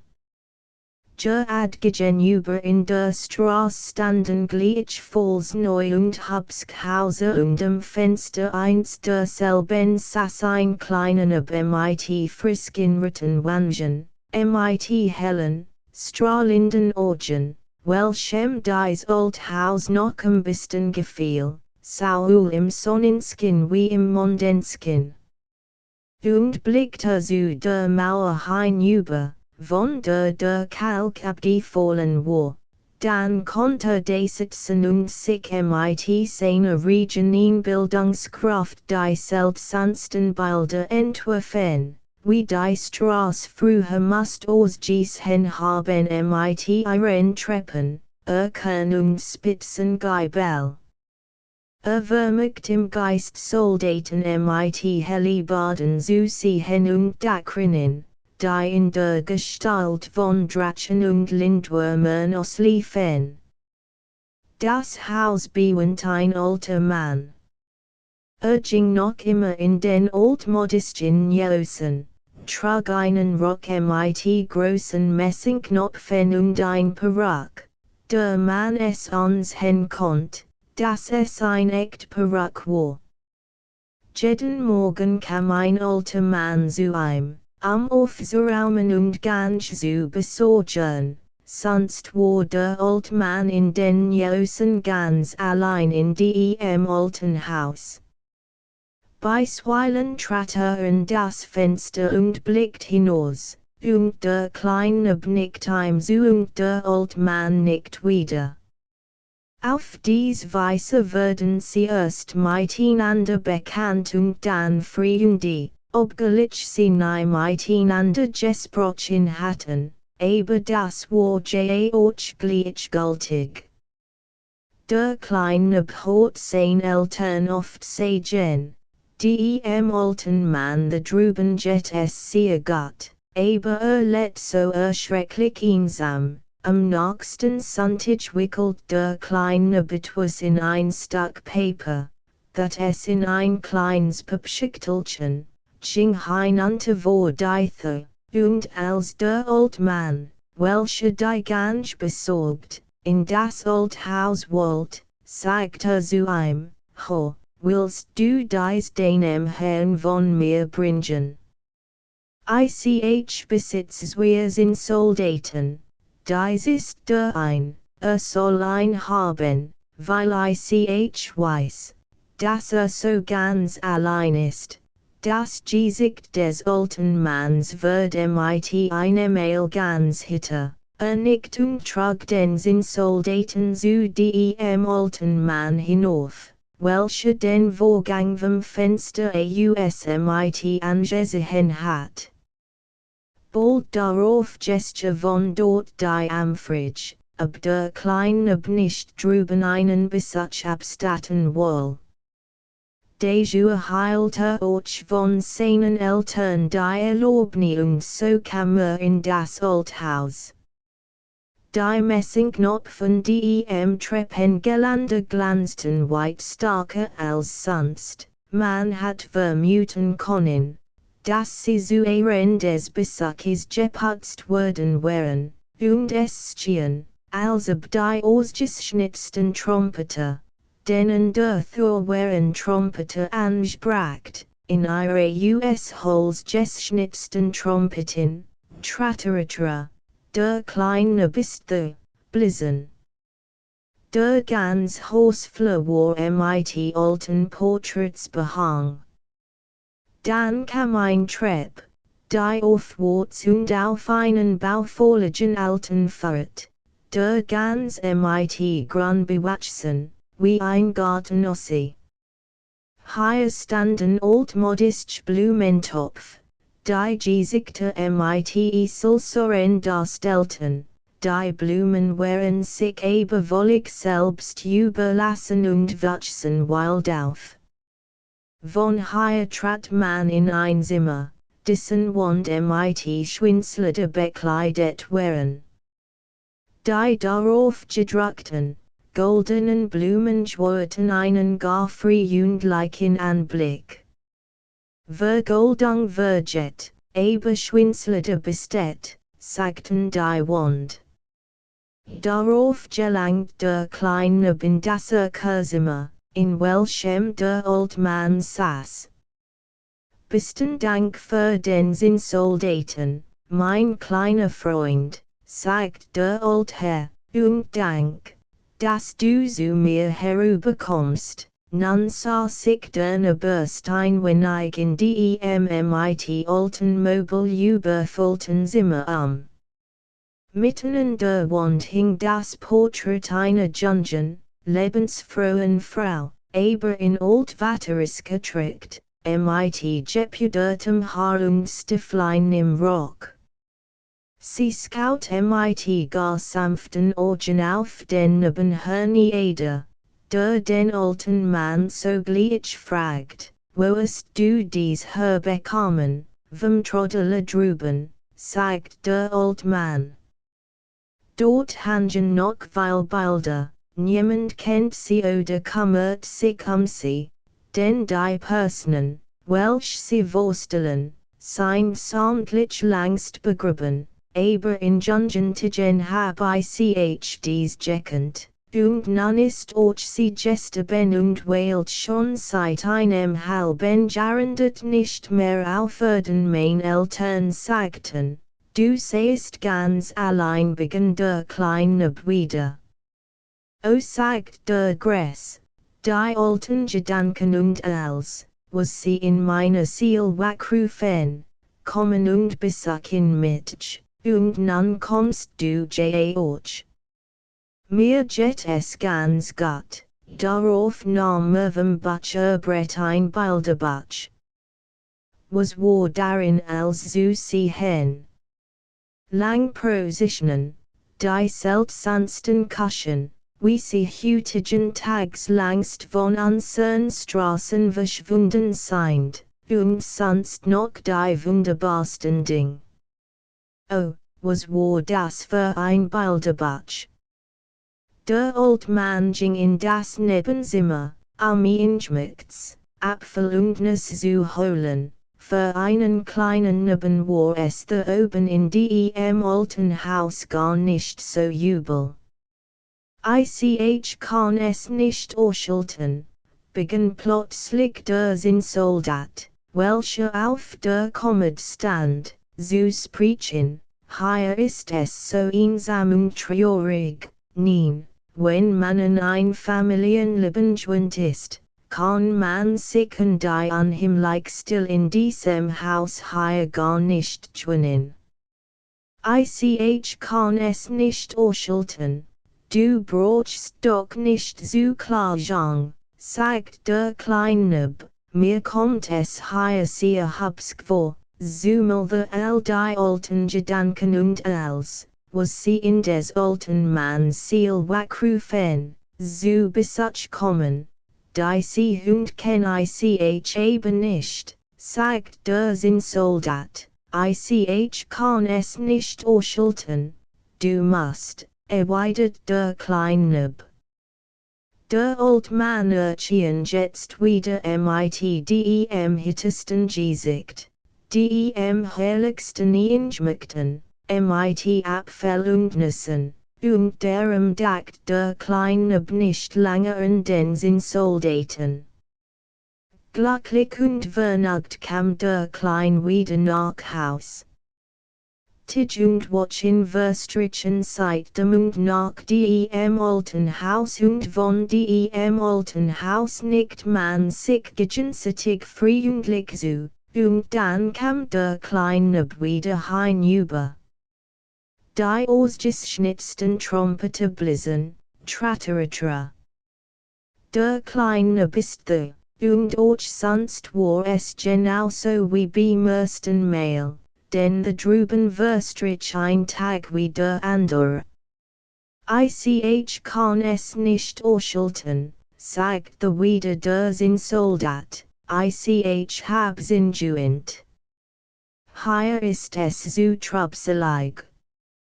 Jetzt weiß ich, was es heißt, Besuch von seinen alten Gedanken zu erhalten. Ich hab den Besuch der Meinigen gehabt und sah so deutlich vor mir. Ihr Kinder standet mit gefalteten Handen vor dem Tisch und sanget en Morgenchoral. Vater und Mutter waren in gleich feierlicher Stimmung, als plötzlich die Tür aufging und die Kleinschwester Marie, welch immer tanzt, sobald sie nur Musik hört, herinkam.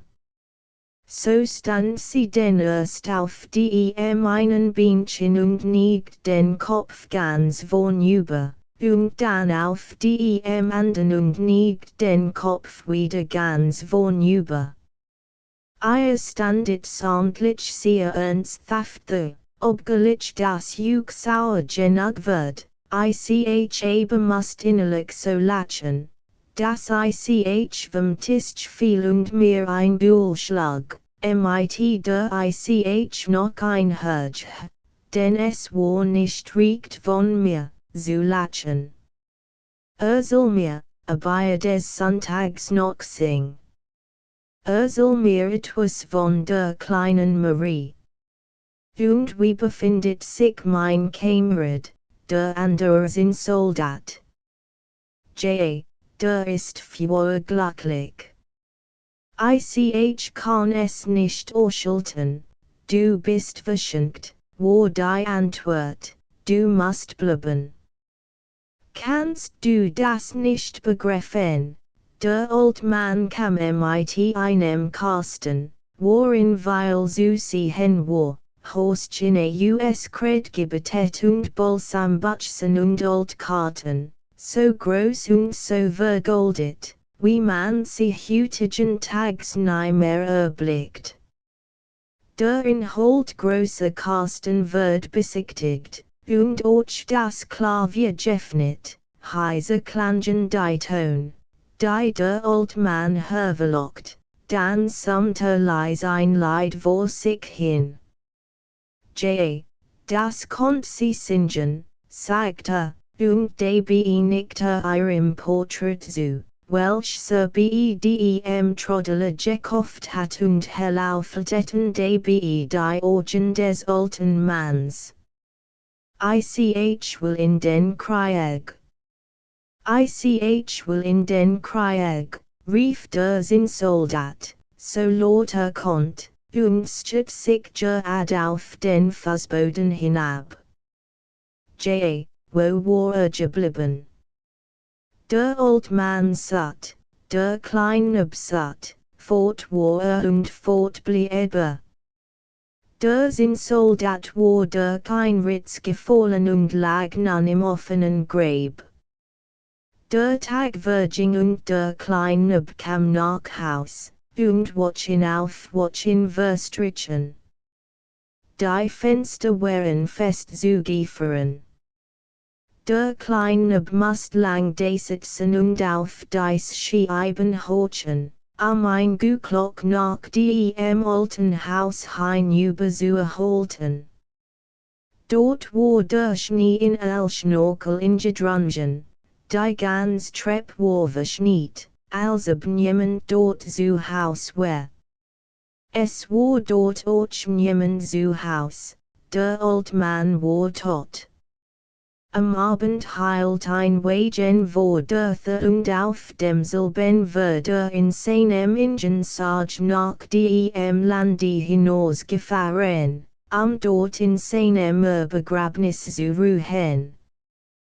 Der Pfarrer nun, eben niemand folgt, als sein Freunde waren tot. Nur der Kleine warf dem Sarg beim Vorüberfahren einen Kussfinger nach. Einigtig darauf fand in dem alten Haus Auction statt. Der Kleine sah von seinem Fenster aus, wie man als Vortrag, die alten Ritter und die alten Damen, die Blumentopf mit Langenohren, die alten Stall und die alten Spinden, als zerstreut sich, einiges kamen dies, anderes in Handy. Ihr Portrait, welch Sir Beam Troddler aufgefunden hat, wandert wieder zum Troddler und the blieb es für immer hangen, denn niemand kennt die Frau mehr und niemand bekümmert sich das Altbild. Im Frühling riss man das Haus selbst nieder, denn es war nur noch ein altes Gemäuer, sagten die Leute. Man konnte von der Straße aus in das Zimmer mit der Schwinslerdern Bekleidung hineinsehen, welch fetzenweise abgerissen wird, verwildert hing der Vieh und dem alten dies Borken. So wird dort als grundlich dem Boden gleichgemacht. Das Hof, sagten die Nachbarhäuser. Auf dem namlichen Platz wird ein schönes Haus mit großen Fenstern und weißen glatten Mauern aufgeführt, bewohnt, wo eigentlich das Haus gestanden hat, wird ein kleiner Garten angelegt und gegen die Nachbarmauern rankten Wildweinreben imper. Auf den Ranken skorkelten sich die Spelling und plauderten in ihrer Sprachweise miteinander, eben nicht von dem alten Haus, dessen sie sich nicht mehr erinnerten. Weil Jahr Virgingen, ausdem Neben war ein tattiger Mann geworden. Bewunt mit seiner jungen Frau das neu, schöne Haus, wo dem sich der Garten befand. Einst stand neben ihr, während sie ein Blum pflanzt und die Erde mit ihren feinen Fingern festdrückt. Oh, was war das? Sie hat sich gestaschen. Ein Spitz guckte aus der Weichen hervor. Das war, denkt Jugner. Das war der Soldat, derselb, der dort oben bei dem alten Mann abundan gekommen und allmählich durch Gebok und Scott hindurch geglitten war und endlich weil Jahr in der Erde gelegen hat. Die Jungfrau ist den Soldatens wust mit einem grünen Blatt und dann mit ihrem feinen Taskentasche. Es kam dem Soldaten vor, als watte aus zu verohnmacht. Lass mit Schein sehen, sagt der junge Mann, lacht und scuttelt den Kopf. Derselb kann es wohl schwierig sein, aber erinnert Mädchen ein Geschicht, die ich mit in Soldaten erlebt, als ich noch ein kleiner Bub war. Dan erzählte seine Frau von dem alten Haus und dem alten Mann und von dem in Soldaten, den ihm hinübergesandt, weil so erschrecklich einsam war. Erzählt dies so anschaulich, als es sich erst jetzt vor ihren Augen zutrug, so dass der jungen Frau über das Haus und dem alten Mann die Tränen in die Augen treten. Es ist gleichwohl möglich, dass es der namliche Soldat ist, erwidert sie. Ich will ein aufbewahren und als im Gedächtnis behalten, was du mir erzähltest. Aber das Grab des alten Manns musst du mir zeigen, das kenn ich nicht, sagte, und niemand kennt es. Als ein Freunde waren tot, niemand fleht ein. Und ich war damals ein kleiner Bui entsetzlich einsam muss doch gewesen sein, rief sie aus. Entsetzlich einsam, sagt der Soldat, aber herrlich ist es, nicht vergessen zu werden, herrlich, rief etwas dit nebeneinander, aber außer dem Soldaten sah niemand. Dass es ein Fetzen der Schwinslern in Wohnbekleidung war. Vergoldung hatte verloren, sah wie nach US, aber sein Ansicht hatte sich doch bewahrt und sprach sie US, Vergoldung verjet, aber Schwinslade besteht, doch das glaubt der Soldat nicht. Der Bachweisen. Wenn man nach einem Gewitter in einem Bachweisenfeld vorübergeht, nimmt man oft wahr, dass es schwarz und wie Verseng aussieht. Es ist gerade, als ein Feuer Flamme über dasselbe hinweggegangen war und der Landmann sagt dann, das hat der Bachweisen vom Blitzstrahl bekommen, aber weshalb hat das bekommen? Ich will erzählen, was mir der Spilling gesagt hat, und der Spilling hat es von einer alten Weide, die neben einem Bachweisenfeld stand und noch daselbst steht.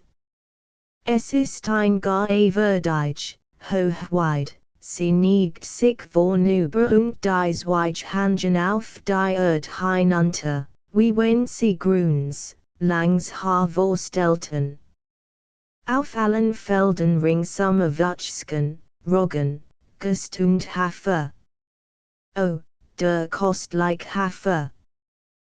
Wenn reif ist, nimmt sich wie ein ganz Mensch kleiner, gelber Kanarienvogel auf einem Zweig. Das kann versprach einen riechenden Tieschen, und je schwerer es war, desto tiefer neigt es sich in frommer Demat.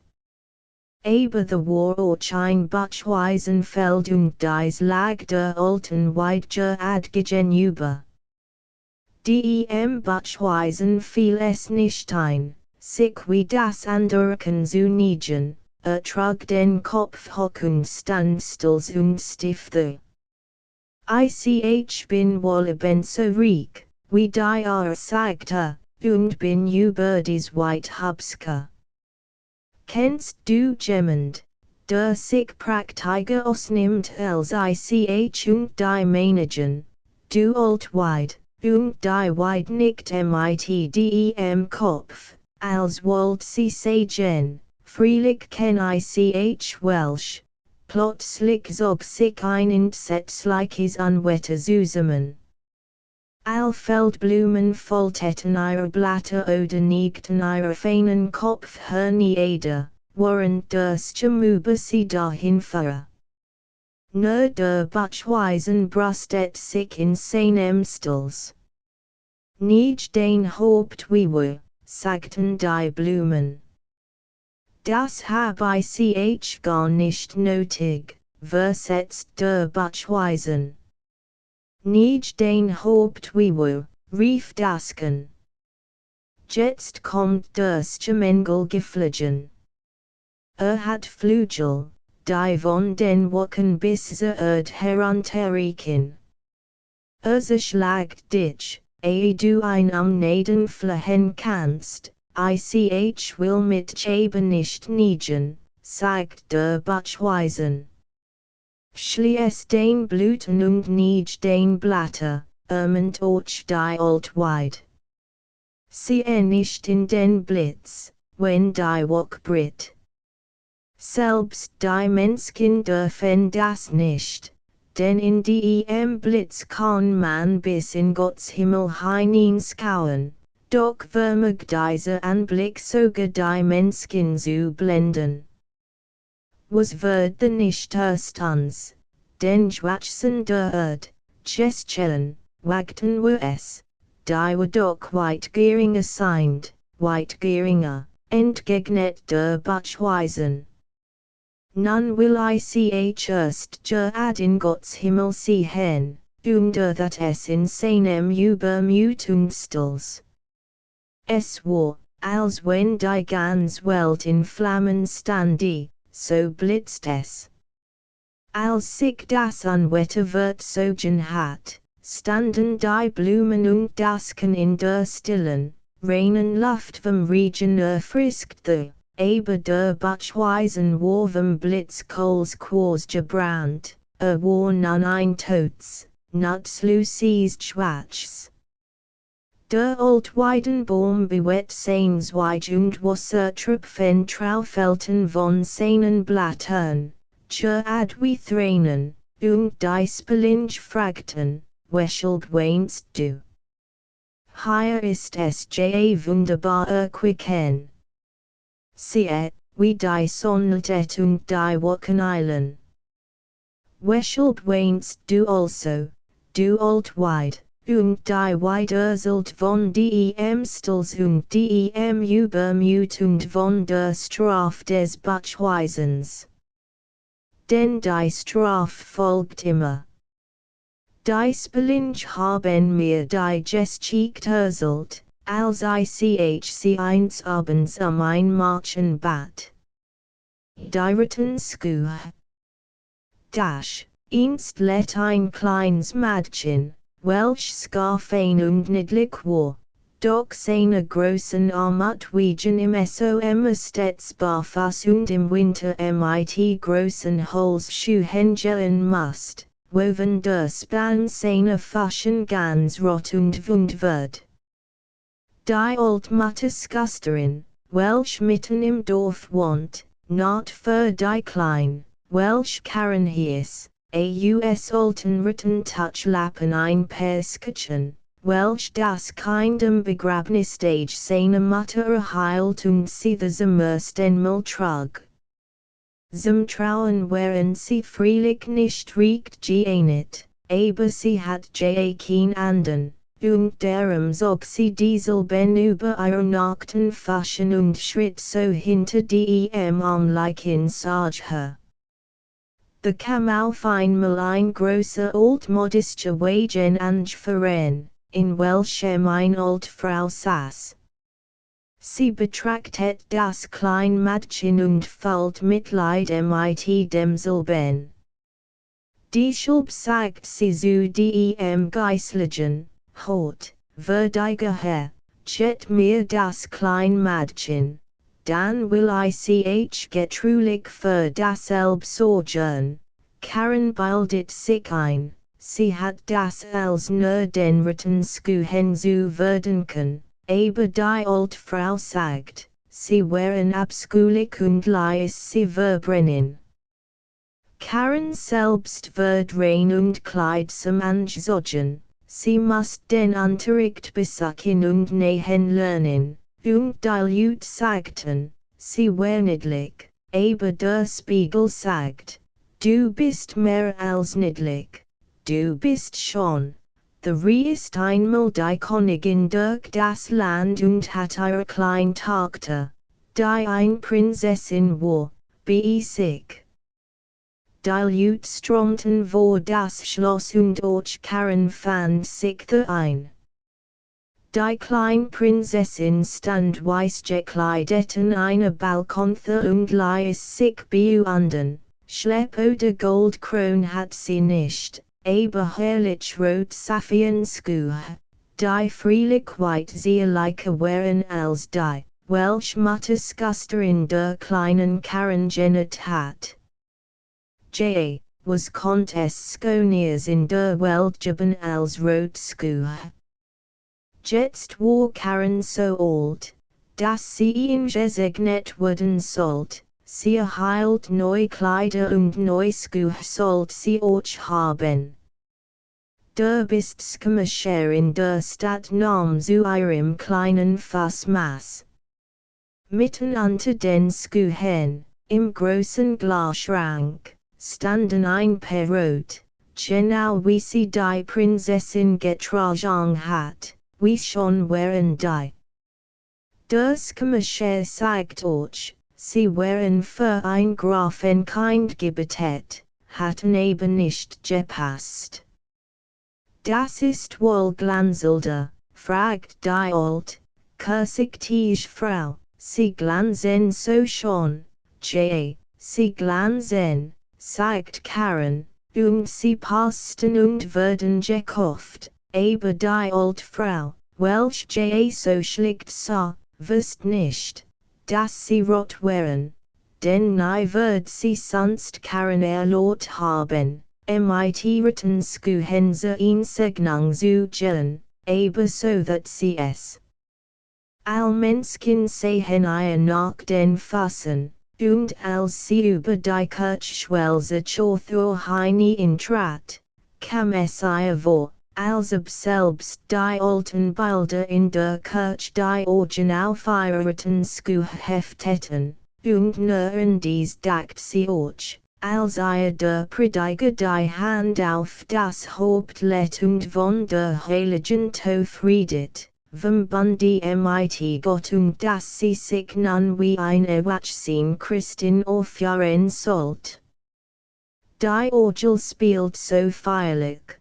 Die Leiblichen Kinderstimmen sangen und der Altkantor sang, aber Karen dacht nur an deren Schuhe. Am Nachmittag erfuhr dann die alte Frau von allen Seiten, dass Karens Schuhe rot gewesen wären und sie sagt, das schickt sich nicht und in Zukunft sollt Karen, so oft sie zur Kirche ging, stets schwarze Schuhe ansehen. Selbst wenn sie alt wären. Am folgenden Sonntag war die erste Abendmahlfeier der Konfirmanden.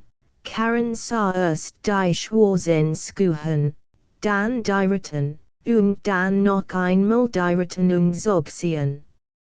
Es war herrlicher Sonnenschein. Karen und die alte Frau schlugen einen Fußsteg durch das Kornfeld ein. Auf die es etwas stört. An der Kirche stand ein alter Soldat mit einem Krückstock und mit einem merkwürdig langen Bart, der mehr rot als weiß war, rot war sicher. Vernigt sich bis zur Erde und fragt die alte Frau, ob ihr Violet die Schuhe abstauben sollt. Karen streckt gleichfalls ihren Fuß vor. Sie, welch praktische Tanzschuhe, sagt der Soldat. Sitzt fest, wenn ihr tanzt, und dann schlage mit der Hand gegen die Sohlen. Die alte Frau riecht dem Soldaten ein Geldstück und trat darauf mit Karen in die Kirche ein.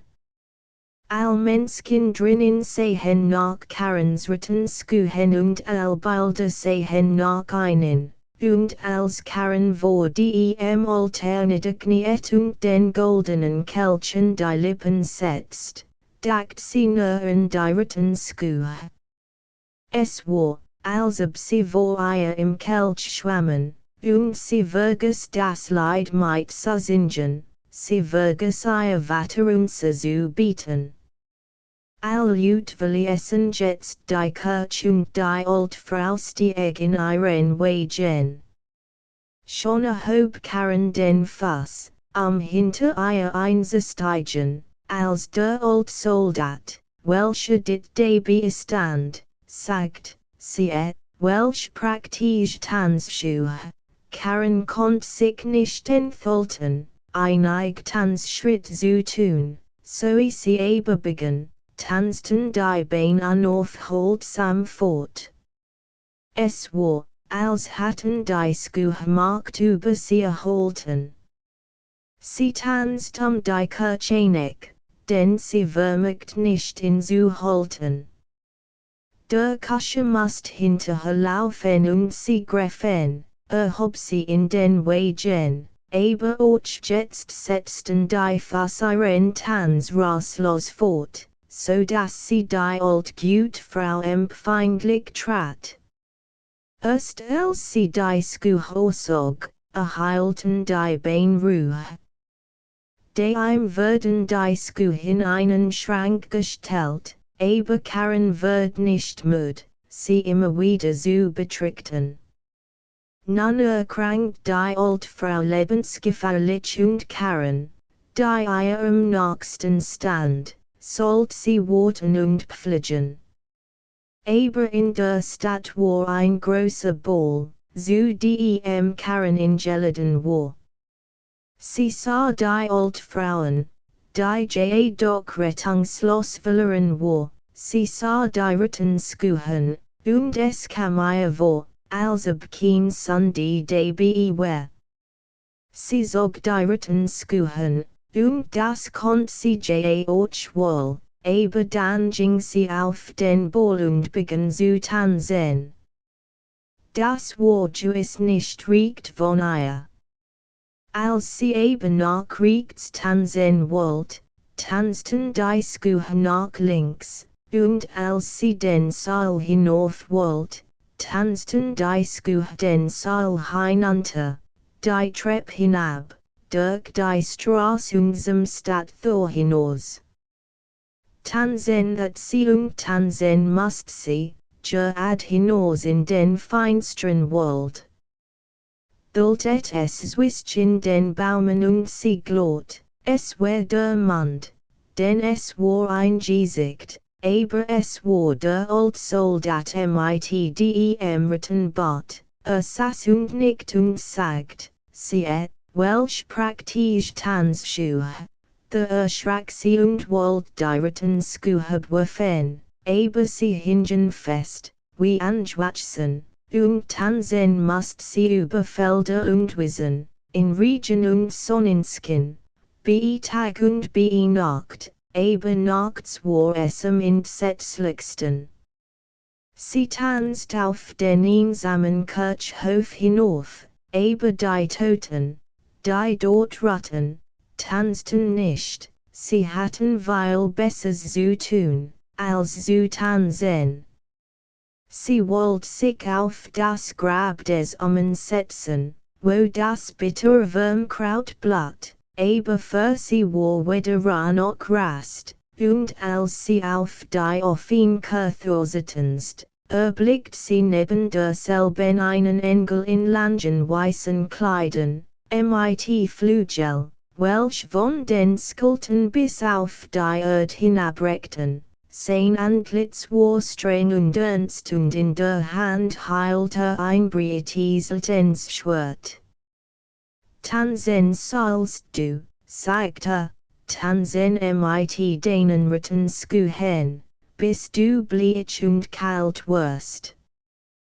Tanzen sollst du von Versuche und Wurstels, eitel Kinder wonnen, sollst du anklopfen, dass sie dich hören und sich vor dir offerten. Tanzen sollst du, tanzen, nicht, rief Karen. Aber sie vernahm nicht, was der Engel antwortet, den die Skuhtragen sie durch die Fort auf das Feld hinaus, über wie günstig, und immer must sie tanzen. Eins Morgens tanzt sie vor einer vorüber, die ihr sehr wohl bekannt war. Drinnen tant Choralgesang, man trug einen blumenbekranzten Sarg hinaus. The wusst sie, dass die Altfrau Gestaben war und es bestlich sie das Gefall, als ob sie von allen verlassen und von Gottes Engel verdammt war. Tanzen that sie und tanzen must sie, tanzen in der Dunkelnacht. Die Skuhtragen sie über Dornen und Baumstumpf, und sie riss sich bis aufs Blatt, sie tanzt über die Heide nach einem kleinen, einsamen Haus.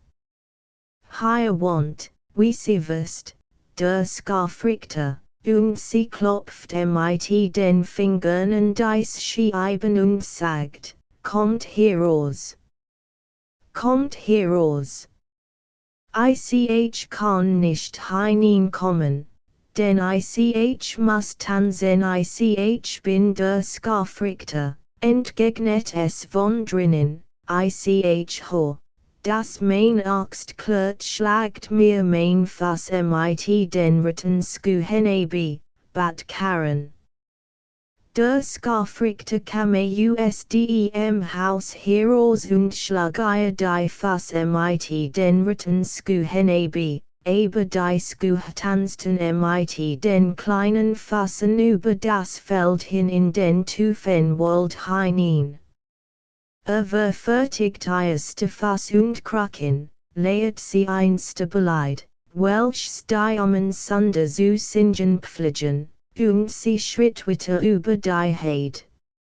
Nun hab ich genug der Ritten Skuhe willen gelitten, sagt sie, nun will ich in die Kirche gehen, damit man mit sie hin kann. Schnell ging sie auf die Kirche zu. Als sie sich ihr eben nähert, tanzten die Ritten Skuhe vor ihr her und sie erschrak und kehrte Die ganz wasch hindurch war sie traurig und weint weil heiß Tränen, als aber der Sonntag kam, sagt sie, Feuer, nun hab ich genug gelitten und gestritten. Jetzt mocht ich glauben, dass ich eben so gut bin wie weil von denen, welch in der Kirche sitzen und hochmütig auf die anderen herabschauen mutig trat sie den Wegen, aber sie war erst bis zu ihren Gangstürsam Friedhof gelang, als sie plötzlich die Ritten Skuhe vor sich hörten sah. Sie erschrak, want und bereut von ganzem Herzen ihrer Sünde. Sie ging zu Pfarr und bot sich als Magden, sie versprach fleißig zu sein und als zu tun, was in ihren Krafen stande, auflohn sich sie nicht, sie wünscht nur, wieder ein Obdach zu erhalten und bei guten Menschen zu sein. Die Frau Pfarrerin fällt Mitleid mit ihr und nahm sie in Dienst. Sie war stets fleißig und in sich gekehrt. Sie saß still da, und lost aufmerksam zu, wenn der Pfarrer aus der Bibel vorlas. All kinder in sie Leib, sobald dieselben aber von Putz und State und davon sprachen, wie schon es doch sein must, ein Prinzessin zu sein, scuttelt sie den Kopf.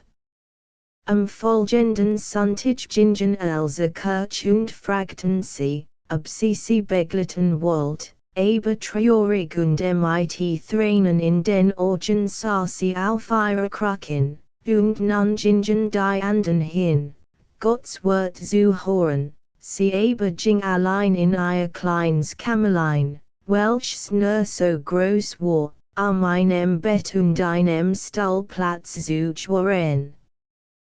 Hier setzt sie sich mit ihrem Gesangbuch hin, und waren sie frommen Schins darin las, trug der Wind die Orgelton von der Kirch zu ihr herüber und sie erhob ihr mit Tränen benetztes Antlitz und sagt, Gott siehe mir sunderin nadig, the Stien die Sonne hell und klar, und dit vor ihr stand der Engel Gottes in den weißen Kleidern, derselb, welchen sie in jener verhängnisvollen Nacht in der Kirche gesehen hat, aber hielt nicht mehr das Scafschwert, sondern einen herrlichen grünen Zweig voller Rosen.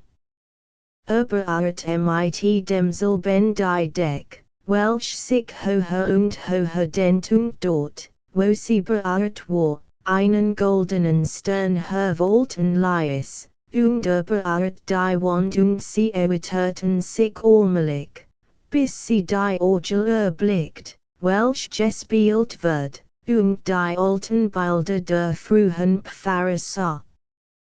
Die Gemmen die saß in den festlich geschmückten Stallen und sange USDEMG Sangbusch. So war die Kirch selbst zu der armen Magd in ihrer klein, Kammer gekommen, oder auch war sie dahin gekommen. Sie saß in dem Kirchstall bei den übrigen Leuten des Pfarrers. Und als sie nach Bedienung des Chorals aufblickt, nickten sie ihr zu und sagten, das war recht, das du kannst, Karen, das war nicht, erwidert sie. Und die Orgel klang und der Cheer der Kinderstimmen tant mild und lieblich. Der klare Sonnenschein strömt warm durch das Fenster in den Kirchenstall, in welchem Karen saß. Ihr Herz war so voller Sonnenschein, Fried und Freud, dass es brach. Auf den Sonnenstrahlen flog ihr Ziel zu Gott und vor seinem Thron war jemand, der nach den Rittenskuhen fragt. In demselben Village und in eleganter Ausstattung sein Dirchienen, beleibt, reich illustriert Märchenbücher. Und, Paul, es war einmal ein Sammlung des Kunsten Märchen, Sagen und Schwank. Mit 6 Farbdruckbildern von Eklimskund sie oft Dinge, sowie 12 Tonbildern und 116 Textillustrationen von F. Burgern, W. Claudius, F. Flinzer and C. ein starker Band in Ato. 5 Orfel. In feinem Kalikoben 3 mk, die Halbausgebunte dem Titel, im Märchenwald, mit 3 Band, 6 Ton und 60 Textbilden kostet 2 mk. Und, Paul, Rubesel Sagen und Märchen. Für die Jugend und Bearbeitet. In Foro. Mit 6 Farbdruckbildern von sie oft Dinge und prachtvollem Buntumsglag von Eklimsk. 2 Auflage. Elegant gebunden 3 Mark. Buchstein, Lud, Märchenbuch für Kinder. Jason Torsgabe. Mit 16 Farbdruck und 100 Textbilden von F. Burgern, W. Claudius, F. Flinzer, J. Gelitz, V. Mon, F. Rice and C. In Ato. Hocheligant gebunden 3 mk, die Volksausgabe mit 53 Textbilden kostet 1,1/5 mk. Buchstein, Lud, Neues Märchenbuch. In sorgfältiger Auswahl für die Jugend Bearbeitet von Max Panwitz. Mit 6 Farbdruck und 61 Textbilden von F. Burgern, W. Claudius, F. Flinzer, Jos. Gelitz, R. Schmidt, Aluyan, V. Mon and C2. Auflage. in 40. Hochgelegend gebunden 3 mk, die Volksausgabe mit 49 Textbilden kostet 1 Mark. Bendorf, Paul, Märchen aus 1001 Nacht. Für die Jugend neu bearbeitet. MIT 6 Farbdruck und Weilen Textbilden von sie Oftedinger. 16 Auflage. In 40. Elegant Jib. 3 mk, die Octavausgaben Kaliko kostet 2,5 Mark. Berger, J.N., Märchenblüten. Ein Sammlung neue Märchen. MIT 5 feinen Farbdruckbilden von sie Oftedinger. 4 Auflage. In 8. In Prachtvolume Kalikoben 2 Mark. Grimm, Brüder, Kinder Märchen. In Neue, sorgfältige Auswahl. MIT 6 Farbdruckbilden nach Aquarellen von Eugen Klimsk und F. Flinzer, sowie 68 Textabilden nach Originalen von C. Klimsk, Vimon, Azik, F. Rice UA 12. Auflage. In 40. Hochgelegend gebunden 3 Mark. Die Octavausgabe mit 4 Farbdruck, 878 Textbilden, elegant in Kaliko gebunden, kostet 2 mk 50 pf. Die Volksausgabe mit 463 Textbilden, 8 gebunden mit feiner Deckenpressung, 1 mk 20 pf. Hofsmärchen. Auswahl für die Jugend. MIT 4 Bund, 8 Volume 36 Textbilden von Fritz Bergern. In 8. Hochgelegend in Kaliko gebunden 2,5 Mark. Die Volksausgabe mit 16 Skalt und 30 Textbilden kostet 1 mk 20 pf. Märchenbuch, Goldens. Ein Auswahl von 24 durchschnittlichen Märchen für die Jugend. Prachthausgabe. MIT 8 Farb und 8 Tondruckbilden. Hochgelegend Jib.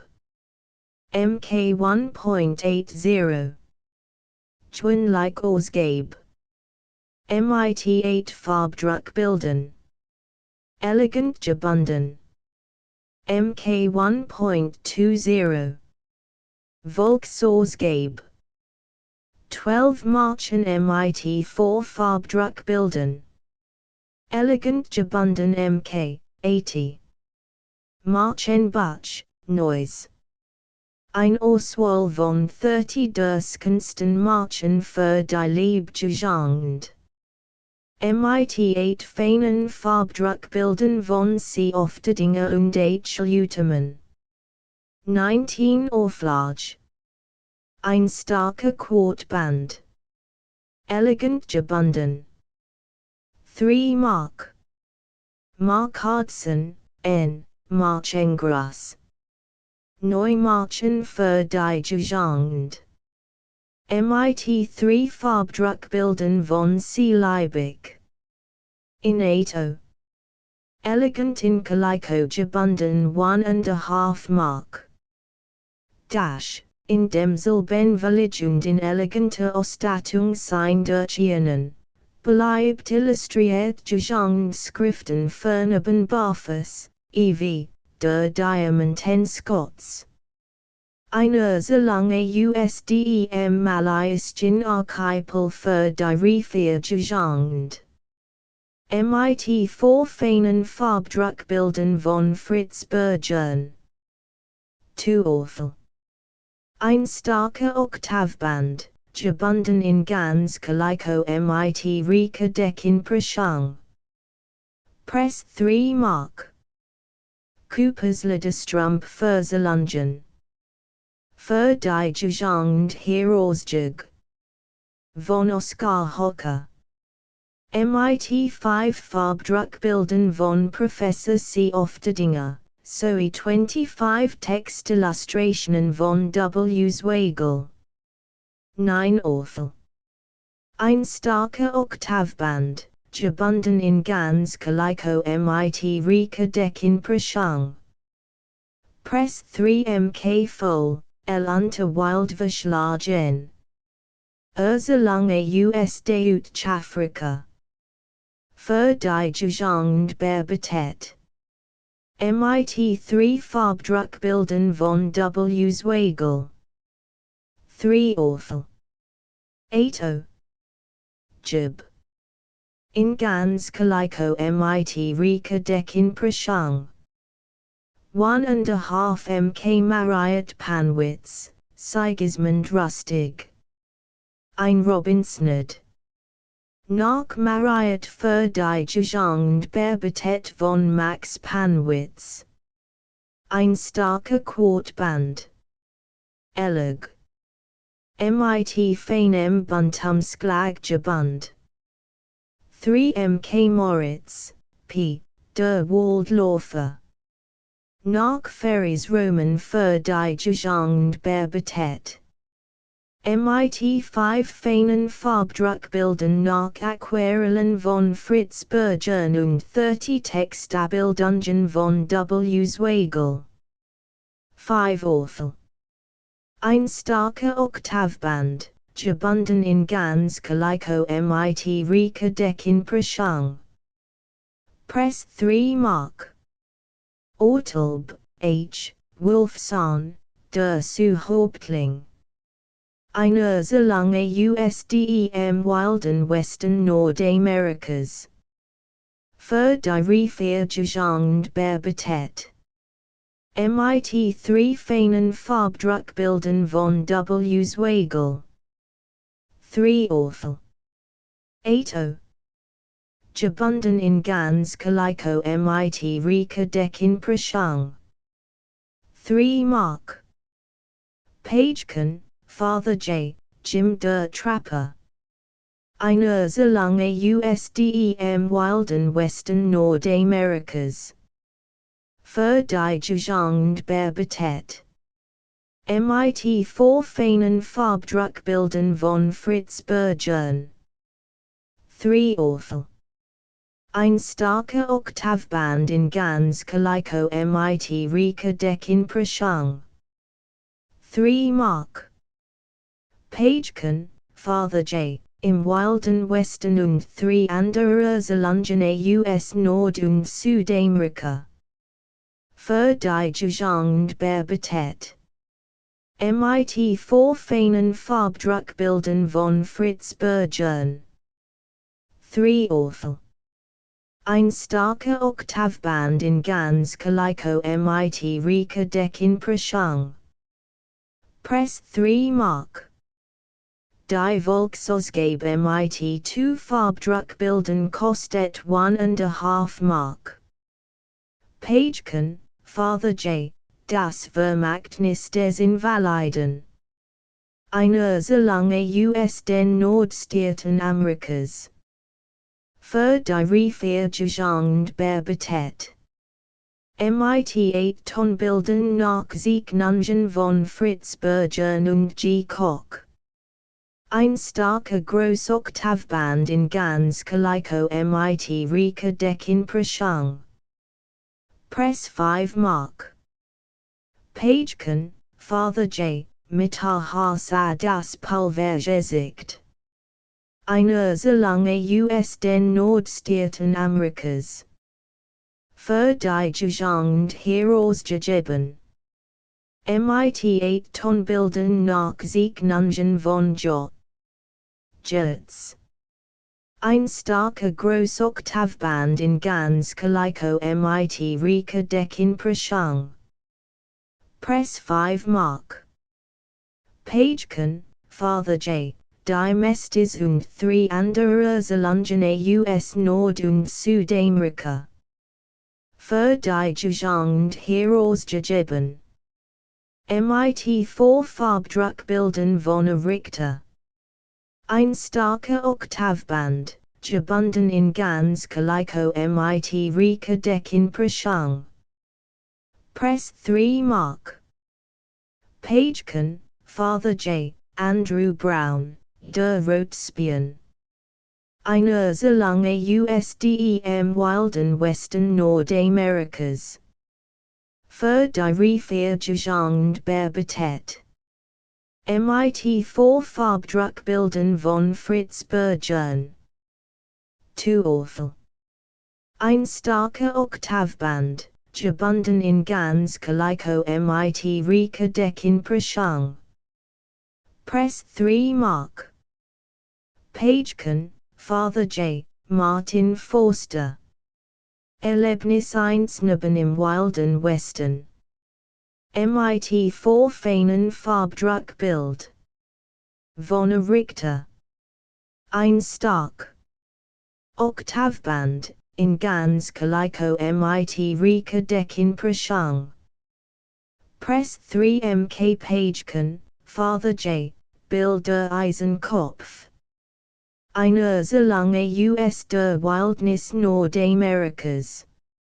Für die Gejangt Heroes gegeben.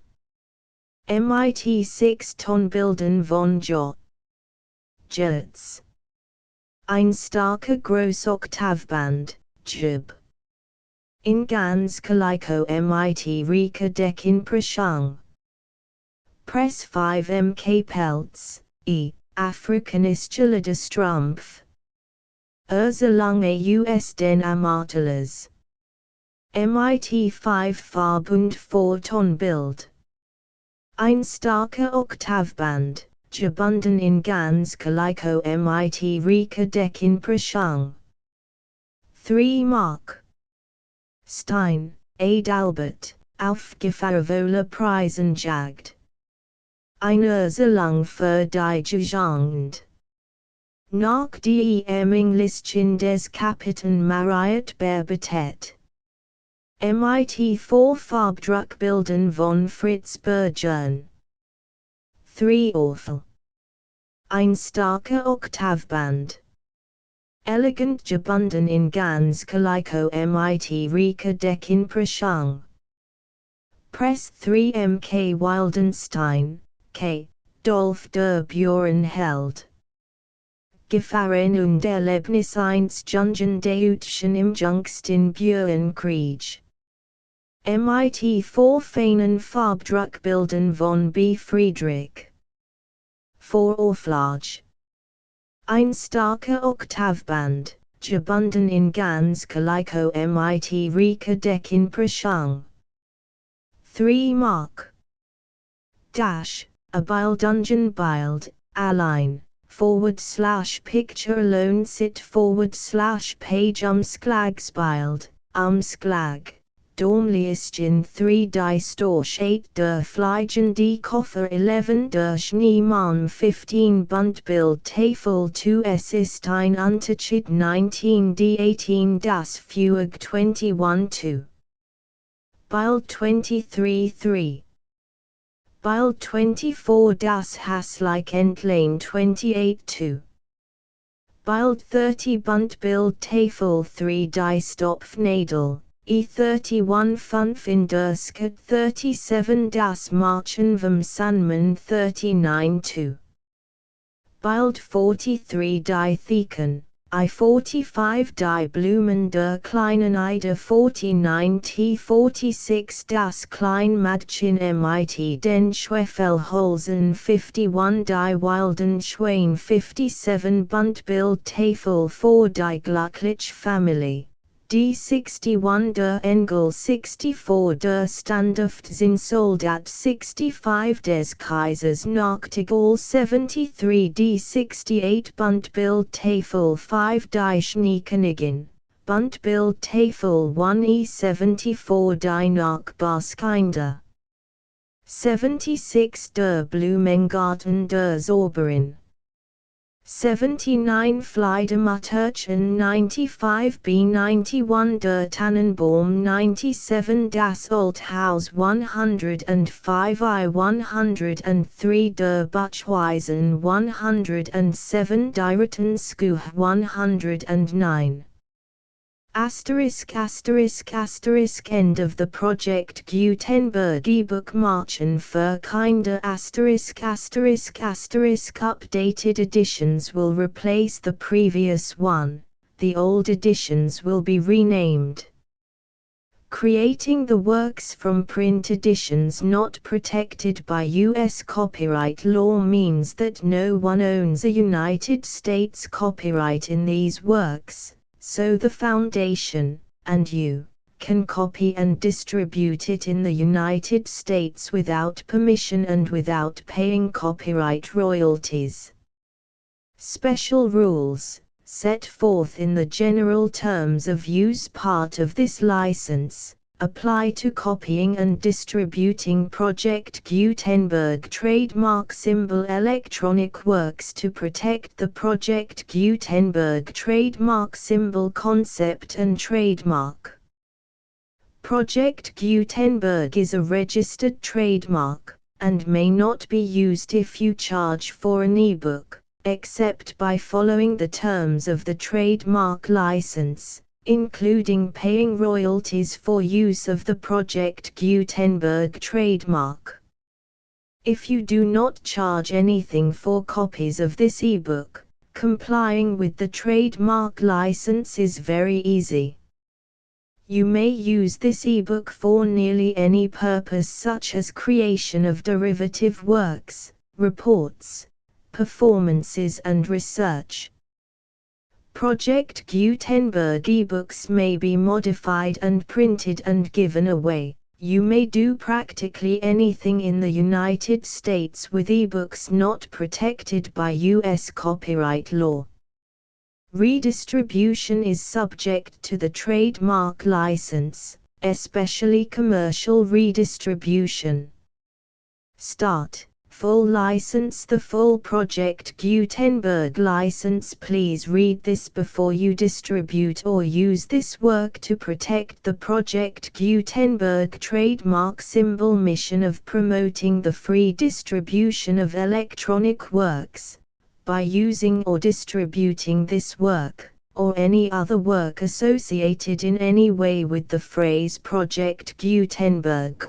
You agree to comply with all the terms of the full Project Gutenberg trademark symbol license available with this file or online at www.gutenberg.org/license. Section 1. General Terms of Use and Redistributing Project Gutenberg Trademark Symbol Electronic Works 1.0. By reading or using any part of this Project Gutenberg trademark symbol electronic work, you indicate that you have read, understand, agree to and accept all the terms of this license and intellectual property, trademark/copyright, agreement. If you do not agree to abide by all the terms of this agreement, you must cease using and return or destroy all copies of Project Gutenberg trademark symbol electronic works in your possession. If you paid a fee for obtaining a copy of or access to a Project Gutenberg trademark symbol electronic work and you do not agree to be bound by the terms of this agreement, you may obtain a refund from the person or entity to whom you paid the fee as set forth in paragraph 1.e.8. 1.b Project Gutenberg is a registered trademark. It may only be used on or associated in any way with an electronic work by people who agree to be bound by the terms of this agreement. There are a few things that you can do with most Project Gutenberg trademark symbol electronic works even without complying with the full terms of this agreement. See paragraph 1.c below. There are a lot of things you can do with Project Gutenberg trademark symbol electronic works if you follow the terms of this agreement and help preserve free future access to Project Gutenberg trademark symbol electronic works. See paragraph 1.e below. 1.c. The Project Gutenberg Literary Archive Foundation, the Foundation or PGLAF, owns a compilation copyright in the collection of Project Gutenberg trademark symbol electronic works. Nearly all the individual works in the collection are in the public domain in the United States. If an individual work is unprotected by copyright law in the United States and you are located in the United States, we do not claim a right to prevent you from copying, distributing, performing, displaying or creating derivative works based on the work as long as all references to Project Gutenberg are removed. Of course, we hope that you will support the Project Gutenberg trademark symbol mission of promoting free access to electronic works by freely sharing Project Gutenberg trademark symbol works in compliance with the terms of this agreement for keeping the Project Gutenberg trademark symbol name associated with the work. You can easily comply with the terms of this agreement by keeping this work in the same format with its attached full Project Gutenberg trademark symbol license when you share it without charge with others. 1.d. The copyright laws of the place where you are located also govern what you can do with this work. Copyright laws in most countries are in a constant state of change. If you are outside the United States, check the laws of your country in addition to the terms of this agreement before downloading, copying, displaying, performing, distributing or creating derivative works based on this work or any other Project Gutenberg trademark symbol work. The Foundation makes no representations concerning the copyright status of any work in any country other than the United States. 1.e. Unless you have removed all references to Project Gutenberg. 1.e.1. The following sentence, with active links to, or other immediate access to, the full Project Gutenberg trademark symbol license must appear prominently whenever any copy of a Project Gutenberg trademark symbol work, any work on which the phrase Project Gutenberg appears, or with which the phrase Project Gutenberg is associated, is accessed, displayed, performed, viewed, copied or distributed. This ebook is for the use of anyone anywhere in the United States and most other parts of the world at no cost and with almost no restrictions whatsoever. You may copy it, give it away or reuse it under the terms of the Project Gutenberg license included with this ebook or online at www.gutenberg.org. If you are not located in the United States, you will have to check the laws of the country where you are located before using this ebook. 1.e.2. If an individual Project Gutenberg trademark symbol electronic work is derived from texts not protected by U.S. copyright law, does not contain a notice indicating that it is posted with permission of the copyright holder, the work can be copied and distributed to anyone in the United States without paying any fees or charges. If you are redistributing or providing access to a work with the phrase Project Gutenberg associated with or appearing on the work, you must comply either with the requirements of paragraphs 1.e.1 through 1.e.7 or obtain permission for the use of the work and the Project Gutenberg trademark symbol trademark as set forth in paragraphs 1.e.8 or 1.e.9. 1.e.3.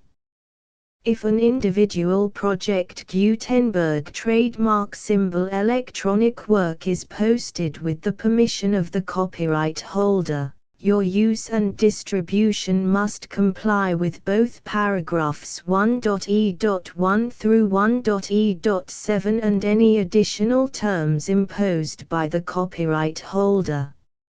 Additional terms will be linked to the Project Gutenberg trademark symbol license for all works posted with the permission of the copyright holder found at the beginning of this work. 1.e.4. Do not unlink or detach or remove the full Project Gutenberg trademark symbol license terms from this work, or any files containing a part of this work or any other work associated with Project Gutenberg trademark symbol. 1.e.5. Do not copy, display, perform, distribute or redistribute this electronic work, or any part of this electronic work, without prominently displaying the sentence set forth in paragraph 1.e.1 with active links or immediate access to the full terms of the Project Gutenberg trademark symbol license. 1.e.6. You may convert to and distribute this work in any binary, compressed, marked up, non-proprietary or proprietary form, including any word processing or hypertext form. However, if you provide access to or distribute copies of a Project Gutenberg trademark symbol work in a format other than plain vanilla ASCII or other format used in the official version posted on the official Project Gutenberg trademark symbol website, www.gutenberg.org, you must, at no additional cost, fee or expense to the user, provide a copy, a means of exporting a copy, or a means of obtaining a copy upon request, of the work in its original plain vanilla ASCII or other form.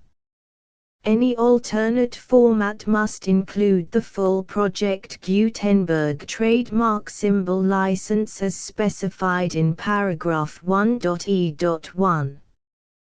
1.e.7.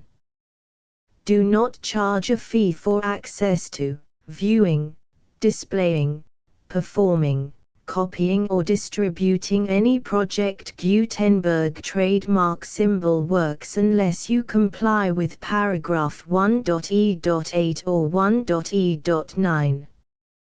1.e.8. You may charge a reasonable fee for copies of or providing access to or distributing Project Gutenberg trademark symbol electronic works provided that you pay a royalty fee of 20% of the gross profits you derive from the use of Project Gutenberg trademark symbol works calculated using the method you already use to calculate your applicable taxes. The fee is owed to the owner of the Project Gutenberg trademark symbol trademark, but he has agreed to donate royalties under this paragraph to the Project Gutenberg Literary Archive Foundation.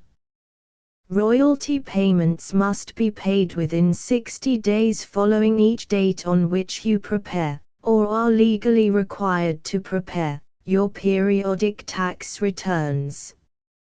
Royalty payments should be clearly marked as such and sent to the Project Gutenberg Literary Archive Foundation at the address specified in Section 4. Information about donations to the Project Gutenberg Literary Archive Foundation. You provide a full refund of any money paid by a user who notifies you in writing, or by email, within 30 days of receipt that he does not agree to the terms of the full Project Gutenberg trademark symbol license. You must require such a user to return or destroy all copies of the works possessed in a physical medium and discontinue all use of and all access to other copies of Project Gutenberg trademark symbol works. You provide, in accordance with paragraph 1.f.3, a full refund of any money paid for a work or a replacement copy, if a defect in the electronic work is discovered and reported to you within 90 days of receipt of the work. You comply with all other terms of this agreement for free distribution of Project Gutenberg trademark symbol works. 1.e.9.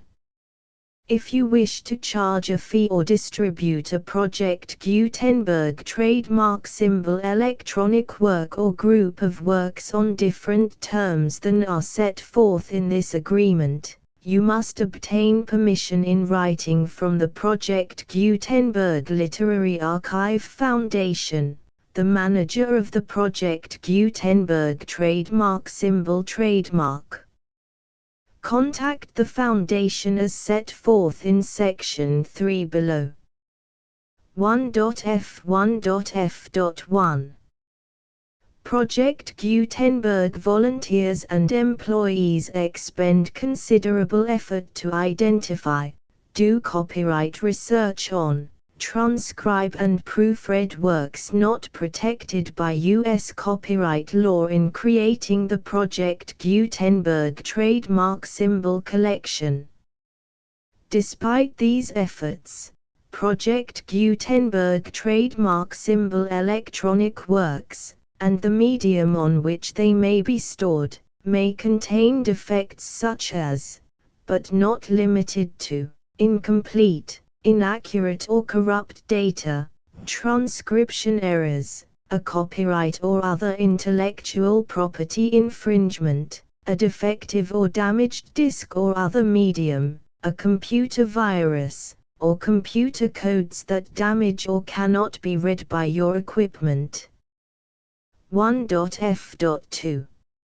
Limited warranty, disclaimer of damages, except for the right of replacement or refund described in paragraph 1.f.3, the Project Gutenberg Literary Archive Foundation, the owner of the Project Gutenberg trademark symbol trademark, and any other party distributing a Project Gutenberg trademark symbol electronic work under this agreement, disclaim all liability to you for damages, costs and expenses, including legal fees. You agree that you have no remedies for negligence, strict liability, breach of warranty or breach of contract except those provided in paragraph 1.f.3. You agree that the Foundation, the trademark owner, and any distributor under this agreement will not be liable to you for actual, direct, indirect, consequential, punitive or incidental damages even if you give notice of the possibility of such damage. 1.f.3. Limited right of replacement or refund. If you discover a defect in this electronic work within 90 days of receiving it, you can receive a refund of the money, if any, you paid for it by sending a written explanation to the person you received the work from. If you received the work on a physical medium, you must return the medium with your written explanation. The person or entity that provided you with the defective work may elect to provide a replacement copy in lieu of a refund. If you received the work electronically, the person or entity providing it to you may choose to give you a second opportunity to receive the work electronically in lieu of a refund. If the second copy is also defective, you may demand a refund in writing without further opportunities to fix the problem. 1.f.4 Except for the limited right of replacement or refund set forth in paragraph 1.f.3, this work is provided to you as is, with no other warranties of any kind, express or implied, including but not limited to warranties of merchantability or fitness for any purpose. 1.f.5 Some states do not allow disclaimers of certain implied warranties or the exclusion or limitation of certain types of damages. If any disclaimer or limitation set forth in this agreement violates the law of the state applicable to this agreement, the agreement shall be interpreted to make the maximum disclaimer or limitation permitted by the applicable state law. The invalidity or unenforceability of any provision of this agreement shall not void the remaining provisions. 1.f.6 Indemnity. You agree to indemnify and hold the foundation, the trademark owner, any agent or employee of the foundation, anyone providing copies of Project Gutenberg trademark symbol electronic works in accordance with this agreement, and any volunteers associated with the production, promotion and distribution of Project Gutenberg trademark symbol electronic works, harmless from all liability, costs and expenses, including legal fees, that arise directly or indirectly from any of the following which you do or cause to occur. A. Distribution of this or any Project Gutenberg trademark symbol work. B. Alteration, modification, or additions or deletions to any Project Gutenberg trademark symbol work, and c. Any defect you cause. Section 2. Information about the mission of Project Gutenberg trademark symbol. Project Gutenberg trademark symbol is synonymous with the free distribution of electronic works in formats readable by the widest variety of computers, including obsolete, old, middle-aged and new computers. It exists because of the efforts of hundreds of volunteers and donations from people in all walks of life. Volunteers and financial support to provide volunteers with the assistance they need are critical to reaching Project Gutenberg trademark symbol's goals and ensuring that the Project Gutenberg trademark symbol collection will remain freely available for generations to come. In 2001, the Project Gutenberg Literary Archive Foundation was created to provide a secure and permanent future for Project Gutenberg trademark symbol and future generations. To learn more about the Project Gutenberg Literary Archive Foundation and how your efforts and donations can help, see sections 3 and 4 and the Foundation information page at www.gutenberg.org.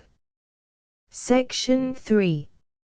Information about the Project Gutenberg Literary Archive Foundation. The Project Gutenberg Literary Archive Foundation is a non-profit 501(c)(3) educational corporation organized under the laws of the state of Mississippi and granted tax-exempt status by the Internal Revenue Service.